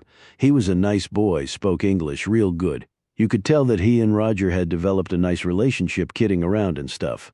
Was he here long?" "I saw him for about 10 minutes. Roger had to step out to deal with something. I sort of described what my job was here, but he wasn't interested in that." He grinned resignedly. Too boring to hold a kid's attention. He was more interested in sitting in the cars and pretend driving them than hearing about how you buy them. Who can blame him? I'd rather be doing that too. I did give him a little metal replica of a Mercedes race car. We get them for promotion purposes. Had one in my drawer. You'd think I gave the kid $1 million. "Roger mentioned that the dealership works on cars other than Mercedes," said Pine. "We do, usually for Mercedes customers who have other cars." "Like exotic cars?" "Yeah, exactly. Hard to find qualified folks to work on them around here. Have to go to Atlanta, so we save them a trip. Our mechanics are top-notch, certified on lots of different types of makes and models." "Roger said he had worked on a Lamborghini Veneno," said Laredo. "Yeah, that would be Mr. Driscoll. He has one. Only man I know who does around here. He made a ton of money in commercial real estate development, and he has some business with the folks at Fort Benning, too." "Any Pagani owners?" asked Laredo. He shook his head. "No, we've never had a Pagani in here. I've never even seen one for real." "Know of any place that sells them around here?" asked Pine. "There's a dealership in Atlanta that sells Ferraris and Maseratis. They might sell Paganis. They're all Italian cars, after all." Pine said, "Did you ever sell a car to a Jack Lineberry? Or did he ever have any vehicle serviced here?" Wallace shot Pine a look, but remained silent. Laredo just watched her. "Lineberry? Don't ring no bells either. But let me check. I can't remember everybody." He sat down at his desk and started clicking on his computer. "Nope. Never sold a car to anybody by that name. How about service on a car?" Bigelow hit some more keys and then shook his head. "No, nothing. Okay, thank you." "Who do you think killed the boy?" asked Bigelow. "That's what we're trying to find out. Hope you catch the bastard." "So do we," replied Pine. Wallace's phone buzzed. He answered it and moved over to a corner of the room while he spoke. When he was done, he came back over to them. "We got a lead?" "What?" asked Pine. "Some kid saw a man talking to Frankie on the way to the bus stop the day he disappeared. And the kid thinks the man might have slipped Frankie a note in an envelope along with some cash." Chapter 55. Sarah Toomey was around 10 and looked terrified sitting next to her grim parents. She was all dark pigtails, freckles, big eyes, and gap teeth, and she wore a pair of faded denim overalls with a white t-shirt underneath and pink Crocs. Pine, Laredo, and Wallace were perched in chairs across from them. Sarah, we just want you to tell us as much as you can remember about seeing Frankie with the man the other day. Okay, sweetie, said Pine. She had leaned forward in her chair in the small living room so that she was eye to eye with the child. In a small, shaky voice, Sarah said, "Okay, I'll try really hard. I know you will now. Did you know Frankie well?" "Pretty well. I liked him. We were in some of the same classes and we had the same homeroom. He was funny. He liked to joke around. And he could speak Spanish. He was teaching me some, I bet. Sounds like you two really hit it off." "I liked him," she said simply. "He was nice, I'm sure." "From all we've learned, he was a really nice boy. Now, can you tell us what you saw and heard that day?" Sarah looked up at her mother, who nodded and said, "You tell them everything you can remember, Sarah? Go ahead, you can do this, honey." She nodded and put her hands together in her lap. "Frankie was ahead of me on the street that morning. We were walking to the bus stop. It was only another block before we got there. I was going to catch up to Frankie and say something to him in Spanish to surprise him when this man comes out of nowhere and walks up to Frankie." Pine interjected. "Can you describe him, Sarah? Any detail you can remember. Take your time. There's no rush at all. He was tall, taller than you or your friends, a big guy. Could you tell if he was white, black?" "Oh, he was definitely white. Age?" "Older. He had white hair. It was kind of long and thick. It hung out from under his hat." "His hat?" "What kind of hat was it?" asked Pine, shooting Wallace and Laredo a look. "Like a cowboy hat, you know? Like you see on TV. What about the rest of his clothes? Jeans and a shirt. A dark shirt, I think. Shoes? I don't remember." "Okay. What did he do when he reached Frankie?" "He said something to him and then handed him an envelope." "Could you tell what was in it?" "No, but it was like a regular white envelope." "Okay, what else then?" "He handed Frankie some money, some bills. I don't know what they were. I mean, how much it was. I couldn't see." "And what did Frankie do?" "He said something to the man, and the guy patted him on the shoulder and said something back." Frankie smiled. "I remember that. What happened after that?" "Then the guy walked off. I watched him for a bit. I was worried at first. I mean, I'm not supposed to talk to strangers, and I'm pretty sure Frankie's not either. But then the man just walked off, so I didn't know what was going on. I thought maybe Frankie knew him." "What did Frankie do with the envelope and money?" "He put the money in his pocket. Then he opened the envelope and pulled out a slip of paper. He seemed to be reading it as he was walking along. I was too far away to see what was on it. Then he put it in his pocket." "Did you ask him later what the man wanted? Why he had given him the money? And what was in the envelope?" Sarah's mouth drooped. "I was going to, but then the bus passed us on the way to the stop. We were going to miss it. We all started running. Frankie was faster than me. When I got there, he was way ahead of me and was already in line to get on. He got on with some other kids and ended up sitting with them. I had to go sit in the back. I was going to ask him about it later when we got to school, but things got busy and I never did." "Did you go home on the bus that day?" asked Wallace. Sarah's mother answered, "Sarah had a doctor's appointment that day. I went to the school and got her about an hour before classes let out. We came home directly from the doctor's, so she wouldn't have seen Frankie again." Sarah looked at them with a trembling look and tears filling her eyes. If I had asked Frankie about what that man wanted, he might not be." Pine put a hand on her quivering shoulder. "None of this was your fault, Sarah. You didn't do anything wrong. This was all someone else's doing. And you've been a big help and told us a lot of things we didn't know that will help us find that person. We really appreciate your help, Sarah, okay?" Okay? said Sarah before she buried her face in her mother's shoulder and started to cry. On the way back to the car, Laredo said, "Okay, guy gives the kid a note and some money. What do you want to bet that the note said, 'Get off at a different stop and someone will be waiting to take you to, I don't know, home or the car dealership to maybe take a ride in one of the Mercedes-Es?'" Pine said, "Or they could have told him he would be met by his parents." "You think he was met by them?" asked Wallace. Jeannie Duncan seemed sincerely upset. Her husband didn't strike me as being involved in this. But the guy could have used their names to gain Frankie's trust. "And he could have gotten that information any number of ways," said Wallace. "Tall, older guy wearing a cowboy hat," said Pine darkly. "I know," said Laredo. "Could be a lot of people, but it also sounds an awful lot like your friend, Cy Tanner. Didn't see that one coming." "Neither did I," muttered Pine. Chapter 56. "How do you want to handle this?" said Wallace. They were in his car outside of Cy Tanner's house. His truck was in front, and Roscoe was asleep on the porch. "We need to get his picture and show it to Sarah," said Pine. "But I don't want him to know what we're doing." "Okay," said Wallace. "But Carol said this Tanner fellow was at the clink when Rebane's body was found. She couldn't be certain of the timing. He could have dropped the body off and gone right there to establish an alibi. It would take him all of 2 minutes to walk from where the body was dumped to the clink. There's no way Carol could know to the minute when he got there. No more than we could know the exact minute the body was placed where it was found." "Right, good point," said Wallace. "I can pretend to be taking pics of the house with my phone and get him in one," said Laredo. "Sounds like a plan," said Pine absently. "You don't think he's good for it?" said Laredo. "I have no idea. We need to know a lot more than we do now, that's for sure. But if he is the guy, we don't want to spook him." They all climbed out of the car.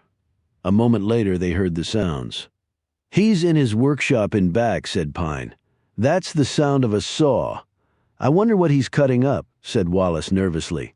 Pine walked over to Roscoe and scratched the dog's ears. "Hey, Roscoe, how you doing?" "I think old Roscoe might be on his last legs," said Laredo. "His breathing doesn't sound too good." Pine wandered over to Tanner's truck. "Don't even think about performing an illegal search," warned Laredo. "Don't worry, I'm not going to taint any evidence." She looked in the back of the truck and froze. Laredo, who had noted this, said, "What is it? Take a look at this." The men hustled over and looked inside the truck. "What are we looking for?" "There's nothing there," said Wallace. "Look at the bolt heads in the floor liner." Laredo and Wallace leaned in closer. Laredo got it first. "The marks on Hannah Reban's back and legs. I looked at the autopsy photos when I got to town. They match the pattern we're looking at now. Yes, they do." Laredo glanced over at the old barrel that Tanner used to burn things. Some smoke was still coming out of it. He hustled over and, using a long stick he picked up from the ground, started poking around in it. Pine and Wallace joined him. "You think?" said Pine. "I didn't until about 5 seconds ago." He started pulling things out with the point of the stick and setting them on the ground. "Don't you need a search warrant for this?" said Wallace anxiously. "The bolt pattern in the truck, coupled with Sarah's description, establishes enough probable cause," said Pine. "Plus, he had given me permission to look around before, including in the house. I think we can chance it." Wallace didn't look convinced, but he also didn't argue the point. As soon as the next object Laredo speared emerged from the barrel, Pine snagged it and dropped it on the ground, tamping out some embers with the sole of her boot. She bent down and picked it up. "That looked like a red Nike pullover to you." "What's left of it?" said Wallace. "Hey, what are y'all doing here?" They turned to see Tanner standing at the corner of his house, a pair of safety goggles flipped up on his forehead. Pine put the remnants of the pullover behind her back. "Hey, Cy, what's up?" He walked toward them. "Carol came by before. She said Jenny got squared away with those folks real good. I'm going over there later?" "That sounds great." "You mind if we go inside?" she asked. "I wanted to take some pictures of the place. It might jog my memory." "Sure." Then he glanced at the debris that Laredo had pulled out of the trash barrel. "What's going on here?" "Like I told you before," said Pine. "The things in there caught fire again. Laredo here was stamping them out." "Oh, okay, thanks there, partner."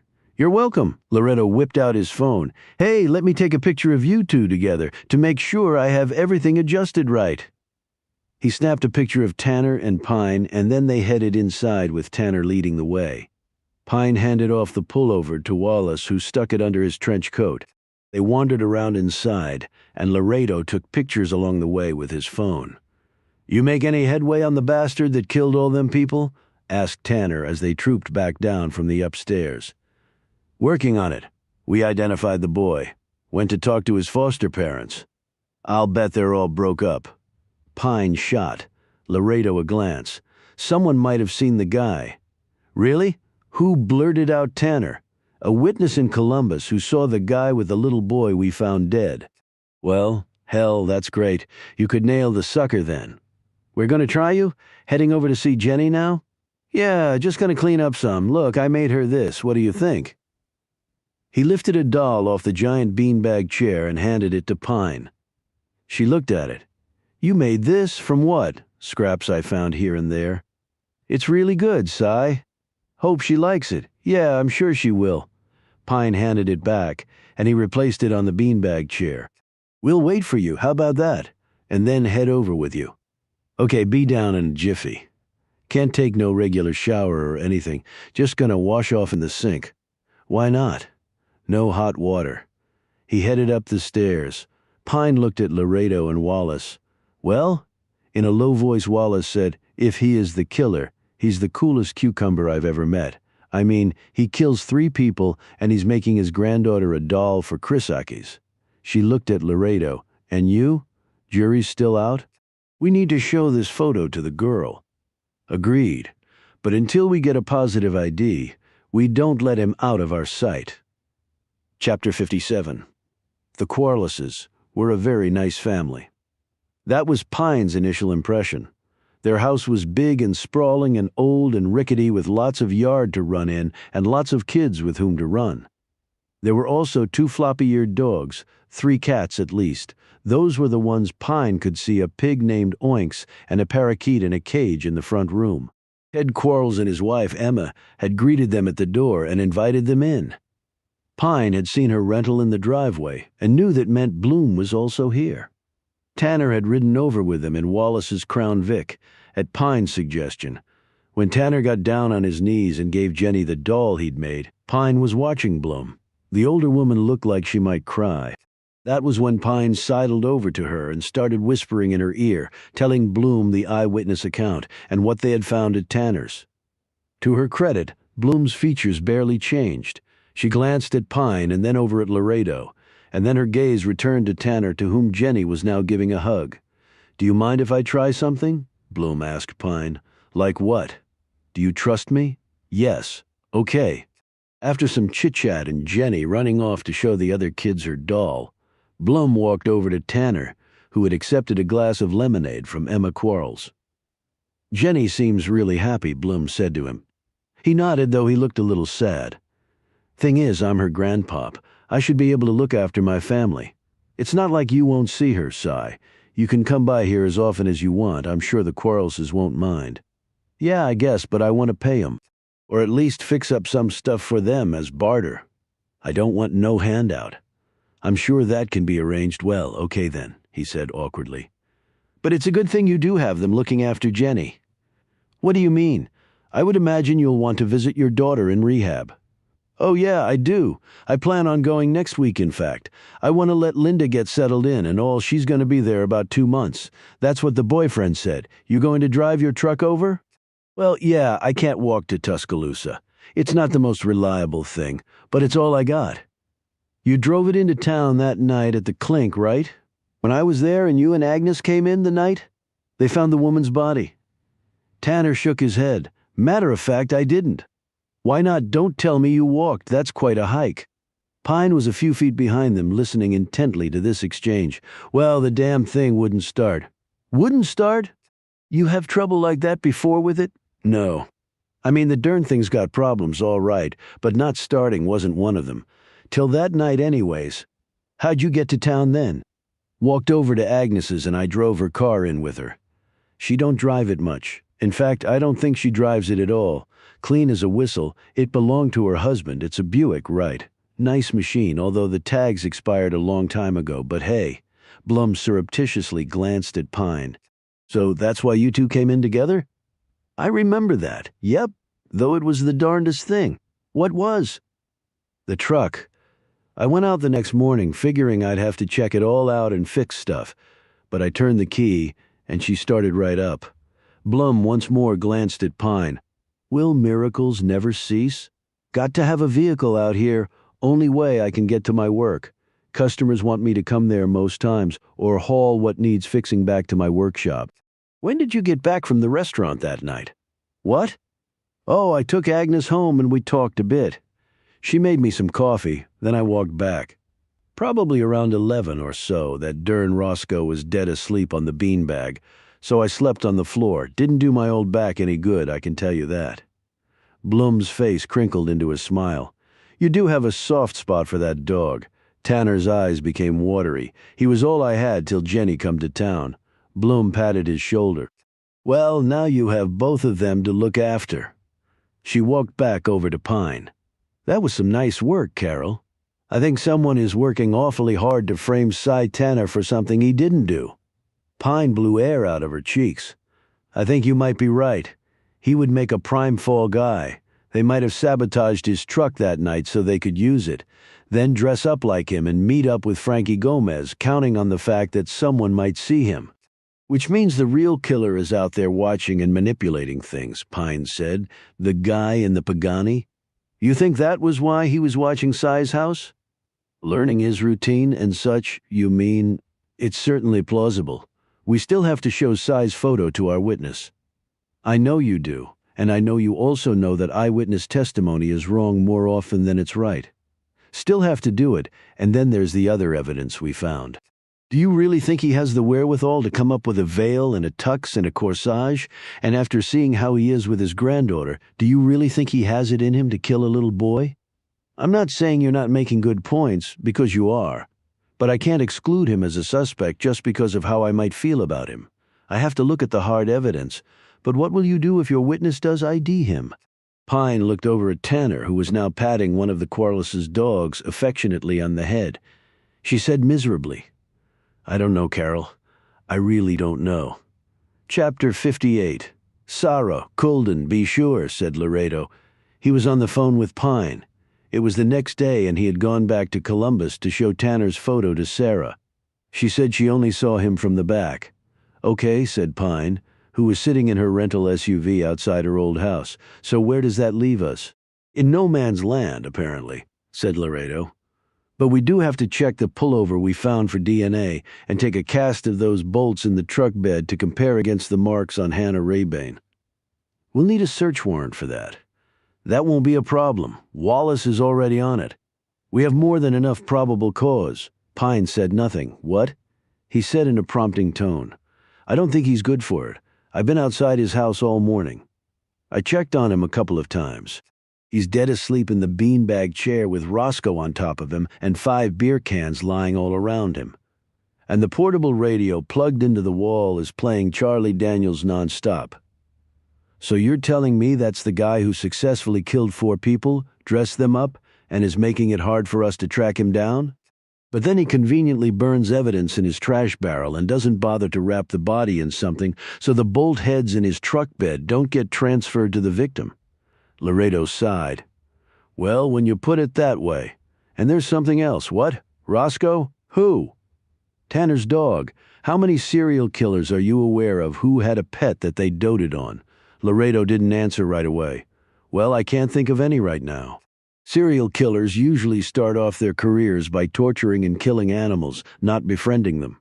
Well, that's true, although there are exceptions to every rule. Going with the odds, though, I don't see our killer being a dog person, especially one with a kidney problem who pees all over the place. So I say we put the search warrant on hold. We keep eyes on Cy, but we need to follow up some other leads. Like what leads? I'll let you know when I come up with some. She clicked off, put her truck in gear, and drove off, leaving Tanner to his sleep and his Charlie Daniels tunes.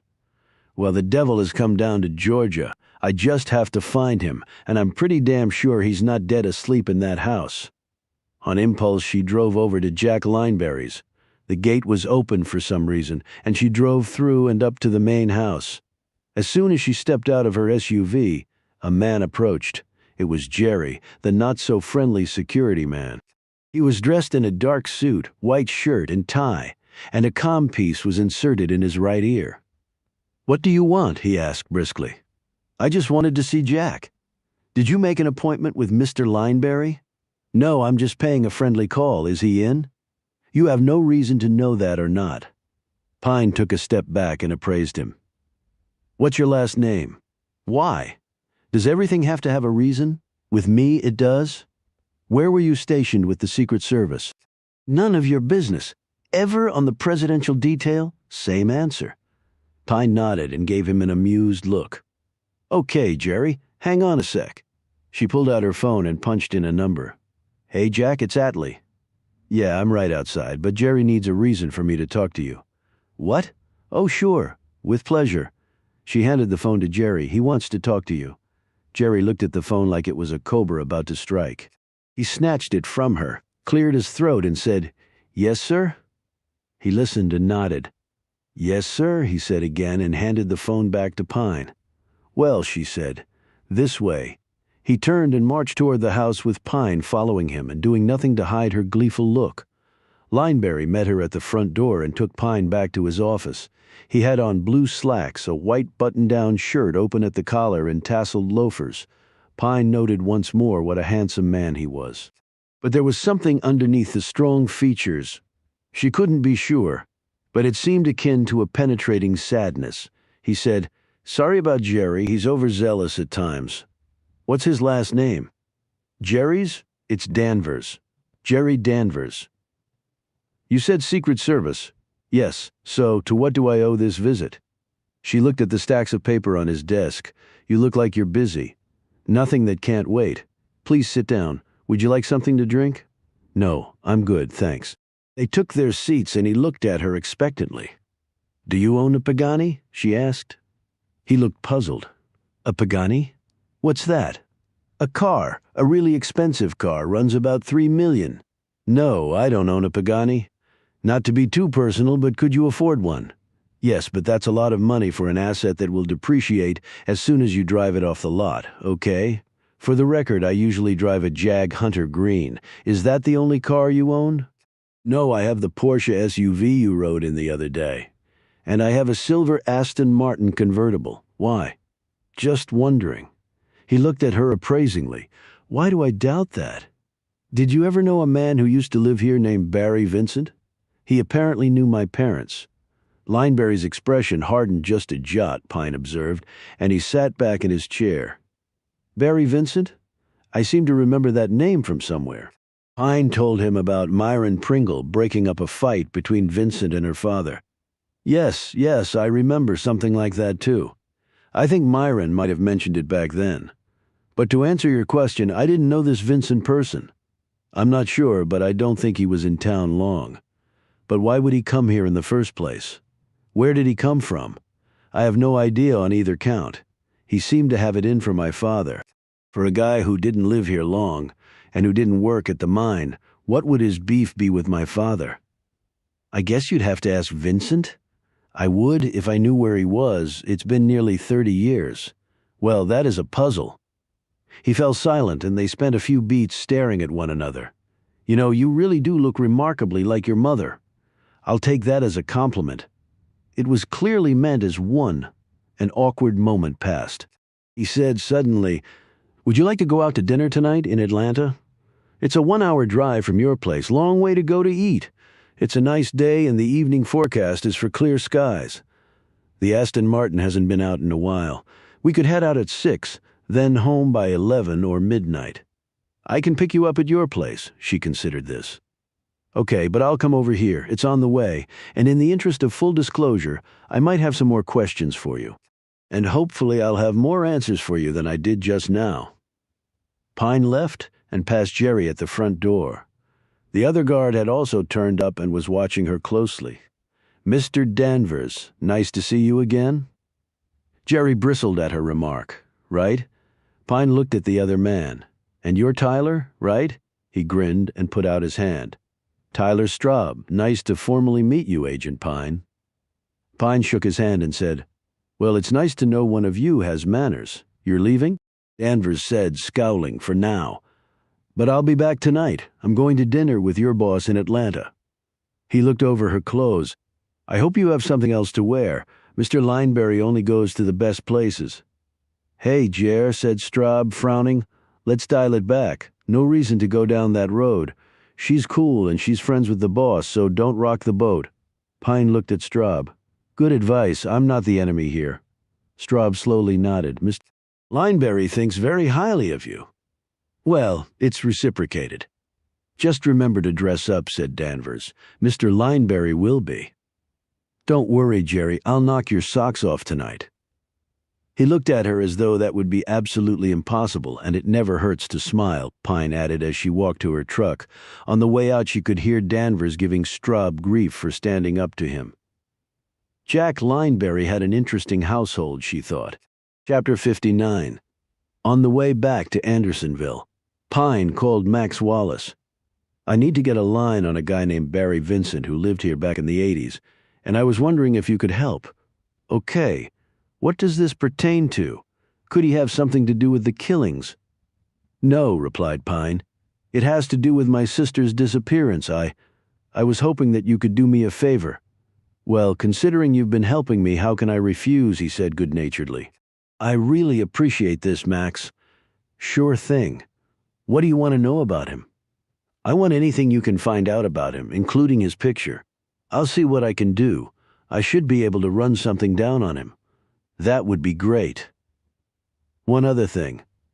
Laredo called me and said, "You want to put a pin in Cy Tanner?"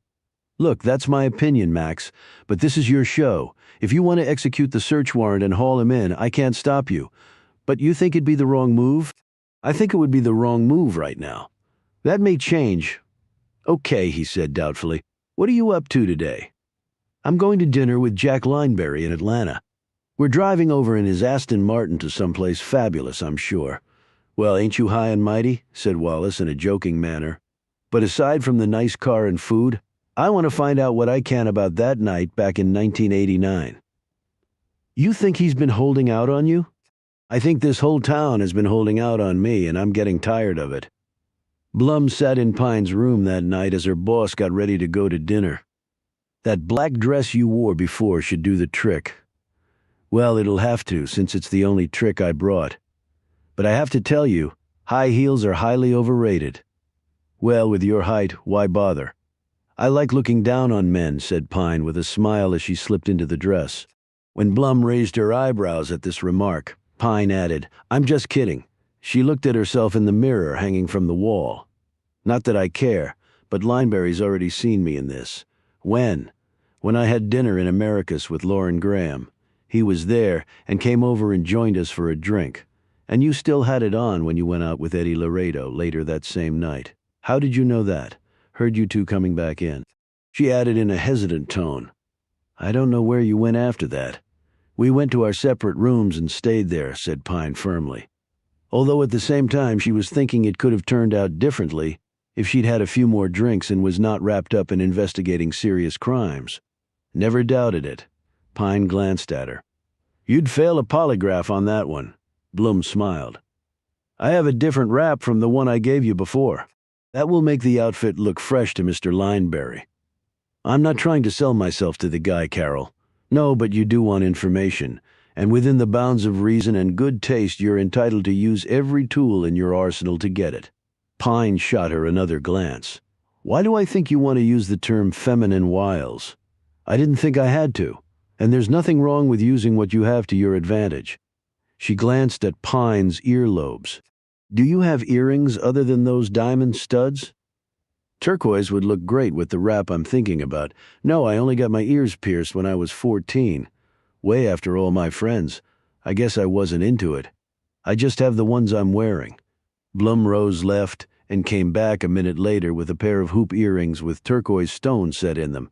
These will look great and will accentuate your long neck. Pine thanked her, and when she struggled to get them on properly, Blum assisted her. Pine said embarrassedly, My mom never really did stuff like this with me. Maybe after her modeling days, she had grown weary of playing dress-up, said Blum. Besides, weren't you the tomboy? Yeah, but well, it would have been nice sometimes. Blum ran her fingers through Pine's thick hair, smoothing out some areas. I'm sure it would have Agent Pine. I'm sure it would have. Pine started applying her makeup and lipstick. She said abruptly, Jack Lineberry was in love with my mother. How do you know that? It doesn't take a genius. I guess lots of men were in love with her. Like mother, like daughter. Pine shot her a glance. Carol, where is this coming from? I am nothing like my mother. She never picked up a weight in her life, and she would have no idea what MMA even was. And if you told her I was an FBI agent, what? What would she say? Pine finished with her makeup and put her compact and lipstick in her small clutch purse. I don't know, she said offhandedly. What does it matter? It clearly matters to you, as it should. I really don't want to get into this. You may get into it tonight. Pine glanced sharply at her. What do you mean by that? Lineberry was in love with your mother. Now he's asked you out to dinner. So, as great an investigator as you are, you're obviously a bit underwhelming in your instincts when it comes to men." As Pine brushed her hair, she said, "I'm not getting this." "Exactly my point. You're not getting it. You think Jack Lineberry is infatuated with me? And you don't?" Pine put the brush down and looked over at Bloom. There was an awkward moment at his house when what? When maybe it seemed like he was seeing my mother sitting there instead of me. You know, like that time before. Bloom silently clapped her hands together. "And there you are. It was a little odd, which means you have to tread cautiously. Carol, you of all people should know I can handle myself. If it involves subduing men much larger than you, or finding a clue from pretty much nothing, or taking a tense situation and de-escalating it, you have my full confidence. But this is not that." Pine sat on the bed to put on her heels and looked at her friend. "So what then? What do I do if it seems clear that he's attracted to you? You do nothing. He's a grown man. Whatever his feelings are, don't feel like you're obligated in any way to be responsible for placating him or playing along. When I mentioned using all the tools in your arsenal, I never meant for you to string him along or anything like that to get what you want. Just be yourself. And if he does or says something to make you uncomfortable, let him know it. If he doesn't get the message, then leave." She paused and smiled. "Just please don't beat him up," Pine snorted. Blum continued. "I know you know all of that, but sometimes a refresher course doesn't hurt. So you need to draw clear lines. Let him know your interest is only professional, but don't come down too hard on him if he says something that annoys you. Why? Because you still need him for information. We're here to solve a mystery, Agent Pine. Don't forget that." Pine smiled and reached over and patted Blum's hand.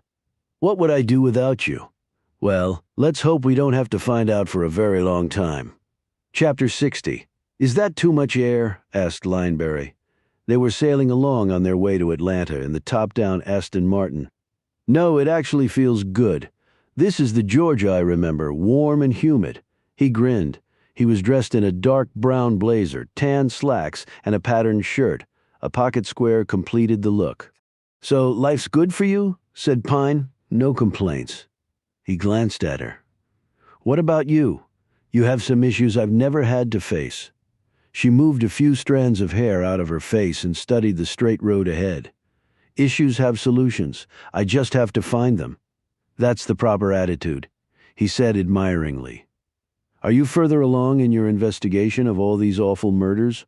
"Further along than we were, but a long way to go. The last victim was a little boy." "I heard about that," he said grimly. "What I can't understand is why all this now and why here. This would be the last place in the world you'd think something like this would happen. Murder can happen anywhere because killers can come from anywhere and go anywhere." "I suppose," he said doubtfully. "Where are we eating in Atlanta?" "A little place I discovered about a year ago. The menu isn't immense, but there's not a weak dish in the lineup. And the wine list is a veritable treasure trove."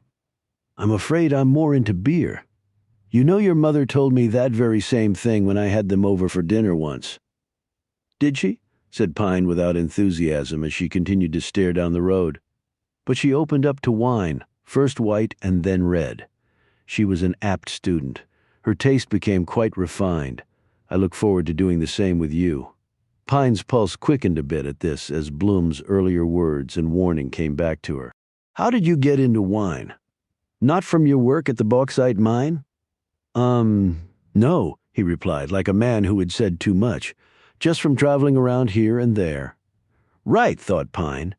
She then recalled that Laredo had never been able to find out where Jack Lineberry had come from before he had turned up in Andersonville.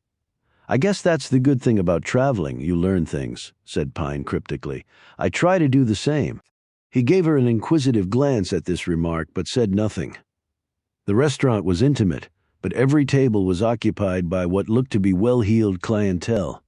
The owner evidently knew Lineberry because he greeted him enthusiastically by name and guided him back to a private table set in a book-lined alcove at the back of the room with drawn curtains. "The reserve wine list," said the man, handing him a black iPad. "Thanks, Ben." After the man walked off, a waitress, young and pretty and clearly intimidated by Lineberry, hurried over to fill their glasses with bottled still water. "Hello, Mr. Lineberry. Good to see you again." "Good to see you too, Wendy. Thank you. This is my friend Ms. Pine." "Ms. Pine," said Wendy, looking in awe of Pine as well. She hurried off, and Lineberry slowly went through the screens on the iPad with the aid of a pair of reading specs pulled from his jacket pocket. "Do you have a preference? Italian, French, Spanish, Argentinian, perhaps Napa or Sonoma? So long as it's wet, I'm good to go." Lineberry chuckled and made his selection, inputting it on the electronic device. He put away his glasses and sat back as Wendy came over and handed them their menus. "Your wine will be up shortly. Would you like it decanted?" "For this one, yes. It needs to breathe a bit." "Yes, sir." She brought 2 stemmed wine glasses and some warm, fresh bread and dipping oils, and then rushed off again. "She seems a little nervous around you," noted Pine. He shrugged. "I don't know why. It's not like I'm some high-maintenance ass who thinks way too much of himself. I wouldn't have accepted your invitation if you were. I treat people like I want to be treated, with respect. I'm sure my parents appreciated that." He took a bit of bread and dipped it into the oil. "I would like to think they did," he said thoughtfully. "This is a beautiful little private space. Do you usually eat in this alcove?" "I like the privacy," he said simply. "Do the curtains close?" Pine said, and then wondered why she had asked. "I don't know. I've never had occasion to find out. What was it like finding my dad's body?" This so caught the man off guard that he choked a bit on his bread. He swallowed some water and cleared his throat. Pine said, "Okay, sorry. That was the worst segue ever." "No, it's fine. It's perfectly understandable for you to be curious." He sat back and wiped his fingers with his napkin. "It was horrible, Lee, if you want to know the truth. I'd never seen a dead body before. Not like that. And I hope to God I never do again, I'm sure. I guess in your line of work you see many deceased people." "I do, yes, unfortunately." "Does it ever get any easier?" Pine thought back to the body of Frankie Gomez. "Not necessarily, no." "Well, that might actually be a good thing. I mean, if you get desensitized to something like that, well, I don't think that's a good development personally." "I would agree with that." He looked at her keenly. "I didn't mention this before, but you look quite lovely. I mean, very beautiful. Thank you." He looked away, obviously uncomfortable with his comments. "I hesitate sometimes to say that anymore to a woman. I mean, there are so many men who push the bounds." "Well, I'm sure you see that a lot in your work." "Isn't the FBI still very much a male world?" "Yes, but things are slowly changing for the better. And we should never get to the point where a person can't respectfully compliment another person." "Agreed," he said, his smile returning. "Which is why I'll tell you that you look very distinguished." He smiled resignedly. "That's a good word, distinguished. It must be my white hair. Men get distinguished. Women just get older." Another unfairness in life. When the wine came and was poured out, they clinked glasses. Pine took a tentative sip. "Wow, that has a pop." She looked embarrassed. "I'm not sure that's a correct wine term." "It is correct if that's how you perceive it, and just so you know, I've used that description before myself." "What wine is it?" "An Amarone from Verona in Italy. The process for this grape entails special harvesting and drying methods. That brings the tannins and flavor intensity to the finished wine." He smiled self-consciously. "And that concludes my little lecture on wine." "No, it's fascinating. I wish I knew more about it. Just wait a bit. As this wine oxygenates and opens more, you'll get an even bigger pop." They ordered, and their courses were delivered in an unhurried manner. The owner came to check on them twice, and no bill was presented at the end. Pine said, "So, do you get free meals here or what?" "I have an account. It just streamlines things." "Okay. If you're ever in Atlanta and need somewhere to crash, I have a little place here in Buckhead. Please feel free to stay there." "That's very generous of you," Pine said, averting her gaze from his. "I'm not just saying that. I would be honored." Pine didn't say anything for a few seconds as she composed the question she had wanted to ask all evening. "When was the last time you saw my mother?" He took a drink of his wine and wiped his lips with his napkin. He positioned the salt and pepper shakers just so in front of him before answering. "The day before the 3 of you left town." They didn't tell you where they were going? No, he said tersely. I have to admit I was hurt. But you finally reconnected with my dad? Yes, but not my mother. I wonder why. He knew where we were. Well, he decided to keep that to himself, I guess. But you were friends. This was after your parents had divorced. Maybe Tim didn't want me to see her again. I don't know why. You seemed like you were very close to her. I was very close to both of them, he said firmly. Like I said, I had offered your father a job in my firm, and then he killed himself. Yes, he did. Awful, terrible. I could barely believe it. And then my mother came to town to arrange things, and you didn't see her then? She never contacted me. And you didn't stay around to see her when she came in? He shrugged and wouldn't meet her eye. I was still in the middle of building my business, traveling the globe, getting clients, and expanding my staff and resources. It was a whirlwind for nearly 2 decades. I was never in one place more than a week or so back then. Thankfully, my pace has slowed. He grinned to himself more than to her. After all, I'm not as young as I used to be. None of us are. Those of us who are still living anyway. Yes, right, of course. I should be grateful for all I have. His heart did not seem to be in the statement. When the Aston Martin pulled up to the valet stand, Lineberry said, Care for a nightcap? Where? My home is near here. Pine hesitated. Shouldn't we be starting back? Well, if we get tired, we can always stay over. I have a guest room. She stared rigidly at him. I didn't bring anything for an overnight stay. I have things you can use. Pine looked away, clearly uncomfortable with all this. He said, You could ask me some more questions if you'd like, and I'll do my best to answer them. Pine turned back to him. Then let's go. Chapter 61, Lineberry's little place in Buckhead turned out to be a 2-story penthouse suite in a nearly brand-new skyscraper. It had its own private, secure elevator that opened into the vestibule of the apartment. Okay, this is another wow, said Pine, as he escorted her into the living room that had sweeping views of Georgia's capital city. She walked over to the wall of windows and looked out. But no drapes or anything? That can't be too private. It's specially treated glass. I can see out, but no one can see in.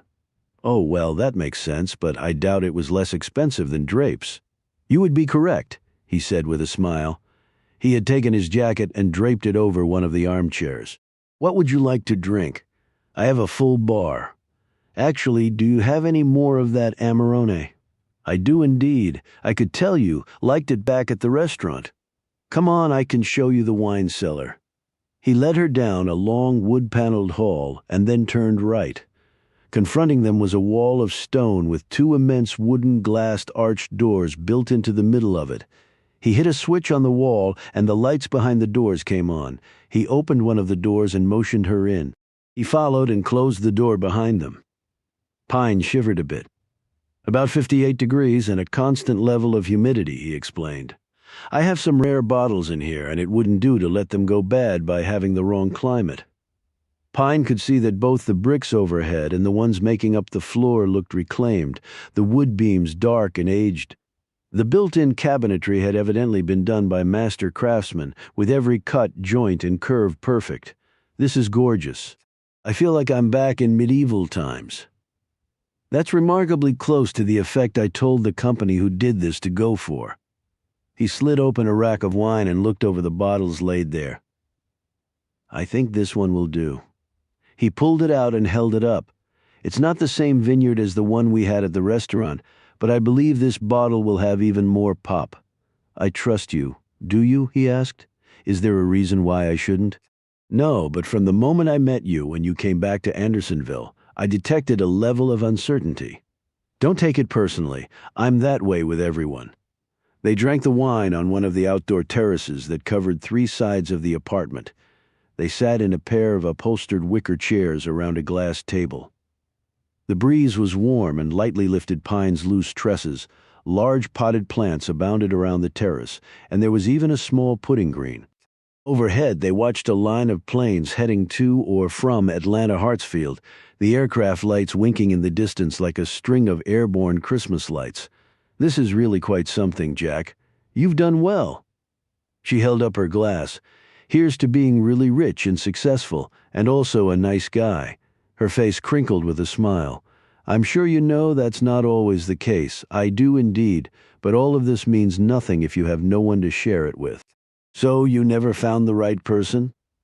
Lineberry refilled his glass and topped off hers. "No, I did." Pine slowly put her wine down.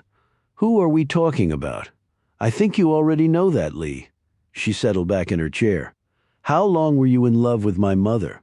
Just take today's date and subtract it from the first moment I met her." "But she was married, with 2 kids," said Pine. "You're assuming that I first met her in Andersonville."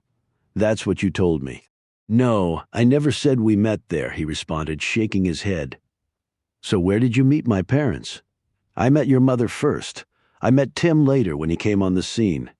"Wait a minute. Are you saying you knew my mother before she met my father?" "Yes, where? How?" "I can't tell you." "Bullshit," she snapped angrily. "You can't start to go down that road and then stop. If it were my call, I would continue to go down that road, but it's not." "Whose call is it?" "I can't tell you that." "Then why the hell did you even start this conversation?" "Because you asked how long I had been in love with your mother. And I thought now was a good time to answer that question. In fact, that's why I suggested we come here after dinner." "But why?" "Because I might not get another chance to explain. I don't understand any of this." "Wait a minute. If you knew my mother before she came to Andersonville, that means you followed her down here." "I did. Why?" "It was my responsibility." "What was? How does responsibility figure into this?" "What did your mother tell you about her past?" "It doesn't matter, since it's all a lie." "How do you know that?" "Because I'm an investigator. I find out things." Pine opened her purse and took out something. It was one of the bar coasters that her father had given her. She laid it on the table so he could see it. Lineberry showed no visible reaction to it. He merely sipped his wine and looked out over the city. "So are you clamming up now?" she said. "You said you brought me here to explain things?" "No, I'm not clamming up. Just thinking before I speak. I like to do that. It prevents me from making a fool of myself." Pine's expression softened, and so did her tone. "Why would you be at risk of doing that?" "Every person is at risk of doing precisely that at some point in their lives. I'm no exception to that." Pine set her wine down. "Are you being cryptic on purpose, or what?" "Your mother could have told you everything," he said suddenly, the tone of his words tighter and harder than before. "The fact that she chose not to do so precludes me from betraying any confidences. I respect her far too much to do that. I hope you can understand that, Lee. And if you can't, well then, you're not the person I thought you were." Pine looked taken aback by this for a few moments. She picked up her wine glass. "Okay, I guess I can understand that." She glanced at the coaster. "I had a buddy of mine dig into the Cloak and Dagger bar, did you? And it wasn't really a bar. It was a counterintelligence operation." "No, not exactly." She sat back and looked at him in amazement. "Then you were involved?" "So what was it?" "Lee, please, Jack, I really need to understand this. It's my family. I have a right to know the truth. It's been 30 years. It's time. Don't you see that?" He considered this and finally nodded. "As you said, you're a trained investigator. So let's harken back to New York City in the early to mid-1980s. What could come to mind in the way of a sting operation?" Pine sat back and thought about this. Cold War was starting to wind down by then, and counterintelligence ops were more likely to take place overseas or in D.C. She looked intently at him. "Can only be one answer. The 80s, the Big Apple, organized crime?" In 1985, the leaders of all 5 mafia families operating in New York were convicted under the RICO statute and sentenced to over a century each in prison. It broke them down almost entirely. Later prosecutions and the testimony of Sammy the Bull Gravano, who became the first foot soldier to turn rat, helped bring down John Gotti in 1992. But what got the ball really rolling was 1985 and what happened before then. "And why do you know about all this?" she asked. "I read. I'm a student of history." She looked at him skeptically. "Right. And my father helped with that somehow?" "I was told he was trying to break into acting. How did he end up at the Cloak and Dagger?" "Who said this had anything to do with Tim?" Pine looked stunned. "What are you trying to tell me?" He rose and walked over to the terrace's glass wall carrying his wine. She quickly followed. "Jack," she said expectantly. He wouldn't look at her. He set his glass on top of the wall and rested his elbows there. She gripped his arm and turned him toward her. "What are you saying?" He looked at her for an uncomfortably long moment. In his gaze was a fleet of emotions, but the one that finally caught and held was tenderness, imbued with what seemed a sense of relief or resignation. Pine wasn't exactly sure which, perhaps a mixture of both. Your mother was a model who traveled the globe as a young woman.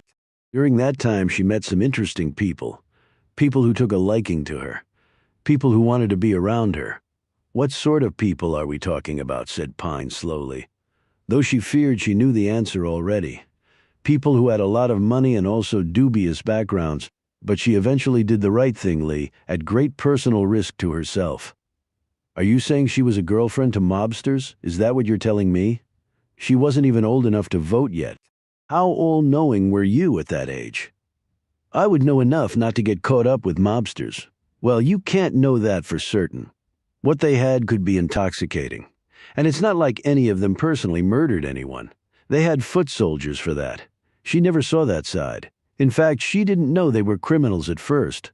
It's not like they hold out a sign that says, mobsters. So why did she do the right thing as you just said?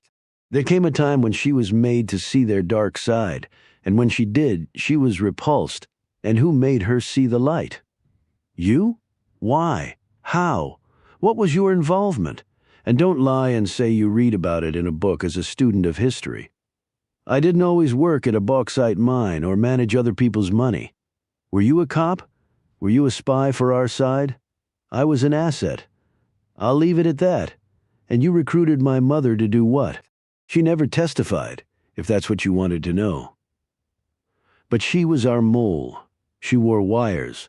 She told us things that she had heard or seen, things that helped us prevent many deaths and stop a lot of other bad things from happening in many different places. But the bad guys found out, and she had to disappear? You see, while the major trials started in 1985, the case was years in the making before you and your sister were even born. The cloak and dagger subterfuge was a great way to get what we needed on top of the other lines of investigation going on.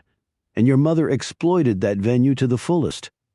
She'd already gained the trust of some high-up people in several of the families. And my father? She met Tim at the Cloak and Dagger. That was near the end of the sting operation. The trials would be starting soon. He wasn't part of any of this. He was just a busboy in between acting auditions. They fell in love. And then what? Your mother confided to him what was going on, what she had to do.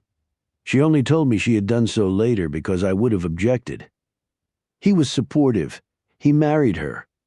I'll give him the credit for that, and then they vanished.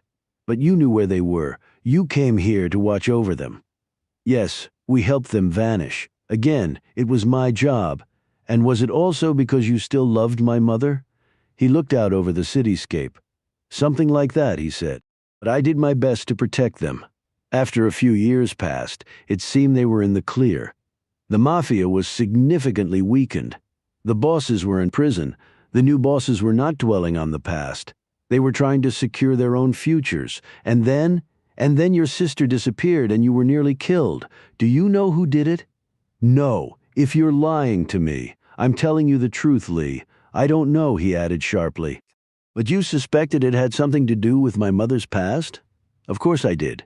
And I communicated that conclusion up the line. Efforts were put in place to figure out what had happened, to try to find your sister. But you never told the police. You never told the FBI. That would have opened up lines of investigation. The odds of getting Mercy back would have been a lot better. Pine's face was flushed and her adrenaline had spiked. You withheld vital information that might have cost my sister her life. It was not my call. And my parents said nothing either? This is bullshit. It could have put all of you in danger. We were already in danger, she retorted. I nearly died. I know, he said somberly. I know, Lee. She drew a calming breath and said, and when you sent it up the line, was anything found out about my sister? It was a black hole. No one could figure it out. Well, it seems pretty obvious to me. Did you bother looking at the damn mafia? They were all in prison. At least the ones involved with the cloak and dagger. There had been no activity at all for several years regarding your parents. I don't think it came from there. Then who? Snapped Pine. She grabbed Lineberry's arm. Who? Lineberry's eyes glittered with tears. I'm sorry. I wish I had an answer for you, but I don't. He looked at her sympathetically, which angered her. I know this must be very difficult for you. You don't know shit, snapped Pine. He swallowed the rest of his wine. Perhaps I don't. What was my mother's real name? Why? Why? Because I'm her daughter and I have the right to know. No, you don't. You may think you have the right, but you don't. Pine looked like she might slug him. I'm not saying that in anger, Lee. My name is Atlee, she snapped. Okay, Atlee. I'm saying it because it was your mother who risked everything she had, including her life to do the right thing, at an age when most people can't even get out of bed on time. I told her I would take her secret to the grave. I already broke that promise by telling you what I have. I will go no further. This was all said with such a level of sincerity and loyalty that gave Pine, furious as she was. Pause. She stepped back and looked out over Atlanta. I can see how all this would have been difficult for you, she said more calmly. I appreciate that sentiment, but my difficulty is nothing as compared to what you and your mother have had to endure.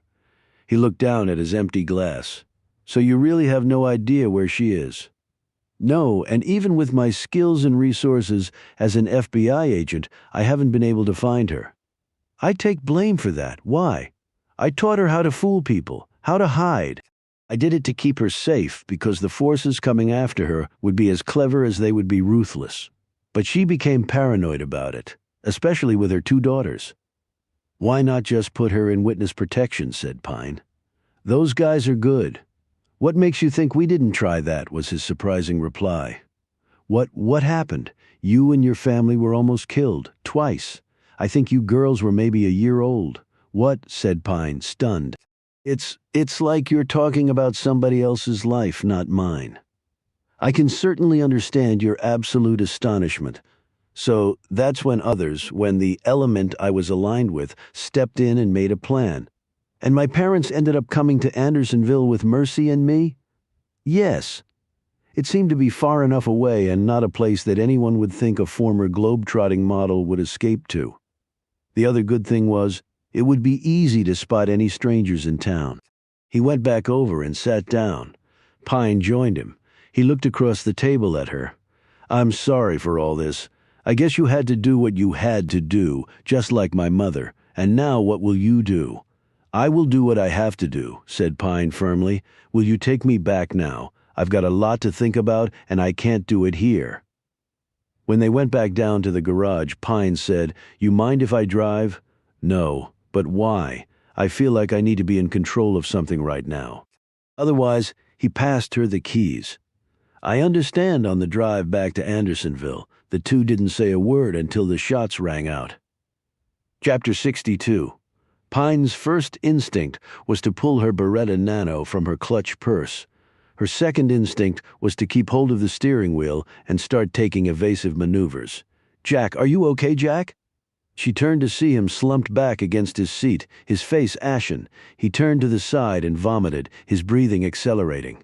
She saw the spread of red across his shirt. Shit. She steered the Aston Martin well off the road, opened his shirt, and used her wrap to stanch the blood from the gunshot wound. It was in his upper torso on the right side. Lot of stuff to mess up in there, she knew, but at least the shot hadn't hit him directly in the heart or the head. She leaned him a bit forward and felt along his back. There was no exit wound. Surveying the area for where the shots had come from, she got on the phone and called Laredo. He answered on the second ring and she told him everything he needed to know. His only response was, on it. They weren't that far outside of Andersonville. She hoped it was close enough. She looked over at Lineberry, who had grown still. Jack, come on, Jack, hang in there. She felt for his pulse. It was weak, but still there. Jack, hang with me. Help's on the way. Just hang. The shots sailed no more than an inch above her head. She ducked down and pulled Lineberry with her. Pine was about to pull her gun and fire back, but then she decided not to.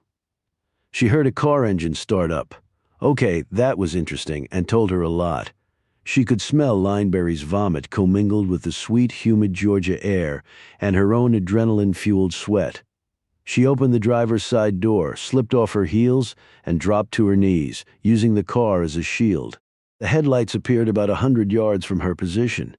She couldn't tell what type of car it was, and she couldn't see the driver. She slipped the Nano from her purse. She had 8 shots. She hoped they were enough. She used the side of the Aston Martin as a fulcrum point and aimed her gun at the oncoming vehicle. They didn't know she had a weapon. For all they knew, both she and Lineberry were incapacitated. The shots fired her way might have been a way of trying to ferret that out. That was why she hadn't fired back earlier. She would have had nothing to aim at. Now she did. The vehicle was gathering speed. Hold your fire, Pine. Hold it. She moved a strand of hair away from her right eye. She exhaled a breath, grew still, physiologically perfect to hit what she was aiming at, just as she had been taught. The driver apparently decided to just go for it because he accelerated, and what she could now see was a large SUV barreling down on them, ready to finish the job. Apparently, Pine waited until the truck was less than 20 yards away. Her first shot hit the windshield right in front of the driver. The second shot blew an even bigger hole in the windshield. At the same spot, she moved the barrel of her Nano just a bit and fired twice into the passenger side. Then she shot a hole through the front grille and then took out the right front tire. She had 2 shots left, and she aimed to keep them in reserve with the first shots. The SUV had swerved to the right and then the left before stopping dead about 10 yards from her. She waited. They apparently waited. Her Nano was aimed right at the truck. Anyone stepping from it, she would shoot down. Minutes ticked by. When she heard the sirens, Pine almost screamed in relief. The people in the SUV must have heard them, too.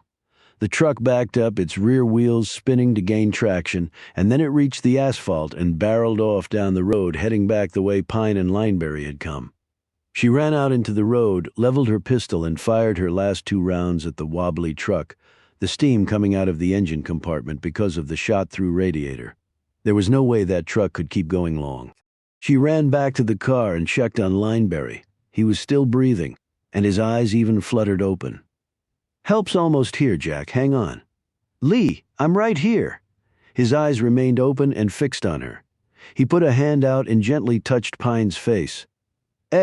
Amanda." His eyes closed as she looked up to see a cop cruiser followed by an ambulance flying toward them. Pine ran toward them, flagging them down. The cop car swerved toward her and stopped. She didn't even wait for them to get out. She ran to them, flashing her badge, and leaned in the open window to face the 2 startled deputies sitting inside. Shooters in an SUV and headed that way. "I shot out the windshield and a tire and the radiator. He's armed. Go get him, and call in reinforcements to block their exit. I'll deal with the EMTs." "Yes, ma'am." The squad car peeled away, and Pine pointed the ambulance toward the Aston Martin as she sprinted that way. They got there at the same moment. "GSW," she cried out to the EMTs as they jumped from the truck. "Upper right torso. He's bled out a lot. He's unconscious. Hurry." They grabbed their gear from the truck and raced to the car. They started working on him right there in the seat. Pine marveled at how the EMTs, both young and female, performed their tasks quickly and efficiently. They checked his vitals and then started fluids and plasma, while also working away at the wound and subduing the exterior bleeding. Pine looked up as Laredo pulled up in his rental, along with Bloom. They ran over and joined her next to the Aston Martin. "Is he?" began Bloom. One of the EMTs looked up. "He's stable, critical but stable. We got the bleeding stopped and his vitals have leveled out. We need to get him to Americus, stat." One of them slid a gurney from the back of the ambulance, and all of them helped lift Lineberry onto it. As they were about to close the rear doors, Pine said, "I'll ride with him." As she climbed into the back, Laredo said, "The shooter?" "The cops are after them. I might have hit the driver and I messed up the truck." "I'll find out what I can," promised Laredo. "We can follow you to the hospital." He glanced at her arm. "Shit, Pine, you've been hit too." Pine glanced down at her bloodied and blackened bare arm. "Bullet didn't really hit me. Just grazed. I'll get a Band-Aid." "You'll get more than a Band-Aid," said Bloom firmly. She looked at the EMT in the rear who had overheard all this. She nodded at Bloom. "Done, ma'am." The doors closed, and shortly they were moving with the siren blaring. Pine sat next to Lineberry while the EMT monitored his vitals and kept a watchful eye on her patient. Then she cleaned and gauzed Pine's wound. "You think he's going to make it?" asked Pine quietly. "He's got a decent chance. They'll know more when they x-ray him. I've emailed what we know about his condition to the hospital in Americus, so they'll be prepared when we get there. They'll have to operate right away. Depends on whether the bullet did any really bad internal damage and if he's got a bleeder going on inside. But for now, his BP is steady. That's a good sign." Pine gripped Lineberry's hand. "I need you to make it, Jack, for a lot of reasons."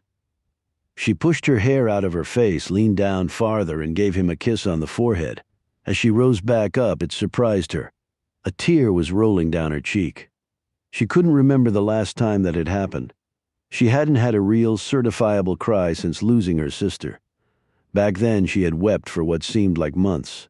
She didn't brush the tear away. She let it continue its slide down her face until it reached her lips. Pine let out a long breath, continued to squeeze Lineberry's hand, and tried to hold it all together as they raced on. Chapter 63. The beeps of the monitors were drilling into Pine's head like buckshot as she sat in a chair in the critical care unit of the hospital. Lineberry had gone through emergency surgery. He was now lying unconscious with tubes and lines covering him. Pine found her gaze constantly drawn to the monitor, checking the man's blood pressure, respiration, and pulse, waiting for the alarms to ring, which they had already done twice, causing nurses and doctors to rush in and do what needed to be done to quell the noise. She rose and nervously looked down at Lineberry. She'd had several brief conversations with the surgeon and the attending physician. The bullet had done damage inside, cracking bone and severing blood vessels. They had removed the bullet and repaired the damage. They were cautiously optimistic that Lineberry would make a pretty full recovery if he regained consciousness and no other complications arose. Bloom, Wallace, and Laredo had come and gone. The SUV that Pine had shot up had been discovered, abandoned miles down the road. There was no sign of anyone, but there had been traces of blood in the front seat. It was now being processed. The SUV was reported stolen outside of Atlanta about 3 hours before it showed up near Andersonville. Laredo had told her. "They were waiting for us," Pine had told him. "They weren't chasing after us. They were ahead of us on the road. So they knew you were coming back from Atlanta," said Laredo. "But how?" Pine had no answer to give him. Jerry Danvers was standing guard outside the door along with a police officer from Sumter County. Danvers had been very upset when he reached the hospital, blaming himself for not having driven them to Atlanta. "That's my job," he kept telling Pine over and over, "and he's your boss and he wanted to drive himself," she pointed out. To no avail. She rose from her chair when Lineberry moved around, moaning slightly. Her eyes darted to the monitor, but all the numbers there remained steady. She leaned down and looked at him. It was nearly inconceivable to her that not that much earlier they had been in his fabulous penthouse, sipping expensive wine and looking out over the Atlanta skyline. And that was where she was told that her mother had been involved with the mob. Her head swirled with this revelation. It was like someone had just tossed her off a boat into the middle of the ocean. Pine didn't know whether she was coming or going, but she had Lineberry. He knew all of it, and she couldn't lose him. "Jack, can you hear me? You're out of surgery. They patched you up. You're going to be okay." She put a hand on his good shoulder and squeezed gently. Pine was surprised when his eyes fluttered open and he looked wildly around the room. "Jack," she said, "you're okay. You're in the hospital. You're out of danger. You're going to be okay." His gaze finally found her. He looked up at her and his lips parted, his jaw moved, and she realized he was trying to say something. She leaned down closer. "Jack, what is it? I'm Amanda?" Pine didn't know what to do or say. His look was so desperately pleading that she took his hand in hers and nodded. I'm Amanda, Jack. I'm here for you." She felt his fingers tighten around hers. He nodded and said, "I'll love you." He searched her features for an answer. I love you too," she said. He managed a weak smile, his eyes fluttered once more, and then he returned to unconsciousness. Pine slowly let go of his hand and sat back down. She involuntarily shivered at what had just happened. I just played the role of my mother to comfort him. It was the only thing she could think to do under the difficult circumstances, and yet she had not felt good about it. It was just another act of deception, for good reasons or not, it didn't matter, and Pine was growing sick of the lies she had discovered since coming here. She left the room and confronted Danvers out in the hall. He was dressed in a suit and tie, but it was wrinkled, and he looked uncharacteristically disheveled. "Got time for some coffee?" she asked him. At that moment, Tyler Straub came around the corner. He looked neat and dapper, and did not seem nearly as emotional about what had happened as Danvers. "Hey, Jerry, I'm here to relieve you. How's he doing?" "Mr. Lineberry will recover," said Danvers firmly, his features twisted in anger. Straub gave Pine a wary look. "Okay, hey, well that's great. We get to keep working then." Danvers barked. "That comment is way out of line." Straub put up his hands in mock surrender. "Hey, I'm just trying to lighten things up here. And just so you know, I already talked to the nurse. She gave me the good news. I like the guy, okay?" Danvers calmed down, turned to Pine and said, "What do you want to talk about last night?" "I have nothing more to say, and I'm not leaving my post." Pine eyed Straub. "Okay, do you have time for some coffee?" Straub again looked in concern at Danvers, who avoided his gaze. "Sure you okay with that, Jerry?" Danvers just gave a curt nod. Pine led Straub to a small kitchen that had a table and chairs and a coffee pot and some coffee cups. They poured themselves some coffee and sat at the table. Pine ran her eye over Straub. He was a little older than she, maybe late 30s or so. He was around 6'3" and lean, but the breadth of his shoulders promised great strength. A bulge under his jacket indicated the location of his pistol. His hair was light blonde, thick and wavy. His features were ruggedly attractive, and Pine figured he could have his pick of the local ladies. "So what's the deal with Jerry?" asked Pine. Straub shrugged and looked uncomfortable. "Look, he's fiercely loyal to Lineberry. Nothing wrong with that. Well, some might say he's over the top. He was Secret Service, I understand. Uniformed Secret Service," amended Straub. Pine sat back. "Really? I didn't know that. I can tell by your look. What happened then? Why did he leave there? He's too young to have pulled his years for a pension. I don't like telling tales out of school. Make an exception here. It could be important." "Well, the scuttlebutt was that Jerry was on track to become a full-fledged Secret Service agent, but it got derailed and he didn't make the cut. How?" "No idea. You're a Fed. One little thing is off, you don't get moved up. But hey, it worked out for him. He makes a lot more money doing this than he would protecting the president or running down counterfeiters. What do you think of him?" "He can be excitable, you saw that. And he is very protective of Lineberry. I'm a professional too, but I look at it as a job. Jerry looks at it as his life's work." Straub took a sip of coffee before answering. "Something like that," he said quietly. "Talk to me about your security plan. Sometimes both of us are on duty, depending on the situation, like when you came by the house that day.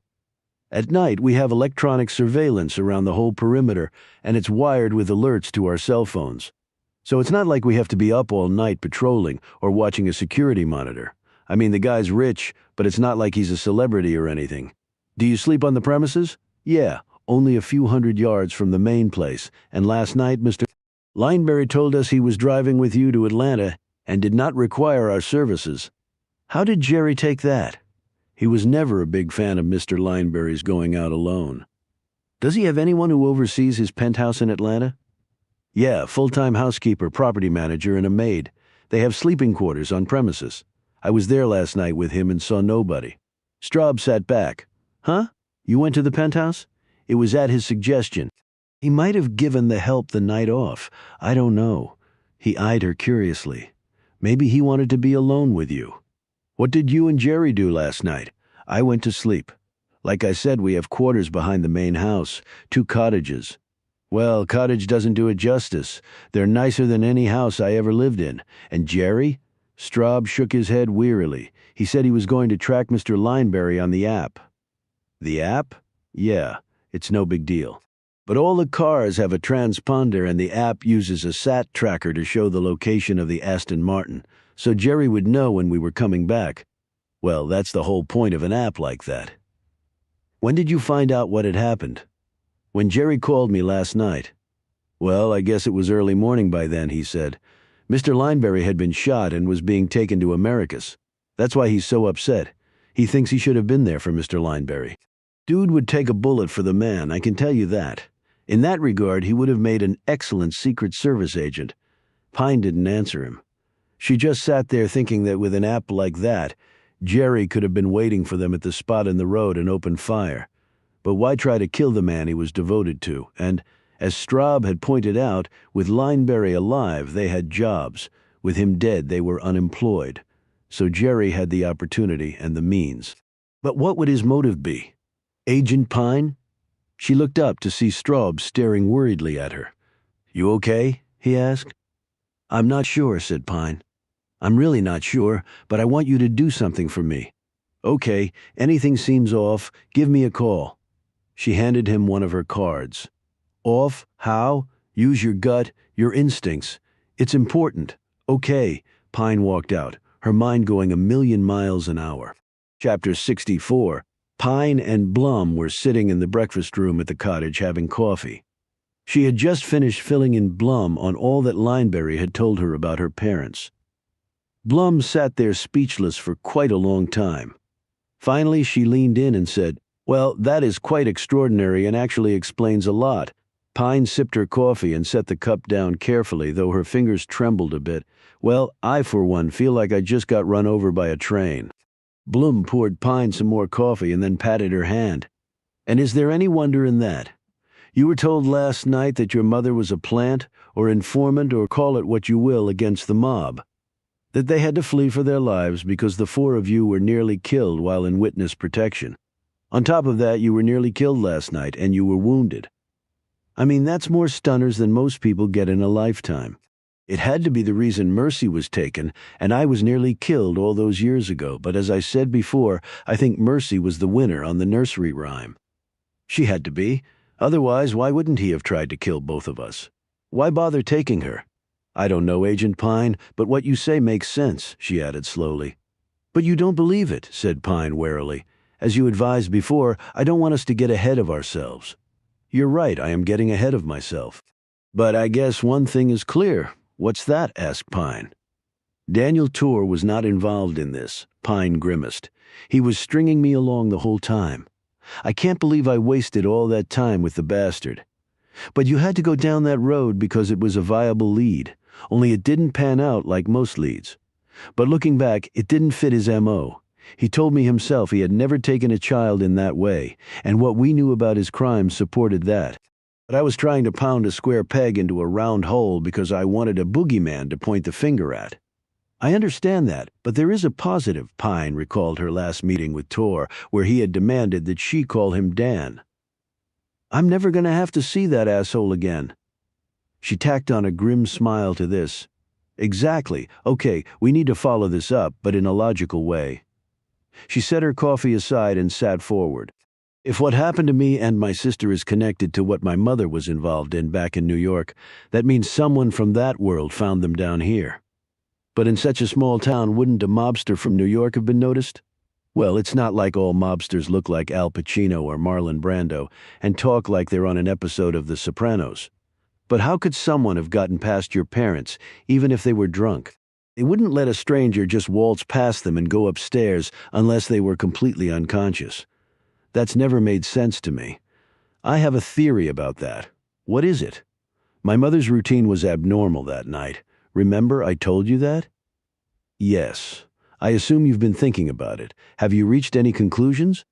I have. Pine paused to marshal her thoughts. She put us to bed at the regular time but didn't check on us, and she came into our room at 6 a.m. Far earlier than usual. That was in the police file. What does that tell you? Pine glanced up. That she and my father weren't at the house that night. They were somewhere else. Somewhere else. Where? At the Pringles, drinking and getting stoned. They all must have passed out. Then my mother wakes up, realizes what happened, and rushes home to check on us, and finds me nearly dead and Mercy gone. But surely the Pringles would have remembered that. They lied, said Pine simply. Myron said he was at work when his wife called with the news after she heard from my mom. But I think he was at home still drunk. He might have gone into work later, but who would remember that now? No, they lied because they felt shame for what had happened, and they didn't want to be linked to what had happened. That's why neither one could recall what they were doing that night, until Myron finally admitted that they had friends over. He just didn't tell us those friends were my parents. So she finds you nearly dead and your sister missing. Then they go into panic mode. A little too late for that, said Pine, letting out a long breath as she said the words.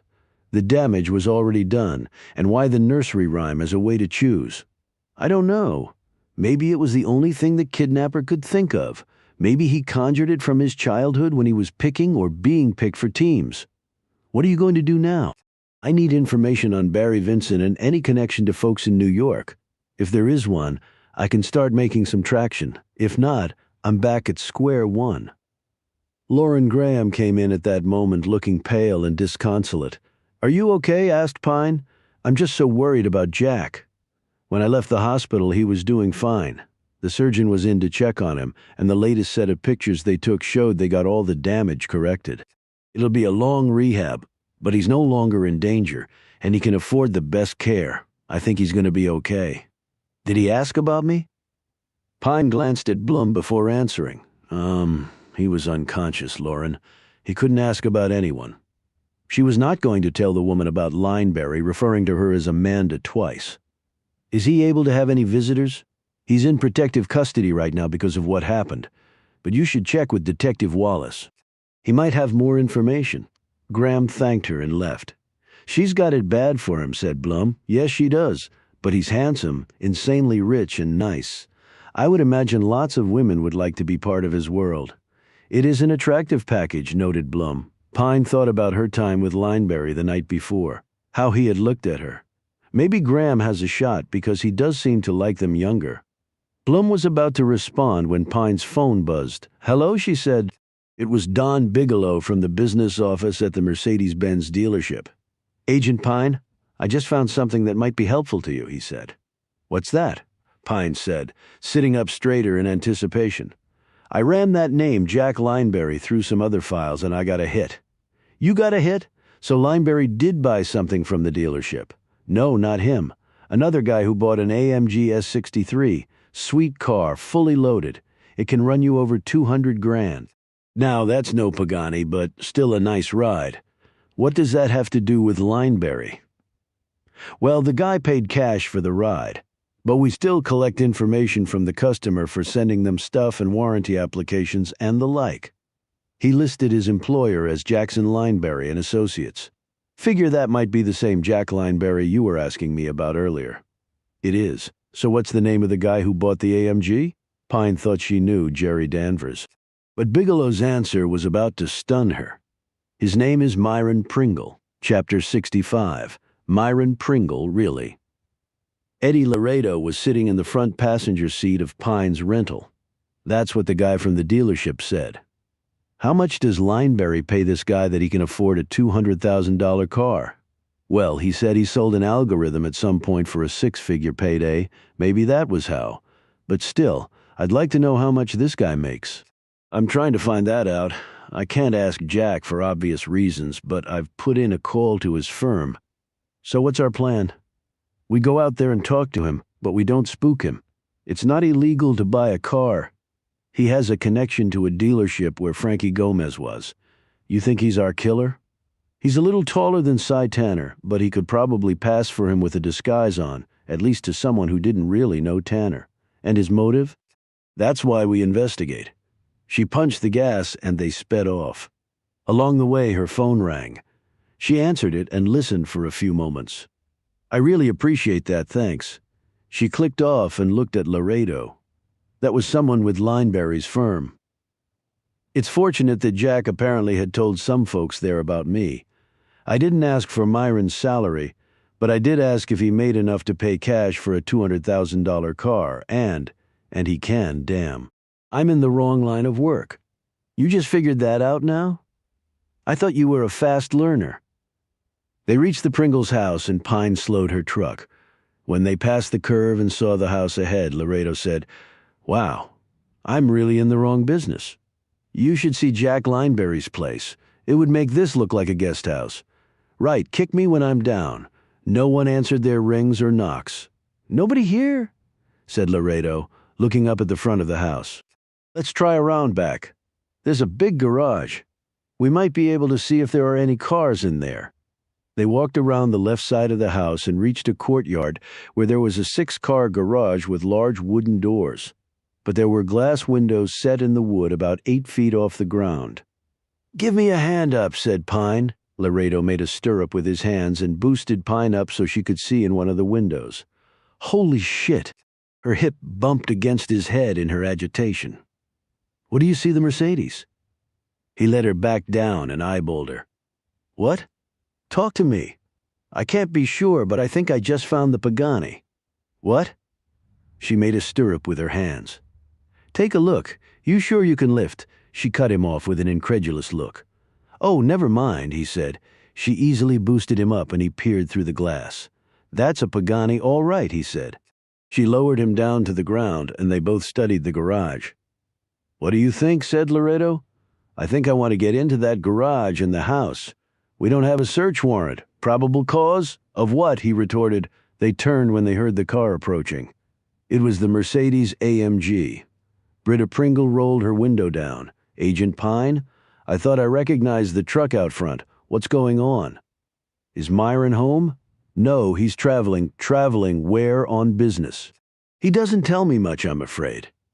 "Did you hear about Jack Lineberry?" "No, what?" "He was shot last night." "Oh, dear God," Britta looked like she might faint. "Is he? He's alive and it looks like he'll make it." Britta started taking deep breaths. "How? Who? Was it at his house?" "But he has security people." "It was while he was driving. I was with him." "Are you hurt?" "Just a scratch." "When will Myron be back?" "I'm not sure. He didn't say." "Is that his Pagani in the garage?" asked Laredo. "We had a peek in the window." Britta looked suitably disgusted. "Can you imagine paying that much for a car? I feel guilty enough driving around in this one. We just bought it last year and Myron is already talking about trading it in." "But where is Jack?"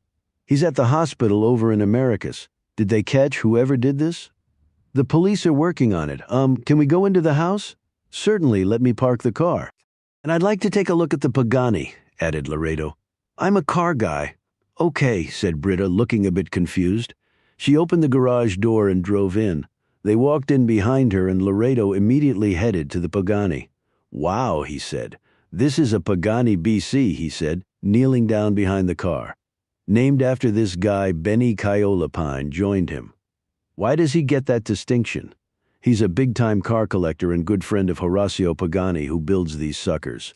It's a V12 with about 800 horsepower, 7-speed transmission, and weighs under 3,000 pounds because it's built mainly out of carbon fiber." "You really do know your cars?" "Had the disease since I was a kid. I go to the car auctions just to gawk, since I can't afford to buy anything."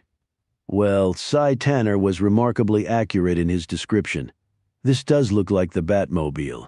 "Cy Tanner?" They turned to see Britta approaching them with a shopping bag in hand. "Yeah, he lives in my old house. He saw the Pagani outside his house early one morning." "No, he couldn't have. Why not?" asked Pine. "Well, Myron is the only one who drives it, and he almost never does. And if he did take it out, why would he drive it over to your old house?" "Well, that's one question I want to ask him. And here's one for you. I understand this car retails for about $3 million. Now, I'm sure that Jack pays Myron well, but I'm not even sure he would lay out $3 million for a car." "Well, Myron has always been very clever, especially about making money. He told me about gambling and having his systems in Vegas. Yes, that was years ago. But he would go out there and come back with very large sums until they told him not to come back anymore." "And now, any other sources of income outside of his job?" asked Laredo. "Not that I know of. Do you mind if we have a look at his office?" "I can't." "Why not?" "I have no way to get in." "You mean he's the only one set up on the retinal scanner?"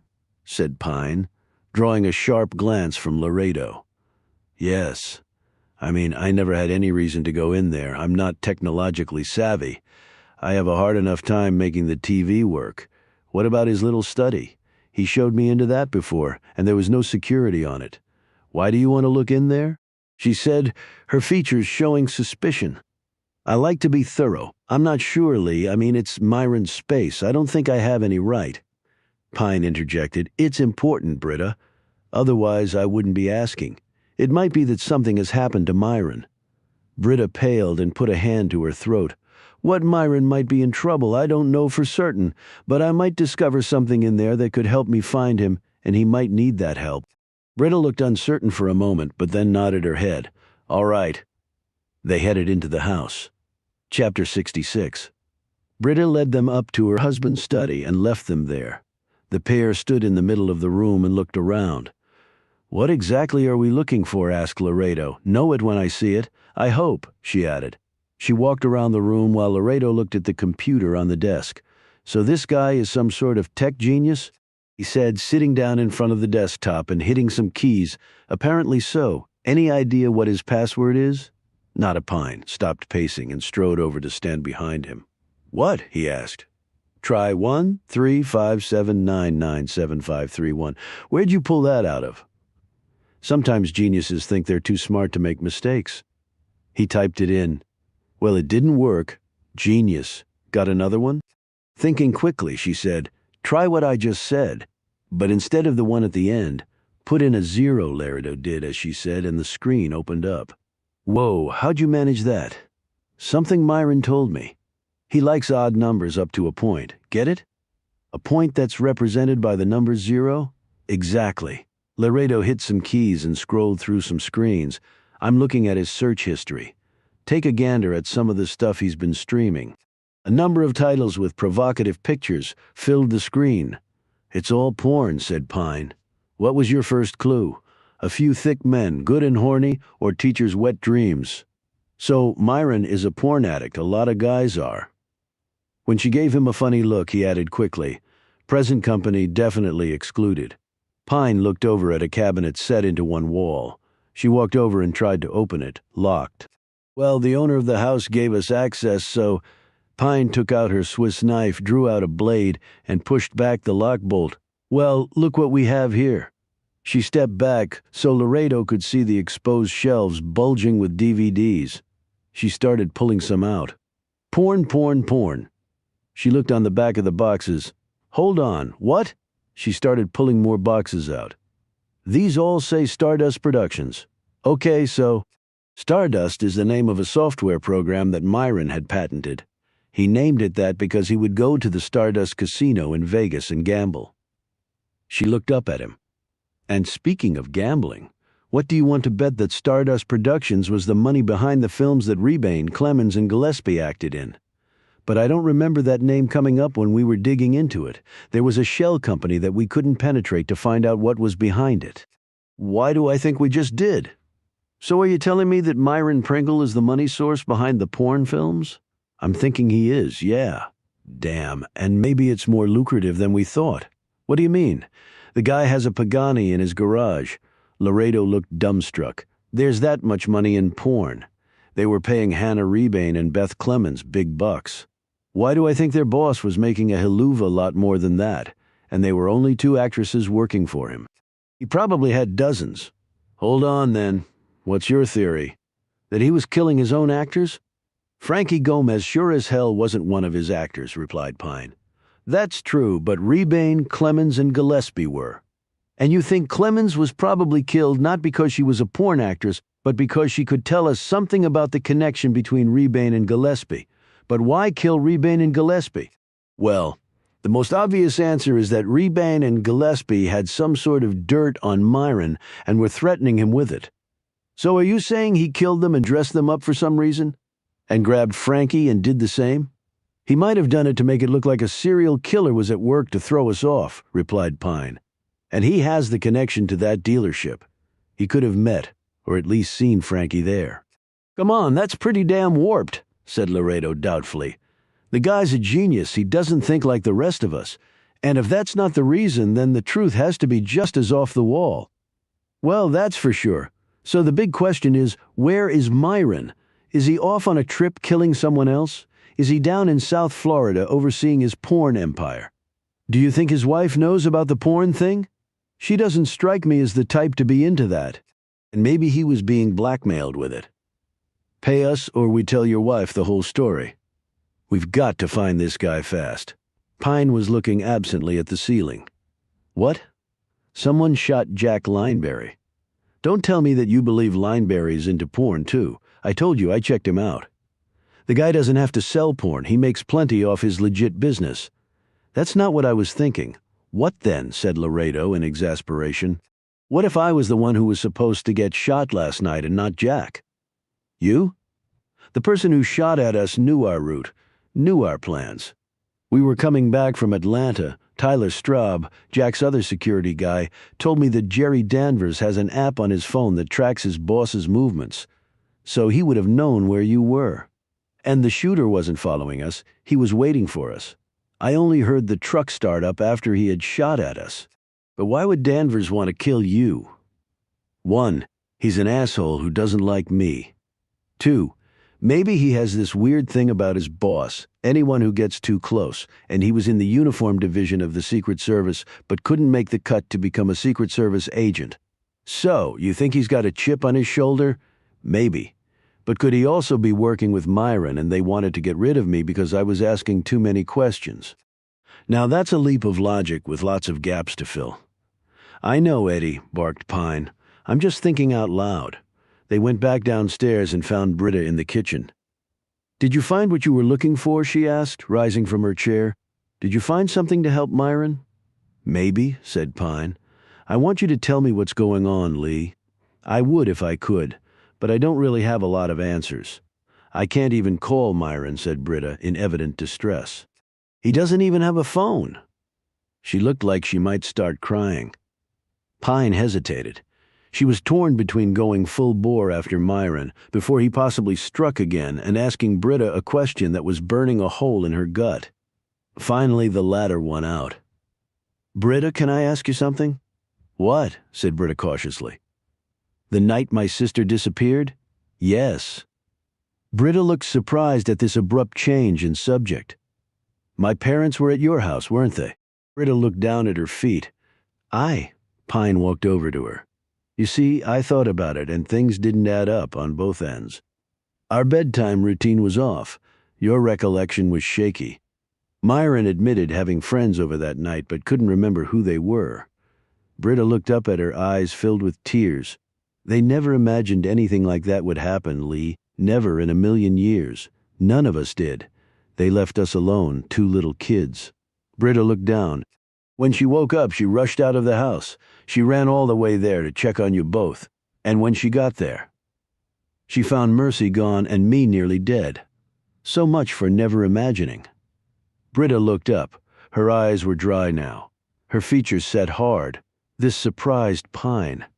Your mother loved you. She loved you both. That's what mothers do, you know. They love their children. They try their best to protect them. Well, she failed, said Pine bluntly, and she had warning beforehand. Now Britta looked confused. What do you mean nothing like that had ever happened here before? Well, we didn't always live here, did we? Replied Pine. Changing the subject quickly again, she said. Please have Myron contact us as soon as you hear from him. And if you find out where he is, please let us know. But you said he might be in trouble. I don't know for sure. I'm just trying to get to the truth. She paused. Who brought the used joints and empty beer bottles to our house? Britta looked at her blankly. Someone had to make it look like my parents were there that night. Otherwise the story wouldn't hold.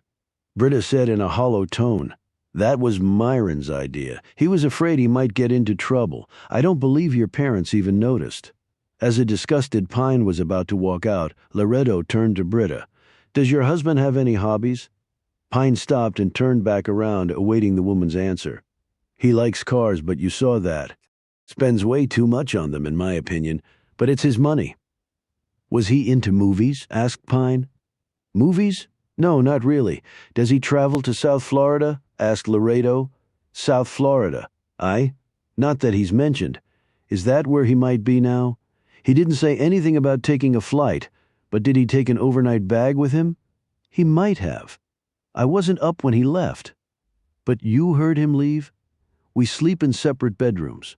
She added quickly, as you know, he's a night owl, and I like to go to bed early. And what car was he driving? Obviously not the Pagani. Britta looked confused. I'm not sure. I didn't see any other cars missing from the garage. Britta put a hand on Pine's arm. What is going on here? I wish I knew. Chapter 67. As they were driving back to town, they got hung up in traffic heading into Andersonville. There were RVs and pickups and cars and SUVs and even a Hummer with the faces of the Confederate leaders depicted on Stone Mountain painted on one side. What the hell's going on? Said Laredo. I never expected a rush hour in Andersonville. The Civil War reenactment is coming up tomorrow, replied Pine. The armies are marching in. Didn't know it was that big a deal. You're in the South now. The Civil War will always be a big deal, and it gives overgrown boys an excuse to play soldier. Okay, there'll be a parade on the main street, and then mock battles on Saturday and Sunday afternoon on the Civil War village grounds. When they got back to the cottage, they found Bloom in the breakfast area tapping keys on her laptop. She looked up and said, "And what did you find with Myron Pringle?" They sat down and took turns filling her in. Never took him for a porn producer, said a visibly surprised Bloom. I doubt Britta knew, but she did confirm that my parents were at their house the night Mercy was kidnapped. My mom woke up the next morning and ran back to the house. I'm sure that was quite a shock for her, noted Blum. Well, she brought it on herself. That's a little cold, said Laredo, shooting her a glance. Pine shot him a glance right back. No, what's cold is that she never owned up to it. All those years she could have told me the truth and she didn't. And they lied to the police, too. They obstructed the investigation. They messed with the crime scene. The police always assumed the guy came from outside because my parents were downstairs. Only they weren't, Bloom said quietly. I'm sure your mother never imagined anything would happen to you. Yeah, that's what Britta said. She defended her too. I'm sure that Britta feels incredible guilt for what happened to her children. There was apparently not much she could have done, but a mother always feels that guilt when something happens to her kids. The second-guessing, the what-ifs. It can consume you. Pine looked at Bloom, her expression becoming contrite. I didn't even think about Britta's situation while I was talking to her. Well, you were focused on your situation. Most of us do that, Pine said. I wonder if they were at the Pringles just to party, or whether there was another reason. Well, both couples had young children. Maybe they visited back and forth after the kids were asleep. And that night it was just when they went to the Pringles.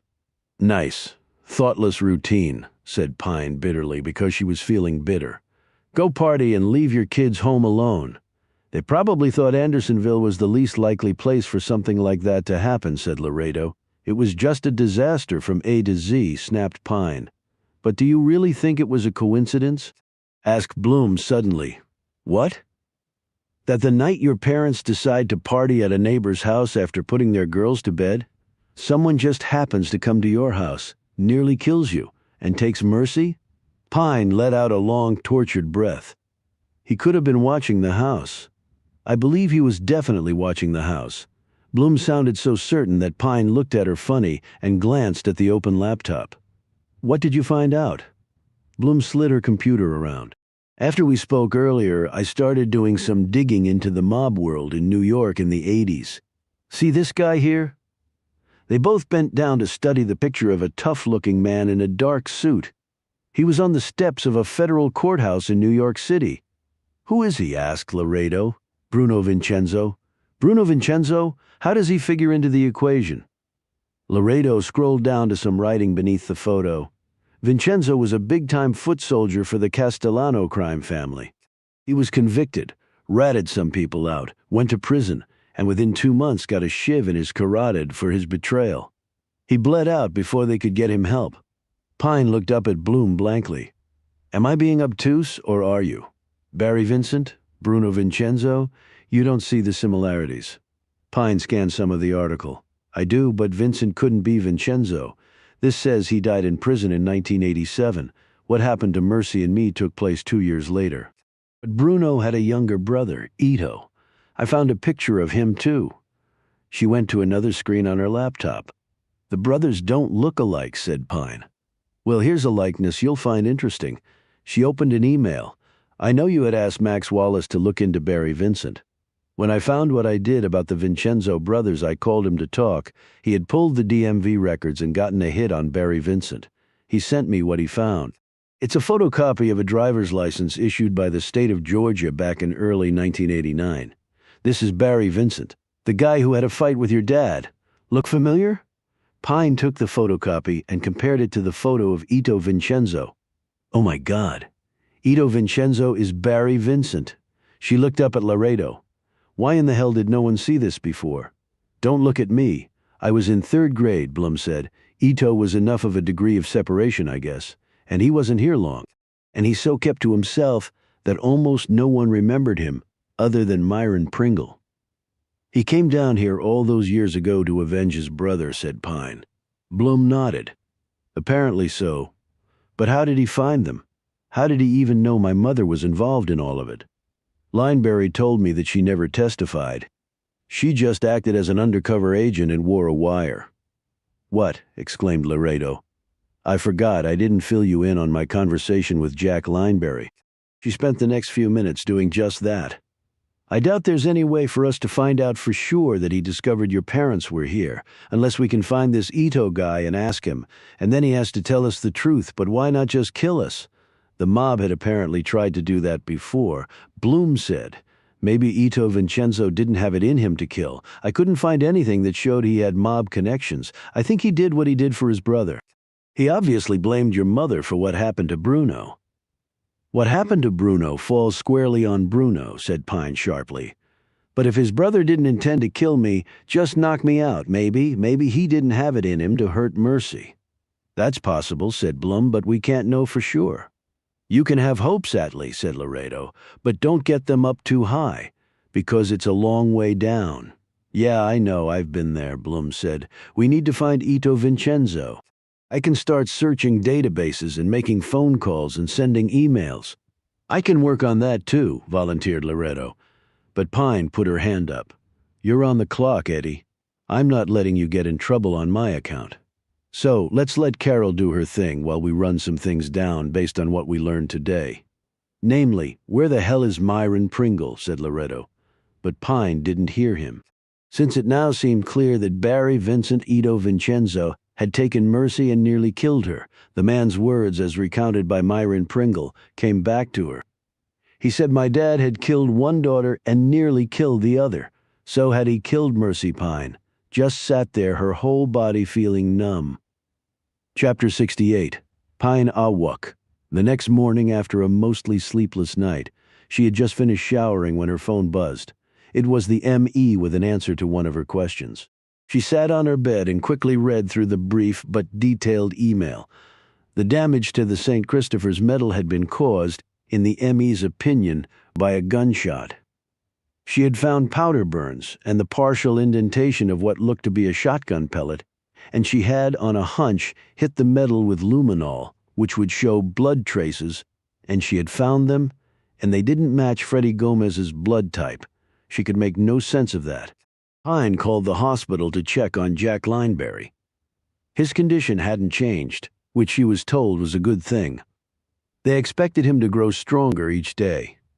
She put her phone away, got dressed, and contemplated what to do next. They had to find Myron, and fast. She was fearful that he had sensed trouble coming his way and had maybe gone on the run. With his money, he could already be in another country courtesy of a private jet. But the last time she had spoken to him, the man had not seemed nervous or threatened. If anything, he had seemed concerned about Pine and all the information she was finding out about her family, in particular her mother. So maybe his going away had nothing to do with his feeling the walls were closing in on him. But if he was their killer, he might be out there right now planning his next crime. She wandered to the window and looked out on the main street. She could see men in Civil War uniforms moving up and down the pavement. Some carried muskets, others had rolled-up sleeping bags, and still others sported what looked to be unfurled battle flags. People were gathering along the sides of the street. The parade was to take place that morning. She had read that many reenactors were fastidious about their uniforms and equipment, even down to the details of their uniforms' buttons and materials. She had never gotten the appeal of refighting these battles, but if it brought in much-needed tourist dollars, there was nothing wrong with that. Towns needed to do what they had to in order to survive, and so do people. She lay back on her bed and looked up at the ceiling all those years that her mother knew the truth. Even if Julia or Amanda or whatever the hell her real name was didn't know who Barry Vincent was or why he was there, she well knew of her own past. She knew they were all targets. Apparently not even the U.S. Marshals Service could protect them. And yet she had gone off to party with a neighbor and left her young daughters defenseless all night. Pine suddenly sat straight up as though someone had hit her with a cattle prod. She'd had no revelation or epiphany.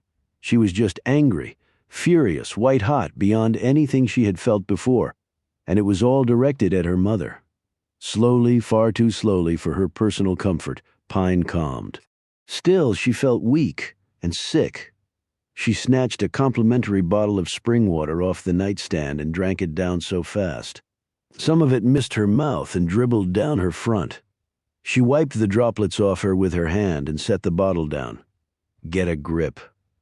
This is not productive. You're no longer a helpless little girl. You're an FBI agent. Start acting like it. Her phone buzzed. She didn't recognize the number but answered anyway. Agent Pine? It was a man. The voice was familiar, but in her current frame of mind, she couldn't place it. Who is this? Tyler Straub. I work for Mr. Lionberry. We talked before? He's not.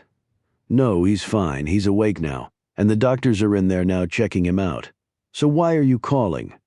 You told me to give you a ring if anything seemed off, and something does. Well, I can't find Jerry. What do you mean? He was at the hospital yesterday. I didn't think he ever left. Operative word being was. No one's seen him for a while. You checked Jack's place? Checked everywhere I could think of. When was the last time you saw him? Not that long after you left. The thing is, I've been on duty all this time and I'd like to get some relief, but I have no one to hand off to. The cops are guarding Jack's room, too. Yeah, but the guy is my responsibility. He pays my salary, so maybe Jerry's gone back to the house for some reason. Maybe. But I can't reach him. And I can't leave here to check. I'll go over there and see what I can find out. That would be great. Just let me know as soon as you find out anything. His cottage is the blue one. It's about 300 yards directly behind the main house and right next to mine. Pine clicked off and hustled down to her SUV. She drove straight out of Andersonville and headed north. Then she stopped when she got to the scene of the shooting. There was police tape up at various spots around the area. The Aston Martin was still there, though it was cordoned off with more police tape wound around orange cones. 2 forensic techs were going over the car, and there was a county cop standing guard next to his cruiser. She parked and got out of her SUV, flashing her FBI creds and badge at the trooper on duty. I'm working the case with Detective Wallace from GBI, she noted. He nodded at her before leaning back against his vehicle. She walked under the police tape to where the techs were working on the car. Anything? She said. Pulled around from out of the dashboard, said a young woman.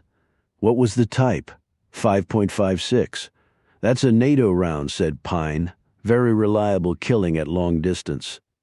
Lineberry was even luckier than she had thought. Lot of blood, too, said the other tech, a man in his 40s. Yes, there was, replied Pine. Is the guy okay? Said the woman. He'll make it. She got back into her SUV and drove on, coming to the spot where the shot-up truck was being hoisted onto a flatbed wrecker service.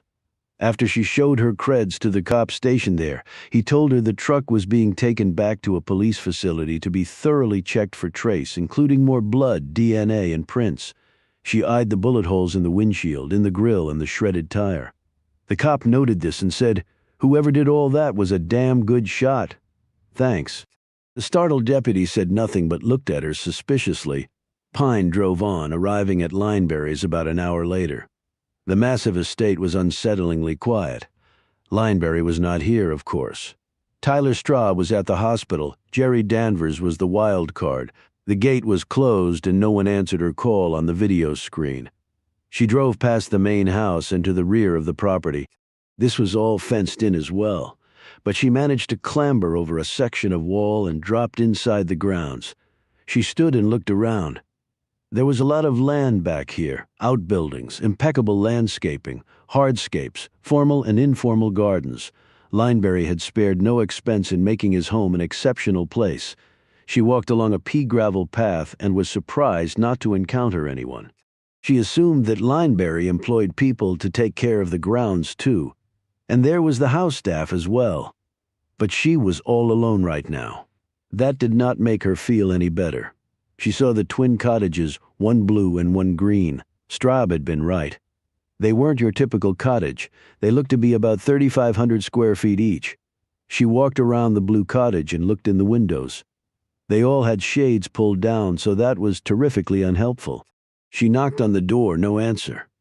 She knocked again and heard nothing from inside. She went around to the back, put her elbow through a pane of glass in the back door, reached through, undid the lock, and opened the door. She expected to perhaps hear the beep of an alarm system about to start shrieking, but there was only silence. She closed the door behind her and looked around. This was obviously the kitchen. It was scrupulously neat and clean, with everything stacked and placed just so. In addition to maybe being a serial killer, Danvers could possibly be OCD, she thought. She cleared the rooms downstairs and then headed up the steps to the second floor. There were 3 bedrooms up here, and the last one was set up as a home office. The bedrooms held nothing of interest. The office was different. In a file cabinet there was a treasure trove, an old Stetson hat and a stringy white wig, and even more incriminating photos of Frankie Gomez, Hannah Rebane, Beth Clemens, and Lane Gillespie. Pine sat down at the wooden desk, set against one wall, and stared down at the pictures of the dead people. She ran her gaze around the room, wondering if she was looking at the living quarters of a serial killer who had killed at least 4 people and perhaps more. Her gaze found and held on the edge of a wire that was snaking under the bed. It was almost invisible, but the light was coming in at just the right angle to reveal it. She bent down to look at where it was going. She saw the red light.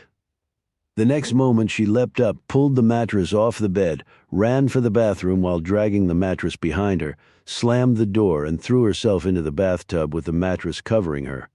An instant later, the bomb she had seen under the bed detonated. Chapter 69. Lee, come in here right now. Get off that tree. You'll fall and hurt yourself. Mama, don't be mad at her. She's just being Lee. She likes to climb things. She'll figure out how to get down. Pine looked first at her mother and then her sister. Both stood on the saggy porch of their house. Julia Pine looked mad at her tomboy daughter, while Mercy Pine looked pleased that her sister was, well, just being herself. That was the way it had always been with them. Lee doing what she loved and often getting into trouble because of it, and her sister defending her to the last. The swirls of mist in front of her eyes deepened as the 2 most important people in her life vanished. The next moment Pine sat up, a rush of air coming out of her compressed chest with such force that she thought she had also expelled both her lungs in the process. It was like she had just surfaced from a long dive. She pushed the mattress off her and coughed and spit up vile things from her mouth. The bathroom was in shambles, the mattress covered with debris, but I'm still alive. Yet she could smell smoke and the fire that was causing it, so she wasn't out of the woods yet. She rolled out of the bathtub and rose on unsteady legs, her ears still ringing with the sound of the explosion. The bathroom door had been blown off its hinges and all she could see outside was a wall of fire. She turned to the only escape route she had, a single window over the tub. She didn't have to break the glass because it had already been shattered by the explosion. She cleaned out the remaining shards using a towel, climbed through the opening and out onto the roof. She slid down to the end of the shingles, swung her legs over the side while holding on to the edge of the gutter, and hung there for a few moments while looking down and judging the distance she was going to fall. She let go, hit the dirt, rolled, and came up running. The fire must have hit a gas line somewhere in the house, because the next thing she knew there was a second, far larger explosion, and a concussive wave hit her from behind and propelled her through the air for a good 10 feet. She tumbled another dozen feet before coming to a stop, breathing hard and groaning from the punishment she had just endured.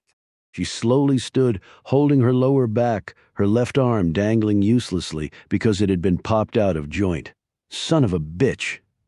This had happened to her once before, at a weightlifting competition gone horribly wrong when one of the collars on a barbell load with weight plates she'd been attempting to lift failed. The weights had tumbled off one side and she was thrown in the direction of the unbalanced weight on the other side. She had slammed into the floor and her shoulder had been wrenched out of place, and she had had it popped back into place by a doctor in attendance. It was the most searing pain she had ever felt. But it had been only for a second. What she was feeling right now was nearly as bad and would not be going away any time soon unless she did what she knew she had to do, because the doctor had showed her how, just in case that ever happened to her again. Pine found a tree, placed her shoulder against it at a precise angle, closed her eyes, took 3 rapid breaths, and pushed the injured side of her body hard into the solid wood. She screamed in pain and fury, and then it was over. The relief was immediate, though she was still sore. She shook out her arm, turned, and looked back at what had been Jerry Danvers's little cottage. There was barely anything left. She used her phone to call the police and fire department and then turned to look at the main house. No one had come rushing out at the sounds of the explosions, and she wondered where the hell the staff was. She hobbled slowly back to her truck. She couldn't clamber over the wall as yet. She was still too banged up to manage it, but she was able to open the front gate from the inside. She got into her truck and sat there for a few moments, trying to take everything in. Her mind kept going back to the vision of her mother and sister, watching her climbing a tree. "Mama, don't be mad at her. She's just being Lee. She likes to climb things. She'll figure out how to get down. That's what I'm good at, figuring things out." Her sister had always believed in her. Pine hoped she was up to the praise. She called Tyler Straub and told him what had happened. "Jesus, are you okay?" he exclaimed. "Barely. Where is Jerry?" "He wasn't out there?" "No. Then I have no idea. The guy's gone AWOL." Pine clicked off. Going against all standard FBI protocols, she decided not to wait for the fire truck, but she left the gate open for the emergency vehicles. As she drove back toward Andersonville, she drew several long breaths and willed herself to calm down and to think. "Lee will figure it out, Mama, she always does." She decided to get back to basics to figure it out. They had one definitive connection: Myron Pringle and the dead porn stars. They had another somewhat attenuated connection: Myron Pringle and Frankie Gomez, through the Mercedes-Benz car dealership. She pulled off the road and scrolled through her recent calls. She found the one she wanted and made the call. "Don Bigelow," said the voice. "Don, it's Agent Pine with the FBI. Hey, Agent Pine, I hope you found whoever hurt that kid. We're getting closer. Look, I know that Myron Pringle bought the AMG from you last year, but has he brought it in for service this year, within the last 6 months or so? It's really important. Let me check with that department. Just hold on." She heard good old-fashioned Muzak for about a minute before he came back on. "The car was brought in a month ago." He told her the date. "Okay, now my next question is, was it on one of the days that Frankie Gomez was at the dealership?" "Hang on again, I'll have to check with Roger Duncan. I don't know off the top of my head, but he probably would. Why don't you just transfer me to him, so you don't have to play intermediary?" "Oh, good idea. Hold on." About 30 seconds later, Roger Duncan came on the line. "Don said you were asking when Frankie was here." "Yes? Do you remember?" "It was 2 different times. I remember because those were the only 2 Saturdays I worked in the last couple months." He told her the dates. The more recent one coincided with the date of service for Pringle's Mercedes. "That's great, Roger. I really appreciate it. What does this have to do with Frankie?" "I'm trying to get a connection between him and a guy who had an AMG service that day." "An AMG S63? "Yes, you remember it. We don't sell many AMGs here. They're pretty expensive. It's basically the same model and wheelbase as the S560, but with a lot more power and torque under the hood." "Do you remember the man, Myron Pringle, in his 50s, really tall?" "No, I don't remember anyone like that. But she was really nice to Frankie. Even bought him a candy bar from the vending machine." "She?" "The lady who brought the car in. She saw Frankie and asked about him. I told her about us taking him in. She was nice to him, Bought him the candy bar and all, like I said. Wait a minute, you're telling me a woman and not a man brought in the S-63 for service? Yeah. The image of Lauren Graham flashed through her mind. Describe her when he was done. Pine thanked him and pulled back onto the road and sped off to a new destination. It wasn't Lauren Graham. The description he had given her fit Britta Pringle exactly. Chapter 70. On the way, Pine phoned Laredo and told him what she had learned and also about being nearly blown up. I didn't wait for the first responders. I know that's not how we do things, but there was no way around it. I think you did the right thing, replied Laredo. He promised to meet her at the Pringles, and also to loop in Wallace. She drove fast down the tree-shrouded lane and soon reached the fantastically modern house. She stopped, got out, and surveyed the property, her mind going a mile a minute. Britta had taken the car in. Britta had met Frankie Gomez and even bought him a candy bar. Why would she have done that? Were both Myron and Britta involved in this, or was it just her? If so, where the hell was Myron? She was about to head up to the front door, but then changed her mind. She went around back and stared not at the rear of the main house, but at Britta's Cape Cod. She looked around, but neither saw nor heard anyone about.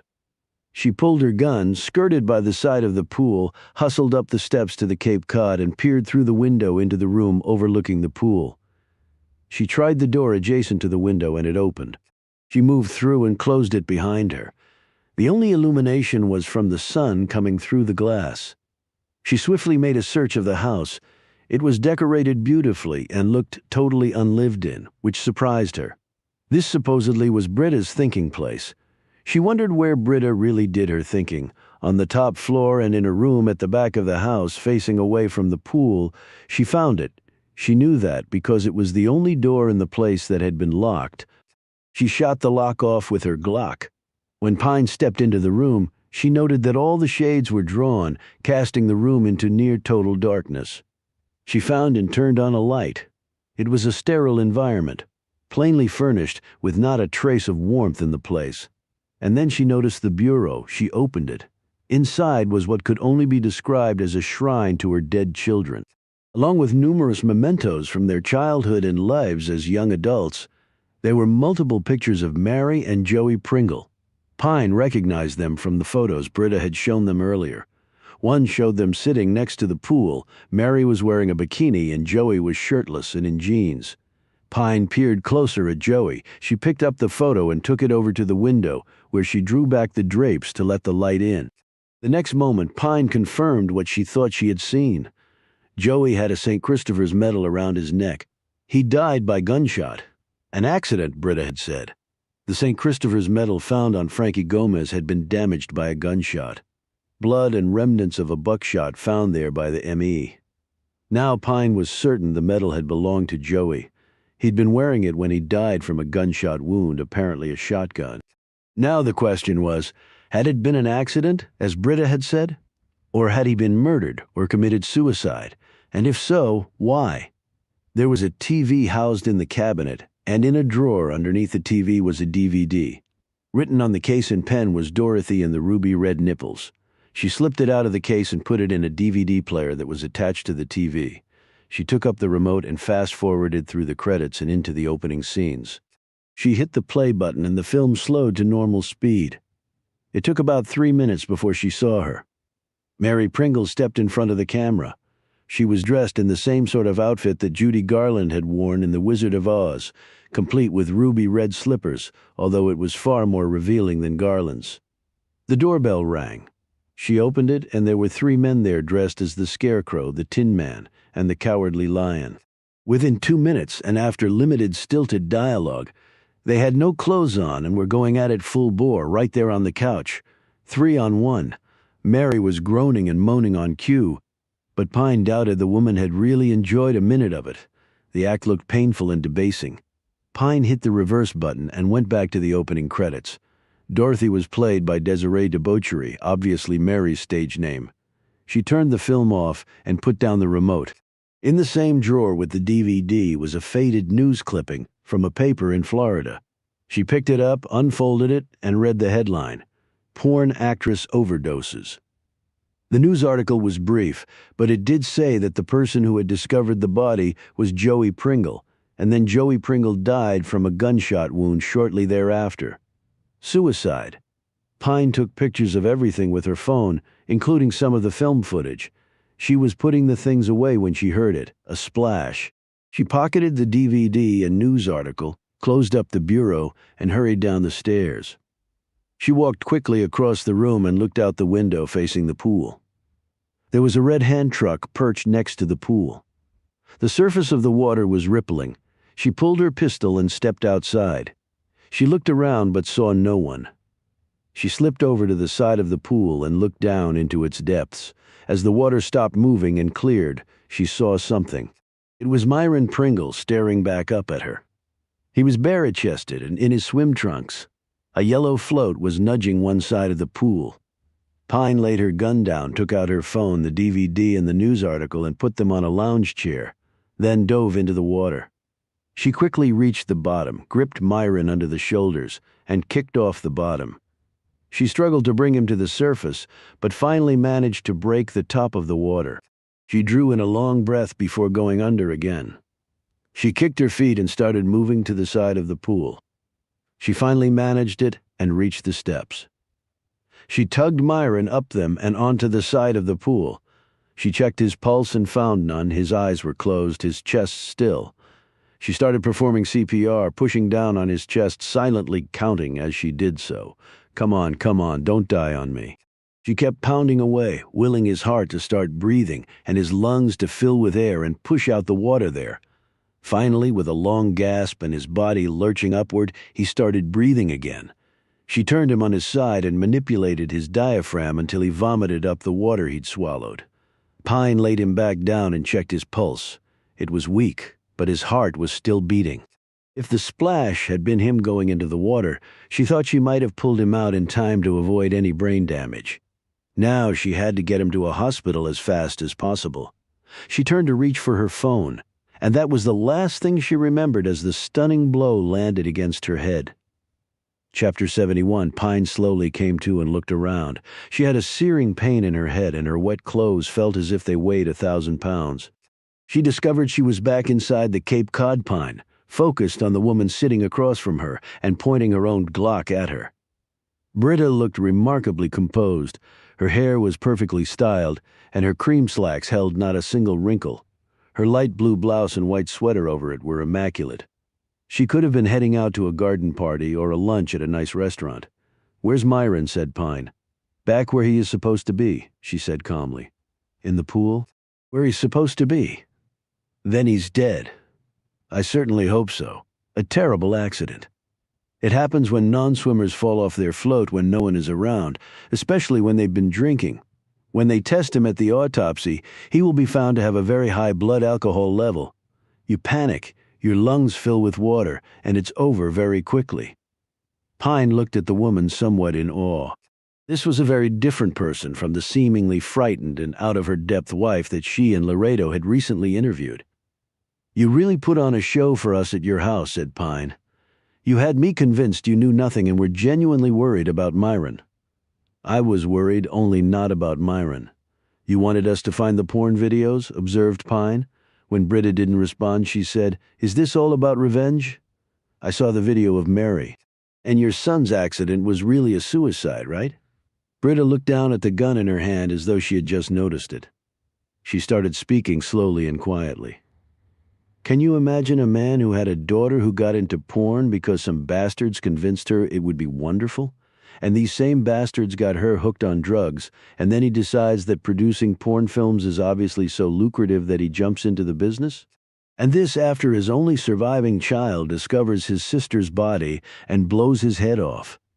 Does that man even deserve to live?" My answer to that was no. Pine sat up a bit. Britta had not bothered to bind her. Pine hoped that might turn out to be a big mistake for Britta and a way out for her. "I get your anger at Myron, but why the other murders? I was a mother, Lee. I had 2 beautiful children. I thought I had a wonderful husband, a bit quirky, a bit less empathetic than I wanted, but a brilliant man who provided a wonderful life. Until you decided that wasn't a good enough trade-off? Britta leaned forward. Until he started to make the same trash and work with the same people who killed my beautiful daughter and caused my son to take his own life. Frankie Gomez wasn't part of that world. He was just a kid. Britta sat back, her lips pursed.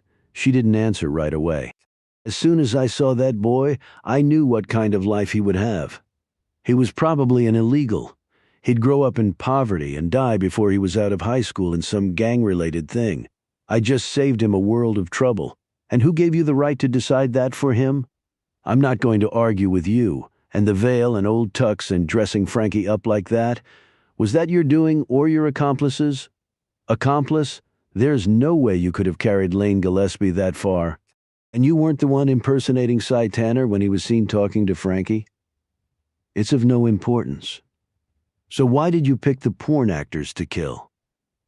Lane Gillespie met Mary at a bar. He apparently liked how she looked. He told her what he did for a living, how much money she could make. He targeted her and recruited her for this foulness. Britta's mouth curled in disgust. And Hannah Rebane? She starred in movies with my lovely innocent daughter. They had sex together. And then they introduced her to the world of drugs. And my daughter became unrecognizable. They stole her from me. And Beth Clemens? Britta waved this off again, not important. How do you know all this? Asked Pine. My children died, so I made it my business to know, she said fiercely. In a quieter tone she added, this has been very hard for me. It hasn't been nearly as hard for you as it was for the people who died. I thought you would be more sympathetic. You lost your sister. Pine barked. Don't you dare try to equate what happened to my sister with the murder spree you've engaged in. And if you'd told the police the truth back then, maybe they would have been able to find my sister. Britta rubbed her forehead. Well, I can see I'll get no understanding from you. Pine thought quickly. You had a son and daughter, only the son has been killed. The daughter, who is it? Britta said quietly, very soon it will all be over. The nightmare will finally be over. Pine's voice shook slightly as she said, it doesn't have to be this way, Britta. You can end this now. No, I can't. I have to finish it. Your beef was with Myron. You took care of him. He's done so. Give me the gun and we'll call it a day. It's the right thing to do, you know it is. I loved my children so much. I wanted the best for them. And then just like that, they were both gone. So I do have to finish this for them. I know you're working with Jerry Danvers. Please call him and tell him not to kill anyone else, please. She shook her head. There's so much you don't know, Pine said in frustration. Then tell me, like what's your end game? Do you walk away with a big life insurance payoff or whatever wealth Myron's built up? Britta's expression turned ugly. I want nothing to do with his blood money. She looked down for a moment. After this, I have nothing else to live for. And me? I'm so sorry, I really am. I never thought I would see you again. I liked your parents very much, and you and Mercy were very sweet. You played with my children, you know. Maybe if things had been different, you four would have grown up together and everything would have turned out okay. But I guess it wasn't meant to be. Who's the fourth victim, Britta? Please tell me. There's nothing you can do about it. If you're going to kill me, the least you can do is tell me that. No, I'll take that to my grave. Do you really want it to end like this? I'm afraid it has to. Atlee. The voice was coming from outside. It was Eddie Laredo, Agent Pine. That was Detective Max Wallace, distracted by this. Britta glanced at the window. That was the opportunity that Pine had been waiting for. She pulled her nano, but instead of firing it, she threw it at Britta. The gun had gotten wet when she had dived into the pool. It probably would not have fired accurately because of that. She couldn't have risked finding out whether it would or not. But it worked just fine as a flying projectile because the gun hit Britta in the face. She cried out in pain. Pine jumped over the back of the couch, landing at the same instant as Britta firing the Glock at her. The round zipped through the couch and embedded in the wall behind Pine. Pine slid along the back of the couch as she heard Laredo and Wallace shouting from outside and feet running their way. When Pine reached the end of the couch, she gripped a lamp there and hurled it in Britta's direction. When there was no response from Britta, Pine poked her head quickly over the top of the couch, scanning the room in front of her. Britta wasn't there, but Pine's Glock was lying on the floor. She raced over and picked it up. Next, she ran to the door leading to the pool. She kicked it open and found herself face to face with Laredo and Wallace, whose guns were drawn.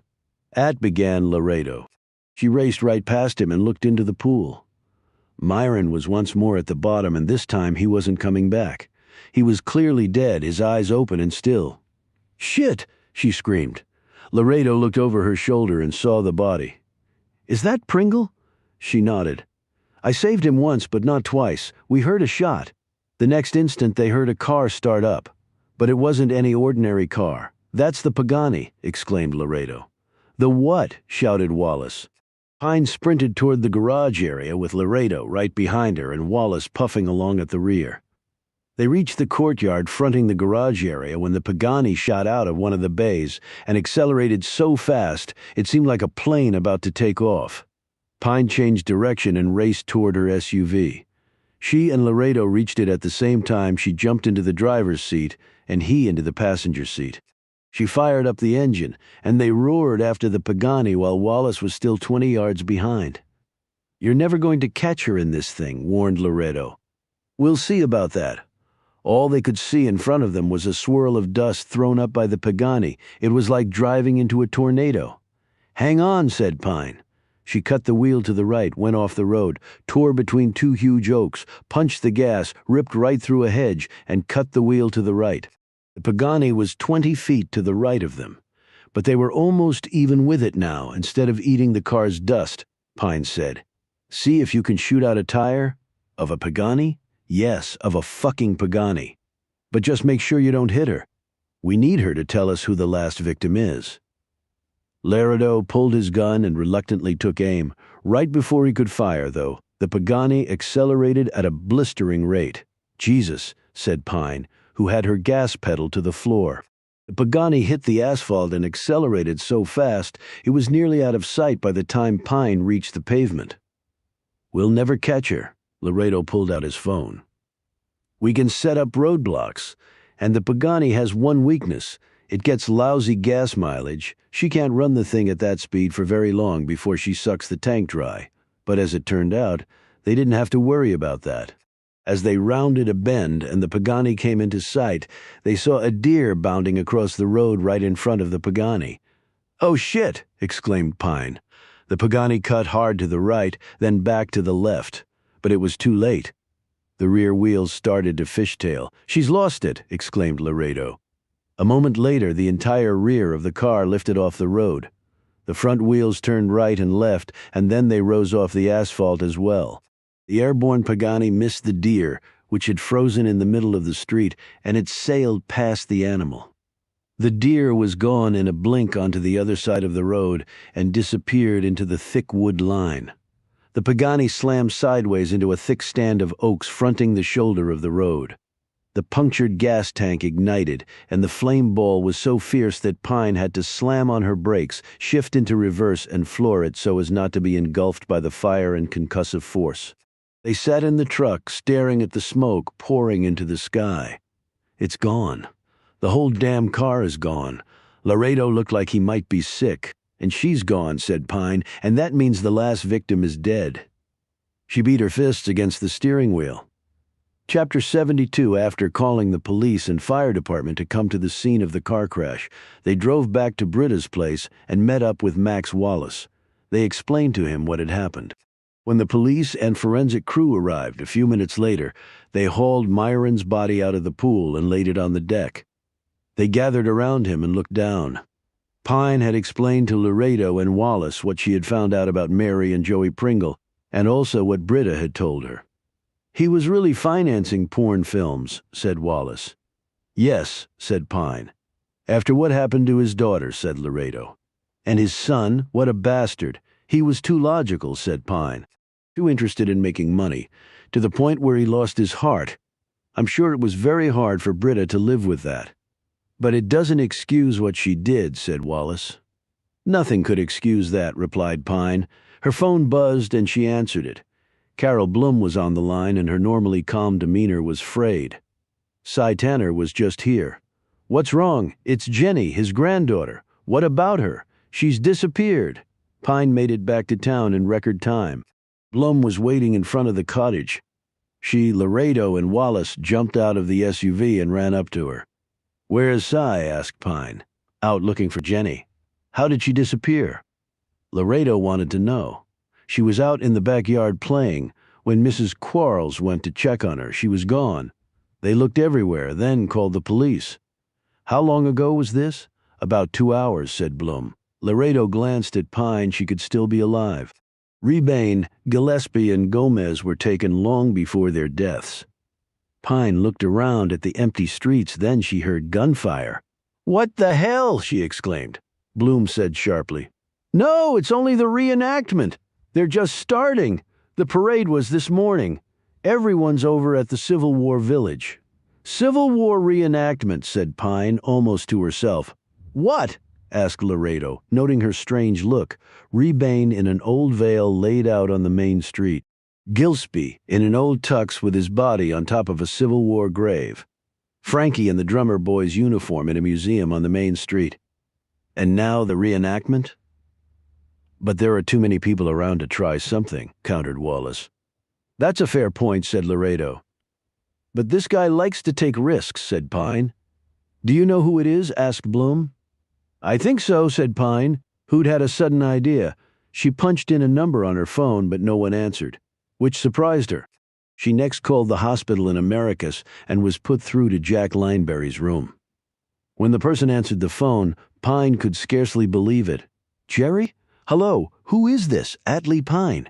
What do you want?" "I was told you were AWOL." "Who told you that?" "I've been here since early this morning." "Then why did your partner call me and ask where you were?" "Straub. He hasn't been here all day. I'm beyond pissed off. I could use some help here." Pine's jaw dropped. "What? Have you spoken to him?" "He called early this morning and wanted me to go back to the estate. He said I should be on guard at the place. He wanted me to go to my cottage and monitor things from there." "But you didn't go?" "No, I decided not to at the last minute. I felt my place was here, with Mr. Lineberry." Pine thought about the bomb. "You were one lucky guy. Did you let Straub know that?" "No, I didn't. Why?" "Never mind. Just stay with Jack and make sure he's safe." "What are you going to do?" "Whatever. I have to." Pine clicked off and looked at Laredo. "It's not Jerry Danvers. It's the other security guard, Tyler Straub." "What? He's the one working with Britta," exclaimed Laredo. "Do you think he took Jenny?" asked Bloom. "I don't know. But Britta could have found out about Jenny being at the Quarleses any number of ways, and I think it was Straub and the Pagani watching Cy's house to make it look like Myron was doing it." "You think they were also trying to blame all the murders on him?" asked Wallace. "I would think so, yes. But that's beside the point. We have to find Jenny." At that moment, Lauren Graham rushed out of the cottage. "You have to see this," she exclaimed. They quickly followed her inside. She ran over to the cabinet containing her doll collection and opened one of the doors. Pine came to a stop next to her. "What is it?" Graham pointed to one of the figures inside. It was the largest one that was more a mannequin than a doll. It had no clothes on. Graham said someone took its clothes. "Its clothes?" Pine stared hard at the doll. "When did it happen?" Graham looked frantic. "I don't know, I just noticed it." "Do you know a man named Tyler Straub?" asked Pine. "Tyler, so you do know him. We've gone out a few times. Why are you asking about him? When was the last time you saw or spoke to him?" "A couple of days ago. Why?" "Do you have any idea where he is now?" "No. I can try to call him." Pine shook her head. "No, I already did that. He didn't answer." "But why did you try to call him?" "Is everyone at the reenactment?" she asked Graham. The woman looked bewildered by the query. "Of course, where else would they be? It's the biggest event of the year here. You can't find a place to park anywhere. The parade route was packed this morning, and now everyone's watching the mock battles. You can hear the gunfire. Everyone's watching the mock battles." "Is the historic site still open?" she asked. "Well, technically yes, but I doubt anyone is there. Even most of the employees and rangers over there come to see the reenactment. Some of them are suited up and fighting in it, in fact." Laredo looked at Pine and said, "Everyone is here." "And no one's over there," said Pine. "Talk about your perfect storm of distraction." They ran for the truck. Chapter 73. The parking lot at the historic site was packed, but they quickly realized that was overflow parking for all those attending the reenactment. The grounds looked empty. They held a brief meeting in the parking lot and decided to split up to cover more of the area. Wallace said, "I've called in reinforcements, but they won't be here for about a half hour." He eyed Pine. "But if you're wrong about this, that little girl could end up dead." "This is the only shot we have," retorted Pine. She glanced over his shoulder and cried out, "And I think I'm right." She sprinted to a spot near the parking lot where the rear bumper of a vehicle was partially exposed behind some bushes. She got there, breathless, and looked over the Porsche SUV. When the others reached her, she explained, "This is Jack Lineberry's Porsche. I rode in it to lunch with him. Danvers was driving and Straub was in the passenger seat. So he is here," said Wallace, trying the driver's side door. "Only it was locked," Blum called out. "Look at this." She was staring through the rear glass. They gathered there and she pointed out some flower petals that were on the interior carpet in the cargo area. "I recognize them. The Quarleseys have those flowers in their backyard. They must have been stuck on Jenny's shoes when Straub snatched her," said Laredo. Pine broke up the grounds into 3 sections and assigned the 2 men one each. "Carol will go with me. See anything, call." "Okay, let's move out." They all headed out in separate directions. As Pine and Bloom headed into the grounds, Bloom looked around. "Why would he bring her here? In broad daylight? I don't know, Carol. But he is here. I'm sure of that. And from the petals you saw in the Porsche, so is Jenny. The stockade replica was empty, as was the POW museum. There was one employee on duty, but she had seen nothing and seemed put out that she was missing the reenactment. They left there and started hurrying along the rows of graves. "My God!" exclaimed Bloom. "I have one son in the Army, and if we get into another war, I'm not sure I could bear the thought of losing him." She looked around. But every one of these young men had a mother who had to suffer that loss, that grief. A change came over Pine at her friend's words. Her gaze darted around. "Mother, what? Mother!" She started sprinting away. "Agent Pine," Bloom called after her. "Where are you going?" Pine didn't answer. She ran as though a life depended on her, and it clearly did. When Pine reached the statue erected by the state of Michigan in honor of its fallen soldiers and sailors, she stared up at the grieving woman the park ranger had told her was informally known as Mother. She had feared she would see Jenny's body in her doll costume lying across the marble at the woman's feet, but there was nothing like that there. How would Straub get the body here without anyone seeing him? He couldn't exactly carry the girl in his arms. Even as Pine looked around, she glimpsed a couple of park visitors well off in the distance. Placing a body in a public area in broad daylight was incredibly risky. She wondered how Straub was planning to manage it. What would I do? An answer struck her. You would blend into the background, but also make it seem that you belonged here, so that if anyone did see you, they wouldn't think it unusual.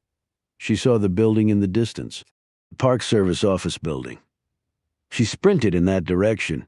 As she ran, Pine pulled out her phone and called Laredo, telling him where she was going and why. He said he was on the way and would phone Wallace and tell him. Wallace was already in that section. As she drew closer to the building, she saw a man dressed in khakis and a light-colored shirt with a straw hat on come around the side of the building, pushing a wheelbarrow. There was a blanket over whatever was in the wheelbarrow. The next moment, Max Wallace hustled around another corner of the building. This put him within a few feet of the man with the wheelbarrow. Wallace was breathing hard and looked like he might keel over.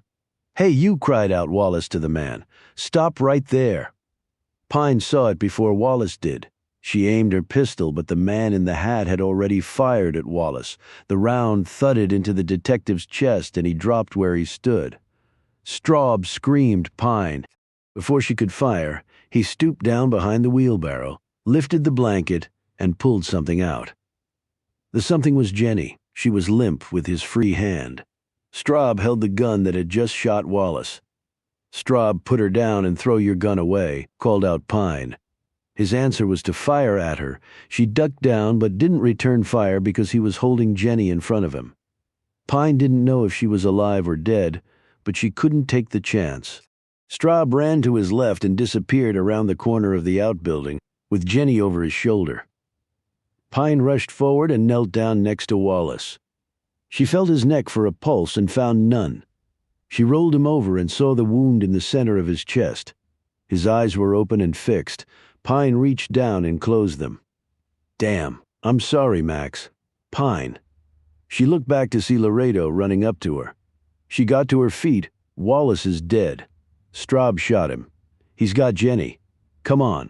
They raced after Straub Chapter 74.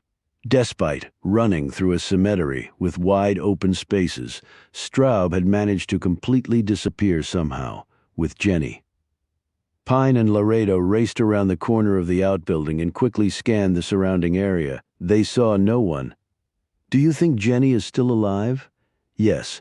How can you be sure?" "He took her with him." "He wouldn't do that if she was dead." "That makes sense. You go right, I'll go left," barked Pine. Laredo nodded and sprinted off to the right.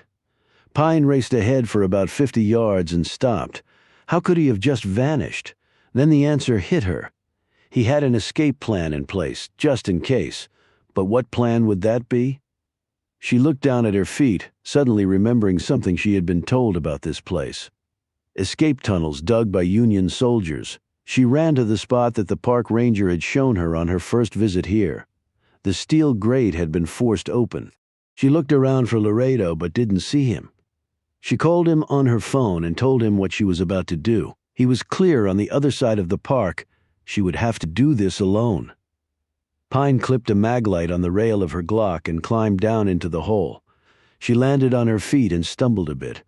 The tunnel was a good 6 feet under the surface. It was about 20 degrees cooler down here. Righting herself, she moved forward, her hearing acutely tuned to anything up ahead of her. She headed down the tunnel slowly at first, but then picked up her pace when she heard the sounds of a girl cry out. Jenny. She had regained consciousness. Pine chugged along, her light making slashing moves in the darkness. She didn't know if Straub would be waiting to ambush her. She eventually saw the proverbial light at the end of the tunnel. Pine was cautiously approaching the exit when she heard a voice. "Let me go." That was Jenny. She rushed forward and saw a rough set of bricks wedged into the dirt. Pine slipped up them and peered out, her gun making arcs in front of her. She took a moment to get her bearings. She was in a small clearing in the woods. Pine heard a sound to her left. She glimpsed a figure skirting through the trees, and she ran that way, reaching a path that wended through the woods. Straub. The figure stopped and turned. Straub put Jenny down on the ground and squatted down, using her as a shield. The girl was dressed in the mannequin's outfit. "Let me go," she cried out again. He put the gun against her head, and Jenny froze. Straub looked at Pine, who was aiming at him with her Glock. "Stand down, Agent Pine," said Straub calmly. "I need to get away and you need the little girl. I think we can work something out. I assume you have experience in this sort of thing." "Pretty recent, actually," she replied grimly. "I've got another car nearby. You let me go and you have my word that I'll leave the girl safe and sound somewhere and call you with directions to her. You want me to take the word of a man who's killed 5 people? You're wrong there. I didn't do the boy. Britta did. Bullshit. That little lady has a dark side, Pine, that maybe you missed. I told her how to do it, though." He tapped the back of his neck. "You hit the base of the spine here, it's lights out. And where did you learn to do that?" "Spent some time in the Army. They teach you shit. I never used it against a kid, though." Pine looked at Jenny. The girl was clearly scared, but she had shown her feistiness. Why would Britta want to kill Frankie? She said it was her duty, and she seemed to think she was doing the kid a favor. "But don't expect me to explain the woman. So do we have a deal?" "Not a chance." With more urgency, Straub said, "Well, that's unfortunate. The way I see it, if you don't let me go, she's dead. If you do let me go, she has a chance." "Sounds fair to me. You're not leaving here with Jenny." Straub's features turned ugly. "Use your brain. I've got nothing to lose. Georgia has the death penalty. I think I already qualified for it. What were you going to get out of this? $10 million insurance policy on Myron. Britta was going to take care of him. She did. But she's also dead. Well, too bad, but I've got my own problems. Sirens could be heard in the distance. Cavalry's on the way.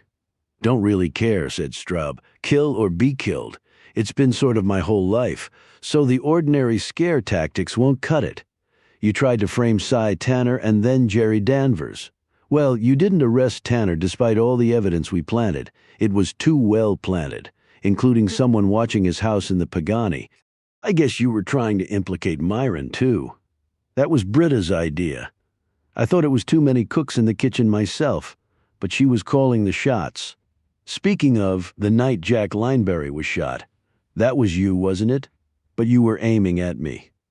Only you weren't counting on the fact that he had let me drive. He glanced down at his arm. Got a little scratch from your shooting, but yeah, you were a problem. And when you didn't take Tanner into custody, we moved on to Plan B. Jerry Danvers didn't follow your instructions, and he didn't get blown up, although I almost did. I suppose that was why you wanted me to go out there. 2 birds with 1 stone if I was really lucky, and evidence left behind to show Jerry was the killer. And the household staff gave them the day off, told them Lineberry had authorized it. But as soon as I realized Jerry had never left the hospital, your story fell apart. Yeah, well, I had a tight timeline because Britta insisted that this little girl be the last victim. Straub pressed the gun tighter against Jenny's head, and if you won't let me go, I guess I have no choice but. The bullet hit him directly in the side of the leg, crushing bone and slashing blood vessels. He immediately cried out, dropped his gun, and clutched at his leg. Pine rushed forward, seized Jenny's hand, and pulled her away after picking up Straub's pistol. She looked up to see Laredo sprinting toward them carrying a rifle. Pine handed Jenny off to him and knelt down next to Straub. "Shit," he screamed, his face contorted. "Help me, I'm bleeding out!" She slipped her belt off and used that as a tourniquet around his upper thigh. The blood flow slowed considerably. She phoned 911 and gave them her location. Pine put her phone away and looked down at Straub, whose features were still seized up in pain. "It didn't hit your femoral artery." "How do you know that?" he snarled. "Because you'd already be dead. Just shoot me, do it. I'm a dead man anyway, save everybody the trouble. As much as I'd love to, I can't." "Why the hell not?" he screamed. "It's not how we do things at the FBI." The ambulance arrived a few minutes later, and they loaded Straub in. A grim-faced police officer rode in the back with him. As the vehicle pulled away, Pine looked over at Laredo, who was holding Jenny's hand. The rifle was slung over his shoulder. "Where'd you get that? Found a park ranger? They use it to scare off or kill dangerous critters?" "He let me borrow it because I asked nice and flashed my badge." "That was a big risk taking that shot," she said. "First in my class at Quantico for marksmanship. And you don't know this, but I did a 2-year stint as a sniper with hostage rescue. And you're not the only risk-taker in the Bureau," he added. "How'd you get here so fast? Remember track team in college?" Pine smiled. "Right. Well, thanks." She squatted down in front of Jenny. "You okay?" Jenny nodded. "You're safe now? You ready to go see your granddad? We better go and tell him you're okay. Sound good?" Jenny nodded and sniffled. Pine started to pick her up, but Jenny clamped her hand tighter around Laredo's and looked up at him with wide eyes. Pine rose and whispered to Laredo, "Maybe you're better with kids than you think." They slowly walked out of the cemetery and back to the living. Chapter 75, they met at a tech show. The Pringles were attending in Vegas, said Pine to Laredo, Bloom, and Graham. They were sitting in the parlor at the cottage. Jenny had been reunited with her grandfather and the Quallaces. Pine had just returned from interviewing Straub in the hospital. "Straub and Britta had a fling out there," continued Pine. "That makes sense because there was certainly no love between Britta and her husband. When a position opened up with Jack Lineberry, Britta gave him a heads up and a recommendation. So he got the gig. Straub's ex-military, pulled a tour in Afghanistan, then got discharged for drug use. He rehabbed himself, got into private security, and moved up from there." "You said he killed all those people for money?" said Blum disgustedly. $10 million. He had used chloroform on Jenny. He was going to leave her at the base of the statue. Luckily, because we delayed the plan, the chloroform wore off. Did he pick the places to leave the body, or did Britta? He says he did, except for the last one. That way he could plan his ingress and egress. How did he get inside the Drummer Boy Museum? Asked Bloom. He had dated Lily, replied Pine, and surreptitiously got an impression of the museum key and the security code from her. And the bizarre clothes? Asked Graham. He dressed them up like that to throw us off, make us think it was some serial killer with a Civil War fetish. And the veil and the tux alluded to a husband and wife, the family that Britta was symbolically killing. He told me he picked the gravesite of one of the raiders because he thought it would be funny for a black guy to be left there. I really didn't get his sense of humor, Pine added. Britta knew the Quarleses and found out about Jenny from them. Straub said when Britta learned Jenny's mother was a drug user, she thought it was best that Jenny die. She said a bad mother like that didn't deserve a child, that Jenny would be in a better place. Straub really had to hustle to snatch her, because they always intended to kill the last victim during one of the reenactments and leave the body in the cemetery. Graham said, "How come Straub told you all this? He did a deal with the authorities, talk and they won't pursue the death penalty." "Why would Britta do these terrible things?" asked Graham.